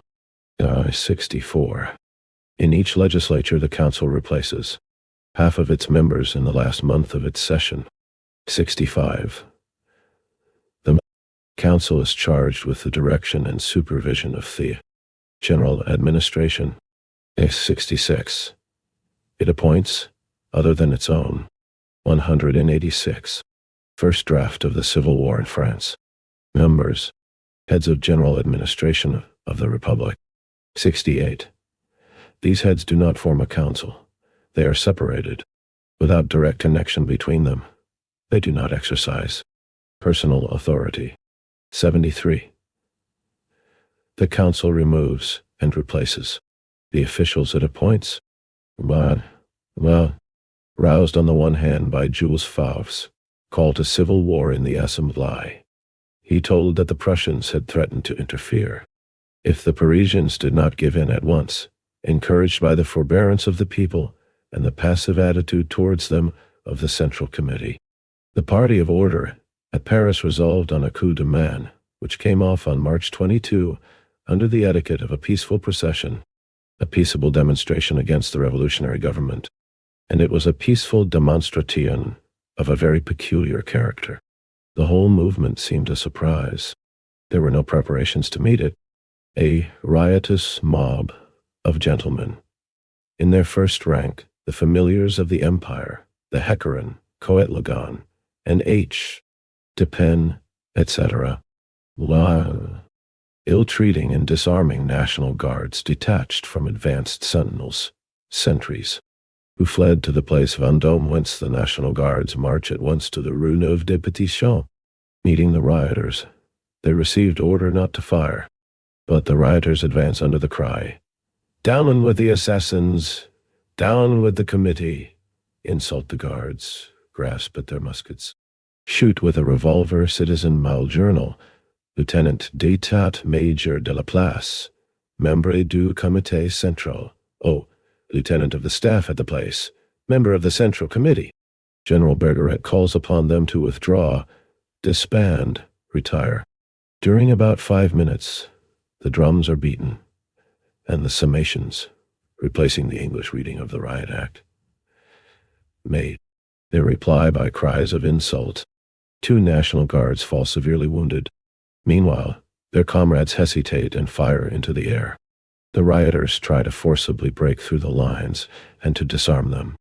Bergeret commands fire and the cowards fly. The emancipatory is at once dispersed and the fire ceases. Shots are fired from houses on the National Guards. 2 of them, Wallin and Francois, are killed. 8 are wounded. The streets through which the Pacific disband are strewn with revolvers and sword canes, many of them picked up in the Rue de la Paix. Vicomte de Molinay, killed from behind by his own people. Alias found with a dagger fixed by a chain. 187. The Civil War in France. Rappel was beaten. A number of cane swords, revolvers, and daggers lay on the streets by which the unarmed demonstration had passed. Pistol shots were fired before the insurgents received orders to fire on the crowd. The manifestors were the aggressors, witnessed by General Sheridan from a window. This was then simply an attempt to do by the reactionists of Paris, armed with revolvers, cane swords, and daggers, what Vinoy had failed to do with his sergeants de ville, soldiers, cannon, and mitrailleuse. That the lower orders of Paris allowed themselves not even to be disarmed by the gentlemen of Paris was really too bad. When on June 13, 1849, the National Guards of Paris made a really unarmed and pacific procession to protest against a crime, the attack on Rome by the French troops, General Changarnier was praised by his intimateers for sabering and shooting them down. The state of siege was declared, new laws of repression, new proscriptions, a new reign of terror.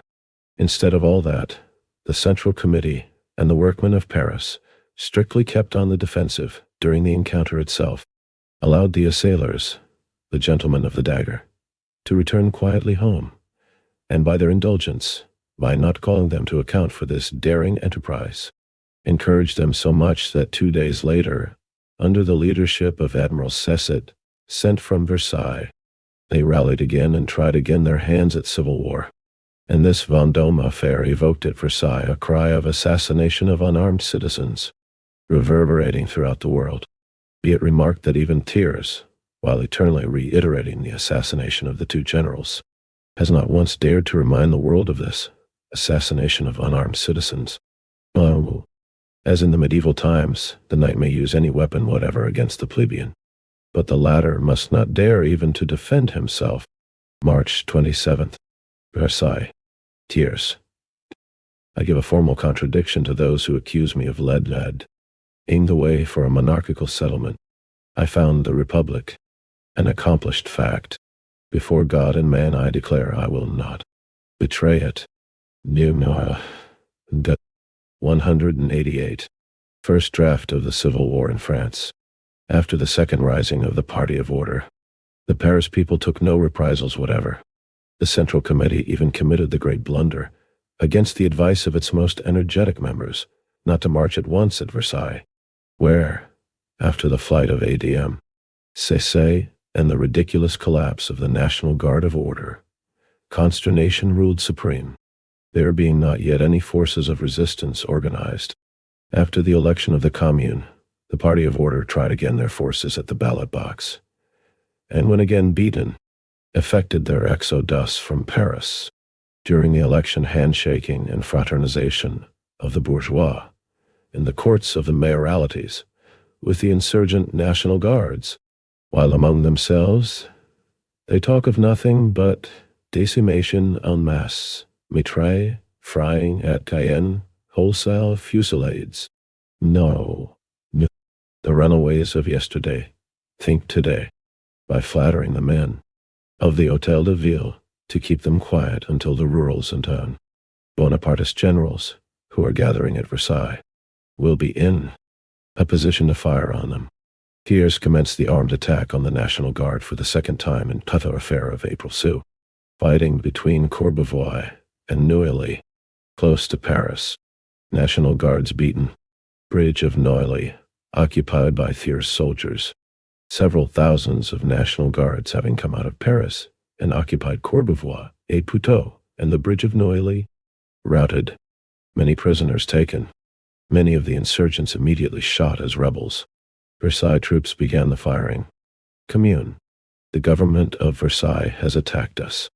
Not being able to count upon the army, it has sent pontifical zouaves of Chea, Bretons of Trochu, and gendarmes of Valentin, in order to bombard Neuilly. 266. On April 2, the Versailles government had sent forward a division chiefly consisting of gendarmes, marines, forest guard, and police. Vinoy with I. 266. Quoted from the proclamation to the Paris National Guards, issued by the Executive Committee of the Commune on April 2, 1871, and published in the Journal Officiel de la République Française, No. 93, April 3rd, and also in the form of a government ordinance. 189. The Civil War in France. 2 brigades of infantry, and Galifet at the head of a brigade of cavalry and a battery of artillery advanced upon Courbevoie, Paris. April 4th. Millière Declaration. The people of Paris were not making any aggressive attempt when the government ordered it to be attacked by the ex-soldiers of the empire, organized as Praetorian troops under the command of ex-senators. 267. 267 Louvanger. No. 6. April 4th, 1871. 190. The second draft of the Civil War in France. Second draft of the Civil War in France. 1. Government of Defense. Trochu, Favre, Picard, Ferry, as the weak deputies of Paris. The Republic proclaimed on September 4th live by the Paris workmen was acclaimed through all France without a single voice of dissent. Its right of life was fought for by a 5 months defensive war, based upon the resistance of Paris. Without that war of defense waged in the name of the Republic, William the Conqueror 268 would have restored the empire of his good brother Louis Bonaparte. The cabal of barristers, with Thiers for their statesman and Trochu for their general, 269 installed themselves at the Hôtel de Ville at a moment of surprise, when the real leaders of Houthi Paris working class were still shut up in Bonapartist prisons, and the Prussian army was already marching upon Paris. So deeply were the Thiers, the Jules Favres, the Picards then imbued with the belief in the historical leadership of Paris that they founded their claim as the gouvernement of national defense upon their having been chosen in the elections to the Corps Legislatif in 1869. In our second address on the late war, 5 days after the advent of those men, we told you what they were. 270 if they had seized the government without consulting Paris. Paris had proclaimed the Republic in the teeth of their resistance, and their first step was to send Thiers begging about at all courts of Europe there to buy, if possible, foreign mediation, bartering the Republic for a king. Paris did bear with their regime, assumption of power, because they highly professed on their solemn vow to wield that power for the single purpose of national defense. Paris, however, could not be, was not to be, seriously defended without arming the working class, organizing them into a national guard, and training them through the war itself. But Paris armed was the social revolution armed. The victory of Paris over the Prussians would have been a victory of the Republic over French class rule. In this conflict between national duty and class interest, the government of national defense did not hesitate one moment to turn into a government of national defection. In a letter to Gambetta, Jules 268, this refers to William I, King of Prussia. Marx here sarcastically compares him to William the Conqueror, Duke of Normandy, who conquered England in 1066. 269 in the draft, the word who appears before installed, but as this was clearly a slip of the pen, it is omitted here. 270, see above, pp. 34. 193. The Civil War in France. Favre confessed that what Trochu stood in defense of Erat against was not the Prussian soldier, but the Paris workman. 4 months after the commencement of the siege, when they thought the opportune moment come for breaking the first word of capitulation, Trochu, in the presence of Jules Favre and others of his colleagues, addresses the reunion meeting of the mayors of Paris in these terms. The first question, addressed to me by my colleagues on the very evening of the 4 September, was this: Paris, can it with any chance of success stand a siege against the Prussian army? I did not hesitate to answer in the negative. Some of my colleagues here present will warrant the truth of my words, and the persistence of my opinion. I told them in these very terms that, under the existing state of things, the attempt of Paris to maintain a siege against the Prussian army would be a folly. Without doubt, I added, it might be a heroic folly, but it would be nothing more. The events, managed by himself, have not given the lie to my provision. This little speech of Trochu was after the armistice, published by M. Corbin, one of the mayors present. Thus, on the very evening of the proclamation of the Republic, Trochu's plan, known to his colleagues, was nothing else but the capitulation of Paris and France. To cure Paris of its heroic folly, it had to undergo a treatment of decimation and famine, long enough to screen the usurpers of September 4 from the vengeance of the December men. If national defense had been more than a false pretense for government, its self-appointed members would have abdicated on September 5. The publicly revealed Trochu's plan and called upon the Paris people to at once surrender to the conqueror or take the work of defense in its own hands. Instead of this, the impostors published high-sounding manifestos wherein Trochu, the governor, will never capitulate, and Jules Favre, the foreign minister, not cede a stone of our fortresses, nor a foot of our territory.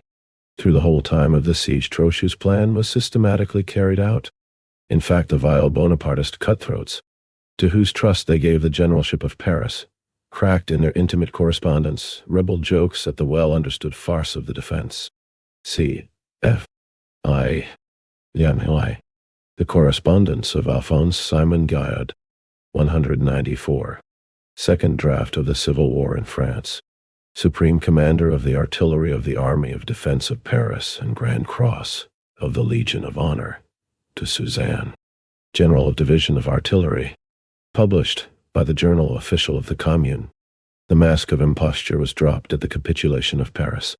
The Government of National Defense, unmasked, resurged, itself as the Government of France by Bismarck's prisoners, a part which Louis Bonaparte himself, at Sedan, had considered too infamous even for a man of his stamp. On their wild flight to Versailles, after the events of March 18th, the capitulants have left in the hands of Paris the documentary evidence of their treason, to destroy which, as the Commune says in its manifesto to the provinces, they would not recoil from battering Paris into a heap of ruins washed in a sea of blood. 271. Some of the most influential members of the Government of Defense had moreover urgent private reasons of their own to be passionately bent upon such a consummation. Look only at Jules Favre, Ernest Picard, and Jules Ferry. Shortly after the conclusion of the armistice, M. Millière, one of the representatives of Paris to the National Assembly, published a series of authentic legal documents in proof that Jules Favre, living in concubinage with the wife of a drunkard, resident at Algiers, had, by a most daring concoction of forgeries, spread over many years, contrived to grasp, in the name of the children of his adultery, a large succession which made him a rich man, and that, in a lawsuit undertaken by the legitimate heirs, he only escaped exposure through the connivance of the Bonapartist tribunals. Since those dry legal documents were not to be got rid of by any horsepower of rhetorics, Jules Favre, in the same heroism of self-abusement, remained for once tongue-tied until the turmoil of the Civil War allowed him to brand the Paris people in the Versailles Assembly as a band of escaped convicts. in utter revolt against family, religion, order, and property. The Pick affair. This very forger had hardly got into power when he sympathetically hastened to liberate two brother forgers, Pick and Taillefer, who had been under the empire itself convicted to the hulks for theft and forgery. One of these men, Taillefer, daring to return to Paris after the 271, Le Vengeur. No. 30. April 28, 1871. 195. The Civil War in France. Installment of the Commune. Was at once returned to a convenient abode. And then Jules Favre told all Europe that Paris was setting free all the felonious inhabitants of her prisons. Ernest Picard, appointed by himself the Home Minister 272 of the French Republic, on September 4th, after having striven in vain to become the Home Minister of Louis Bonaparte, is the brother of one Arthur Picard, an individual expulsed from the Paris Bourse as a blackleg, report of the Prefecture of Police, D. July 13th, 273, 1867, and convicted on his own confession of a theft of 300,000 francs, while a director of one of the branches of the Société Générale. See report of the Prefecture of Police, December 11, 1868. Both these reports have been still published at the time of the Empire. This Arthur Picard was made by Ernest Picard, the rédacteur en chef chief editor of his Electeur Libre, to act during the whole siege as his financial go-between, discounting at the Bourse the state secrets in the trust of Ernest and safely speculating on the disasters of the French army, while the common jobbers were misled by the false news and official lies published in the Electeur Libre, the organ of the Home Minister. The whole financial correspondence between that worthy pair of brothers has fallen into the hands of the Commune. No wonder that Ernest Picard, the Joe Miller of the Versailles government, with his hands in his trousers pockets, walked from group to group, cracking jokes at the first batch of Paris National Guards, made prisoners and exposed to the ferocious outrages of Pietris Lambs. Jules Ferry, a penniless barrister before September 4th, contrived as the mayor of Paris to job during the siege a fortune out of the famine which was to a great part the work of his maladministration. The documentary proofs are in the hands of the Commune. The day on which he would have to give an account of his maladministration would be his day of judgment. These men, therefore, are the deadly foes of the working men's Paris, not only as parasites of the ruling classes, not only as the betrayers of Paris during the siege, but above all as common felons who only in the ruins of Paris, this stronghold of the French Revolution, can hope to find their 272 CP 43 273 D. Dated. The correct date was 31 July, 196. Second draft of the Civil War in France. Tickets of leave. These desperadoes were exactly the men to become the ministers of Thiers. 2. Thiers, Dufour, Poirier, Cartier. In the parliamentary sense, things are only a pretext for words, serving as a snare for the adversary, an ambuscade, ambuscadier for the peuple, or a matter of artistic display for the speaker himself. Their master M. Thiers, the mischievous gnome, has charmed the French bourgeoisie for almost half a century because he is the most consummate intellectual expression of their own class corruption. Even before he became a statesman, he had shown his lying powers as a historian.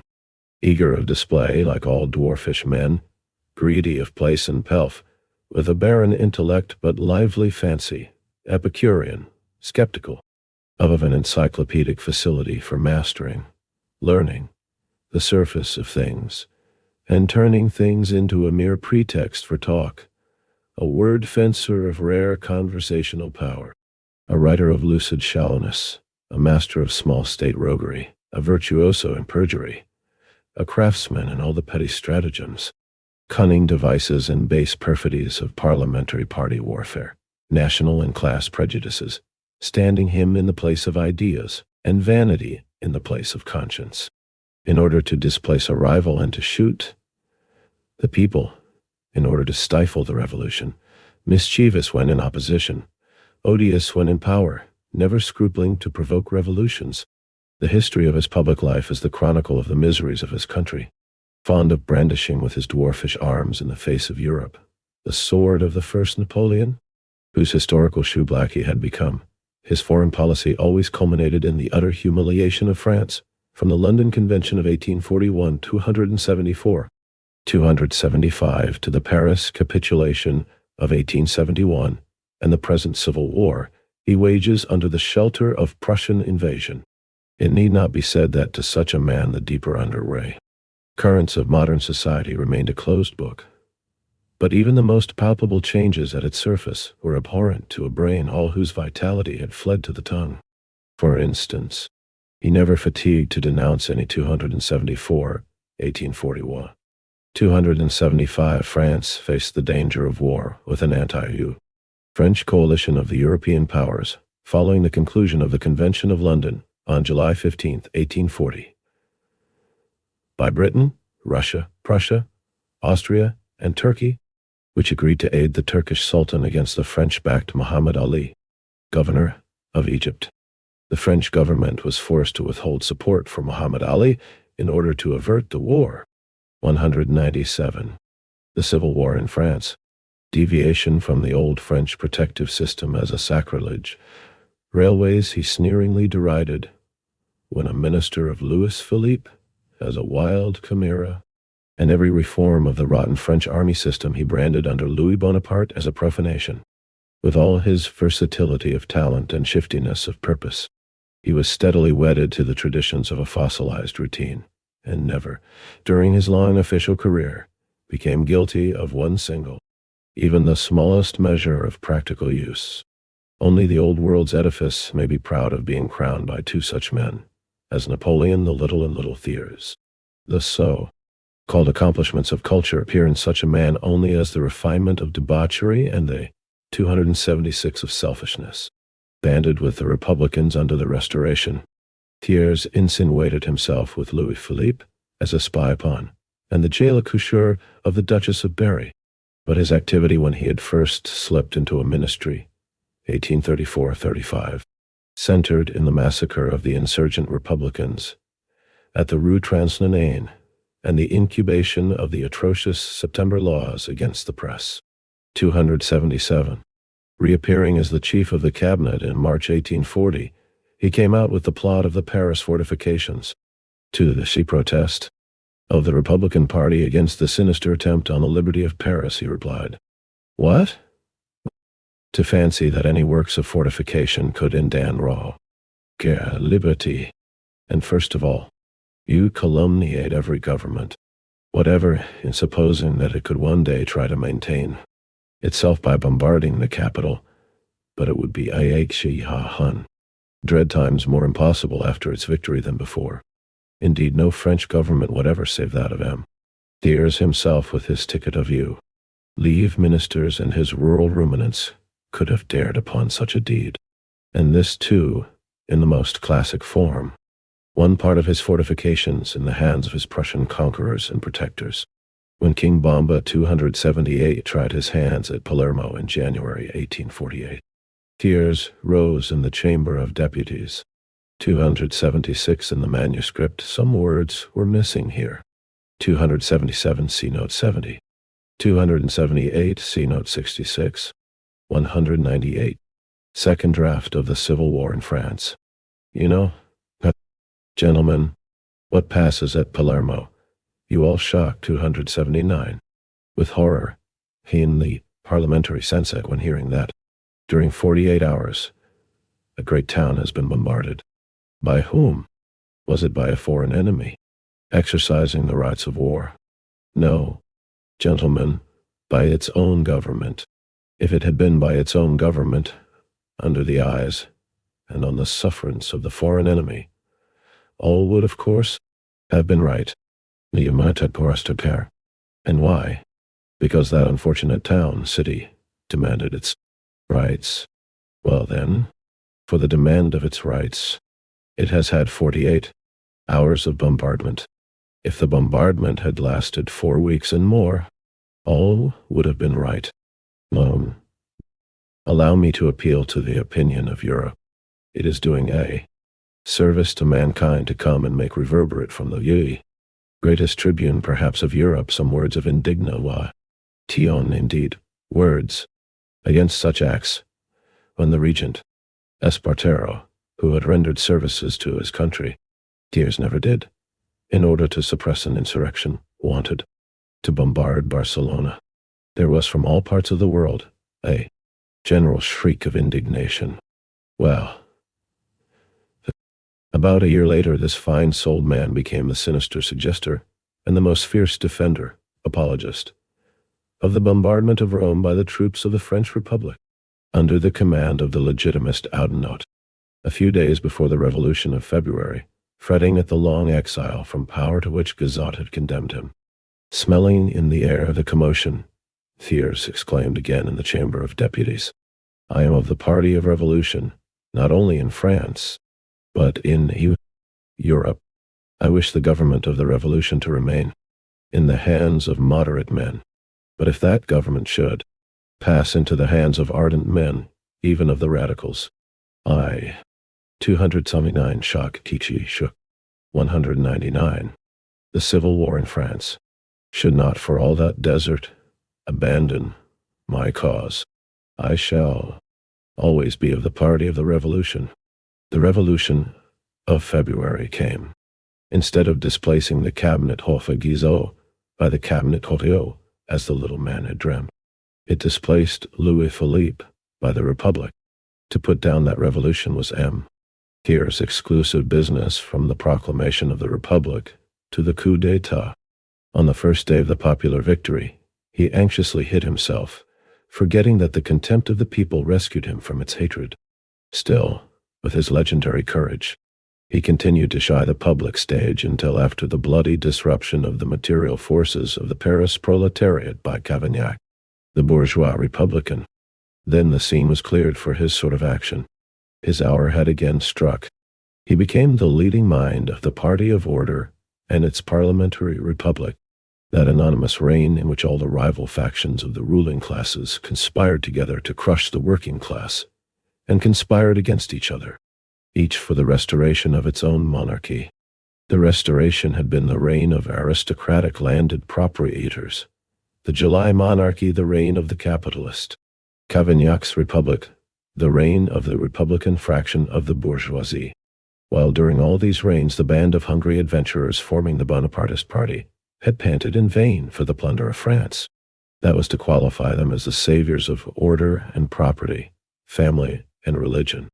Now, that republic was the anonymous reign of the coalesced legitimists, or Leonists, and Bonapartists with the bourgeois, republicans for their tail.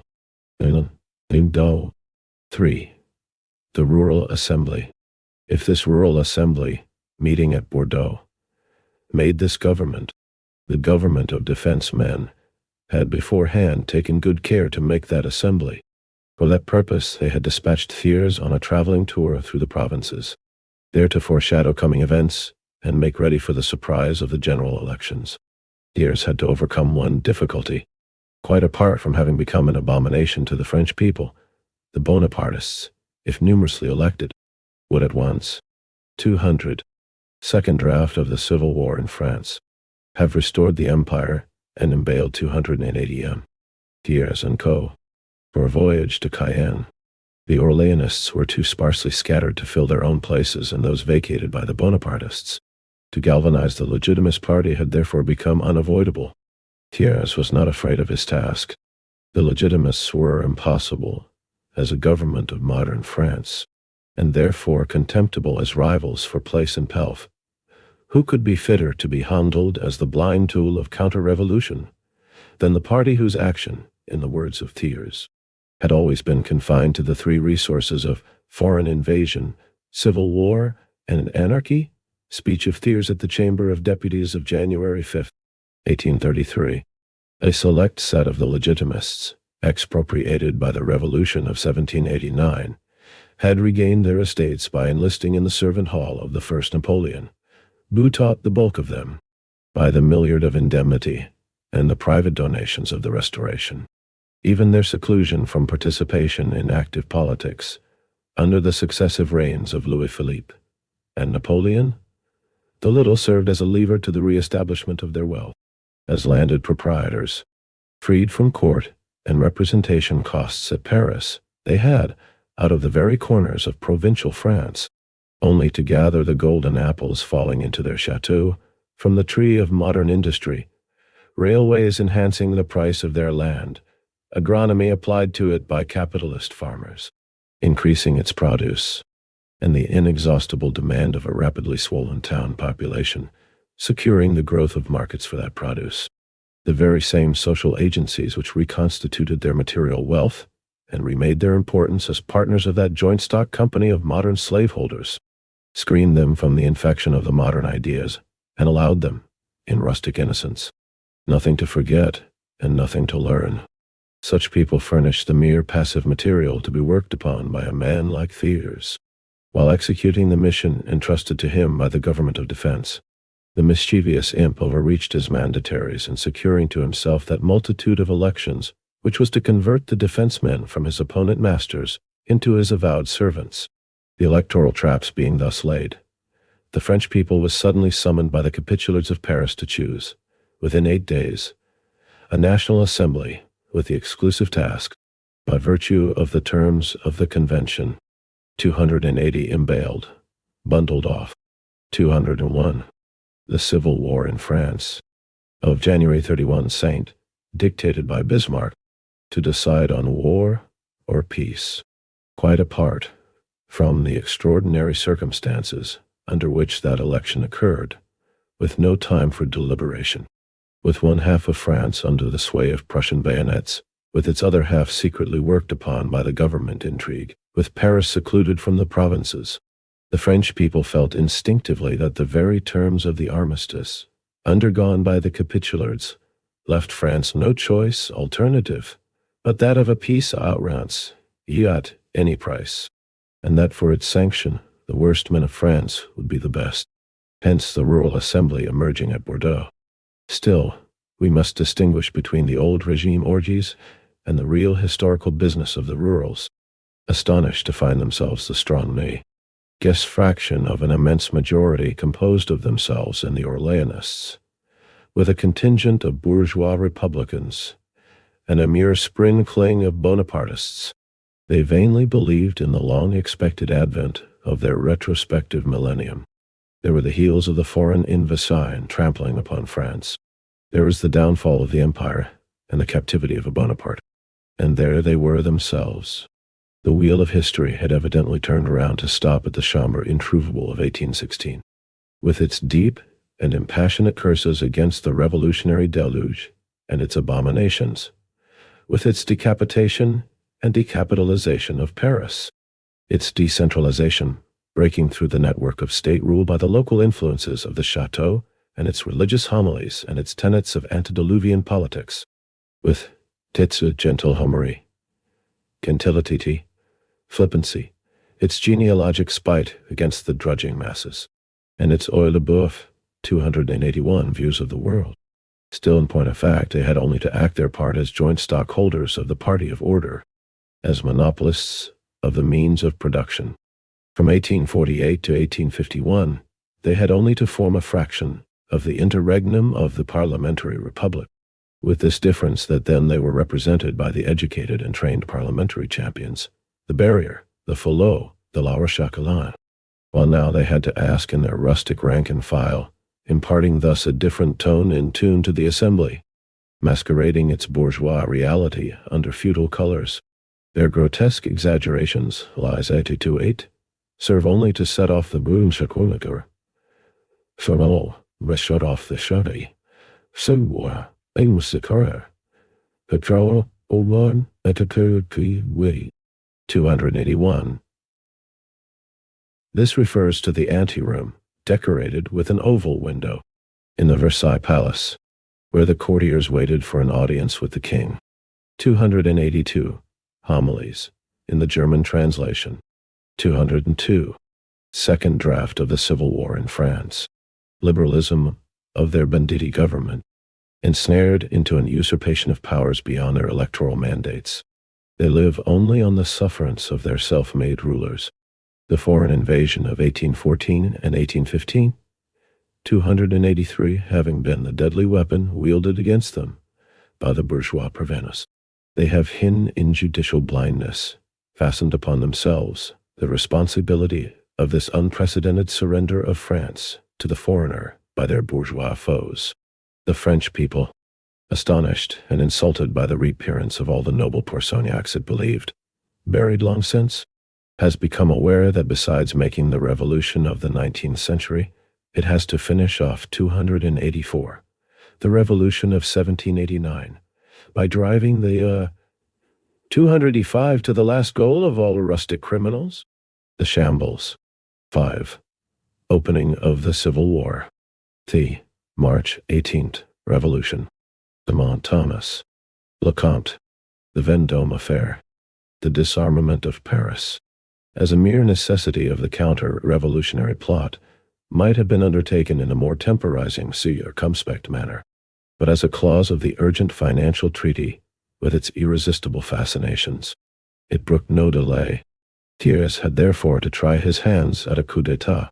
He opened the Civil War by sending Vinoy, the décembreur, at the head of a multitude of sergeants de ville and a few regiments of the line, upon the nocturnal expedition against the Buttes Montmartre, his felonious attempt having broken down on the resistance of the National Guards and their fraternization with the soldiers. On the following day, in a manifesto stuck to the walls of Paris, Thiers told the National Guards of his magnanimous resolve to leave them their arms, with which he felt sure they would be eager to rally round the government against the rebels. Out of 300, 0 National Guards, only 300 responded to his summons. The glorious workmen's revolution of March 18th had taken undisputed possession, sway, of Paris. The Central Committee, which directed the defense of Montmartre and emerged on the dawn of March 18 as the leader of the revolution.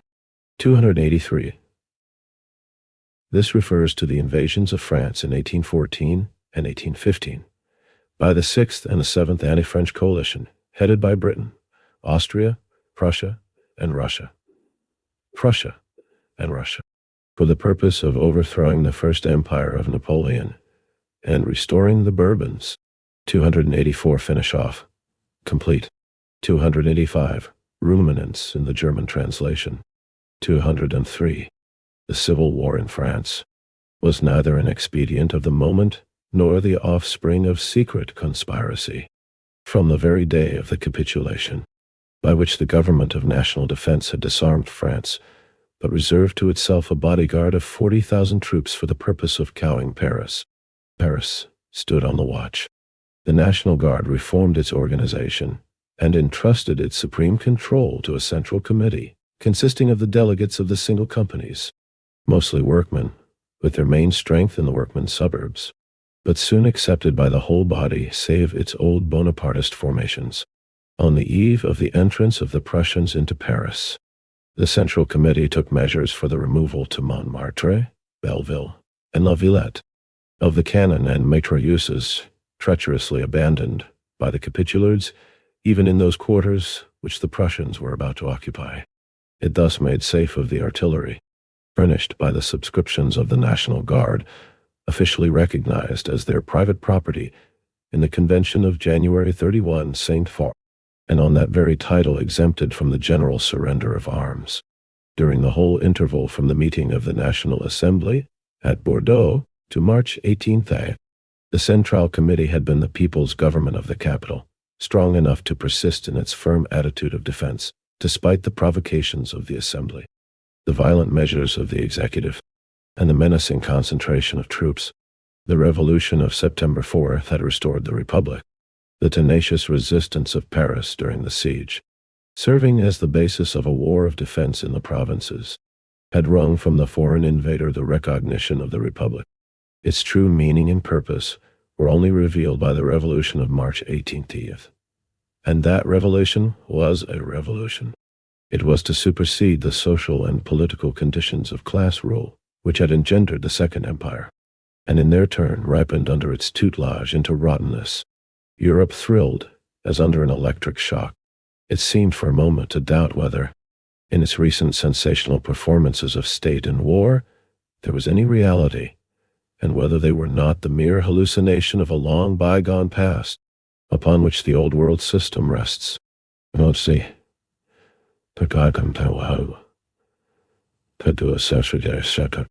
defeat of Vinoy by the National Guard was but a check given to the counter-revolution plotted by the ruling classes. But the Paris Peuple turned at once that incident of their self-defense into the first act of 204, second draft of the Civil War in France. A social revolution, the revolution of September 4th, that restored the Republic after the throne of the usurper had become vacant. The tenacious resistance of Paris during its siege, serving as the basis for the defensive war in the provinces, had wrung from the foreign invader the recognition of that republic. But its true meaning and purpose were only revealed on March 18th. It was to supersede the social and political conditions of class rule upon which the old world system rests, which had engendered the Second Empire, and under its tutelage, ripened into rottenness. Europe thrilled as under an electric shock. It seemed for a moment to doubt whether its late sensational performances of state and war had any reality in them, and were not the mere sanguinary dreams of a long bygone past. The traces of the long-endured famine, still upon their figures, 286, and under the very eyes of Prussian bayonets, the Paris working class conquered, in one bound, the championship of progress, etc. In the sublime enthusiasm of historic initiative, the Paris workmen's revolution made it a point of honor to keep the proletarian clean of the crimes in which the revolution and still more the counter-revolution of their natural superiors, betters, abound. Clement Thomas, Lecomte, etc. But the horrid atrocities that have sullied this revolution, so far as these atrocities imputed to them by their enemies, are not the deliberate calumny of Versailles or the horrid spawn of the penny a liner's brain. They relate only to two facts: the execution of the generals Lecomte and Clement Thomas, and the Vendôme affair, of which we shall dispose in a few words. One of the paid cutthroats selected for the felonious handiwork, execution of the nocturnal coup de main on Montmartre. General Lecomte had on the Place Pigalle 4 times ordered his troops of the 81 Saint of the Line to charge an unarmed gathering, and on their refusal fiercely insulted them. Instead of shooting women and children, some of his own men shot him, when taken prisoner in the afternoon of March 18. In the gardens of the Chateau Rouge, the inveterate habits acquired by the French soldatiska, under the training of the enemies of the working class, are of course not. 286 figures, faces, 205. The Civil War in France, likely to change the very moment they changed sides. The same soldiers executed Clement Thomas. Clement Thomas, a discontent ex-quartermaster sergeant, had, in the latter times of Louis Philippe's reign, enlisted in the Republican national newspaper, there to serve in the double quality of straw man, responsible gerant, and bully, the men of the National having abused the February Revolution to cheat themselves into power, metamorphosed their old quartermaster sergeant into a general on the eve of the butchery of June, of which he, like Jules Favre, was one of the sinister plotters and became one of the most merciless executors. Then his generalship came to a sudden end.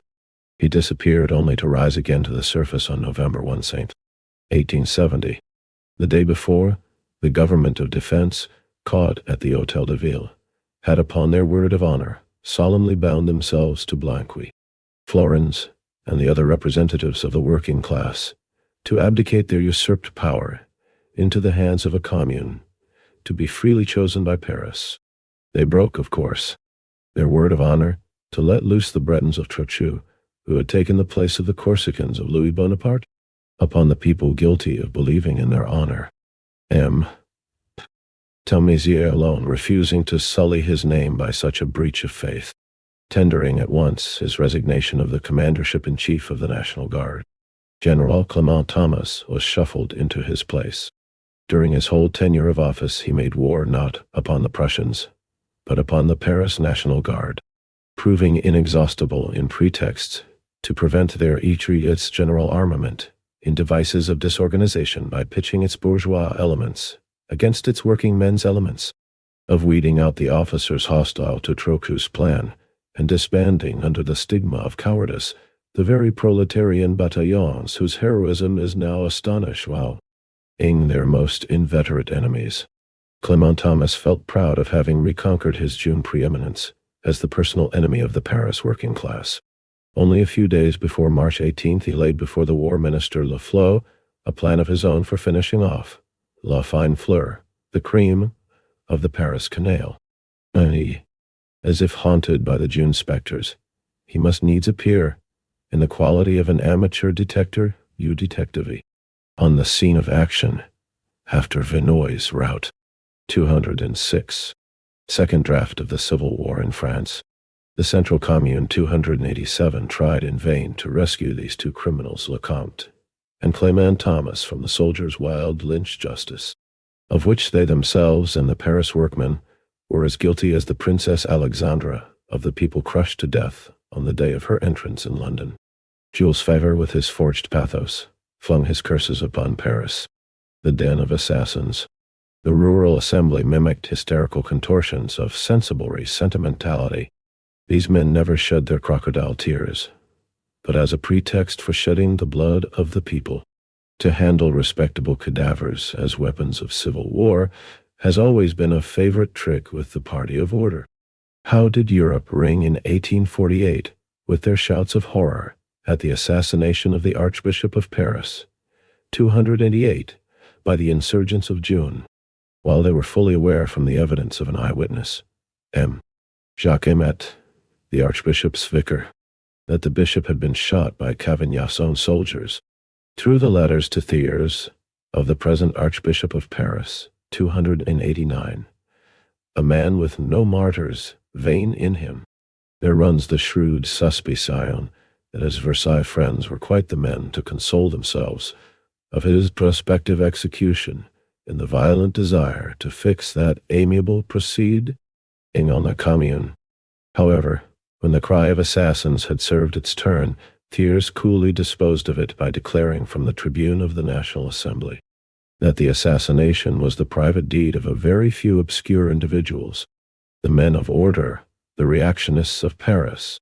Trembling at the Piopa's victory as the signal of retribution, were quite astonished by proceedings strangely at variance with their own traditional methods of celebrating a defeat of the people.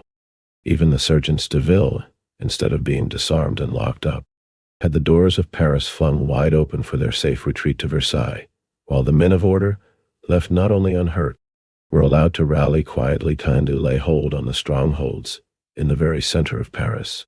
They interpreted, of course, the indulgence of the Central Committee and the magnanimity of the armed workmen as mere symptoms of conscious weakness. Hence their plan to try under the mask of an unarmed demonstration the work which 4 days before Vinoy's cannon and mitrailleuses had failed in. Starting from the quarters of luxury, 287 Commune should read Committee. Except Shower. 288 Denis Auguste Affray, 1793 to 1848. 289 Georges Darboy, 1813 to 1871. 207 The Civil War in France. A riotous mob of gentlemen, with all the petites crevees, dandies, in their ranks, and the familiars of the empire, the Hecarin, Coët Lagon, H. Tapen, etc. Non-show. At their head fell in marching order under the cries of "Down with the assassins! Down with the Central Committee! Vive l'Assemblée nationale! Il l'Assemblée!" Treating and disarming the detached posts of National Guards they met with on their progress.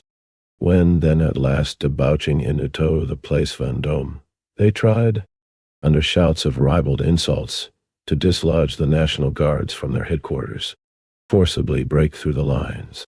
In answer to their pistol shots, the regular summations, the French equivalent of the English reading of the Riot Act, were made, but proved ineffective to stop the aggressors.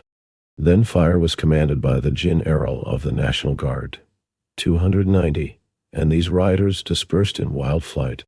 2 National Guards killed, 8 dangerously wounded, and the streets through which they eyed the rioters disbanded, strewn with revolvers, daggers, and cane swords, gave clear evidence of the unarmed character of their pacific demonstration.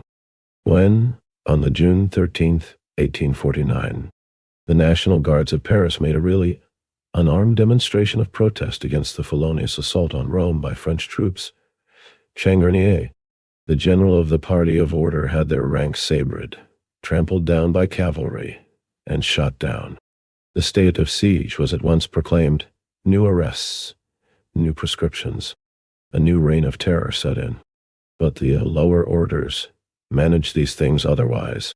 The runaways of March 22 ND, being neither followed nor harassed on their flight, nor afterwards called to account by the judge of instruction, were able 2 days later to muster again an armed demonstration under Admiral Cesset.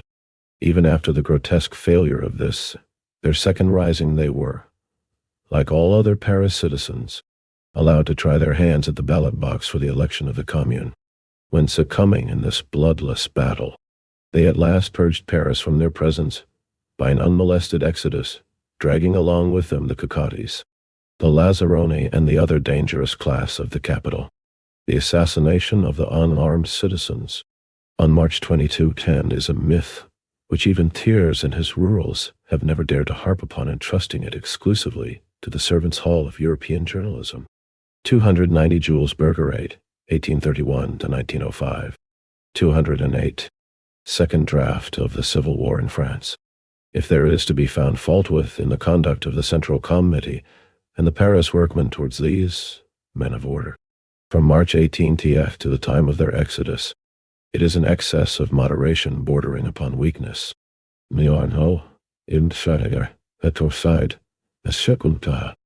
Look now to the other side of the medal.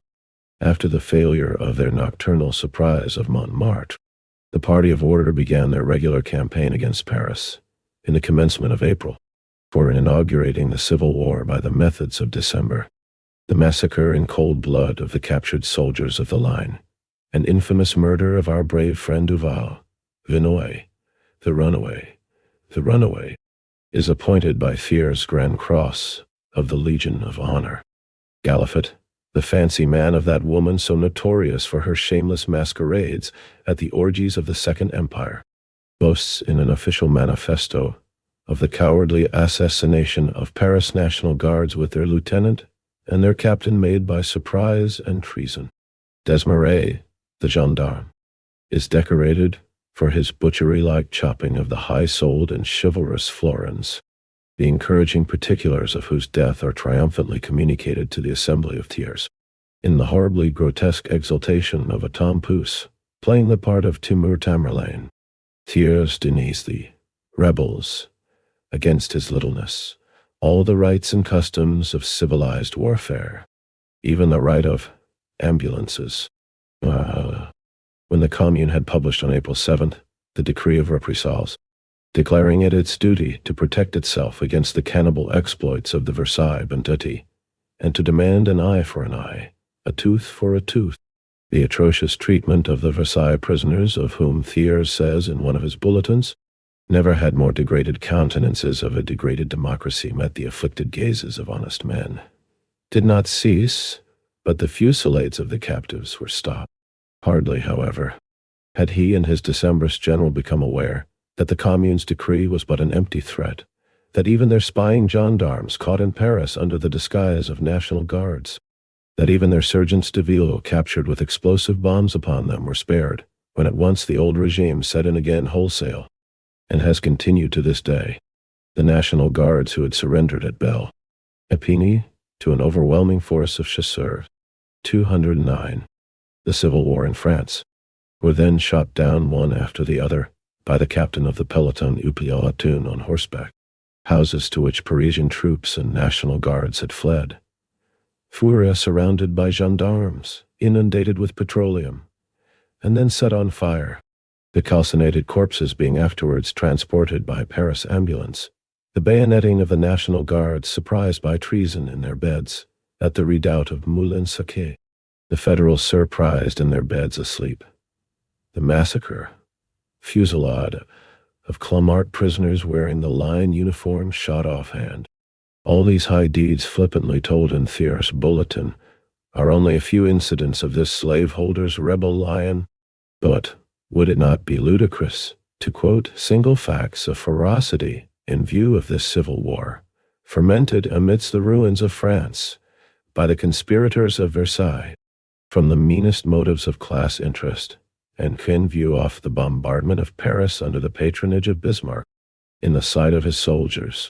The flippant manner in which Thiers reports on these things in the bulletin has even shocked the not oversensitive nerves of the times. All this is, however, regular, as the Spaniards say. The fights of the ruling classes against the producing classes, menacing their privileges, are full of the same horrors, although none exhibits such an excess of tenacity on the part of the oppressed and bear such an abasement. 291 Theirs has always been the old axiom of Naidwai errantry, that every weapon is fair if used against the plebeian. L'Assemblée siège paisiblement. The assembly is sitting peacefully, writes Thiers to the prefects. The affair at Bellepine. The affair at Bellepine, near Villeguif, was like this. On April 25th, 4 National Guards, soirée being surrounded by a troop of mounted chasseurs, who bid them to surrender and lay down their arms. Unable to resist, they obeyed and were left unhurt by the chasseurs. Some time later their captain, a worthy officer of Gallifat's, arrived in full gallop and shot the prisoners down with his revolver, one after the other, and then trotted off with his troop. 3 of the guards were dead, one named Scheffer. 291, the German translation. This sentence reads, all the fights of the ruling classes against the producing classes menacing their privileges are full of the same horrors, although none exhibits such an excess of humanity on the part of the oppressed, and only a few show such baseness by their adversaries. 210. Second draft of the Civil War in France. Grievously wounded, survived, and was afterwards brought to the hospital of Bicêtre. Thither the Commune sent a commission to take up the evidence of the dying man, which it published in its report. When one of the Paris members of the Assemblée interpellated the war minister upon that report, the rurals drowned the voice of the deputy and forbid the minister to answer. It would be an insult to their glorious army, not to commit murder, but to speak of it. The tranquility of mind with which that assembly bears with the horrors of civil war is told in one of Thiers' bulletins to his prefects. Assemblée siège paisiblement, has the cœur léger like Olivier. 292, and the executive with its ticket of leave men shows by its gastronomical feats, given by Thiers, and at the table of German princes, that their digestion is not troubled, even by the ghosts of Lecomte and Clement Thomas. 6. The Commune. The Commune had, after Sedan, been proclaimed by the workmen of Lyons, Marseille and Toulouse. Gambetta did his best to destroy it. 293, during the siege of Paris, the ever-recurrent workmen's commotions, again and again crushed on false pretenses by Trochu's Bretons, those worthy substitutes of Louis Bonaparte's Corsicans, were as many attempts to dislodge the government of impostors by the Commune. The Commune then silently elaborated was the true secret of the revolution of September 4th. Hence, on the very dawn of March 18th, after the rout of the counter-revolution, drowsy Europe started up from its dreaming under the Paris thunderbursts of Vive la Commune. What is the Commune? This sphinx so tantalizing to the bourgeois mind? In its most simple conception, it is a form under which the working class assumes the political power in their social strongholds, Paris and the other centers of industry.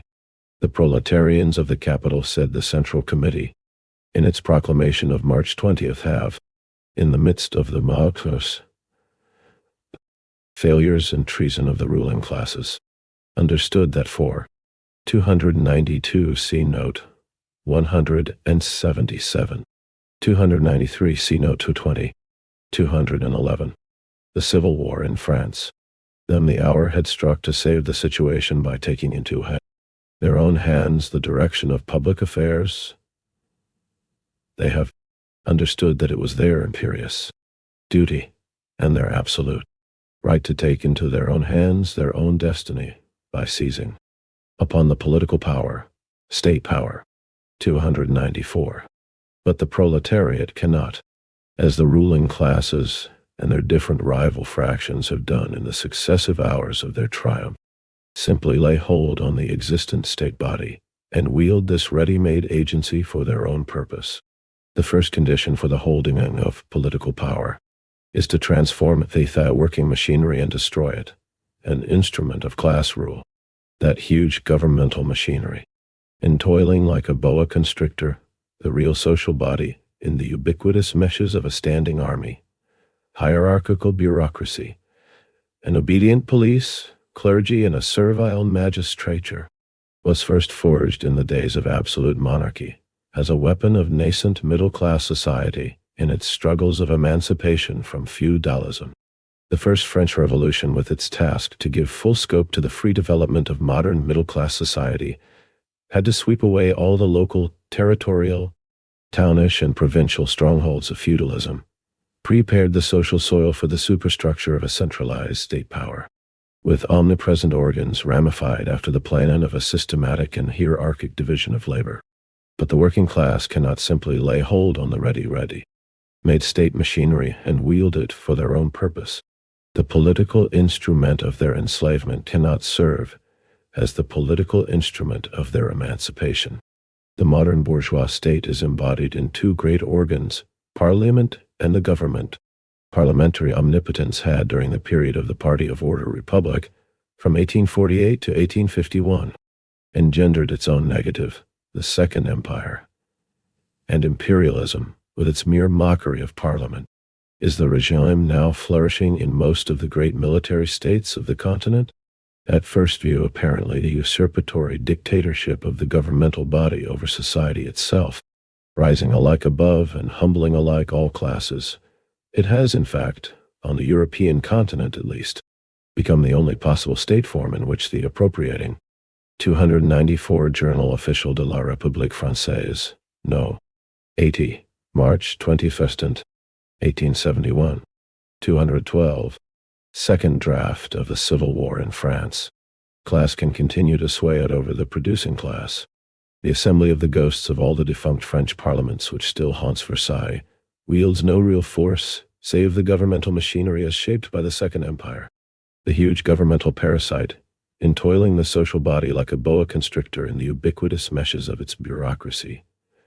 Police, standing army, clergy, and magistrature, dates its birth from the days of absolute monarchy. The centralized state power had at that time to serve nascent middle-class society as a mighty weapon in its struggles of emancipation from feudalism. The French Revolution of the 18th century, with its task to sweep away the medieval rubbish of seigneurial, local, townish, and provincial privileges, could not but simultaneously clear the social soil of the last obstacles, hampering the full development of a centralized state power, with omnipresent organs wrought after the plan of a systematic and hierarchic division of labor. Such, arrayed thus, it burst into life under the First Empire, itself the offspring of the coalition wars of old semi-feudal Europe against modern France. During the subsequent parliamentary regimes of the Restoration, the July Monarchy, and the Party of Order Republic, the supreme management of that state machinery, with its irresistible allurements of place, pelf, and patronage, became not only the butt of contest between the rival fractions of the ruling class, but at the same degree that the economic progress of modern society swelled the ranks of the working class, accumulated its miseries, organized its resistance, and developed its tendencies at emancipation, in one word. That read as the modern struggle of classes, the struggle between labor and capital, assumed shape and form. The physiognomy and the character of the state power underwent a striking change. It had always been the power for the main tenets of order, i.e., the existing order of society, and therefore of the subordination and exploitation of the producing class by the appropriating class. But as long as this order was accepted as an uncontrovertible and uncontested necessity, the state power could assume an aspect of impartiality. It kept up the existing subordination of the masses, which was the unalterable order of things and a social fact undergone without contest on the part of the masses, exercised by their natural superiors, without solicitude. With the entrance of society itself into a new phase, the phase of class struggle, the character of its organized public force, the state power could, 213, the Civil War in France, not but change also, but also undergo a marked change, and more develop its character as the instrument of class despotism, the political engine forcibly perpetuating the social enslavement of the producers of wealth by its appropriators, of the economic rule of capital over labor. After each new popular revolution, resulting in the transfer of the direction of the state machinery from one set of the ruling classes to another, the repressive character of the state power was more fully developed and more mercilessly used, because the promises made, and seemingly assured by the revolution, could only be broken by the employment of force. Besides, the change worked by the successive revolutions sanctioned only politically the social fact, the growing power of capital, and, therefore, transferred the state power itself more and more directly into the hands of the direct antagonists of the working class. Thus, the Revolution of July transferred the power from the hands of the landowners into those of the great manufacturers, the great capitalists, and the Revolution of February into those of the united fractions of the ruling class, united in their antagonism to the working class, united as the party of order, the order of their own class rule. During the period of the parliamentary republic, the state power became at last the avowed instrument of war, wielded by the appropriating class against the productive mass of the people. But as an avowed instrument of civil war, it could only be wielded during a time of civil war, and the condition of life for the parliamentary republic was, therefore, the continuance of openly declared civil war, the negative of that very order in the name of which the civil war was waged. This could only be a spasmodic, exceptional state of things. It was impossible as the normal political form of society, unbearable even to the mass of the middle classes, when therefore all elements of popular resistance were broken down. The parliamentary republic had to disappear before, give way to, the Second Empire. The empire, professing to rest upon the producing majority of the nation, the peasants, who stayed apparently out of the range of the class struggle between capital and labor, indifferent and hostile to both the contesting social powers, wielding the state power as a force superior to the ruling and ruled classes, imposing upon both an armistice, silencing the political, and therefore revolutionary form of the class struggle, divesting the state power from its direct form of class despotism by breaking 214, second draft of the Civil War in France, the parliamentary, and therefore directly political power of the appropriating classes, was the only possible state form to secure the old social order a respite of life. It was, therefore, acclaimed throughout the world as the savior of order, and the object of admiration during 20 years on the part of the would-be slaveholders all over the world, under its sway. Coincident with the change brought upon the market of the world by California, Australia, 295, and the wonderful development of the United States, an unsurpassed period of industrial activity set in, an orgy of stock jobbery, finance swindlings, joint stock company adventure, leading all to rapid centralization of capital by the expropriation of the middle class, and widening the gulf between the capitalist class and the working class. The whole turpitude of the capitalist regime, given full scope to its innate tendency, broke loose unfettered. At the same time, an orgy of luxurious debauch, meretricious splendor, a pandemonium of all the low passions of the higher classes. This ultimate form of the governmental power was at the same time its most prostitute, shameless plunder of the state resources by a band of adventurers, hotbed of huge state debts, the glory of prostitution, a fictitious life of false pretenses. The governmental power, with all its tinsel covering from top to bottom, emerged in mud.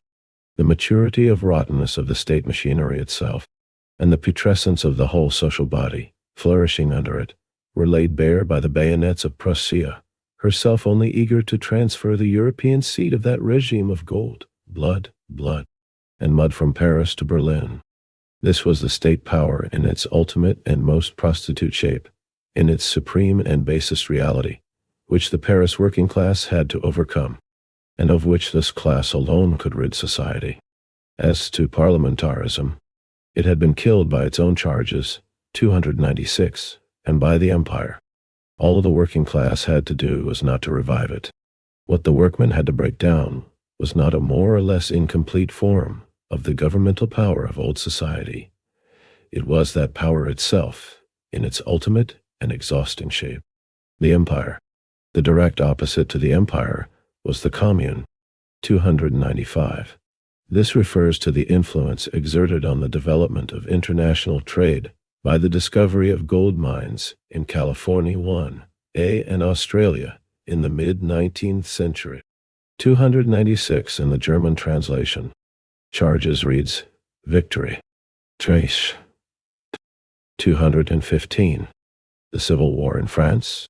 In its most simple conception, the Commune meant the preliminary destruction of the old governmental machinery at its central seats, Paris and the other great cities of France, and its superseding by real self-government, which in Paris and the great cities, the social strongholds of the working class, was the government of the working class.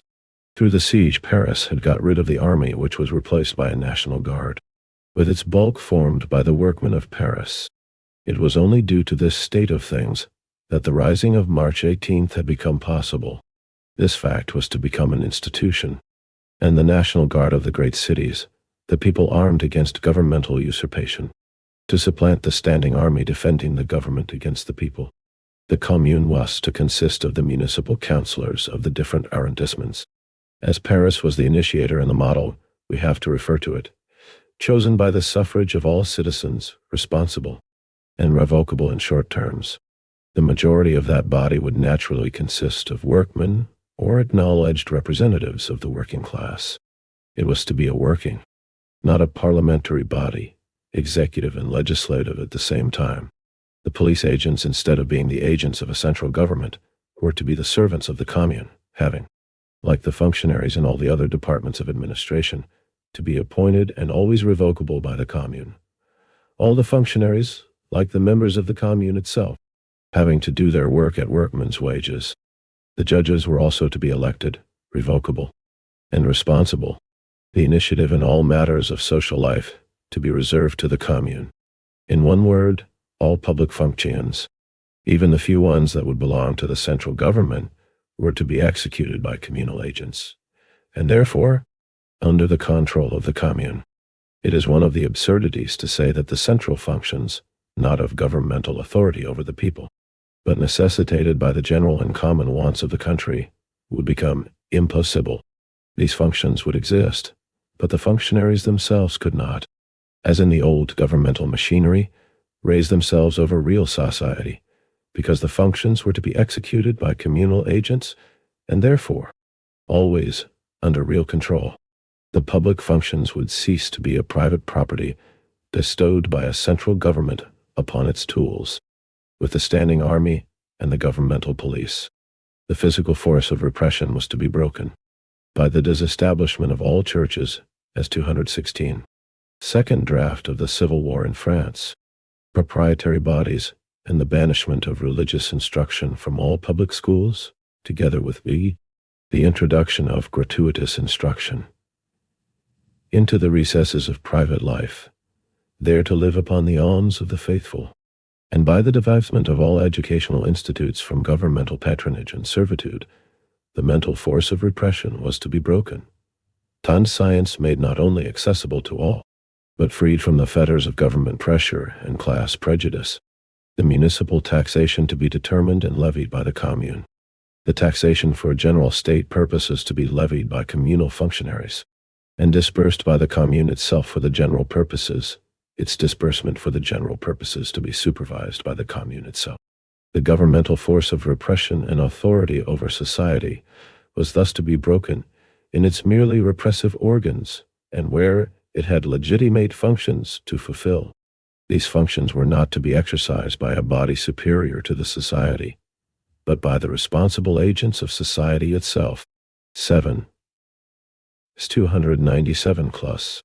To Athy fighting, working, thinking Paris.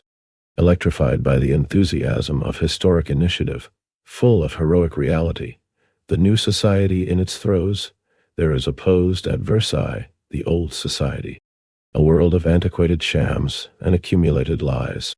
Its true representation is that rural assembly.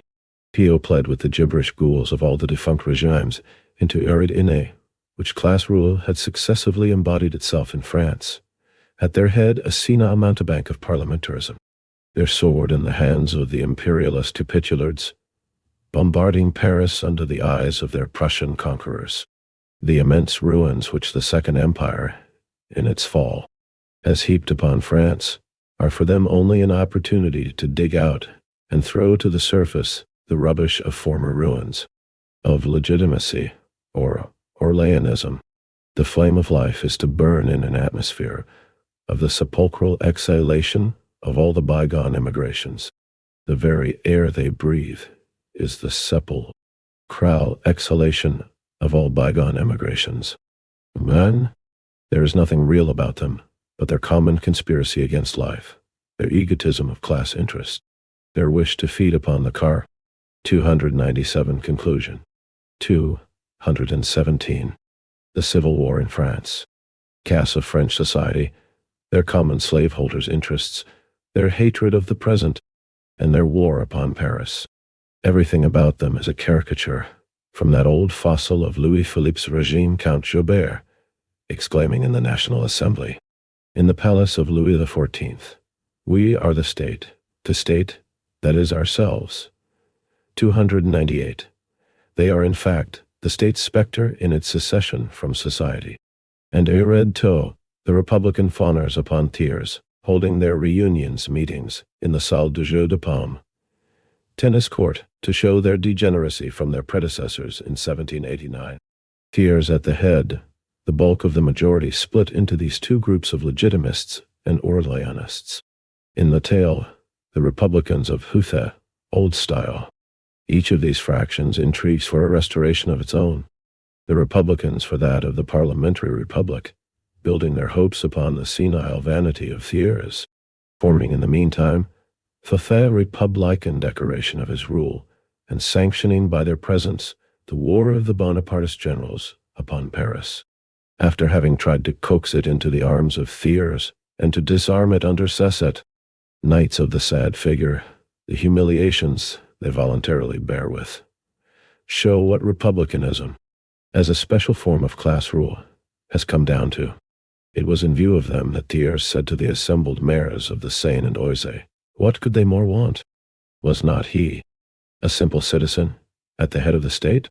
Progress from 1830 to 1870 shows that then Louis Philippe was the best of republics, and that now Louis Philippe's minister, little Thiers himself, is the best of republics, being forced to do their real work, the war against Paris, through the imperialist soldiers, gendarmes, and police, under the sway of the retired Bonapartist generals.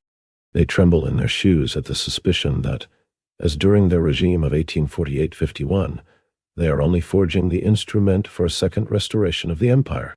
The pontifical Zouaves and the Vendeans of Cathelineau and the Bretons of Charette are in fact their parliamentary army, the mere phantasms of an army compared with the imperial reality. While fuming with rage at the very name of the Republic, they accept Bismarck's dictates in its name, waste in its name and the rest of French wealth upon the Civil War, denounce Paris in its name, forge laws. 298 Here, Marx makes an ironic allusion to the saying of the French King Louis XIV, of I am the state, which later became a motto of absolutism. 218. Second draft of the Civil War in France, of prospective proscription against the rebels in its name, usurp dictation over France in its name.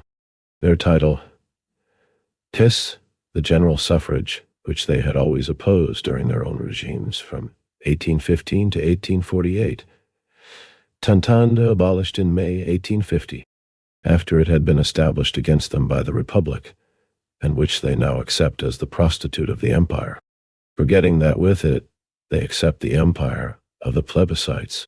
They themselves are impossible even with the general suffrage. They reproach Paris to revolt for revolting against national unity, and their first word was the decapitation of that unity by the decapitalization of Paris. Paris has done the thing they pretended to want, but it has done it, not as they wanted it, as a reactionary dream of the past, but as the revolutionary vindication of the future. Thiers, the Chauvin, threatened since March 18th at Paris with the intervention of Prussia, stood at Bordeaux for the intervention of Prussia, acts against Paris, in fact, only by the means accorded to him by Prussia. The Bourbons were dignity itself, compared to this mountebank of chauvinism, whatever may be the name, in case they are victorious, of their restoration with whatever successful pretender at its head. Its reality can only be the empire, the ultimate and indispensable political form of the rule of their rotten classes. If they succeed to restore it, and they must restore it with any of their plans of restoration successful. They succeed only to accelerate the putrefaction of the old society they represent and the maturity of the new one they combat. Their dim eyes see only the political outwork of the defunct regimes, and they dream of reviving them by placing a Henry V for the Count of Paris at their head. They do not see that the social bodies which bore these political superstructures have withered away, that these regimes were only possible under now outgrown conditions and past phases of French society, and that it can only yet bear with imperialism in its putrescent state, and the Republic of Labor in its state of regeneration. They do not see that the cycles of political forms were only the political expression of the real changes society underwent. The Prussians, who in coarse war exultation of triumph look at the agonies of French society and exploit them with the sordid calculation of A. 219, the Civil War in France, Shylock, and the flippant coarseness of the Krautjunker, 299, are themselves already punished by the transplantation of the empire to the German soil. They themselves are doomed to set free in France the subterranean agent, size which will engulf them with the old order of things. The Paris Commune may fall, but the social revolution it has initiated will triumph. Its birthstead is everywhere. Fragments, the lies in Thiers' bulletins, the immense sham of that Versailles. Its lying character could not better be embodied and resumed than in Thiers, the professional liar, for whom the reality of things exists only in their parliamentary sense, that is, as a lie. In his answer to the Archbishop's letter, he coolly denies the pretended executions and reprisals attributed to the troops of Versailles, and has this impudent lie confirmed by a commission appointed for this very purpose by his rurals. He knows, of course, their triumphant proclamations by the Bonapartist generals themselves, but in the parliamentary sense of the word they do not exist. In his circular of April 16th on the bombardment of Paris, if some cannon shots have been fired, it is not the deed of the army of Versailles, but of some insurgents wanting to make believe that they are fighting while they do not dare show themselves. Of course, Paris bombards itself in order to make the world believe that it fights. Later, notre artillerie ne bombarde pas. El canon, il est vrai. Or artillery does not bombard. It's true it shells. Oh. Thiers' bulletin en moulin sacré, formé. Délivrance de Paris des affreux tyrans qui opprimant. Deliverance of Paris from the dreadful tyrants who oppress it by killing the Paris National Guards asleep. 299, Rustic Squire, in the German translation. 220, second draft of the Civil War in France. The motley lot of an army, the dregs of the Bonapartist soldatesca released from prison by the grace of Bismarck. with the gendarmes of Valentine and the sergeants de ville of Pietri for their nucleus, set off by the pontifical zouaves, the chouans of Charette, and the Vendianes of Cavellino, the whole placed under the runaway Decembrist generals of capitulation, he dubs the finest army France ever possessed. Of course, if the Prussians quarter still at Saint-Denis, it is because Thiers wants to frighten them by the sight of that finest of fine armies. If such is the finest army, the Versailles anachronism is the most liberal and most freely elected assembly that ever existed in France. Thiers caps his eccentricity by telling the mayors, etc., that he is a man who has never broken his word. Of course, in the parliamentary sense of word-keeping, he is the truest of republicans, and, séance formidable sitting of 27 April, à l'Assemblée est plus libérale que lui-même. The assembly is more liberal than he himself. Donnez to the mayors, on peut compter sur ma parole, à laquelle je n'ai jamais manqué.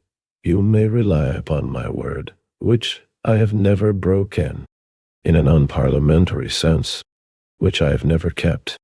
L'Assemblée est une des plus libérales que nommé la France. The Assembly is one of the most liberal France has elected. He compares himself with Lincoln and the Parisians, with the rebel lias slaveholders of the South. The Southerners wanted territorial ceases, sign from the United States for the slavery of labor. Paris wants the sécession of M. Thiers himself, and the interests he represents from power for the emancipation of labor. The revenge which the Bonapartist generals, the gendarmes, and the chouans wreak upon Paris is a necessity of the class war against labor.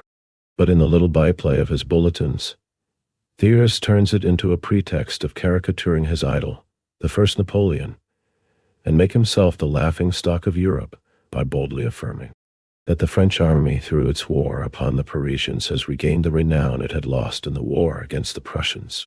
The whole war thus appears as mere child play to give vent to the childish vanity of a dwarf, elated at having to describe his own battles, fought by his own army, under his own secret commandership-in-chief, and his lies culminate in regard to Paris and the province. 221. The Civil War in France. Paris, which in reality holds in check for 2 months the finest army France ever possessed, despite the secret help of the Prussians, is in fact only anxious to be delivered from its atrocious tyrants by Thiers, and therefore it fights against him, although a mere handful of criminals. He does not tire of representing the Commune as a handful of convicts, ticket of leave men. Scum. Paris fights against him because it wants to be delivered by him from the frightful tyrants that oppress it. And this handful of desperados holds in check since 2 months the finest army that France ever possessed, led by the invincible MacMahon, and inspired by the Napoleonic genius of Thiers himself. The resistance of Paris is no reality, but Thiers' lies about Paris are. Not content to refute him by its exploits, all the living elements of Paris have spoken to him, but in vain, to dislodge him out of his lying world. You must not confound the movement of Paris with the surprise of Montmartre, which was only its opportunity and starting point. This movement is general and profound in the poor conscience of Paris, the greatest number even of those who by one reason or another keep back, stand aside, do for all that, not disavow its social legitimaty.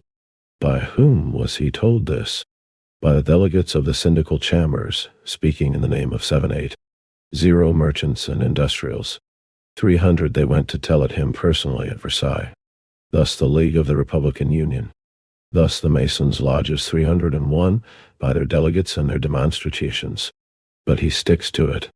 In his bulletins of Aridon on Moulin Saquet, May 4th, 300 prisoners taken. The rest of the insurgents has fled to its yams. laissant 150 morts et blessés sur le champ de bataille. Voilà la victoire que la Commune peut célébrer. Dans ce bulletins, Paris sera sous peu délivré de ces terribles tyrants qui l'oppriment. He has fled at top speed, leaving 150 dead and wounded on the battlefield. That is the victory. 300 C note 203. 301 C note 204. 222. Second draft of the Civil War in France. Commune can celebrate in its bulletins. Paris will shortly be delivered from its terrible tyrants who oppress it. 1-2. But the fighting Paris, the real Paris, is not his Paris. His Paris is itself a parliamentary lie. The rich, the idle, the capitalist Paris, the cosmopolitan stew. This is his Paris. That is the Paris which wants to be restored to him. The real Paris is the Paris of the vile multitude, the Paris that showed its courage in the Pacific procession and cessate stampede, that throngs now at Versailles, at Rueil, at St. Denis, at St. Germain-en-Laye, followed by the cocotte, sticking to the man of family, religion, order, and above all, of property, the Paris of the lounging classes, the Paris of the Francs filers, amusing itself by looking through telescopes at the battles going on, treating the Civil War as but an agreeable diversion. That is the Paris of M. Thiers, as the emigration of Coblentz was the France of M. de Calonne, and as the emigration at Versailles is the France of M. Thiers. If the Paris that wants to be delivered of the Commune by Thiers, his rurals, décembreurs, and gendarmes, is a lie, so is his province, which through him and his rurals wants to be delivered from Paris. Before the definitive conclusion at Frankfurt of the peace treaty, 302, he appealed to the provinces to send their bataillons of National Guards and volunteers to Versailles to fight against Paris. The provinces refused point blank. Only the Bretagne sent a handful of Chouans, fighting under a white flag, every one of them wearing on his breast a Jesus heart in white cloth and shouting, "Vive le roi!" Thus is the provincial France listening to his summons, so that he was forced to send captive French troops from Bismarck, lay hold on the pontifical Zouaves, the real armed representatives of his provincial France, and make 20,000 gendarmes and 12,000 sergeants de ville, the nucleus of his army. 302. The peace treaty of Frankfurt, signed on May 10, 1871, set down the definitive terms for the ending of the war between France and Germany. The treaty confirmed the cession of Alsace and the eastern part of Lorraine to Germany, as was provided for in the preliminary peace treaty of February 26, 1871. The Frankfurt Treaty imposed even more severe war indemnity terms on France than the preliminary peace treaty and lengthened the time of occupation of French territory by the German troops, a price the Versailles government had to pay for Bismarck's collaboration in suppressing the Commune. The plunder of France as a result of the Frankfurt Treaty made the future armed conflict between France and Germany inevitable. 223. The Civil War in France. Despite the wall of lies, the intellectual and police blockade, by which he tried to fence off, debar, Paris from the provinces, instead of sending him bataillons to wage war upon Paris, inundated him with so many delegations insisting upon peace with Paris, that he refused to receive them any longer in person. The tone of the addresses sent up from the provinces, proposing most of them the immediate conclusion of an armistice with Paris, the dissolution of the Assembly, because its mandate had expired, and the grant of the municipal rights demanded by Paris, was so offensive that Dufour denounces them in his circular against conciliation to the prefect. On the other hand, the rural Assemblée and Thiers received not one single address of approval on the part of the provinces, but the grand défi challenge the provinces gave to Thiers lie. About the provinces were the municipal elections of April 30th, carried on under his government, on the basis of a law of his assembly. out of 700. 0 councillors, in round numbers, returned by the 35,000 communes still left in mutilated France. The United Legitimists, Orleanists, and Bonapartists did not carry 0. The supplementary elections still more hostile.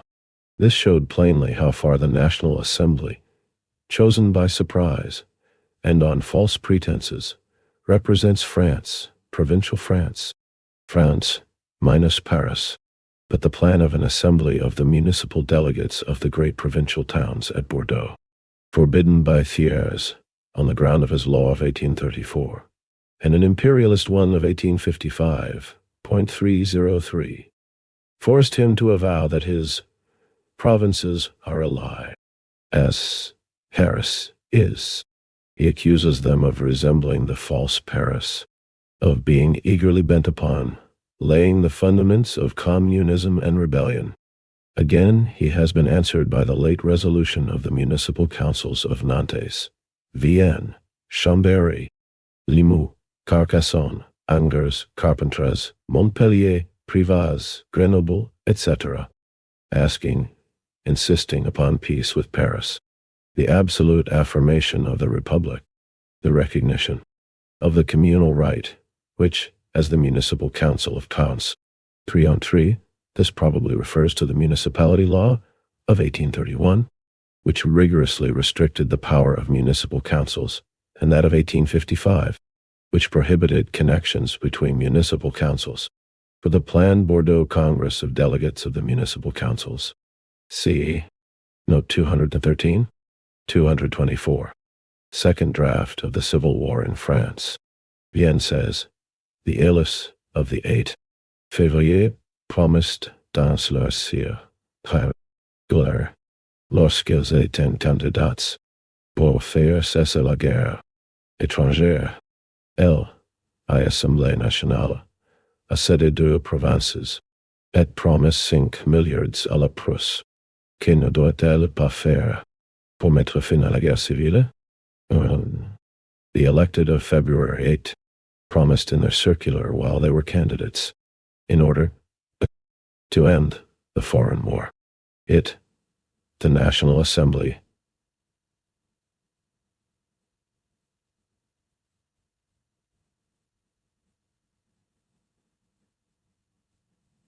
provinces and promised to give Prussia 5 milliards. What? Then will it not do to put an end to the Civil War? Oh, just the contrary. The 2 provinces are not their private property, and as to the promissory note of 5 milliards, the thing is exactly that it shall be paid by the French people and not by them. And here we are. If, therefore, Paris may justly complain of the provinces that they limit themselves to pacific demonstrations, leaving it unaided against all the state forces, the province has in most unequivocal tones given the lie to Thiers and the Assembly to be represented there, has declared their province a lie, as is their whole existence, a sham, a false pretense.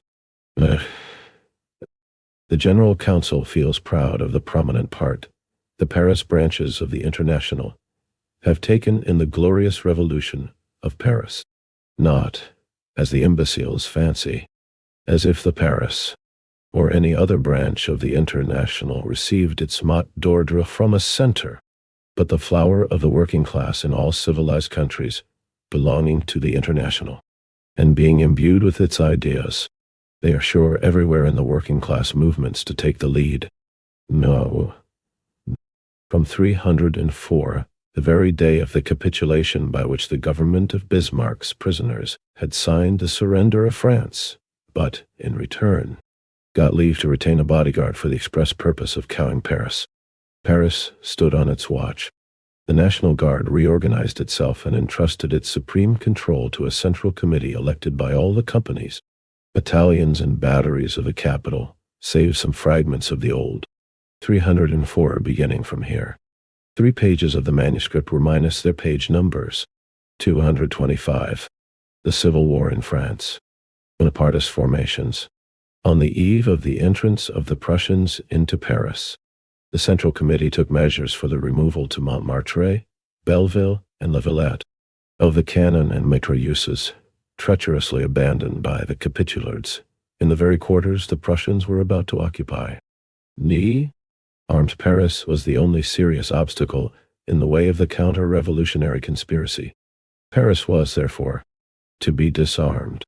On this point, the Bordeaux Assembly was sincerity itself, if the roaring rant of its rurals had not been audible enough.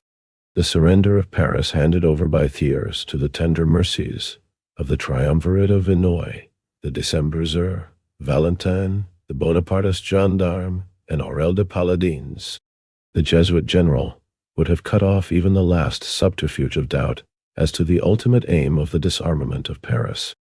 But if their purpose was frankly avowed, the pretext on which these atrocious felons initiated the civil war was the most shameless, the most barefaced, glaring of lies.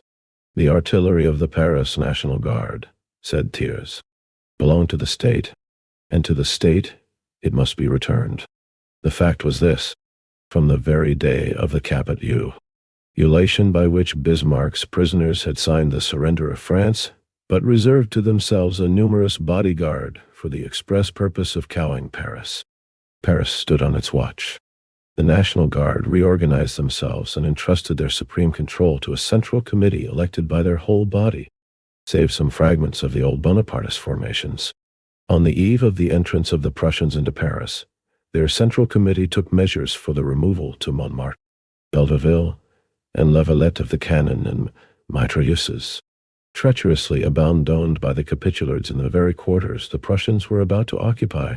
That artillery had been furnished by the subscriptions of the National Guard.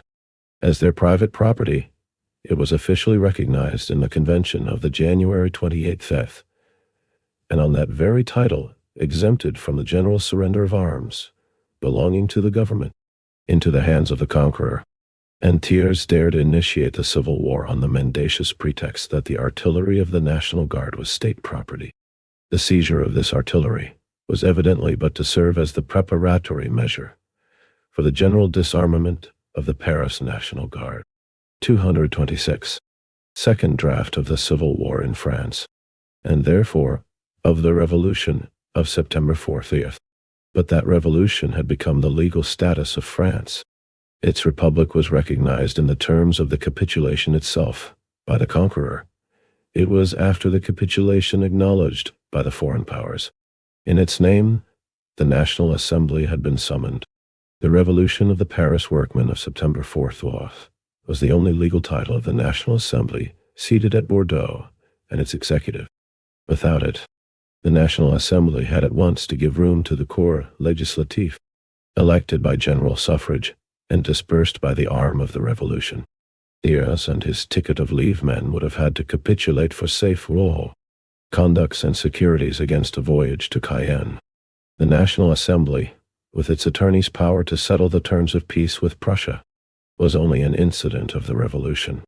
Its true embodiment was armed Paris, that had initiated the revolution and undergone for it a 5-month siege with its horrors of famine, that had made its prolonged resistance, despite Trochu's plan, the basis of a tremendous war of defense in the provinces. And Paris was now summoned with coarse insult by the rebellious slaveholders at Bordeaux to lay down its arms and acknowledge that the popular revolution of September 4 had no other purpose but the simple transfer of power from the hands of Louis Bonaparte and his minions in arid tow, those of his monarchical rivals, or to stand forward as the self-sacrificing champion of France, to be saved from her ruin and to be regenerated only through the revolutionary overthrow of the political and social conditions that had engendered the empire and, under its fostering care, matured into utter rottenness. Paris, emaciated by a 5-month famine, did not hesitate one moment. It heroically resolved to run all the hazards of a resistance against the French conspirators under the very eyes of the Prussian army quartered before its gates.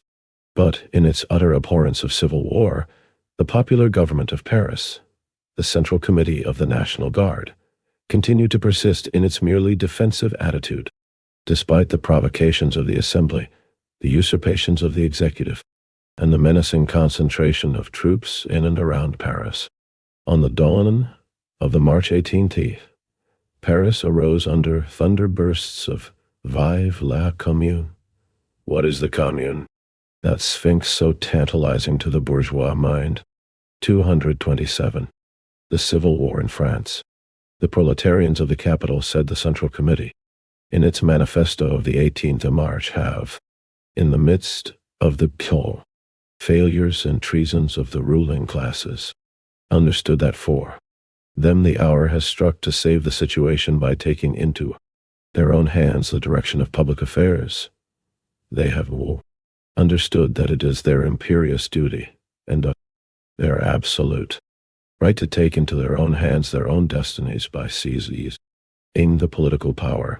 But the working class cannot, as the rival factions of the appropriating class have done in their hours of triumph, simply lay hold on the ready-made state machinery and wield it for its own purposes. The centralized state power, with its ubiquitous organs of standing army, police, bureaucracy, clergy, and magistrature, organs wrought after the plan of a systematic and hierarchic division of labor, dates from the days of absolute monarchy when it served nascent middle-class society as a mighty weapon in its struggles for emancipation from feudalism. The French Revolution of the 18th century swept away the rubbish of seigneurial, local, townish, and provincial privileges, thus clearing the social soil of its last medieval obstacles to the final superstructure of the state. It received its final shape under the First Empire, the offspring of the coalition wars of old semi-feudal Europe against modern France. Under the following parliamentary regimes, the holding of the governmental power, with its irresistible allurements of place, pelf, and patronage, became not only the bone of contention between the rival factions of the ruling classes. Its political character changed simultaneously with the economic changes of society. At the same pace that the progress of industry developed, widened and intensified the class antagonism between capital and labor. The governmental power assumed more and more the character of the national power of capital over labor, of a political force organized to enforce social enslavement, of a mere engine of class despotism. On the heels of every popular revolution, marking a new progressive phase in the march, development course of the struggle of classes, class struggle, the repressive character of the state power comes out more pitiless and more divested of disguise. The Revolution of July, by transferring the management of the state machinery from the landlord to the capitalist, transfers it from the 228. Second draft of the Civil War in France, distant to the immediate antagonist of the working men. Hence, the state power assumes a more clearly defined attitude of hostility and repression in regard of the working class.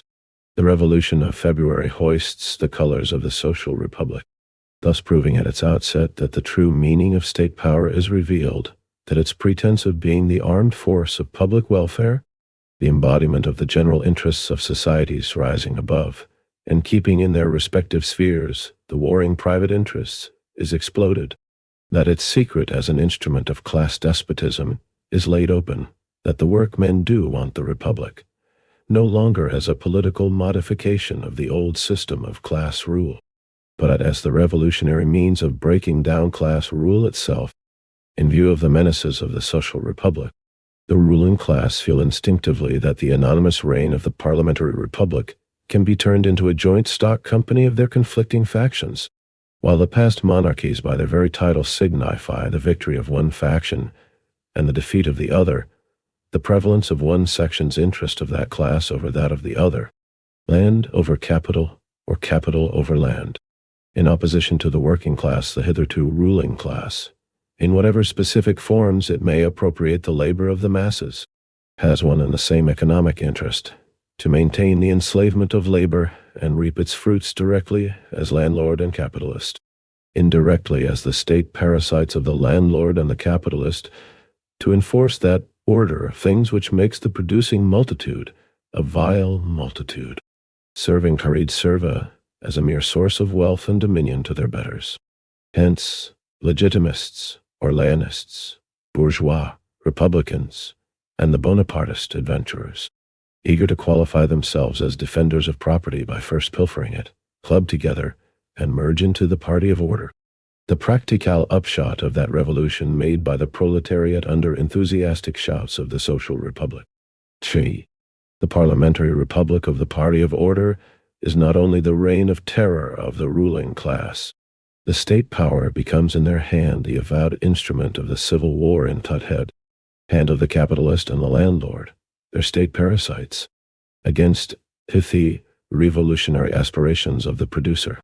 Under the monarchical regimes, the repressive measures and the confessed principles of the day's government are denounced to the people by the fractions of the ruling classes that are out of power.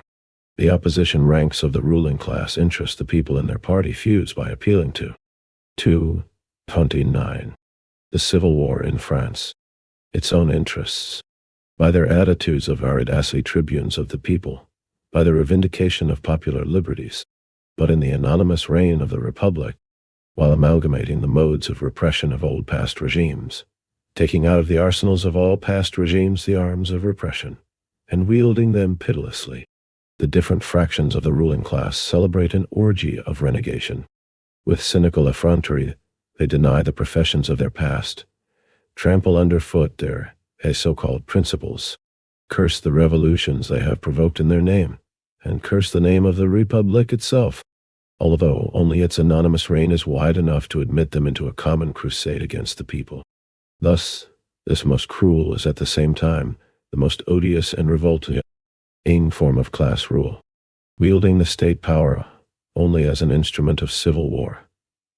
It can only hold it by perpetuating civil war, with parliamentary anarchy at its head, crowned by the uninterrupted intrigues of each of the fractions of the order party for the restoration of each own pet regime, Honda in open war against the whole body of society. Out of its own narrow circle, the party of order rule becomes the most intolerable rule of disorder, having, in its war against the mass of the people, broken all its means of resistance and laid it helplessly under the sword of the executive. The party of order itself and its parliamentary regime is warned off the stage by the sword of the executive. That parliamentary party of order, Republic, can therefore only be an interreign. Its natural upshot is imperialism, whatever the number of the empire. Under the form of imperialism, the state power, with the sword for its scepter, professes to rest upon the peasantry, that large mass of producers apparently outside the class struggle of labor and capital, professes to save the working class by breaking down parliamentarism, and therefore the direct subserviency of the state power to the ruling classes, professes to save the ruling classes themselves by subduing the working classes without insulting them, professes, if not public welfare, at least national glory. It is therefore proclaimed as the savior of order. However galling to the political pride of the ruling class and its state parasites, it proves itself to be the really adequate regime of the bourgeois order, by giving full scope to all the orgies of its industry, turpitudes of its speculation, and all the meretricious splendors of its life. The state, thus seemingly lifted above civil society, becomes at the same time itself the hotbed of all the corruptions of that society, its own utter rottenness. 230. Second draft of the Civil War in France. And the rottenness of the society to be saved of arid by it was laid bare by the bayonet of Prussia. But so much is this imperialism, the unavoidable political form of order, that is, the order of bourgeois society, that Prussia herself seemed only to reverse 305, its central seat at Paris, in order to transfer it to Berlin? No. The empire is not 306 like its predecessors, the legitimate monarchy, the constitutional monarchy, and the parliamentary republic, one of the political forms of bourgeois society. It is at the same time its most prostitute, its most complete, and its ultimate political form. It is the state power of modern class rule, at least on the European continent. 305 reverse. Overthrow. 306 for meaning. The word merely is required after not. 231. Collection, Foundations. 1. The Foundations of Leninism. 14. The Modern Prince, Joseph Stalin, and Other Writings. 2. Wage Labor and Capital, Antonio Gramsci, and Wages, Price, and Profit. 15. What is to be done? Karl Marx, v. I. Lenin. 3. Reform or Revolution. 16. Critique of the Gotha Program, Rosa Luxemburg, Karl Marx. 4. Socialism, Utopian and Scientific. 17. Elementary Principles, Friedrich Engels, of Philosophy. 5. The State and Revolution, George Politzer, B. I. Lenin. 18. Militarism and Anti-Militarism. 6. Labor in Irish History, Karl Liebknecht, James Connolly. 19. History and Class Consciousness. 7. Anarchism or Socialism, Georg Lukács, and Trotskyism or Leninism. 20. Two Tactics of Social Warfare, Democracy, Joseph Stalin and the Democratic Revolution. 8.